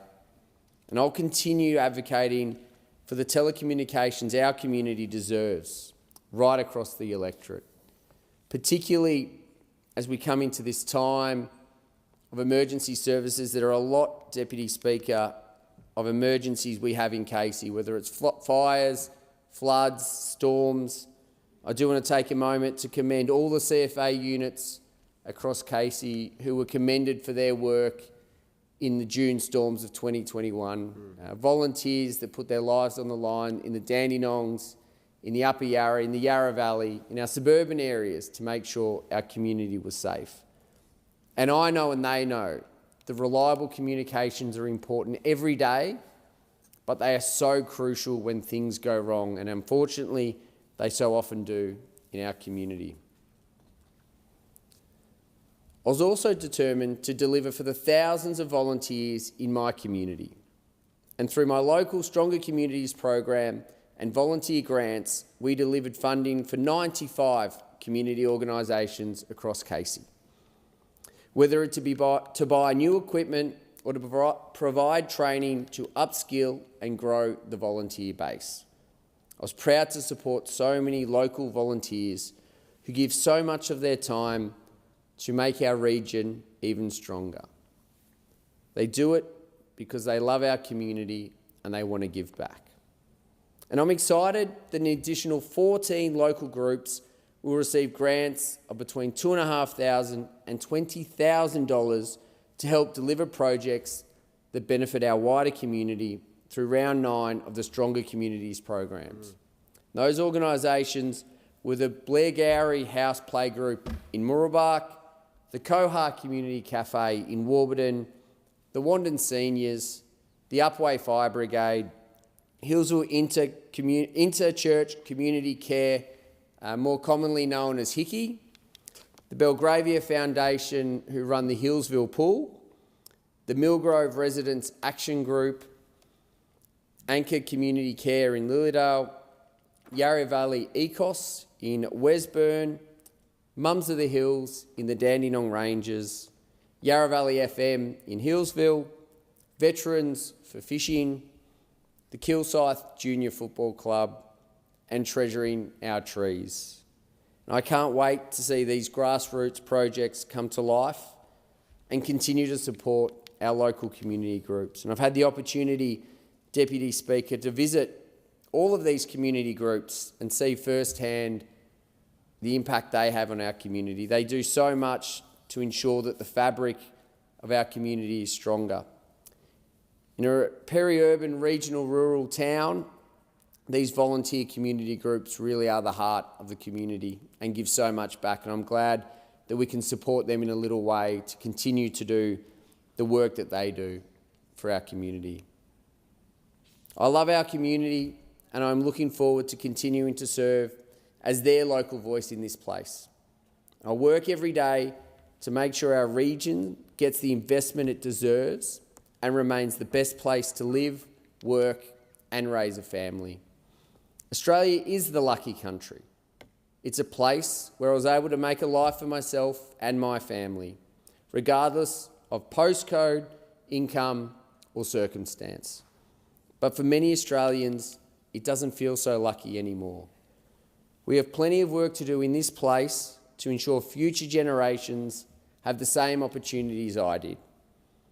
And I will work hard every day to ensure my children and my children's children grow up in a beautiful, prosperous Australia.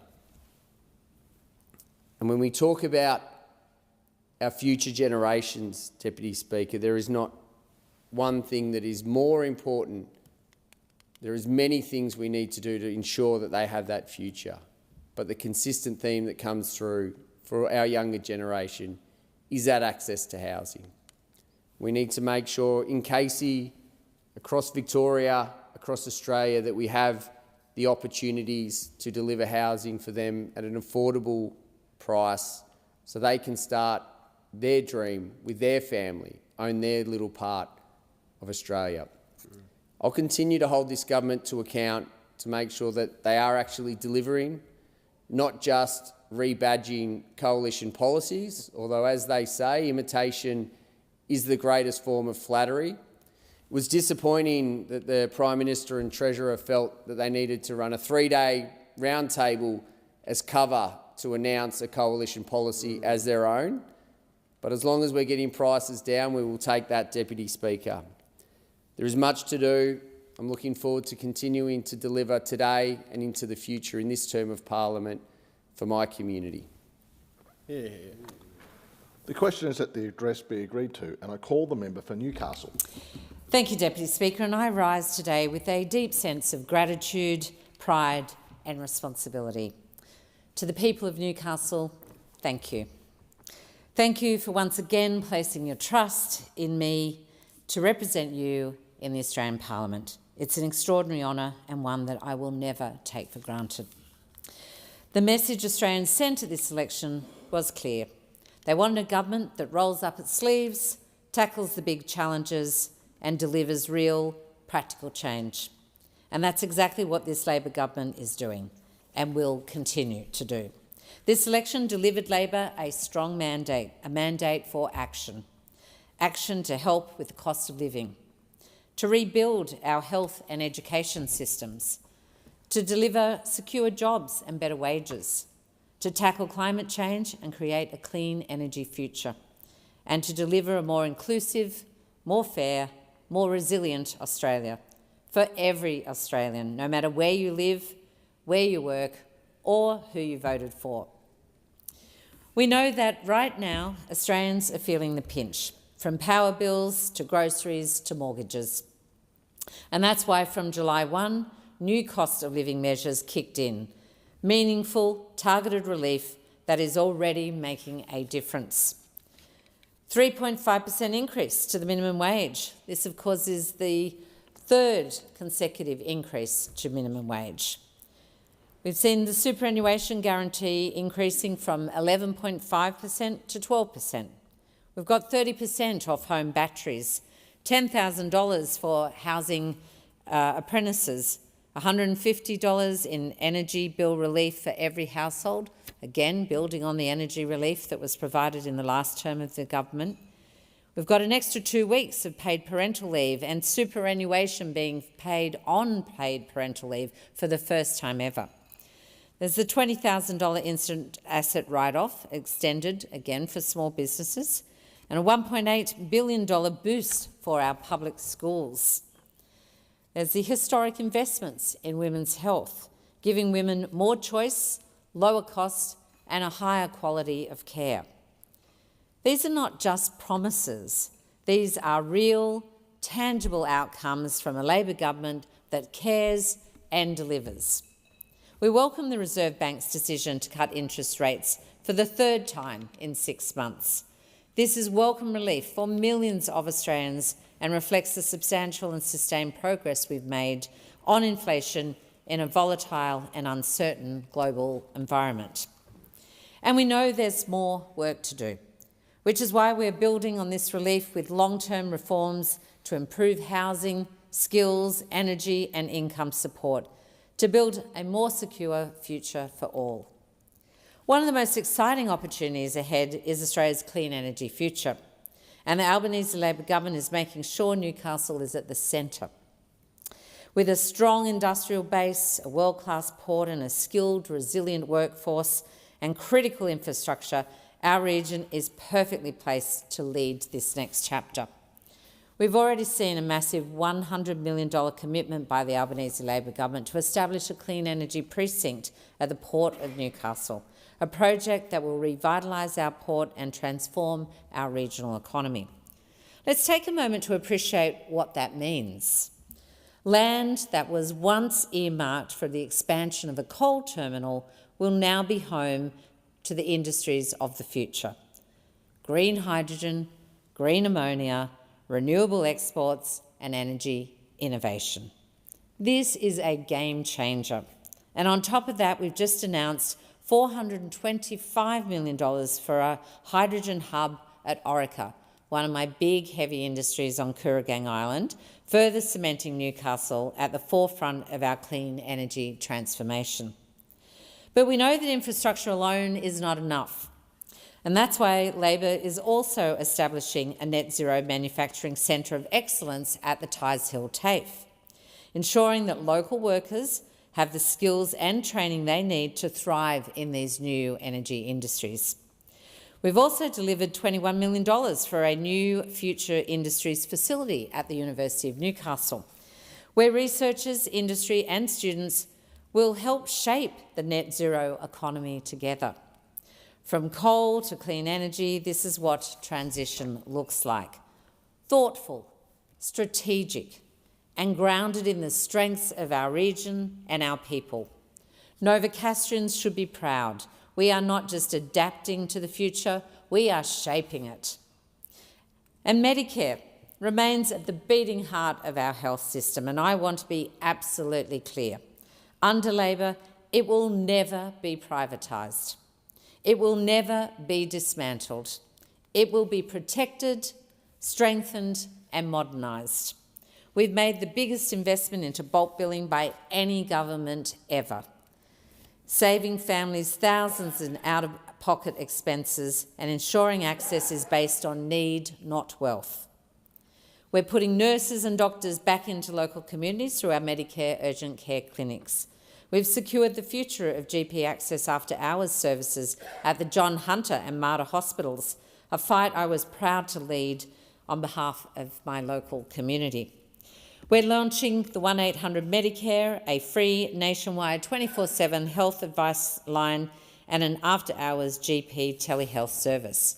We're strengthening access to mental health care through our new walk-in Medicare mental health clinic at Charlestown and our newly expanded Headspace Plus in Newcastle. We're boosting funding for hospitals across Australia.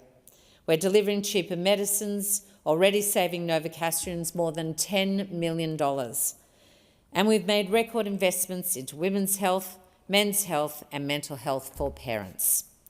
From menopause treatments to subsidised contraceptives, from targeted prostate cancer support to community-based care, we're building a health system that actually serves the people it's meant to protect.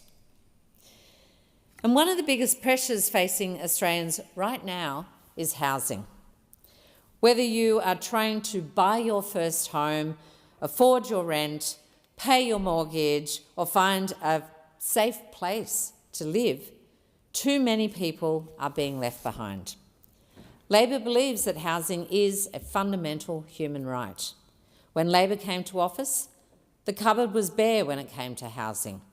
Funding for social and affordable homes had declined to their lowest levels since World War II. Under Labor, this has changed. We're delivering our $43 billion Housing for Australia's project, making it easier to buy, better to rent, and we'll be building more homes. This includes the $10 billion Housing Australia Future Fund, the single largest investment in social and affordable housing. We've worked with the states and territories to unlock more housing supply and provide better protections for renters. We've delivered back-to-back increases to Commonwealth rent assistance. We're benefiting more than 10,000 people in Newcastle alone. We've got a $1 billion fund to build more crisis and transitional housing. We've increased the incentive payment for housing construction apprentices from $5,000 to $10,000, and I'm proud to say that more than 500 apprentices in my local community are benefiting from that incentive payment right now. Speaker, Deputy Speaker, while I celebrate the progress that this Labor government has made, I must be frank. I wish we were further along. because this plan should have been in motion much earlier. But it was blocked. It was blocked in the Senate by the most unlikely alliance of the Greens and the Liberals, while families were struggling to pay the rent, while people were sleeping in cars, while frontline services were crying out for support. The Greens and the Liberals put themselves and their political games first and delayed critical housing investment. Labor doesn't think that housing should be a political football. We think it should be a national priority. And the results at the last election showed that the Australian people agreed. Despite the obstruction, we got there. We passed the Housing Australia Future Fund. We're delivering more emergency accommodation, more affordable rentals and more community housing every day. And we had important announcements as a result of the Economics Roundtable and announcements that were made in this House, in fact, today. But let's be clear, there is much more to do, and we will keep going on building more homes, cutting red tape, unlocking land and giving more Australians a secure place to call home. Education is the bedrock of opportunity. And Labor is making historic investments right across the board. Labor doesn't see education in silos. We understood it is a lifelong journey, from early learning through school into vocational education and training or university and beyond. We've already cut student debt and we've made the help system fairer to ensure your debt doesn't keep rising unfairly. Now we've gone a step further, wiping a further 20% off all student loans as our first order of business in this new 48th Parliament. We've delivered more than 600,000 free TAFE places, including more than 5,100 Novocastrians that are now enjoying the benefits of that free TAFE. And we've made free TAFE a permanent feature of our vocational education system. We're fully funding public schools, and that is great news for more than 18,000 students across 43 public schools in my electorate of Newcastle. We've delivered cheaper childcare to more than 1 million families, and now we're making early childhood education safer, simpler, accessible and affordable. We've introduced paid prac so that Australians studying nursing, teaching, midwifery or social work can get paid while they're in placement. I can't stress what a game changer this is. These were people who have previously had to give up paid jobs in order to go and do unpaid placements that are a mandatory part of their degree program. This is making sure we get people into all of those jobs we all depend and need to be done in our communities. Here in Newcastle, Labor is also delivering a future that works, one with secure jobs, strong industry and modern infrastructure. We've got our $55 million investment into Newcastle Airport's international terminal. It's about to come into being, and in October, the very first direct international flights from Newcastle to Bali will take off. And this means tourism, jobs and global connections to our region. And I can't tell you how excited Novocastrians were about that. There was a sale of those tickets, were sold out within hours of them going online. It's the same story that we have with the highly anticipated final link of the Newcastle inner city bypass. Again, with the M1 extension to Raymond Terrace and the notorious Hexham Strait, backed by this government to the tune of $2.1 billion and nearing closer to completion. Once operational, those road projects combined with will significantly benefit the hundreds of thousands of motorists who travel in and around our region every day, improving road safety, reducing travel times and giving people more time with their families. No one wants to sit in congestion and traffic when you could be at home with your kids. We've got a $500 million investment into high-speed rail, which represents a new chapter in Newcastle and our region's economic story. Since coming to government, we've established the High Speed Rail Authority with an office and community hub in Newcastle. We've completed all of the geotechnical drilling work that needed to be done, and Infrastructure Australia is now reviewing the business case. As the birthplace of high-speed rail in Australia, this project means generations of new opportunities for Novocastrians. We've got to understand that high-speed rail is just not fast transport. It means more jobs, sustainable low-emissions transport going into the future, greater choice about where you get to live, work and study and play. There will be tremendous economic uplift as a result of this project coming in between the two major cities of New South Wales. But that, of course, is the first leg of a much larger project we envisage from Brisbane through to Melbourne. But this Albanese Labor government has also made massive investments into local sports facilities. We had $285,000 for a new in-ground irrigation system at Wallsend Park, $1.5 million for female change rooms at the Burnie Curran Oval at Callaghan, $625,000 for a new grandstand and facility upgrades at the Darling Street Oval in Broadmeadow, and I am so pleased to soon be able to deliver a further $3 million for sorely needed drainage and irrigation at Upper Reserve in Wallsend. Labor knows that a great city is built on strong suburbs and towns, and that's why we're investing to make sure that people don't just live where they live, they love where they live. That's where we're trying to land. $16.7 million for upgrades to the Cathedral Park and Newcastle's East End project. We've committed $5 million to stabilise the Memorial Drive and provide safe pedestrian passage. This work has already been completed. It's a really iconic coastal stretch that suffered a landslip during a deluge of rain. It was simply too much for the local government to do on its own, and this is when partnerships with federal and local governments work so really brilliantly. We've also had $6 million for upgrades to roads in Adamstown Heights, New Lambton and Ellamore Vale, $661,000 for road and pedestrian upgrades to Woodford Street, Minmi, and $469 for safety upgrades to National Park Street in Hamilton South, along with another $450,000 for a shared path on Minmi Road in Fletcher. Deputy Speaker, late last year I was so excited to visit the Hunter Wetlands Centre with some great news that they have been successful in securing over $550,000 for the restoration of significant sites within this precious ecosystem. The reason this is so important, is that it will help protect our internationally recognised Ramsar wetlands, making sure that kids and future generations can continue to enjoy our unique plants, animals, habitats and places.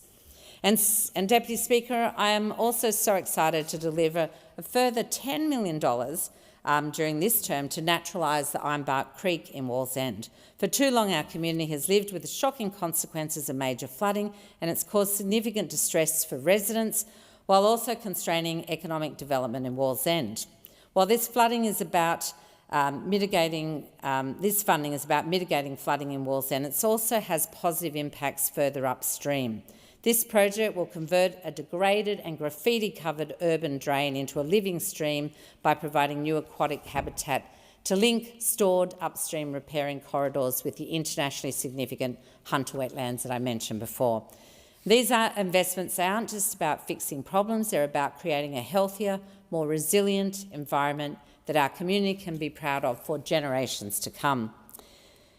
And Newcastle has a massive cultural heart, and this is something that the Albanese Labor government gets, which is why we've also invested $100,000 into Catapult Dance Choreographic Hub, supporting residencies, First Nations and regional choreographers. $70,000 for King Street Hotel to improve disability access and install lighting and a sound desk. $67,000 to keep live music fans singing and dancing at West Best Blockfest, and almost $10,000 for Hamilton Station Hotel to upgrade their equipment so they can continue to host local, national and international artists. Speaker, while I don't have time to run through every bit of funding this Labor government has invested in my community, I would like to leave you with a figure of the total funding amount during the last term of government, and it's almost $1.5 billion. That's $1.5 billion. And that is just in the last 3 years alone. This term, Labor is just as, if not more, ambitious for our town. Before I close, I'd like to take a moment to say thank you, first and foremost, to the people of Newcastle. Thank you again for putting your trust in me. Representing our incredible city is the honour of my life. I will never take it for granted, and I will continue to fight for you every single day. To the tireless volunteers who gave their time, energy and heart to our campaign, to my campaign team, to my Parliament and electorate office teams, thank you for your dedication, care that you show to all of our constituents day in and day out. You're the backbone of my work, and your support ensures that every person who walks through our doors, rings, sends that email is heard and respected. To my Labor colleagues, to my family and friends, and finally to the many community groups, unions, educators and community health workers, business owners, carers, students and everyday locals who engage with me, thank you. You always help shape the work I can do. I am here to represent you and, as I said, the greatest honour of my life. The question is that the address be agreed to, and I call the member for New England. Well, thank you very much, Mr Deputy Speaker, and it's a great pleasure to come to the microphone and to discuss the election in New England. We were very blessed. We went against the tide, got a swing to us in New England, both primary and two-party preferred, and that's a great team effort that did it. It's never one person, no one person ever wins their seat. It takes a team. And the team in New England went against the tide, whether it was north, south, east, west. There was a swing against the coalition, but we were lucky enough to go the other way. So I put that down to the great team members. And I can't mention them all because that would be the whole speech, but I'll mention some. Obviously, the branch chairs who did an incredible job. My staff, any staff who have to put up with a person standing for an election almost deserve a medal and should walk on Anzac Day because you're a bit beside yourself, and you're always trying to get perfection. Where of course you just got to do the best job you can. So to Heidi and Dave, to Daniel Gillette, to Lizzie and Ian Coxhead, who have been doing such an incredible job for such a long period of time, to the Burke family, to all the work that whole family has put in for so long in supporting the people of New England. And if you go up to the north of the electorate, people such as Peter Petty or Toby Smith, of course you can't go past Armidale without talking about Matt Lynch. I don't know a larger character that's ever handed out than Matt Lynch. He seems to know everybody, and as an ex-policeman, I suppose he knows them for all the wrong reasons. But these are the sort of the teams down. Phil Hobson down at Muswellbrook, who came into it. All these people, Adrian Spencer, Pamco Bell. You go on all night, but just know that I thank you all for that incredible effort that you put in, and the win in New England is your win, for which I am a small cog in a very big gearbox, and we did a great job together, and we've backed up the work we've done for so long. I remember when the first poll, when we all started in New England, our first poll had us at 36%, and we had to try and achieve the biggest win against an incumbent in Australian history, and we did it. And from that point on, we've just built and built and built the strength to continue on with that. I want to go through some of the things. I'm also now blessed with, I think, the strongest booths in Australia. I'm very lucky. Some of the booths, 93%, 94%. So the people of Yarrowitch and the people of North Star, if we can just find those three people, that would be great. But it's not even that. It's also in other areas where we're big towns. We're voting for us. Like Manila was over 70% vote for us, and this is that's an incredible an incredible thing. I'm always so humbled when you handing out, even at places like South Tamworth, or working class areas of South Tamworth. And as people walk in, you really don't know how you're going to go. And then when you see the result at the end of the night, it's just the idea that most of those people walk past you, voted for you.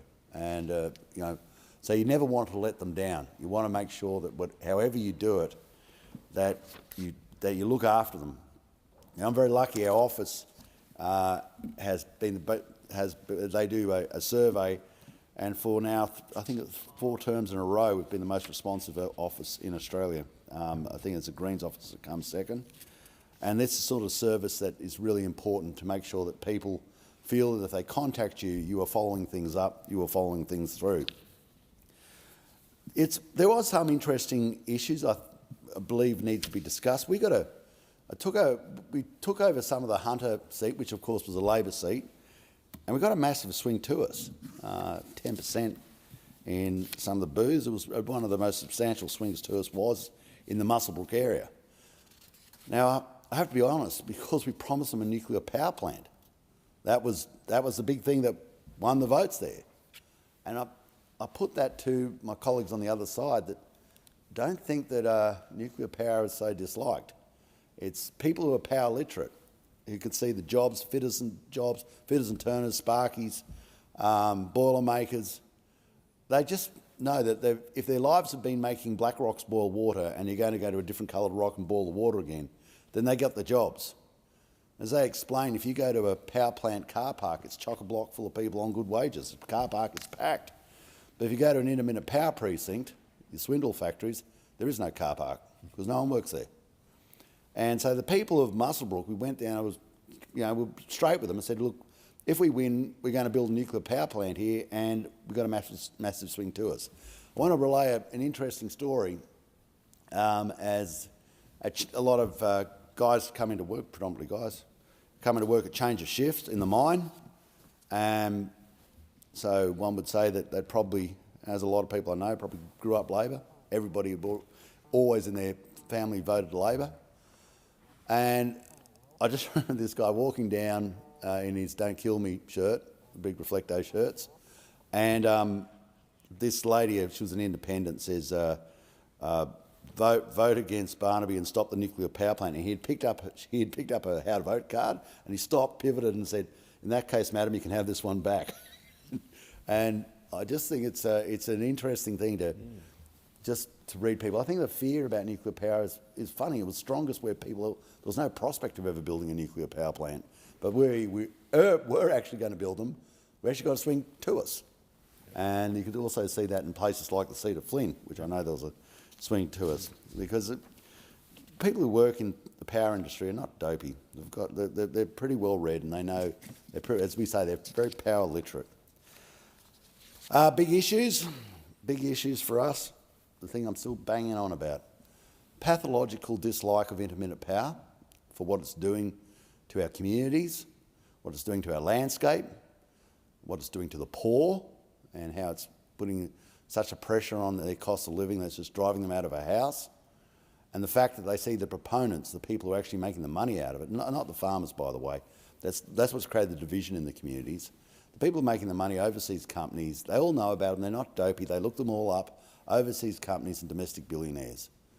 And somehow they have a right to come into our lives and completely turn our lives upside down.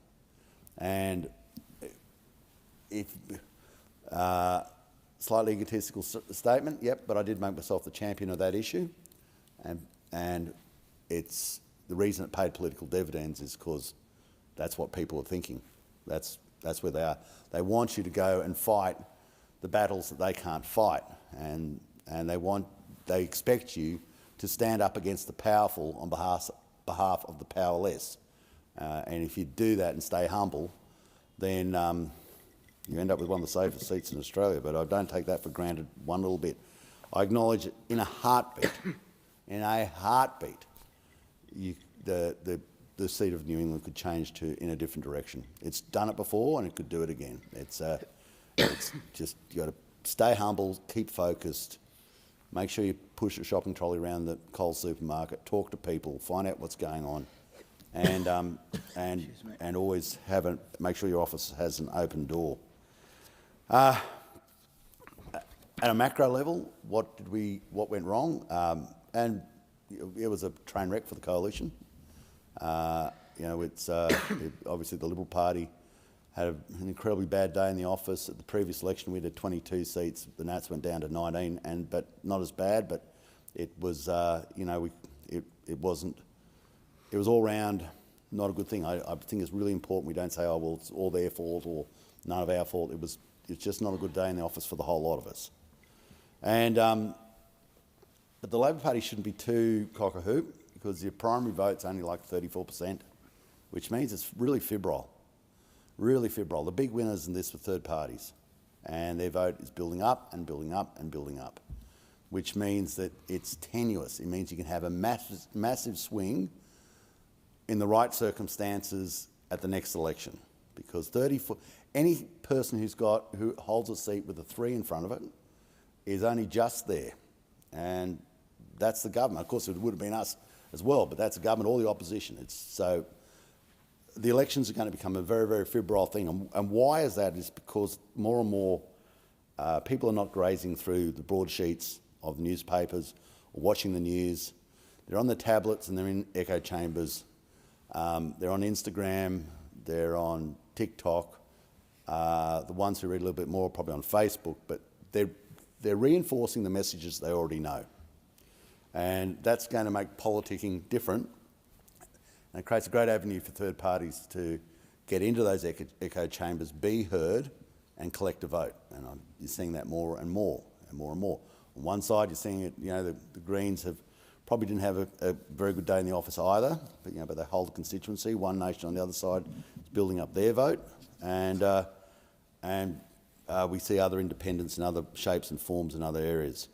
So it's something that I think this place works well when you've got people understanding that someone's got to run the government and acting responsibly to try and make sure that we look after all of Australia. And there's a clear understanding that governments at times have to make very, very hard decisions, and they have to make hard decisions for the betterment of all. What happens if it's too febrile, if it becomes too populist, then no hard decision will ever be made, and our nation will suffer the consequences because of it.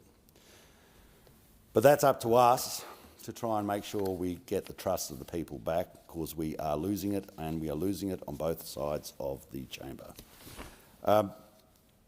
If you had the election again, and I remember having the discussion with Mr Dutton at the time, elections have got to be fought on binary issues where people have a clear understanding of them and they are defined to them, and then you are either all for it or all against it, with the opposition or the government all against it or all for it alternatively, and make sure that you pick that so there's a clear understanding of what differentiates you. You can't be sort of an amelioration and a permutation and some sort of segmentation of what is already the policy, or people won't follow you.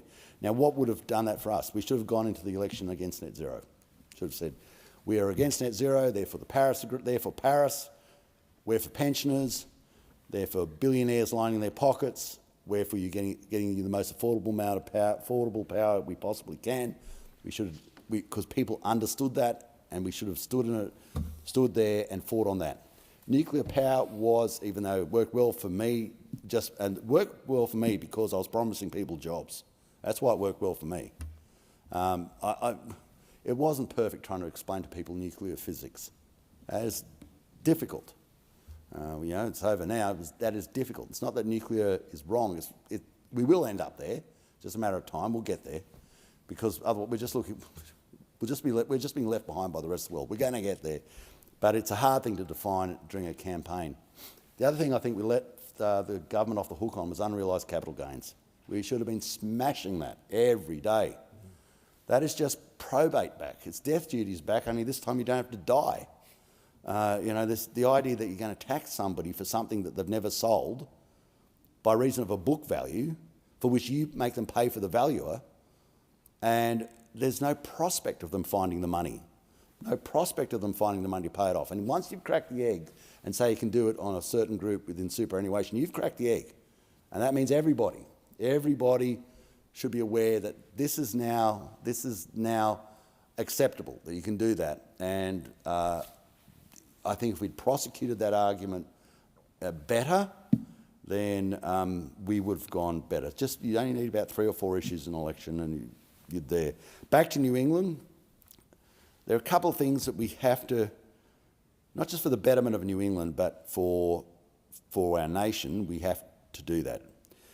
We do have to get more baseload power into our nation. We don't have it. It is not going to work on intermittence. It's not going to work on wind and solar. They are intermittents. They are not even renewables. If you want genuine renewables, build dams, hydroelectricity, or you have to go nuclear. But I think the smartest thing actually is to get more efficient and effective and go at coal-fired power. And the southern part, the Hunter Valley, wants coal. They want power plants. So that is good for them. That is good for the Upper Hunter in New England, and it's good for our nation. Further up, Tamworth is growing flat out. Just one investment in the town, $600 million for the poultry, for killing chooks. That's going to go up to 3 million. I think that's something like 3 million chooks. I don't know what for the period, but I think that must be a year. It'd have to be a year. But it's massive. And then you've got all the attendant facilities as well. They need water. They can't work without water. The abattoirs, about 80%. If you eat from Woolies, about 80% of that protein is killed in Tamworth. Tamworth is a massive, bigger than country music. It's a massive producer of protein for our nation. Poultry, beef, mutton, high protein grains. These are the things that's vastly more important, to be quite frank. Country music is incredibly important, don't get me wrong, but what it does to feed our nation is even more important. It is a factory producing protein, but it needs water. And that's why we need Dungowan Dam. We can't do it on recycled water because recycled water by its very nature does not produce 100% outcome. It produces 60% recycled water and 40% highly saline brine. We can't put that back in the Peel River. We have to put it in brine ponds. And it's just not environmentally possible. So we've got to have actual storage, and high in the hills where it's deep and cold is where you have the most effective storage. And that plumbs up Tamworth, and as they keep floating, they're flowing into Tamworth now from Sydney because the houses are more affordable and good employment opportunities. But the industry in Tamworth uses vastly more water than the people do. And that's going to continue to grow because the industry is growing in the food industry. I mean, that's where we make a buck. But we're going to have to get water storages there. And it's the same now with Armidale. Malpas Dam, they said, it'll always be too big for the requirements of Armidale. It's not. It's now too small. To be quite frank, if you keep on putting up these, we don't know how you're going to find the water for the concrete for your wind towers. It's just not possible. You can't take it out of a domestic supply, so I don't know where it's coming from. So no matter which way you cut or dice it, you're going to have more water infrastructure. In the north-west is something that both I want to acknowledge Mark Colton, a lot of his turf, or some of his turf I've taken over, and once more, I have to say Mark got a swing to us in North Star, and that's another booth that's over 90% votes for us, so which is great. But the Inland Rail, we've got to continue on with this. It is so important to our nation, and it goes through North Star, it goes through the northwest of our electorate. It's ridiculous having a railway line that goes from Melbourne to Parkes, and then Parkes up to Narromine, and then stops at Narromine. And then you've got another railway line that goes from Newcastle up to North Star. Now, it's supposed to go from Melbourne to Brisbane. Now, if anybody's been to the metropolis of North Star, you'd probably realise that we've got a multiple billion-dollar investment that stops at a town of around about 200, 300 people. We've got to go all the way through with that. And that requires the government to be less parochial and have that vision for the nation. If we've got trains that are up to 3 kilometres long, travelling at 110 kilometres an hour, it's a vastly more efficient way to move produce than trucks. And if you want to talk about carbon reduction, it's reducing an awful lot of carbon by putting produce on steel, and then the truck drivers still have a job, but it's short haul where they go out and come back and they're home at night for dinner. So let's get back into the inland rail. Let's really grasp that as a nation-building thing and stop these excuses of what we've got. What you've got now is ridiculous. A railway line, there are 2 railway lines that don't really go anywhere. Like start at a big city in Melbourne and then stop at either Narromine, or start at Newcastle and stop at North Star. We need to see this thing through to completion.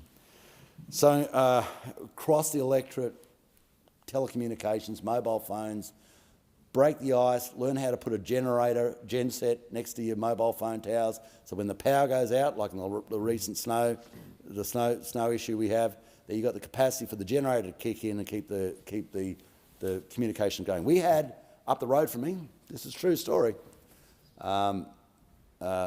Aboriginal lady, Pam Towney, during the snowstorm, she died. So, you know, for us, people don't see this as serious, you know, because the car breaks down, they get out of the car, they can't get home, that's it. Although she actually did get home, she died in bed. But we've got a coronial inquiry into that at the moment. This is why I get so passionate about this stuff, because it really works on me. These are my people, I grew up with them, you know, this is you know, where I went to Willbrook Public School, you know, and so, and some of these things are so simple to fix, but we've just got to get our mind over that horizon and get the small things right. But anyway, thank you very much to the people of New England and Upper Hunter. I'll do my very best to serve you for as long as I have that great honour. Thank the member for New England. The question is the address be agreed to, and I call the member for Lingiari. Thank you, Deputy Speaker. It really is great to be back in this House again with old friends and a whole mob of new friends and colleagues. To the new members, listening to the stories of your journey here to this point in your life, certainly listening to all of them fills one with hope and a lot of encouragement that this new Parliament, with all of the new members on both sides, will continue to achieve really great things. I am reminded, and I know listening to a lot of those speeches, how privileged we are to represent all Australians. Your stories have inspired me to keep fighting. Representing Territorians, particularly in the seat of Lingiari, and fighting to deliver for them is what I love. I love the electorate of Lingiari from Katajutta, which is the Docker River, which is only 670 kilometres southwest of Alice Springs on the border of Western Australia, to Gelawinku, right up north in the top end on Elcho Island. And let's not forget the magnificent Christmas and Cocos Islands. To everyone in Lingiari, thank you for putting your trust in me again. It is a privilege to represent such a vibrant and diverse community. Lingiari is a vast electorate, as I've pointed out previously, Deputy Speaker, and a massive logistical challenge to travel around. In this last campaign, we spent countless hours in four-wheel drives, planes, and even on forklifts. And we did an incredible job, and I want to acknowledge the incredible team that I had around me. We had in Lingiari, as with the last federal election, 197 individual election booths scattered around my 1.35 plus million square kilometres of electorate. We drove thousands of kilometres on dusty, sandy roads and flew in plenty of tiny little planes to reach all corners of the electorate to ensure every Territorian in Lingiari had the opportunity to voice their opinion and cast their vote. And they did. Lingiari voted resoundingly for a strong, stable government and decidedly against the divisive culture wars that were stirred up by the opposition at the time. The Territory doesn't have a huge population, Deputy Speaker, despite its size, so during elections we usually know most of the volunteers from both sides of the booth. So this time it was really interesting to see the Country Liberal Party had a whole lot of new people donning orange shirts and swarming and manning the voting booths. I will note that there are reports those shirts were sometimes swapped out for an orange One Nation shirt, which is very interesting to me. These groups of CLP volunteers, mostly men, who had never seen before were very aggressive, often trying to intimidate women and bully a lot of our volunteers. They played grubby politics. We heard them lying to voters about my background, and I found it quite funny, particularly on the Tiwi Islands when I went home. For the record, I want to say that I'm not from Cairns. I'm a born and raised Territorian, but it was quite funny to hear the Liberal volunteers trying to tell my people that I wasn't really a Tiwi person, that I was from Cairns. The way these people behaved at the voting booths was appalling, bullying volunteers, forcing them to leave the booths, but particularly, the intimidation to female voters it was the first time I'd seen that. In 2022, I think the campaign was good on both sides, but this time there was a different level of bullying, but particularly the intimidation to women voters in an attempt to make them vote their way. And it was simply wasn't accepted by a lot of the voters in some of the areas. The grubby tactics that they used didn't make a difference. In fact, a lot of voters saw straight through them, and particularly the results in Alice Springs, which I think had been surprising to a lot of people. Territorians know me, they know where I'm from, and they know what I stand for.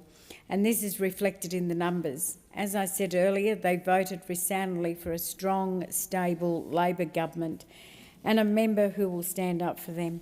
It is important to see the changes in Alice Springs, and there has been huge investment by this federal Labor government into Alice Springs.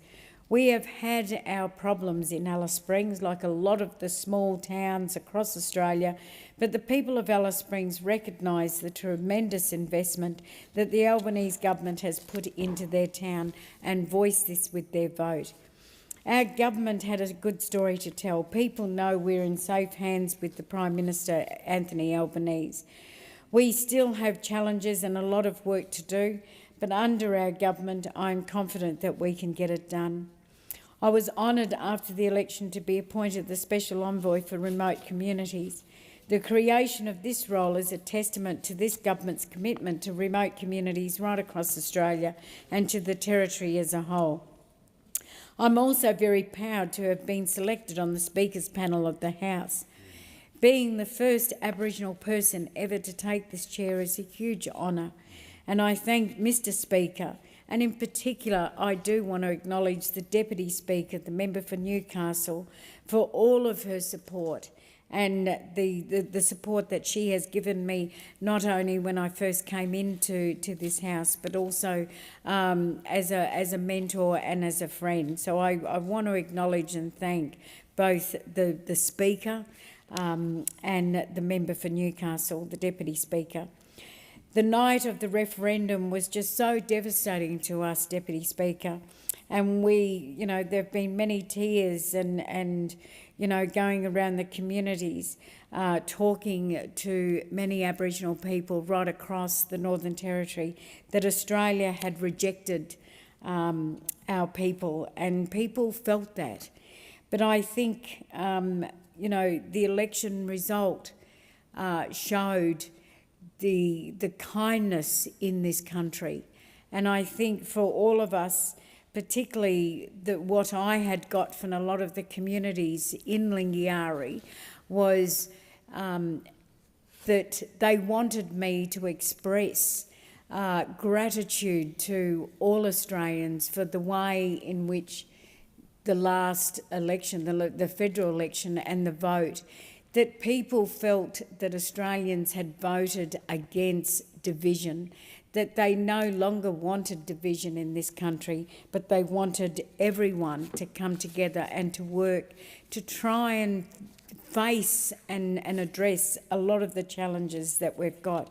So I know that we can take this country to a better place, and we're already well on our way. I'm looking forward to working with our Speaker of the Parliament to continue his school civics program. And recently I spent a week on Christmas Island and went to the school on Christmas Island and talked to them about the school civics program. And a lot of those young people had come to Canberra to have a look. So they're looking forward to hopefully the Speaker, we can take the school civic program to Christmas Island, which I think would be a great place to go.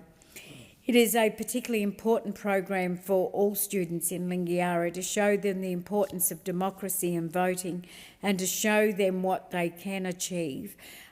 This election, like in 2022, whilst we saw a small improvement in the vote in Lingiari, or I should say the percentage of voters that voted in the 2025 election compared to 2022 was a small improvement. However, we're still seeing low voter numbers.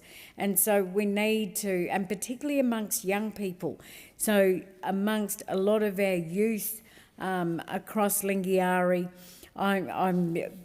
my team and I have started focusing on how we need to start targeting and working, particularly with young people, to start getting them engaged in what needs to be, I think, an important part of our democracy, and that is to get them to see, you know, that this is an important part of this place that we call Australia, but also in the Northern Territory.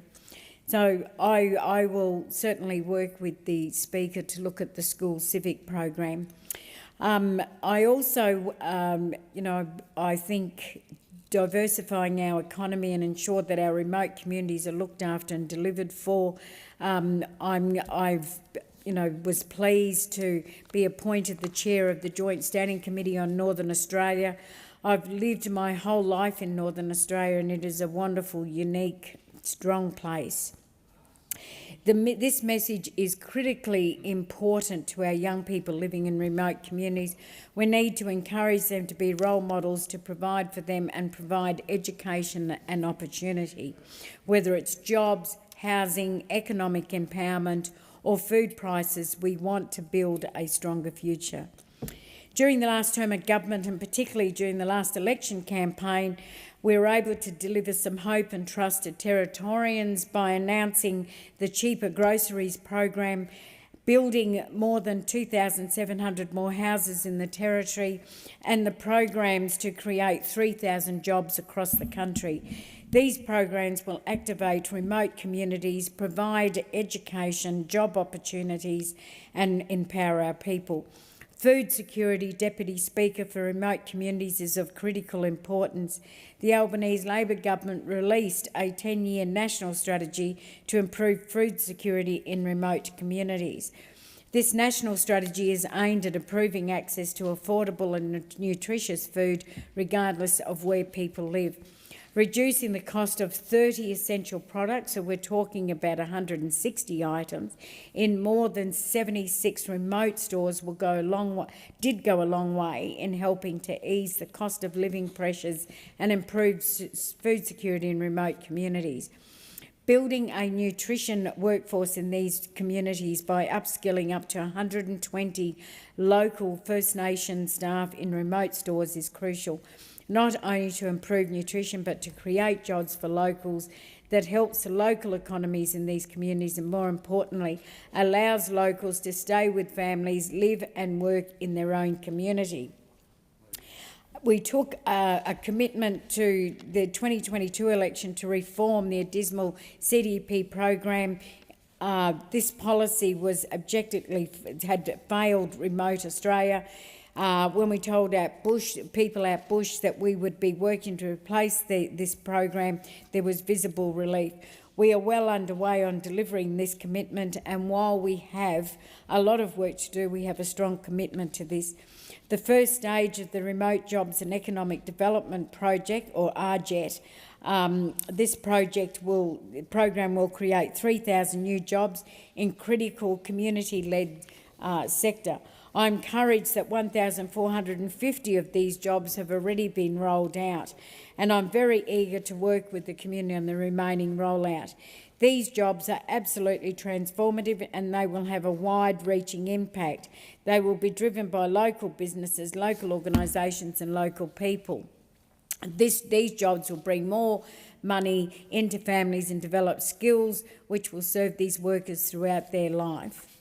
On housing, we signed, I'll be working with the Minister for Indigenous Australians and the broader ministry to make sure that this program and the $4 billion National Partnership Agreement will address critical housing shortages out bush. We aim to build 270 homes in remote communities per year over the next decade, as well as providing much-needed upgrades and repairs to current housing stock. And I'm looking forward to working with the Minister and the Northern Territory Government to ensure that these houses are delivered on time and in full. I'm delighted to be able to announce all these programs with my friend and co-star of the Mel and Mim Show, Senator Melandiri McCarthy, Minister for Indigenous Australians. I think a few of you may have seen our videos on social media. We had a great time together on the campaign, driving tractors and forklifts, handling buffaloes and baby crocodiles, but all the while delivering really important messages. Thank you, Senator McCarthy, for your support throughout the campaign and over the years and your ongoing friendship.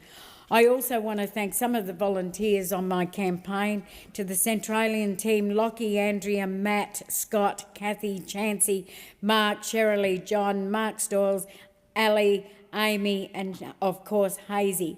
And, of course, my old friend, Warren Snowden. Thank you all for travelling out to communities in remote Central Australia and holding the fort in Alice Springs. To Vince, to Haji Adams on Cocos Island, thank you. Gordon, Zoe, Sukia and the whole team on Christmas Island, I thank you. It's a magnificent and important part of my electorate and of Australia. In Catherine, Reuben, Mike, Jesse, Nick, Joe, Tristan, Mick Yubo and, of course, Selina Yubo, the fantastic Labor leader of the opposition in the Northern Territory. Her and her team are doing an incredible job up against a very divisive and uneducated CLP government. Thanks go to Kay, Len, Sid and all the Tennant Creek and Barclay team. In Nhulunbuy we had Denise, Rachel and Sid Sterling, Shana Edwards and Ursula, Gillian and Lynn and a lot of and some of the families over on Galawinku. Helping across the Arafura Sea goes to Ebony, Maina, Manuel, Gowan, Edwina and Nathan, Carleen, Cassara, Wesley and other family members. Over in Wadare and the Daly region we had Duran, Berrigan and Anthony. Labor legend Kerry Gardner and Sean were out in Elliot, Mullinger, Lingera and Yarralin. I will provide all of these names to the office, Deputy Speaker, and to Team Senator McCarthy. They always provide great support during the campaign. It was no different. They all took leave and were all over Lingiari and Solomon for the member for Solomon and myself, and provided my office with tremendous assistance. Particularly, I have to thank Shana Edwards, who was an excellent support to my campaign manager, Anna. Thanks to Shalok Sharma and Ella Shaw, who provided overarching support to my campaign. Ella came up to the Territory for a couple of months. Thank you, Ella. And Shalok, who always gives his life to the party at every federal election, territory election, by-election, council election. He has an incredible amount of knowledge and love the fight as much as I do. To my union comrades, the United Workers Union, to Erina Early, to Joel Bowden and all of NT unions, I thank you all for your support. United Workers Union were out in force in Goombalanya, Alikarung and Batchelor and all different parts of the electorate. To May Morrison and Alan Zagaba and Peter Wellings, I thank you. To the CPSU, Mitch and Alice Springs, thank you for providing your support. Lucas was very helpful in the top end rural area, along with Rob, Dennis, Cecily, Chrissy and Amber. So just before I'm ready to finish off, I do want to pick up in the 1 minute I have was I started talking about what I thought was different in this election. And what was different was 40 people that was flown into parts of my electorate called the Exclusive Brethren, Deputy Speaker. I think it was. I think that it was quite frightening, the bullying and the intimidation, to see the way in which these, the people had acted. I hadn't seen them before. I will, be right. So there had been some complaints to the Electoral Commission in terms of some of the behaviour. But it was interesting to see some of the one jet in particular that would fly these 40 members in across particularly some remote areas across Lingiari. That jet, it'd be interesting to find out who was the owner of that jet that flew, the brethren into particularly parts of Lingiari, because the CLP government didn't have, or the CLP didn't have the manpower.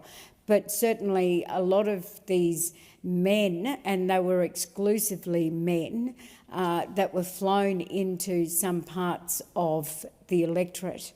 Their intimidation and their manhandling in some cases, with the way in which they pushed up against Aboriginal women, was actually quite disgraceful.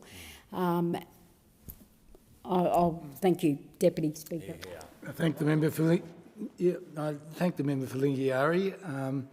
The question is that the address be agreed to, and I call the member for Fowler. Thank you, Deputy Speaker. It is humbling to stand here again, returned by the people of Fowler for its second term as their independent representative. In a sea of red, the people of Fowler stood firm. Despite the resources, the machinery and the odds, they sent me back to this place to continue doing what I've always done. Speak for them, fight for them, and ensure they are not forgotten. That speaks volume about my community. For decades, Fowler was considered one of the safest seats in the country, a seat once held by the Prime Minister Gough Whitlam, a seat built by working families and shaped by wave after wave of migrants and refugees who, like me, came here in search of freedom and stayed to build a life. But in 2022, everything changed. They chose an independent voice. This year, the people of Fowler showed that choice wasn't a one-off or an accident. It was a lasting shift. They have seen how an independent voice can better represent their concerns, free from party politics. They have someone who listens, lives among them, and puts community above party. Since my election in 2022, my team have assisted over 8,000 families. We brought our mobile office into the streets of Fowler with our Bring Your Bill Day forum. We helped people navigate the NDIS, reconnect with loved ones overseas, secure emergency accommodation and access food hampers. We did all of this with empathy and urgency because that is what representing Fowler means to me. Deputy Speaker, when I made my maiden speech in 2022, my mother sat in the public gallery alongside members of my community. She may not be here physically today, but I know her spirit is with me. I will never forget where I came from. As a refugee, a boat person, someone who was given a chance to rebuild her life in this peaceful country I now call home. I believe every Australian, no matter where they come from, their postcode or income, deserves that same chance. In this second term, my mission remains unchanged. I will continue to push this government to deliver for Western and South-Western Sydney, for families struggling with cost of living crisis that pushes them to the edge. I hear it everywhere. Families asking, what is this government doing to bring down petrol prices, to cut the tolls, to make energy and housing affordable, to reduce the burden on small businesses drowning in red and green tape? Childcare remains out of reach for many parents, despite claims of affordability. Parents work 2 to 3 jobs just to get by. Centres can't find enough staff and have been forced to raise prices because of heavy regulatory cost. Local businesses, many family-run and migrant-owned, struggle to survive under rising expenses and policies crafted without them in mind. Despite 500,000 free TAFE places announced, critical courses such as baking and meat processing aren't available locally to meet our workforce needs. Students and workers in Fowler still face toll roads, congested roads, overcrowded trains, and watch as infrastructure dollars go elsewhere. And yet, through all these challenges, my community continues to show up. They work hard, they keep businesses open, they volunteer for Meals on Wheels, pack sleeping bags for Vinnies, coach local kids, care for elders, and contribute every way they can, against all odds. Deputy Speaker, the people of Fowler aren't asking for handouts. They want fairness, investments that matches the contributions they make every single day. In my first term, I called for the reinstatement of the low and middle income tax offset because families in Fowler were struggling and still are. This term, I will continue to urge the Labor government, a party with roots in representing working Australians, to honour that legacy. Bring back this tax relief for low and middle income earners. I will also call for the tax-free threshold, stuck at $18,200 since 2012, to be lifted to reflect rising inflation and living costs. This is genuine relief for workers and small businesses alike. I will stand firm for the right to use cash because not everyone in Fowler has a smartphone or trusts digital banking. I will push for real students' debt reform, not just indexation relief, but a reversal of the punitive fee hikes from the Morrison era that saw arts degrees soar from $20,000 to $50,000, pricing many young people out of education. I will continue to advocate urgently for investment in public school infrastructure. For example, Bonrick High School was built for 950 students. It now holds nearly double that, with over 40 demountable classrooms. The Commonwealth sets national priorities and funds agreements with states. So I ask, if every public school is meant to be fully and fairly funded, why are schools like Bonrick High left behind? Deputy Speaker, being in this place is a privilege I will never take for granted. As an independent, my job is to bring the voices of my community into this House and to hold the government to account. To the Prime Minister and his government, you ask for a mandate. Now use it to deliver. Build the East-West Metro. Don't just build an airport. Connect it so that people in Fowler and South-West Sydney can access the jobs you promise. Invest in roads, schools, hospitals, and local sporting grounds. Support the small businesses that kept this economy afloat during COVID. The virus might have passed, but the disruption has not. Have empathy for the early risers who clean, cook, build, drive, and care. Have empathy for young people with big dreams but little support. Have empathy for multicultural communities that make this country strong. Too many in Canberra have spent too long inside a bubble, far removed from the communities you once fought for. I'm here to remind you, don't forget them now. Deputy Speaker, the people of Fowler sent me back to keep speaking up, and I will. Not for corporations, CEOs, or boardrooms, but for the everyday Australians who power this country. I may not belong to a major party, but I belong to a community, a beautiful, diverse, determined community. And I will spend every day of this term doing what I promised, being their voice, fighting for their future, and making sure that they are never left behind. Before I close, I want to thank those who stood beside me and made this possible.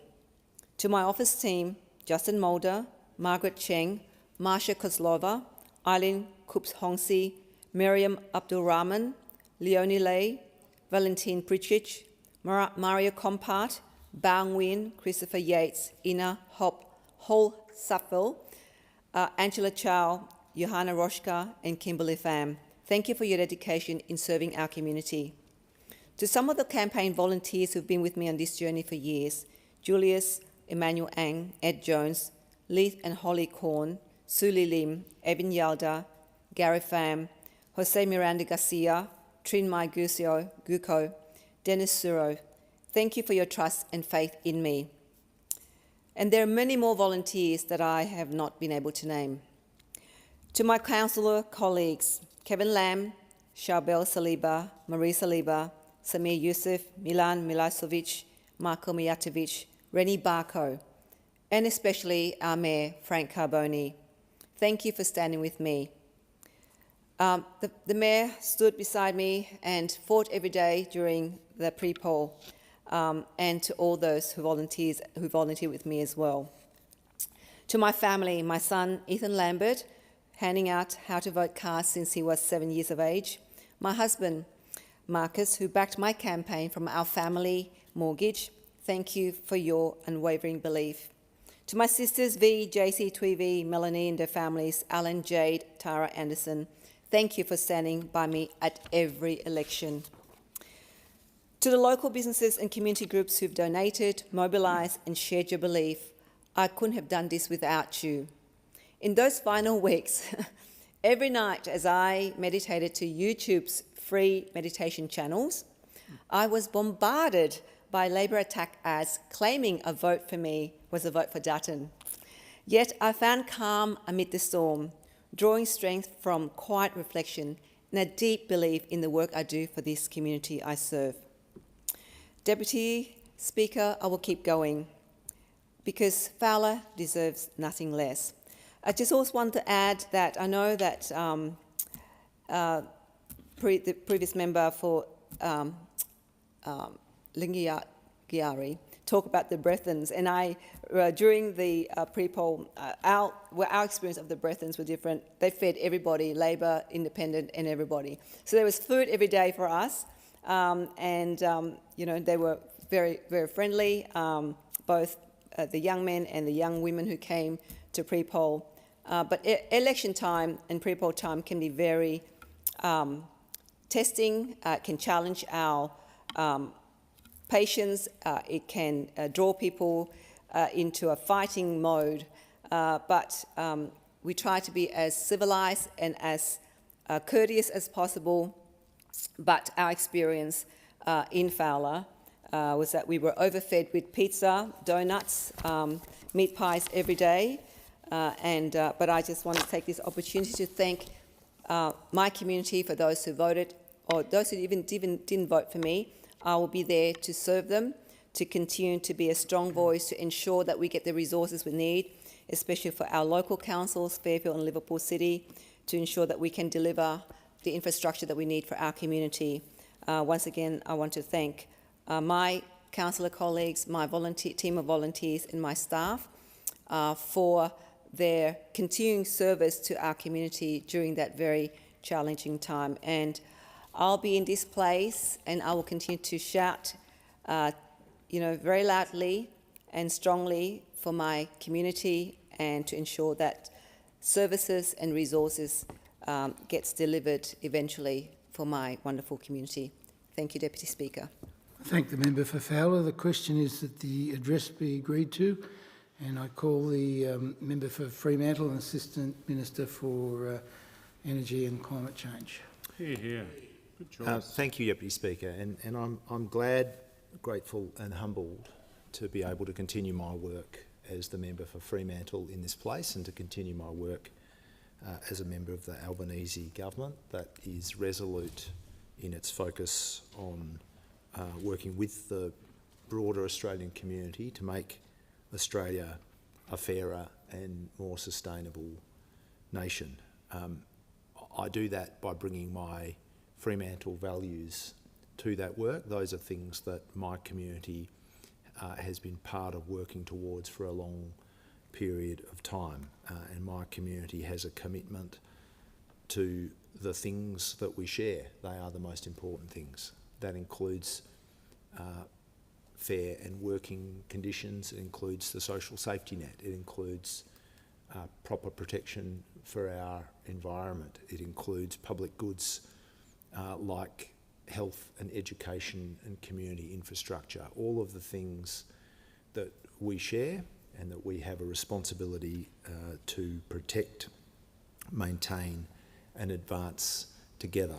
And the Albanese government has wasted no time in picking up that work again with the strong endorsement of the Australian people. From the very first sittings of this Parliament, we acted quickly to reduce the debt owed by people who have studied at university or at TAFE through HECS by 20%. We moved very quickly to legislate penalty rates so that working people are properly compensated when they're asked to work at times that we otherwise get to spend with our families or we get to spend in our community. We moved quickly to reduce the maximum price of medicines on the PBS. The PBS, the Pharmaceutical Benefit Scheme, one of the great Labor reforms, one of the great foundational building blocks of our shared well-being. We have moved to bring the maximum price of medicines on the PBS back to $25, a level that was last experienced in 2004. Deputy Speaker, we've done those things because of our enduring commitment to positive change, because of our enduring commitment to social equality, social inclusion, the work of anti-discrimination, the work of environmental protection. Minister Murray Watt, the Minister for the Environment, has started his work on ensuring that we deliver an effective national environmental protection framework, something that the independent reviewer made clear to the previous government years ago, made it clear that that National Environmental Protection Framework, the EPBC Act, was not fit for purpose, was not doing its job, was unfortunately really managing a steady trajectory of decline. We don't accept that. We are going to do what the previous government didn't have the resolve or courage or the responsibility to do. We're going to implement those reforms. We're going to continue the work that we began the Albanese government in focusing on with respect to climate change and energy. Of course, Australians know and support the fact that when they elected the Albanese government in 2022, they closed the door on 9 years of neglect. They closed the door on 9 years of inaction and internal conflict that failed to produce a national energy policy that saw a reduction of 1 gigawatt of energy generation in the system as a whole, that saw a completely an abject failure when it came to emissions reduction. We have already seen an increase of more than 40% in Australia's renewable energy. We've crossed the 45% mark in terms of renewable energy in our grid. We have increased Australia's commitment to reduce emissions by more than 60%. We're on track to achieve that. We're on track to deliver 82% of renewables by 2030. We are making a really significant investment in Australia's future manufacturing potential because, Deputy Speaker, in addition to our opportunity to become a renewable energy superpower, we have the opportunity to be a clean industry powerhouse. And if you ever are fortunate to be in any other part of the region, whether that's Japan or Korea or Indonesia or Singapore, they marvel at the incredible potential that Australia has to benefit from renewable energy and clean energy technology, and then to parlay that into 21st century industrial strength that is based around green metals, green hydrogen, low carbon liquid fuels, and so on. And we are going to make sure that we help secure that for future Australian generations. Minister Bowen is leading that work through the safeguards mechanism, the capacity investment scheme and Rewiring Australia, and Australia's first electric vehicle strategy at a national level, Australia's first national energy performance strategy, and the programs that support that. We know that there is an issue when it comes to housing. Housing is a human right. Housing is the basis of a sort of a safe and secure life from which people can pursue education, can pursue work, involvement in their community, and for too long, affordable, safe and accessible housing has become harder and harder for young Australians and Australians facing disadvantage, and we're not going to tolerate that. We're making the biggest investment in affordable housing since the post-World War II housing boom, $42 billion worth of programs. I've been fortunate to make a couple of announcements in my electorate since the election through the Social Housing Accelerator, where we're partnering with states and territories to get new affordable and community housing into the system as soon as we can. I was fortunate to be at the launch of a community battery in Coogee that I promised with the Prime Minister some time ago. We had a bit of a disagreement about the pronunciation of Coogee versus Coogee, but is it near Coburn? It is near Coburn, member for Bruce. It is near Coburn, and we delivered that battery. It's one of 5 new community batteries in WA, adding to the 13 that are already there. It's obviously one of 400 that we're delivering nationwide through the $200 million community battery program. We've made such great strides when it comes to the delivery of renewable energy, Deputy Speaker. As I said, we've already increased it by more than 45% just in the 3 and a little bit years since this government was elected. But we need storage to match, and we are leaving no stone unturned when it comes to increasing the ability for Australian households and Australian businesses and our system as a whole to soak up that abundant and at times of the day virtually free solar energy and then reuse it at peak times to bring system costs down to reduce prices for households. But Deputy Speaker, just as I conclude this speech, I just want to pay respect to the tens of thousands of Australians Australia-wide who got out on the weekend and showed support for people who have been suffering in Gaza, showed support for peace, showed their commitment to non-violence as we witness the humanitarian catastrophe that has been occurring in the Middle East. I'm glad to be part of a government that from the beginning rejected the violence that began on October the 7th and that barbaric attack, but has also rejected the unnecessary conduct that has resulted in the death of more than 60,000 civilians in Gaza, most of whom are women and children, and the unnecessary, unconscionable, intolerable, unacceptable suffering that's occurred through the deprivation of humanitarian aid from earlier this year. The Australian government will do in relation to that conflict what we've done in the past. It's true to our values, it's true to our national character. We've done the same thing in relation to the violence and dispossession experienced by the Rohingya in Myanmar, in relation to the illegal and immoral invasion of Ukraine, and that is to say that that violence, is a terrible form of human conduct. It should be resisted as much as we can possibly resist it. We are a nation that is defined by our commitment to peace, compassionate to one another, compassion for one another, and our compassion for our sisters and brothers all over the world.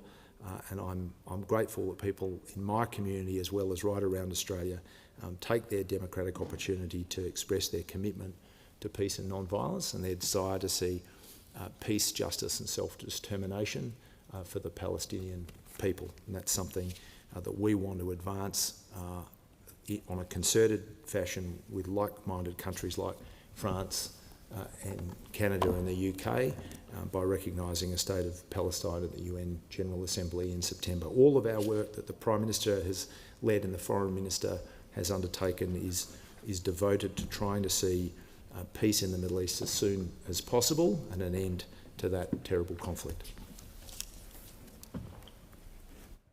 It being 7:30 p.m, I propose the question that the House do now adjourn, and I give a call to the member for Riverina. Thank you, Mr Speaker. There needs to be a Royal Commission into childcare. I listened very closely to the Minister, and I have every respect for the member for Blaxland. I do. I listened closely to him in question time. I heard what he said, and I appreciate the approach he is taking, but it's not enough. If it's good enough to have a Royal Commission into aged care, then we should be at all costs protecting our children. What we've seen in recent weeks and months has been beyond the pale. Charge after charge laid against monsters in this system.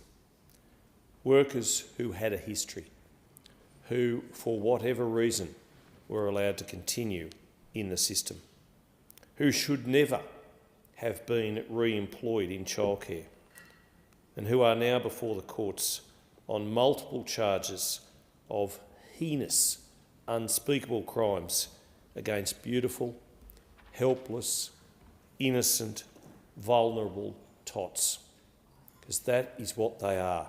And when the former coalition government put in place a Royal Commission into aged care, we did it because we needed to protect those vulnerable members of the community who were in their twilight years.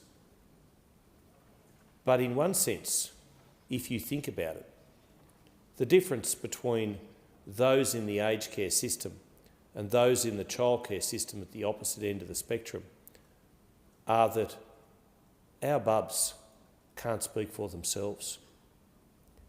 They are babies, and they are in childcare because their parents are working, their parents need to work, there is a cost of living crisis, and they also learn a lot, they develop a lot whilst they're in childcare, before kindergarten, before primary school. But childcare should be a loving place. It should be a supporting place. It should be a place where the workers treat those children as if they were their own. And yet, albeit in very minuscule numbers, this is not the case. But it only takes one monster to cast a very poor light on what is actually happening. And I think what we now need to do is shine a much bigger light to see what is actually happening. And if this leads to better processes and protocols in the system, then that is a good thing.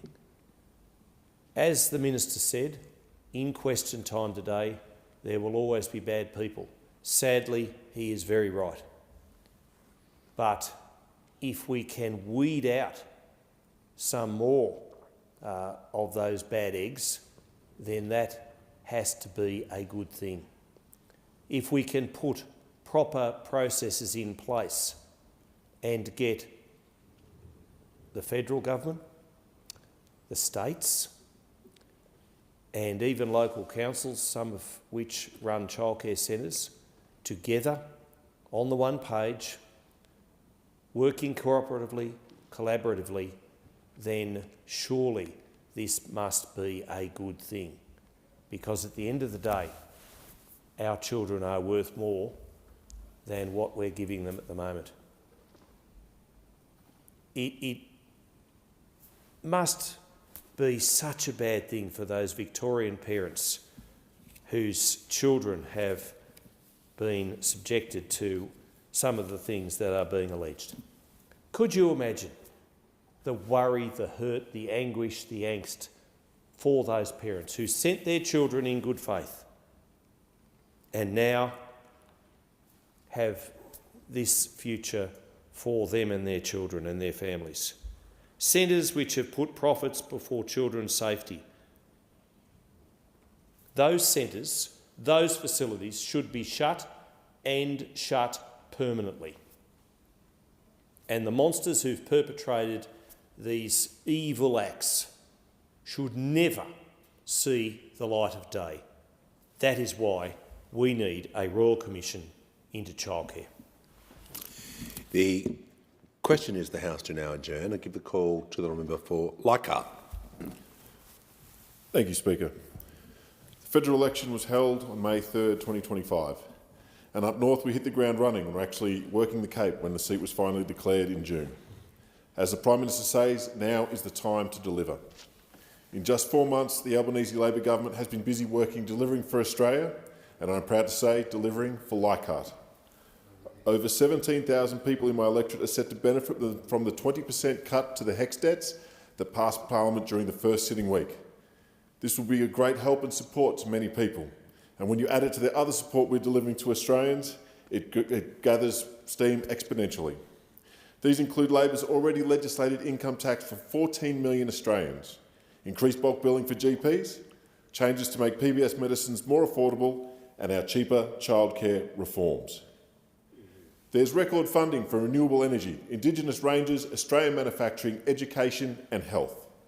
And from October, first home buyers will be able to get into the market with a 5% deposit, cutting the time it saves to save up for their first home by up to 10 years. And importantly, for those of us who live along the Queensland coast, Labor has also stepped up and delivered billions in funding for reef and conservation protection, providing support for our greatest natural asset, the Great Barrier Reef, and ensuring the security of the 64,000 jobs that it creates. We on this side of the House want to help make sure that we are making lives better and helping Australians to get ahead. Locally, a lot has been happening as well. In the last term, Labor set up the Cairns South Urgent Care Clinic, which is now one of the busiest in the country. Federal funding was also involved in the new housing project in Moree, set to deliver 490 new dwellings upon completion. We've helped fund local water security projects, a new campus for the local branch of CQU, and a range of local projects with local sporting clubs. I was recently at Redlands State College where I got to see the progress on nature play, supported by funding from the Anthony Albanese Labor government. There are so many really positive projects I could point to where we are delivering the funding. There's been road funding in the Northern Peninsula area, right at the top of Cape York, to upgrade the Ingenue Back Road to allow for more trunk infrastructure for greater housing. There's been over 300,000 in art grants through Creative Australia delivered locally. We've also delivered grants to local defence contractor J37 to assist with their cybersecurity work and help keep our nation safe. Under the Stronger Communities program, there is funding delivered to groups like Meals on Wheels, our local PCYCs, Edge Hill United Football Club, Port Douglas Crocs and the Laura District Rodeo. If you're ever up Laura Way, I thoroughly recommend the Rodeo. Perhaps one of the funding announcements, and I know will have one of the biggest impacts for our region, will be the support that the Albanese Labor government has delivered to set up an early childhood education service on Horn Island. On my frequent visits to the Torres Strait, people would lament the lack of available childcare and the impact that has on people trying to enter the workforce. We listened and we acted. All of these great projects have real-world implications to help make far north Queensland a better place to live. And at the risk of sounding like Tim Shaw from Demtel, but wait, there's more. During the election, I was able to commit to a range of really important projects.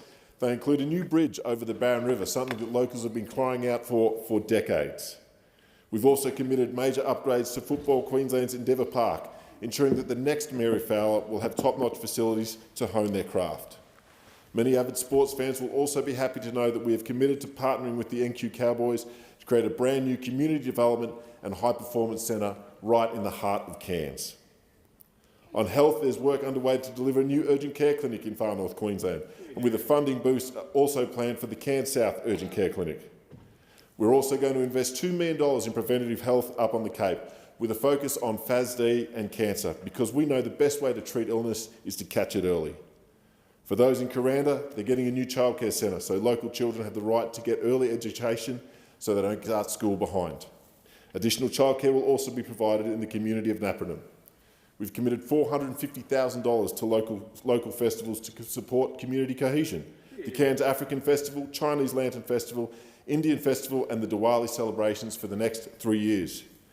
I'm pleased to say that myself and 10,000 of my closest friends attended the Cairns Indian Festival over the weekend, which was quite a feat given that the Cairns Cup was on at the same time and it's tough to go up against the races. Congratulations to Subhash Shetty for delivering such a fantastic event. I'm also proud that we're delivering funding to deliver more CCTV coverage to help make Cairns a safer place. I'm fighting for my electorate in my region. I'm glad to do so with an Anthony Albanese Labor government. The question is the House do now agenda give the call to the member for Lindsay. Thank you, Mr Speaker. The bluff and blunder of the Productivity Roundtable is finally over. We saw a three-day talkfest unravel with some potential policy outcomes, including copied parts of coalition housing policy and expansion of schemes we put in place when we were in government. Was there more than this that the Australians might ask? What can we expect from this government?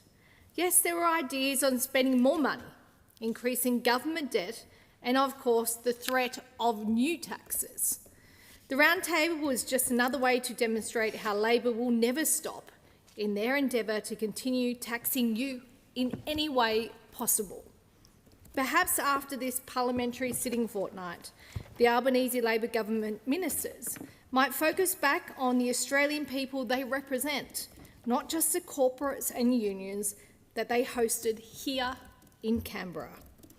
What about a tour of small and family businesses around the country to talk about productivity, burdensome taxes, industrial relations changes and red tape? The Minister for Small Business held a roundtable here in Canberra last month. Following this, the Minister went on the ABC, where she was asked about small business issues relating to industrial relations. The Minister then admitted she was specific about which examples she wanted to talk about at the roundtable, and industrial relations wasn't one of them. This is extraordinary. The whole point of a roundtable is for ideas and information to be discussed to create action items to boost productivity.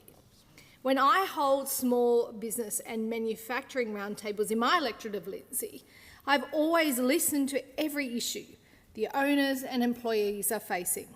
That's my job as a member in this place, and I don't take it lightly. Without the people who have a go and start up a small business, our country would be so much worse off. We have 5 million Australians that are employed in small businesses. In my electorate of Lindsay, we are surrounded by many amazing small and family businesses and manufacturers, from those in hospitality and market farming, in earth moving and defence manufacturing. These businesses are the heart and soul of Lindsay and of Western Sydney, and indeed our country. They provide good local jobs for Australians that support industry locally and globally. But instead of focusing on these small businesses and manufacturers and the need to produce and boost productivity, the roundtable was an event to host new ideas about taxes. Higher taxes, taxes on your superannuation, taxes on your home, and on family businesses. It's as if we've gone back in a time machine into 2019 and Labor's resurrecting their old policies which they lost an election on. Despite Labor's overreach, you can always rely on the coalition to back lower, simpler and fairer taxes. And we will always be the party of small business. You can't deny that. Do you know what cripples small business? It's big government. This Albanese Labor government will not rein in its spending, which has blown out to 27% of GDP. Government debt is spiralling to $1.2 trillion. Productivity is stalling and has gone backwards by more than 5% under Labor. We have the unemployment rate that has increased by almost half a percentage point to 4.2%. Living standards have slipped by more than 6% under the Albanese Labor government. This is why it is astounding that they are again putting out ideas to tax individuals and small businesses more. What more can small businesses give? I have small businesses and manufacturers in Lindsay that are on their knees and struggling to get by, and this is the truth. I'm so concerned by the number of small businesses that are going insolvent, and when I speak to them, they are genuinely distressed. They're desperate to keep their doors open, but higher energy costs, incessant red tape and ongoing taxes are pushing them to the brink of closing down.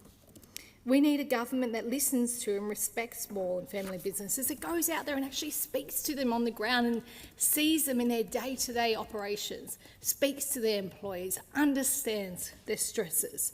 Not a government that's focused on PR fluff. They need to be focused on the people that keep Australia going. Thank you. The question is the House to now adjourn and give the call to the member for Swan. Thank you, Mr Speaker. I think that it's useful to highlight that the Albanese Labor government has been doing a phenomenal job when it comes to the budget. I might like to remind the member for Lindsay that we've delivered 2 budget surpluses and we've been doing some really responsible work when it comes to looking at the way that we rein in spending, and we've delivered quite a lot of dividends looking at where we could cut waste, and I don't think that that happened in some of the previous last few budgets that the Coalition delivered. But that is not the reason why I'm standing here today. I'm here to talk about what it's like to grow up in the goldfields, and that sometimes out in the goldfields people don't talk about the things that are most important to them, because sometimes words are cheap. Sometimes there are some people that are people of very few words, but people of tremendous substance. So rather than speak about what's important, people show you what's important.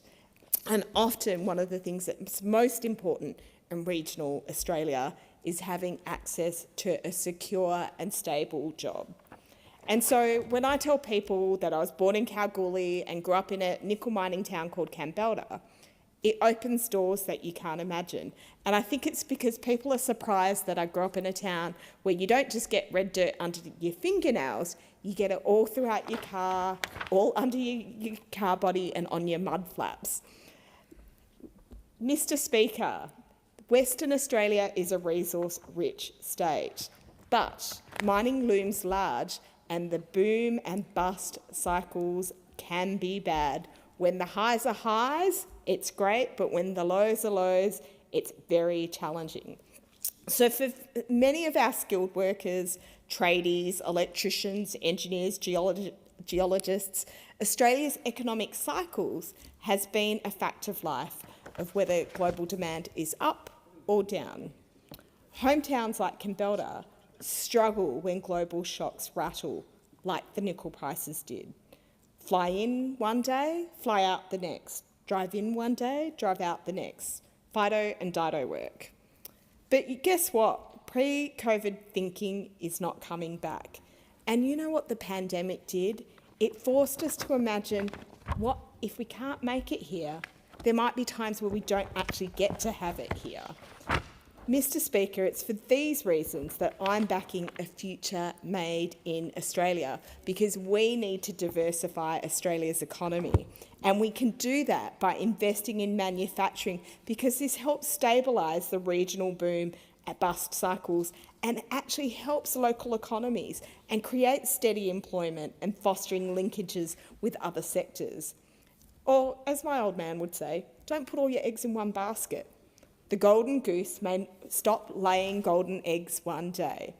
Or, as a mate would say, we need to diversify, baby. So to diversify, what we need to do is we need skilled labour and we need strong governance. The need for skilled labour is obvious, and I'm proud to be a part of an Albanese Labor government that backs fee-free TAFE, which we've put in legislation, and we've also taken 20% off people's HECS debts. The need for strong governance is another way of saying strong leadership. This does not mean picking winners or the state doing everything, but it does mean setting a goal and mobilising policy. The point is that the government should be taking steps that's in the national interest and is in the best interest of working people. We should value contributions and what's happening currently, but also what can happen in the future. And there are so many stories where we can do this. It's interesting because I remember for one of my girlfriends who I studied chemistry and chemical engineering with, she went through her 3rd redundancy during the downturn. She got really exhausted of being made redundant during the boom bust cycles, And so she decided that she'd go work in aged care. We have this challenge where we're trying to not just diversify our economy, we're also trying to diversify the workforce as well. And so what I would say is that with things like Fee Free TAFE and the Battery Breakthrough Initiative that we announced recently, that this will diversify Australia's economy to make sure that we can endure the boom-bust cycles of global prices. This is what can happen when we have a government that not just backs our workers, but we also back industry, because we want a future made in Australia. The question is the House to now adjourn and give the call to the honourable member for Flinders. Thank you, Mr Speaker. Civics and citizenship might be in the national curriculum, but in many schools across the country it barely gets a look in. In the most recent National Assessment Program report on civics and citizenship from 2024, only 43% of Year 6 students were found to be at or above the proficient standard, and more concerningly, only 28% of Year 10 students met the proficient standard. In short, most Australians, kids and adults alike, don't have a solid grasp of how our system of government actually works. Many don't realise, for example, that states run things like health and education for the most part, and while the federal government looks after defence, foreign affairs, social services like pensions and veteran support, and controls the tax system, which allows the federal government to play a role in enabling funding in traditional state domains. In Flinders, we are lucky to have so many schools that do allow their students to hear from and question their local members of parliament about all things democracy and Australia's political system. I've been running what I like to call democracy classes in schools right around my electorate, primary and secondary, government and independent, in fact inspired by a visit of the Speaker some time ago when he joined me at Crib Point Primary. And what I found is striking. There's a real untapped passion for civics and a genuine curiosity about how the laws that shape our lives are made. Just recently, after speaking with a class, I received an email from one of the students. The student's words reminded me of why this work matters so much and why I'm determined to bring non-partisan, practical lessons on how government works to as many young people in Flinders as I can. Here's how that email went. I would like to extend a very sincere thank you for visiting us to speak about the Australian Government and for taking time to answer our questions. I'm sure you will receive an email from our College Council President, but I wanted to take the opportunity to personally send you a note of appreciation. I was particularly impressed by the way you engaged with our questions. Your thoughtful and clear responses stood out to me, especially when compared to how politicians are often perceived and several other politicians that I have spoken to in our community. Although I do not usually follow politics very closely, I found myself genuinely interested in the discussion. Your visit has encouraged me to pay closer attention to these issues and to think more deeply about the role government plays in daily life. Thank you for answering my question about sourcing reliable information in a very technology-heavy world. I was also excited to hear about your idea of beginning a youth forum to hear from students and other young people on the peninsula. I would love to express my interest in being involved with this initiative, as I believe it would be a valuable opportunity for students to engage with government and community matters more actively. Although I am coming to the conclusion of my secondary schooling, I would like to continue being active in my community and school. I would think it would be valuable to run such a forum at my school, annually or biannually, to further the recognition of youth voice in government settings. I would love to hear your thoughts on this matter too. Thank you again for making the effort to come and speak with us despite your busy schedule. It meant a lot to our school community and to me personally. In a time when misinformation spreads much faster than the truth, civics education is our best defence. It helps young people test claims made by political actors against the knowledge they have about how government works and engage in debate with more evidence and more respect for each other, as well as us as politicians. For young Mornington Peninsula residents especially, these classes I've been running turn democracy from something distant and misunderstood into something real, relevant and easily applicable. The lesson from these classes is simple. You have a choice and a vote, and what you do with it matters. At the end of the day, democracy isn't a spectator sport. It requires citizens, including our youngest and our newest voters, to engage with it, and that begins in the classroom. And to that, may I add, of course, my personal congratulations to the Speaker for the initiative that he announced today, which is the National Youth Parliament for 2026.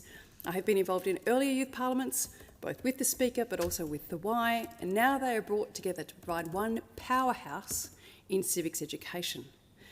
One student will come here and stand in my shoes, put up a video about it today with all the different shoes I have in my office. You can pick a pair to wear. But it will be deeply important for the right person to express interest and to know that you will come here. You will stand in our shoes and you will represent Flinders, as I do, but with a view from a 16 or 17-year-old this time next year, and tell us what we need to understand. The world in which you are growing up is completely different from the one in which we are growing up. Technology has had an enormous impact on how you see the world and indeed how you will prosper, advance and contribute to the world ahead of you. Coming to Canberra, standing in the shoes of your parliamentarian, is an extraordinary opportunity to shape the way we think and to drive your country to greater prosperity. Well said by the member for Flinders. The question is the House to now adjourn and give the call to the member for Hasluck. Thank you, Speaker. To complement and contribute to the Government's Productivity Summit, I had the privilege of hosting a Western Australian Economic Roundtable together with the WA Deputy Premier Rita Saffioti and the Assistant Minister Andrew Lee, and that was held on the 12th of August, with representatives, it's a long list, from defence, science, TAFE, transport, local government, industry, community, manufacturing, health, AI, renewable energies, economics, mining, construction, universities, union and agri-tech. We had a wealth of knowledge in the room. Their ideas, their experiences were all brought to bear. I want to place my thanks on the record to all the WA participants, including Nicole Matthews from Wolga, Dr Tarun Waramanthi from UWA, Shannon O'Rourke from Powering Australia, Kathleen Wallace from TAFE, Philip Kadachi from the CFC Group, Elise Hoffman-Fritz from Hoffman Engineering, Harry Burrows from the AWU, Brett Peake from Austell, Dr Andrew Rossi from the CSIRO, Scott Woodward from Perth Airport, Nicholas Garn from PRL Group, Anita Lojudicha from the WA Chamber of Mines and Energy, Paula Rogers and Matt Judkins from the Committee for Perth, Dr Alex Jenkins from the WA Data Science Innovation Hub, Danica Adams from CEDA, Rob Grant from the Pollination Group, Ross Kelly from the Department of Training and Workforce Development, Mitchell O'Dwyer from Tallis, Deirdre Wilmot and Astrid Saventry from Fortescue, and Mark Bridges from Multiplex.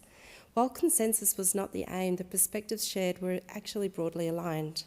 Participants agreed that Western Australia and the nation have the ability to seize opportunities through economic reform and with a concerted effort to foster the industries of the future, living standards for all. Feedback on current government policies that reduce the barriers to economic participation, such as free TAFE, cheaper childcare and prioritising construction of affordable homes, was highly positive. Following the summit, Treasurer Chalmers outlined a number of areas where he believed there was a strong consensus for reform, and these align well with the submissions we made following the WA Roundtable. Both the summit and the WA Roundtable were too extensive to cover fully here, so I'm just going to highlight a few points. The Treasurer identified international trade and tariffs. The WA Roundtable wants the East and the Canberra to capitalise on WA being the springboard to our major trading partners in Asia. After all, WA is in the same time zone as 60% of the world's population. Participants spoke about leveraging our strategic advantage for fresh food trade and exporting our skills and training in the sectors we know best, resources and agriculture. And in turn, actively seeking out companies that bring new technology and processing capabilities to base their operations here in WA. The Treasurer identified the need to both attract and develop skills. The WA meeting supported labour mobility agreements to address gaps and the need to value skilled older workers, greater focus on regional skill development, more industry vet partnerships, better recognition of qualifications and an increased focus on learning languages within our region. And Deputy Premier Saffioti has already spoken following the roundtable in the WA Parliament about the importance of training and the great strides that both our Albanese Labor government and the Cook governments have already taken together, particularly since our introduction of fee-free TAFE. The Treasurer identified the fact that we can attract better capital and investment, and our WA group noted too the need to provide regional and local governments with more flexible infrastructure spending, the upgrading of road and freight corridors and more whole-of-government approaches to industry precincts, and the encouragement of viewing net zero and CBAM as an opportunity to position ourselves in the green supply chain internationally. The Treasurer identified better regulation and speedier approvals in housing and other areas of development. The WA Roundtable looked at interfaces between portfolio areas such as health, aged care and NDIS, and saw the need to create cross-sector task forces involving industry, unions and governments to plan workforce transitions. I wish to place on the record my heartfelt thanks to all those who gave of their time and their valuable expertise at the WA Economic Reform Roundtable ahead of the summit. We hope that our collective deliberations will contribute to more practical reform, both this and in further terms within this office, because the reality is the feedback that we had heard both from the participants at the national and at the state one was that this is a collective effort to lift our national productivity. Small, medium enterprises, large alike, everyone has a role to play to lift living standards for all. It being 8 p.m, the House stands adjourned until 12 noon tomorrow.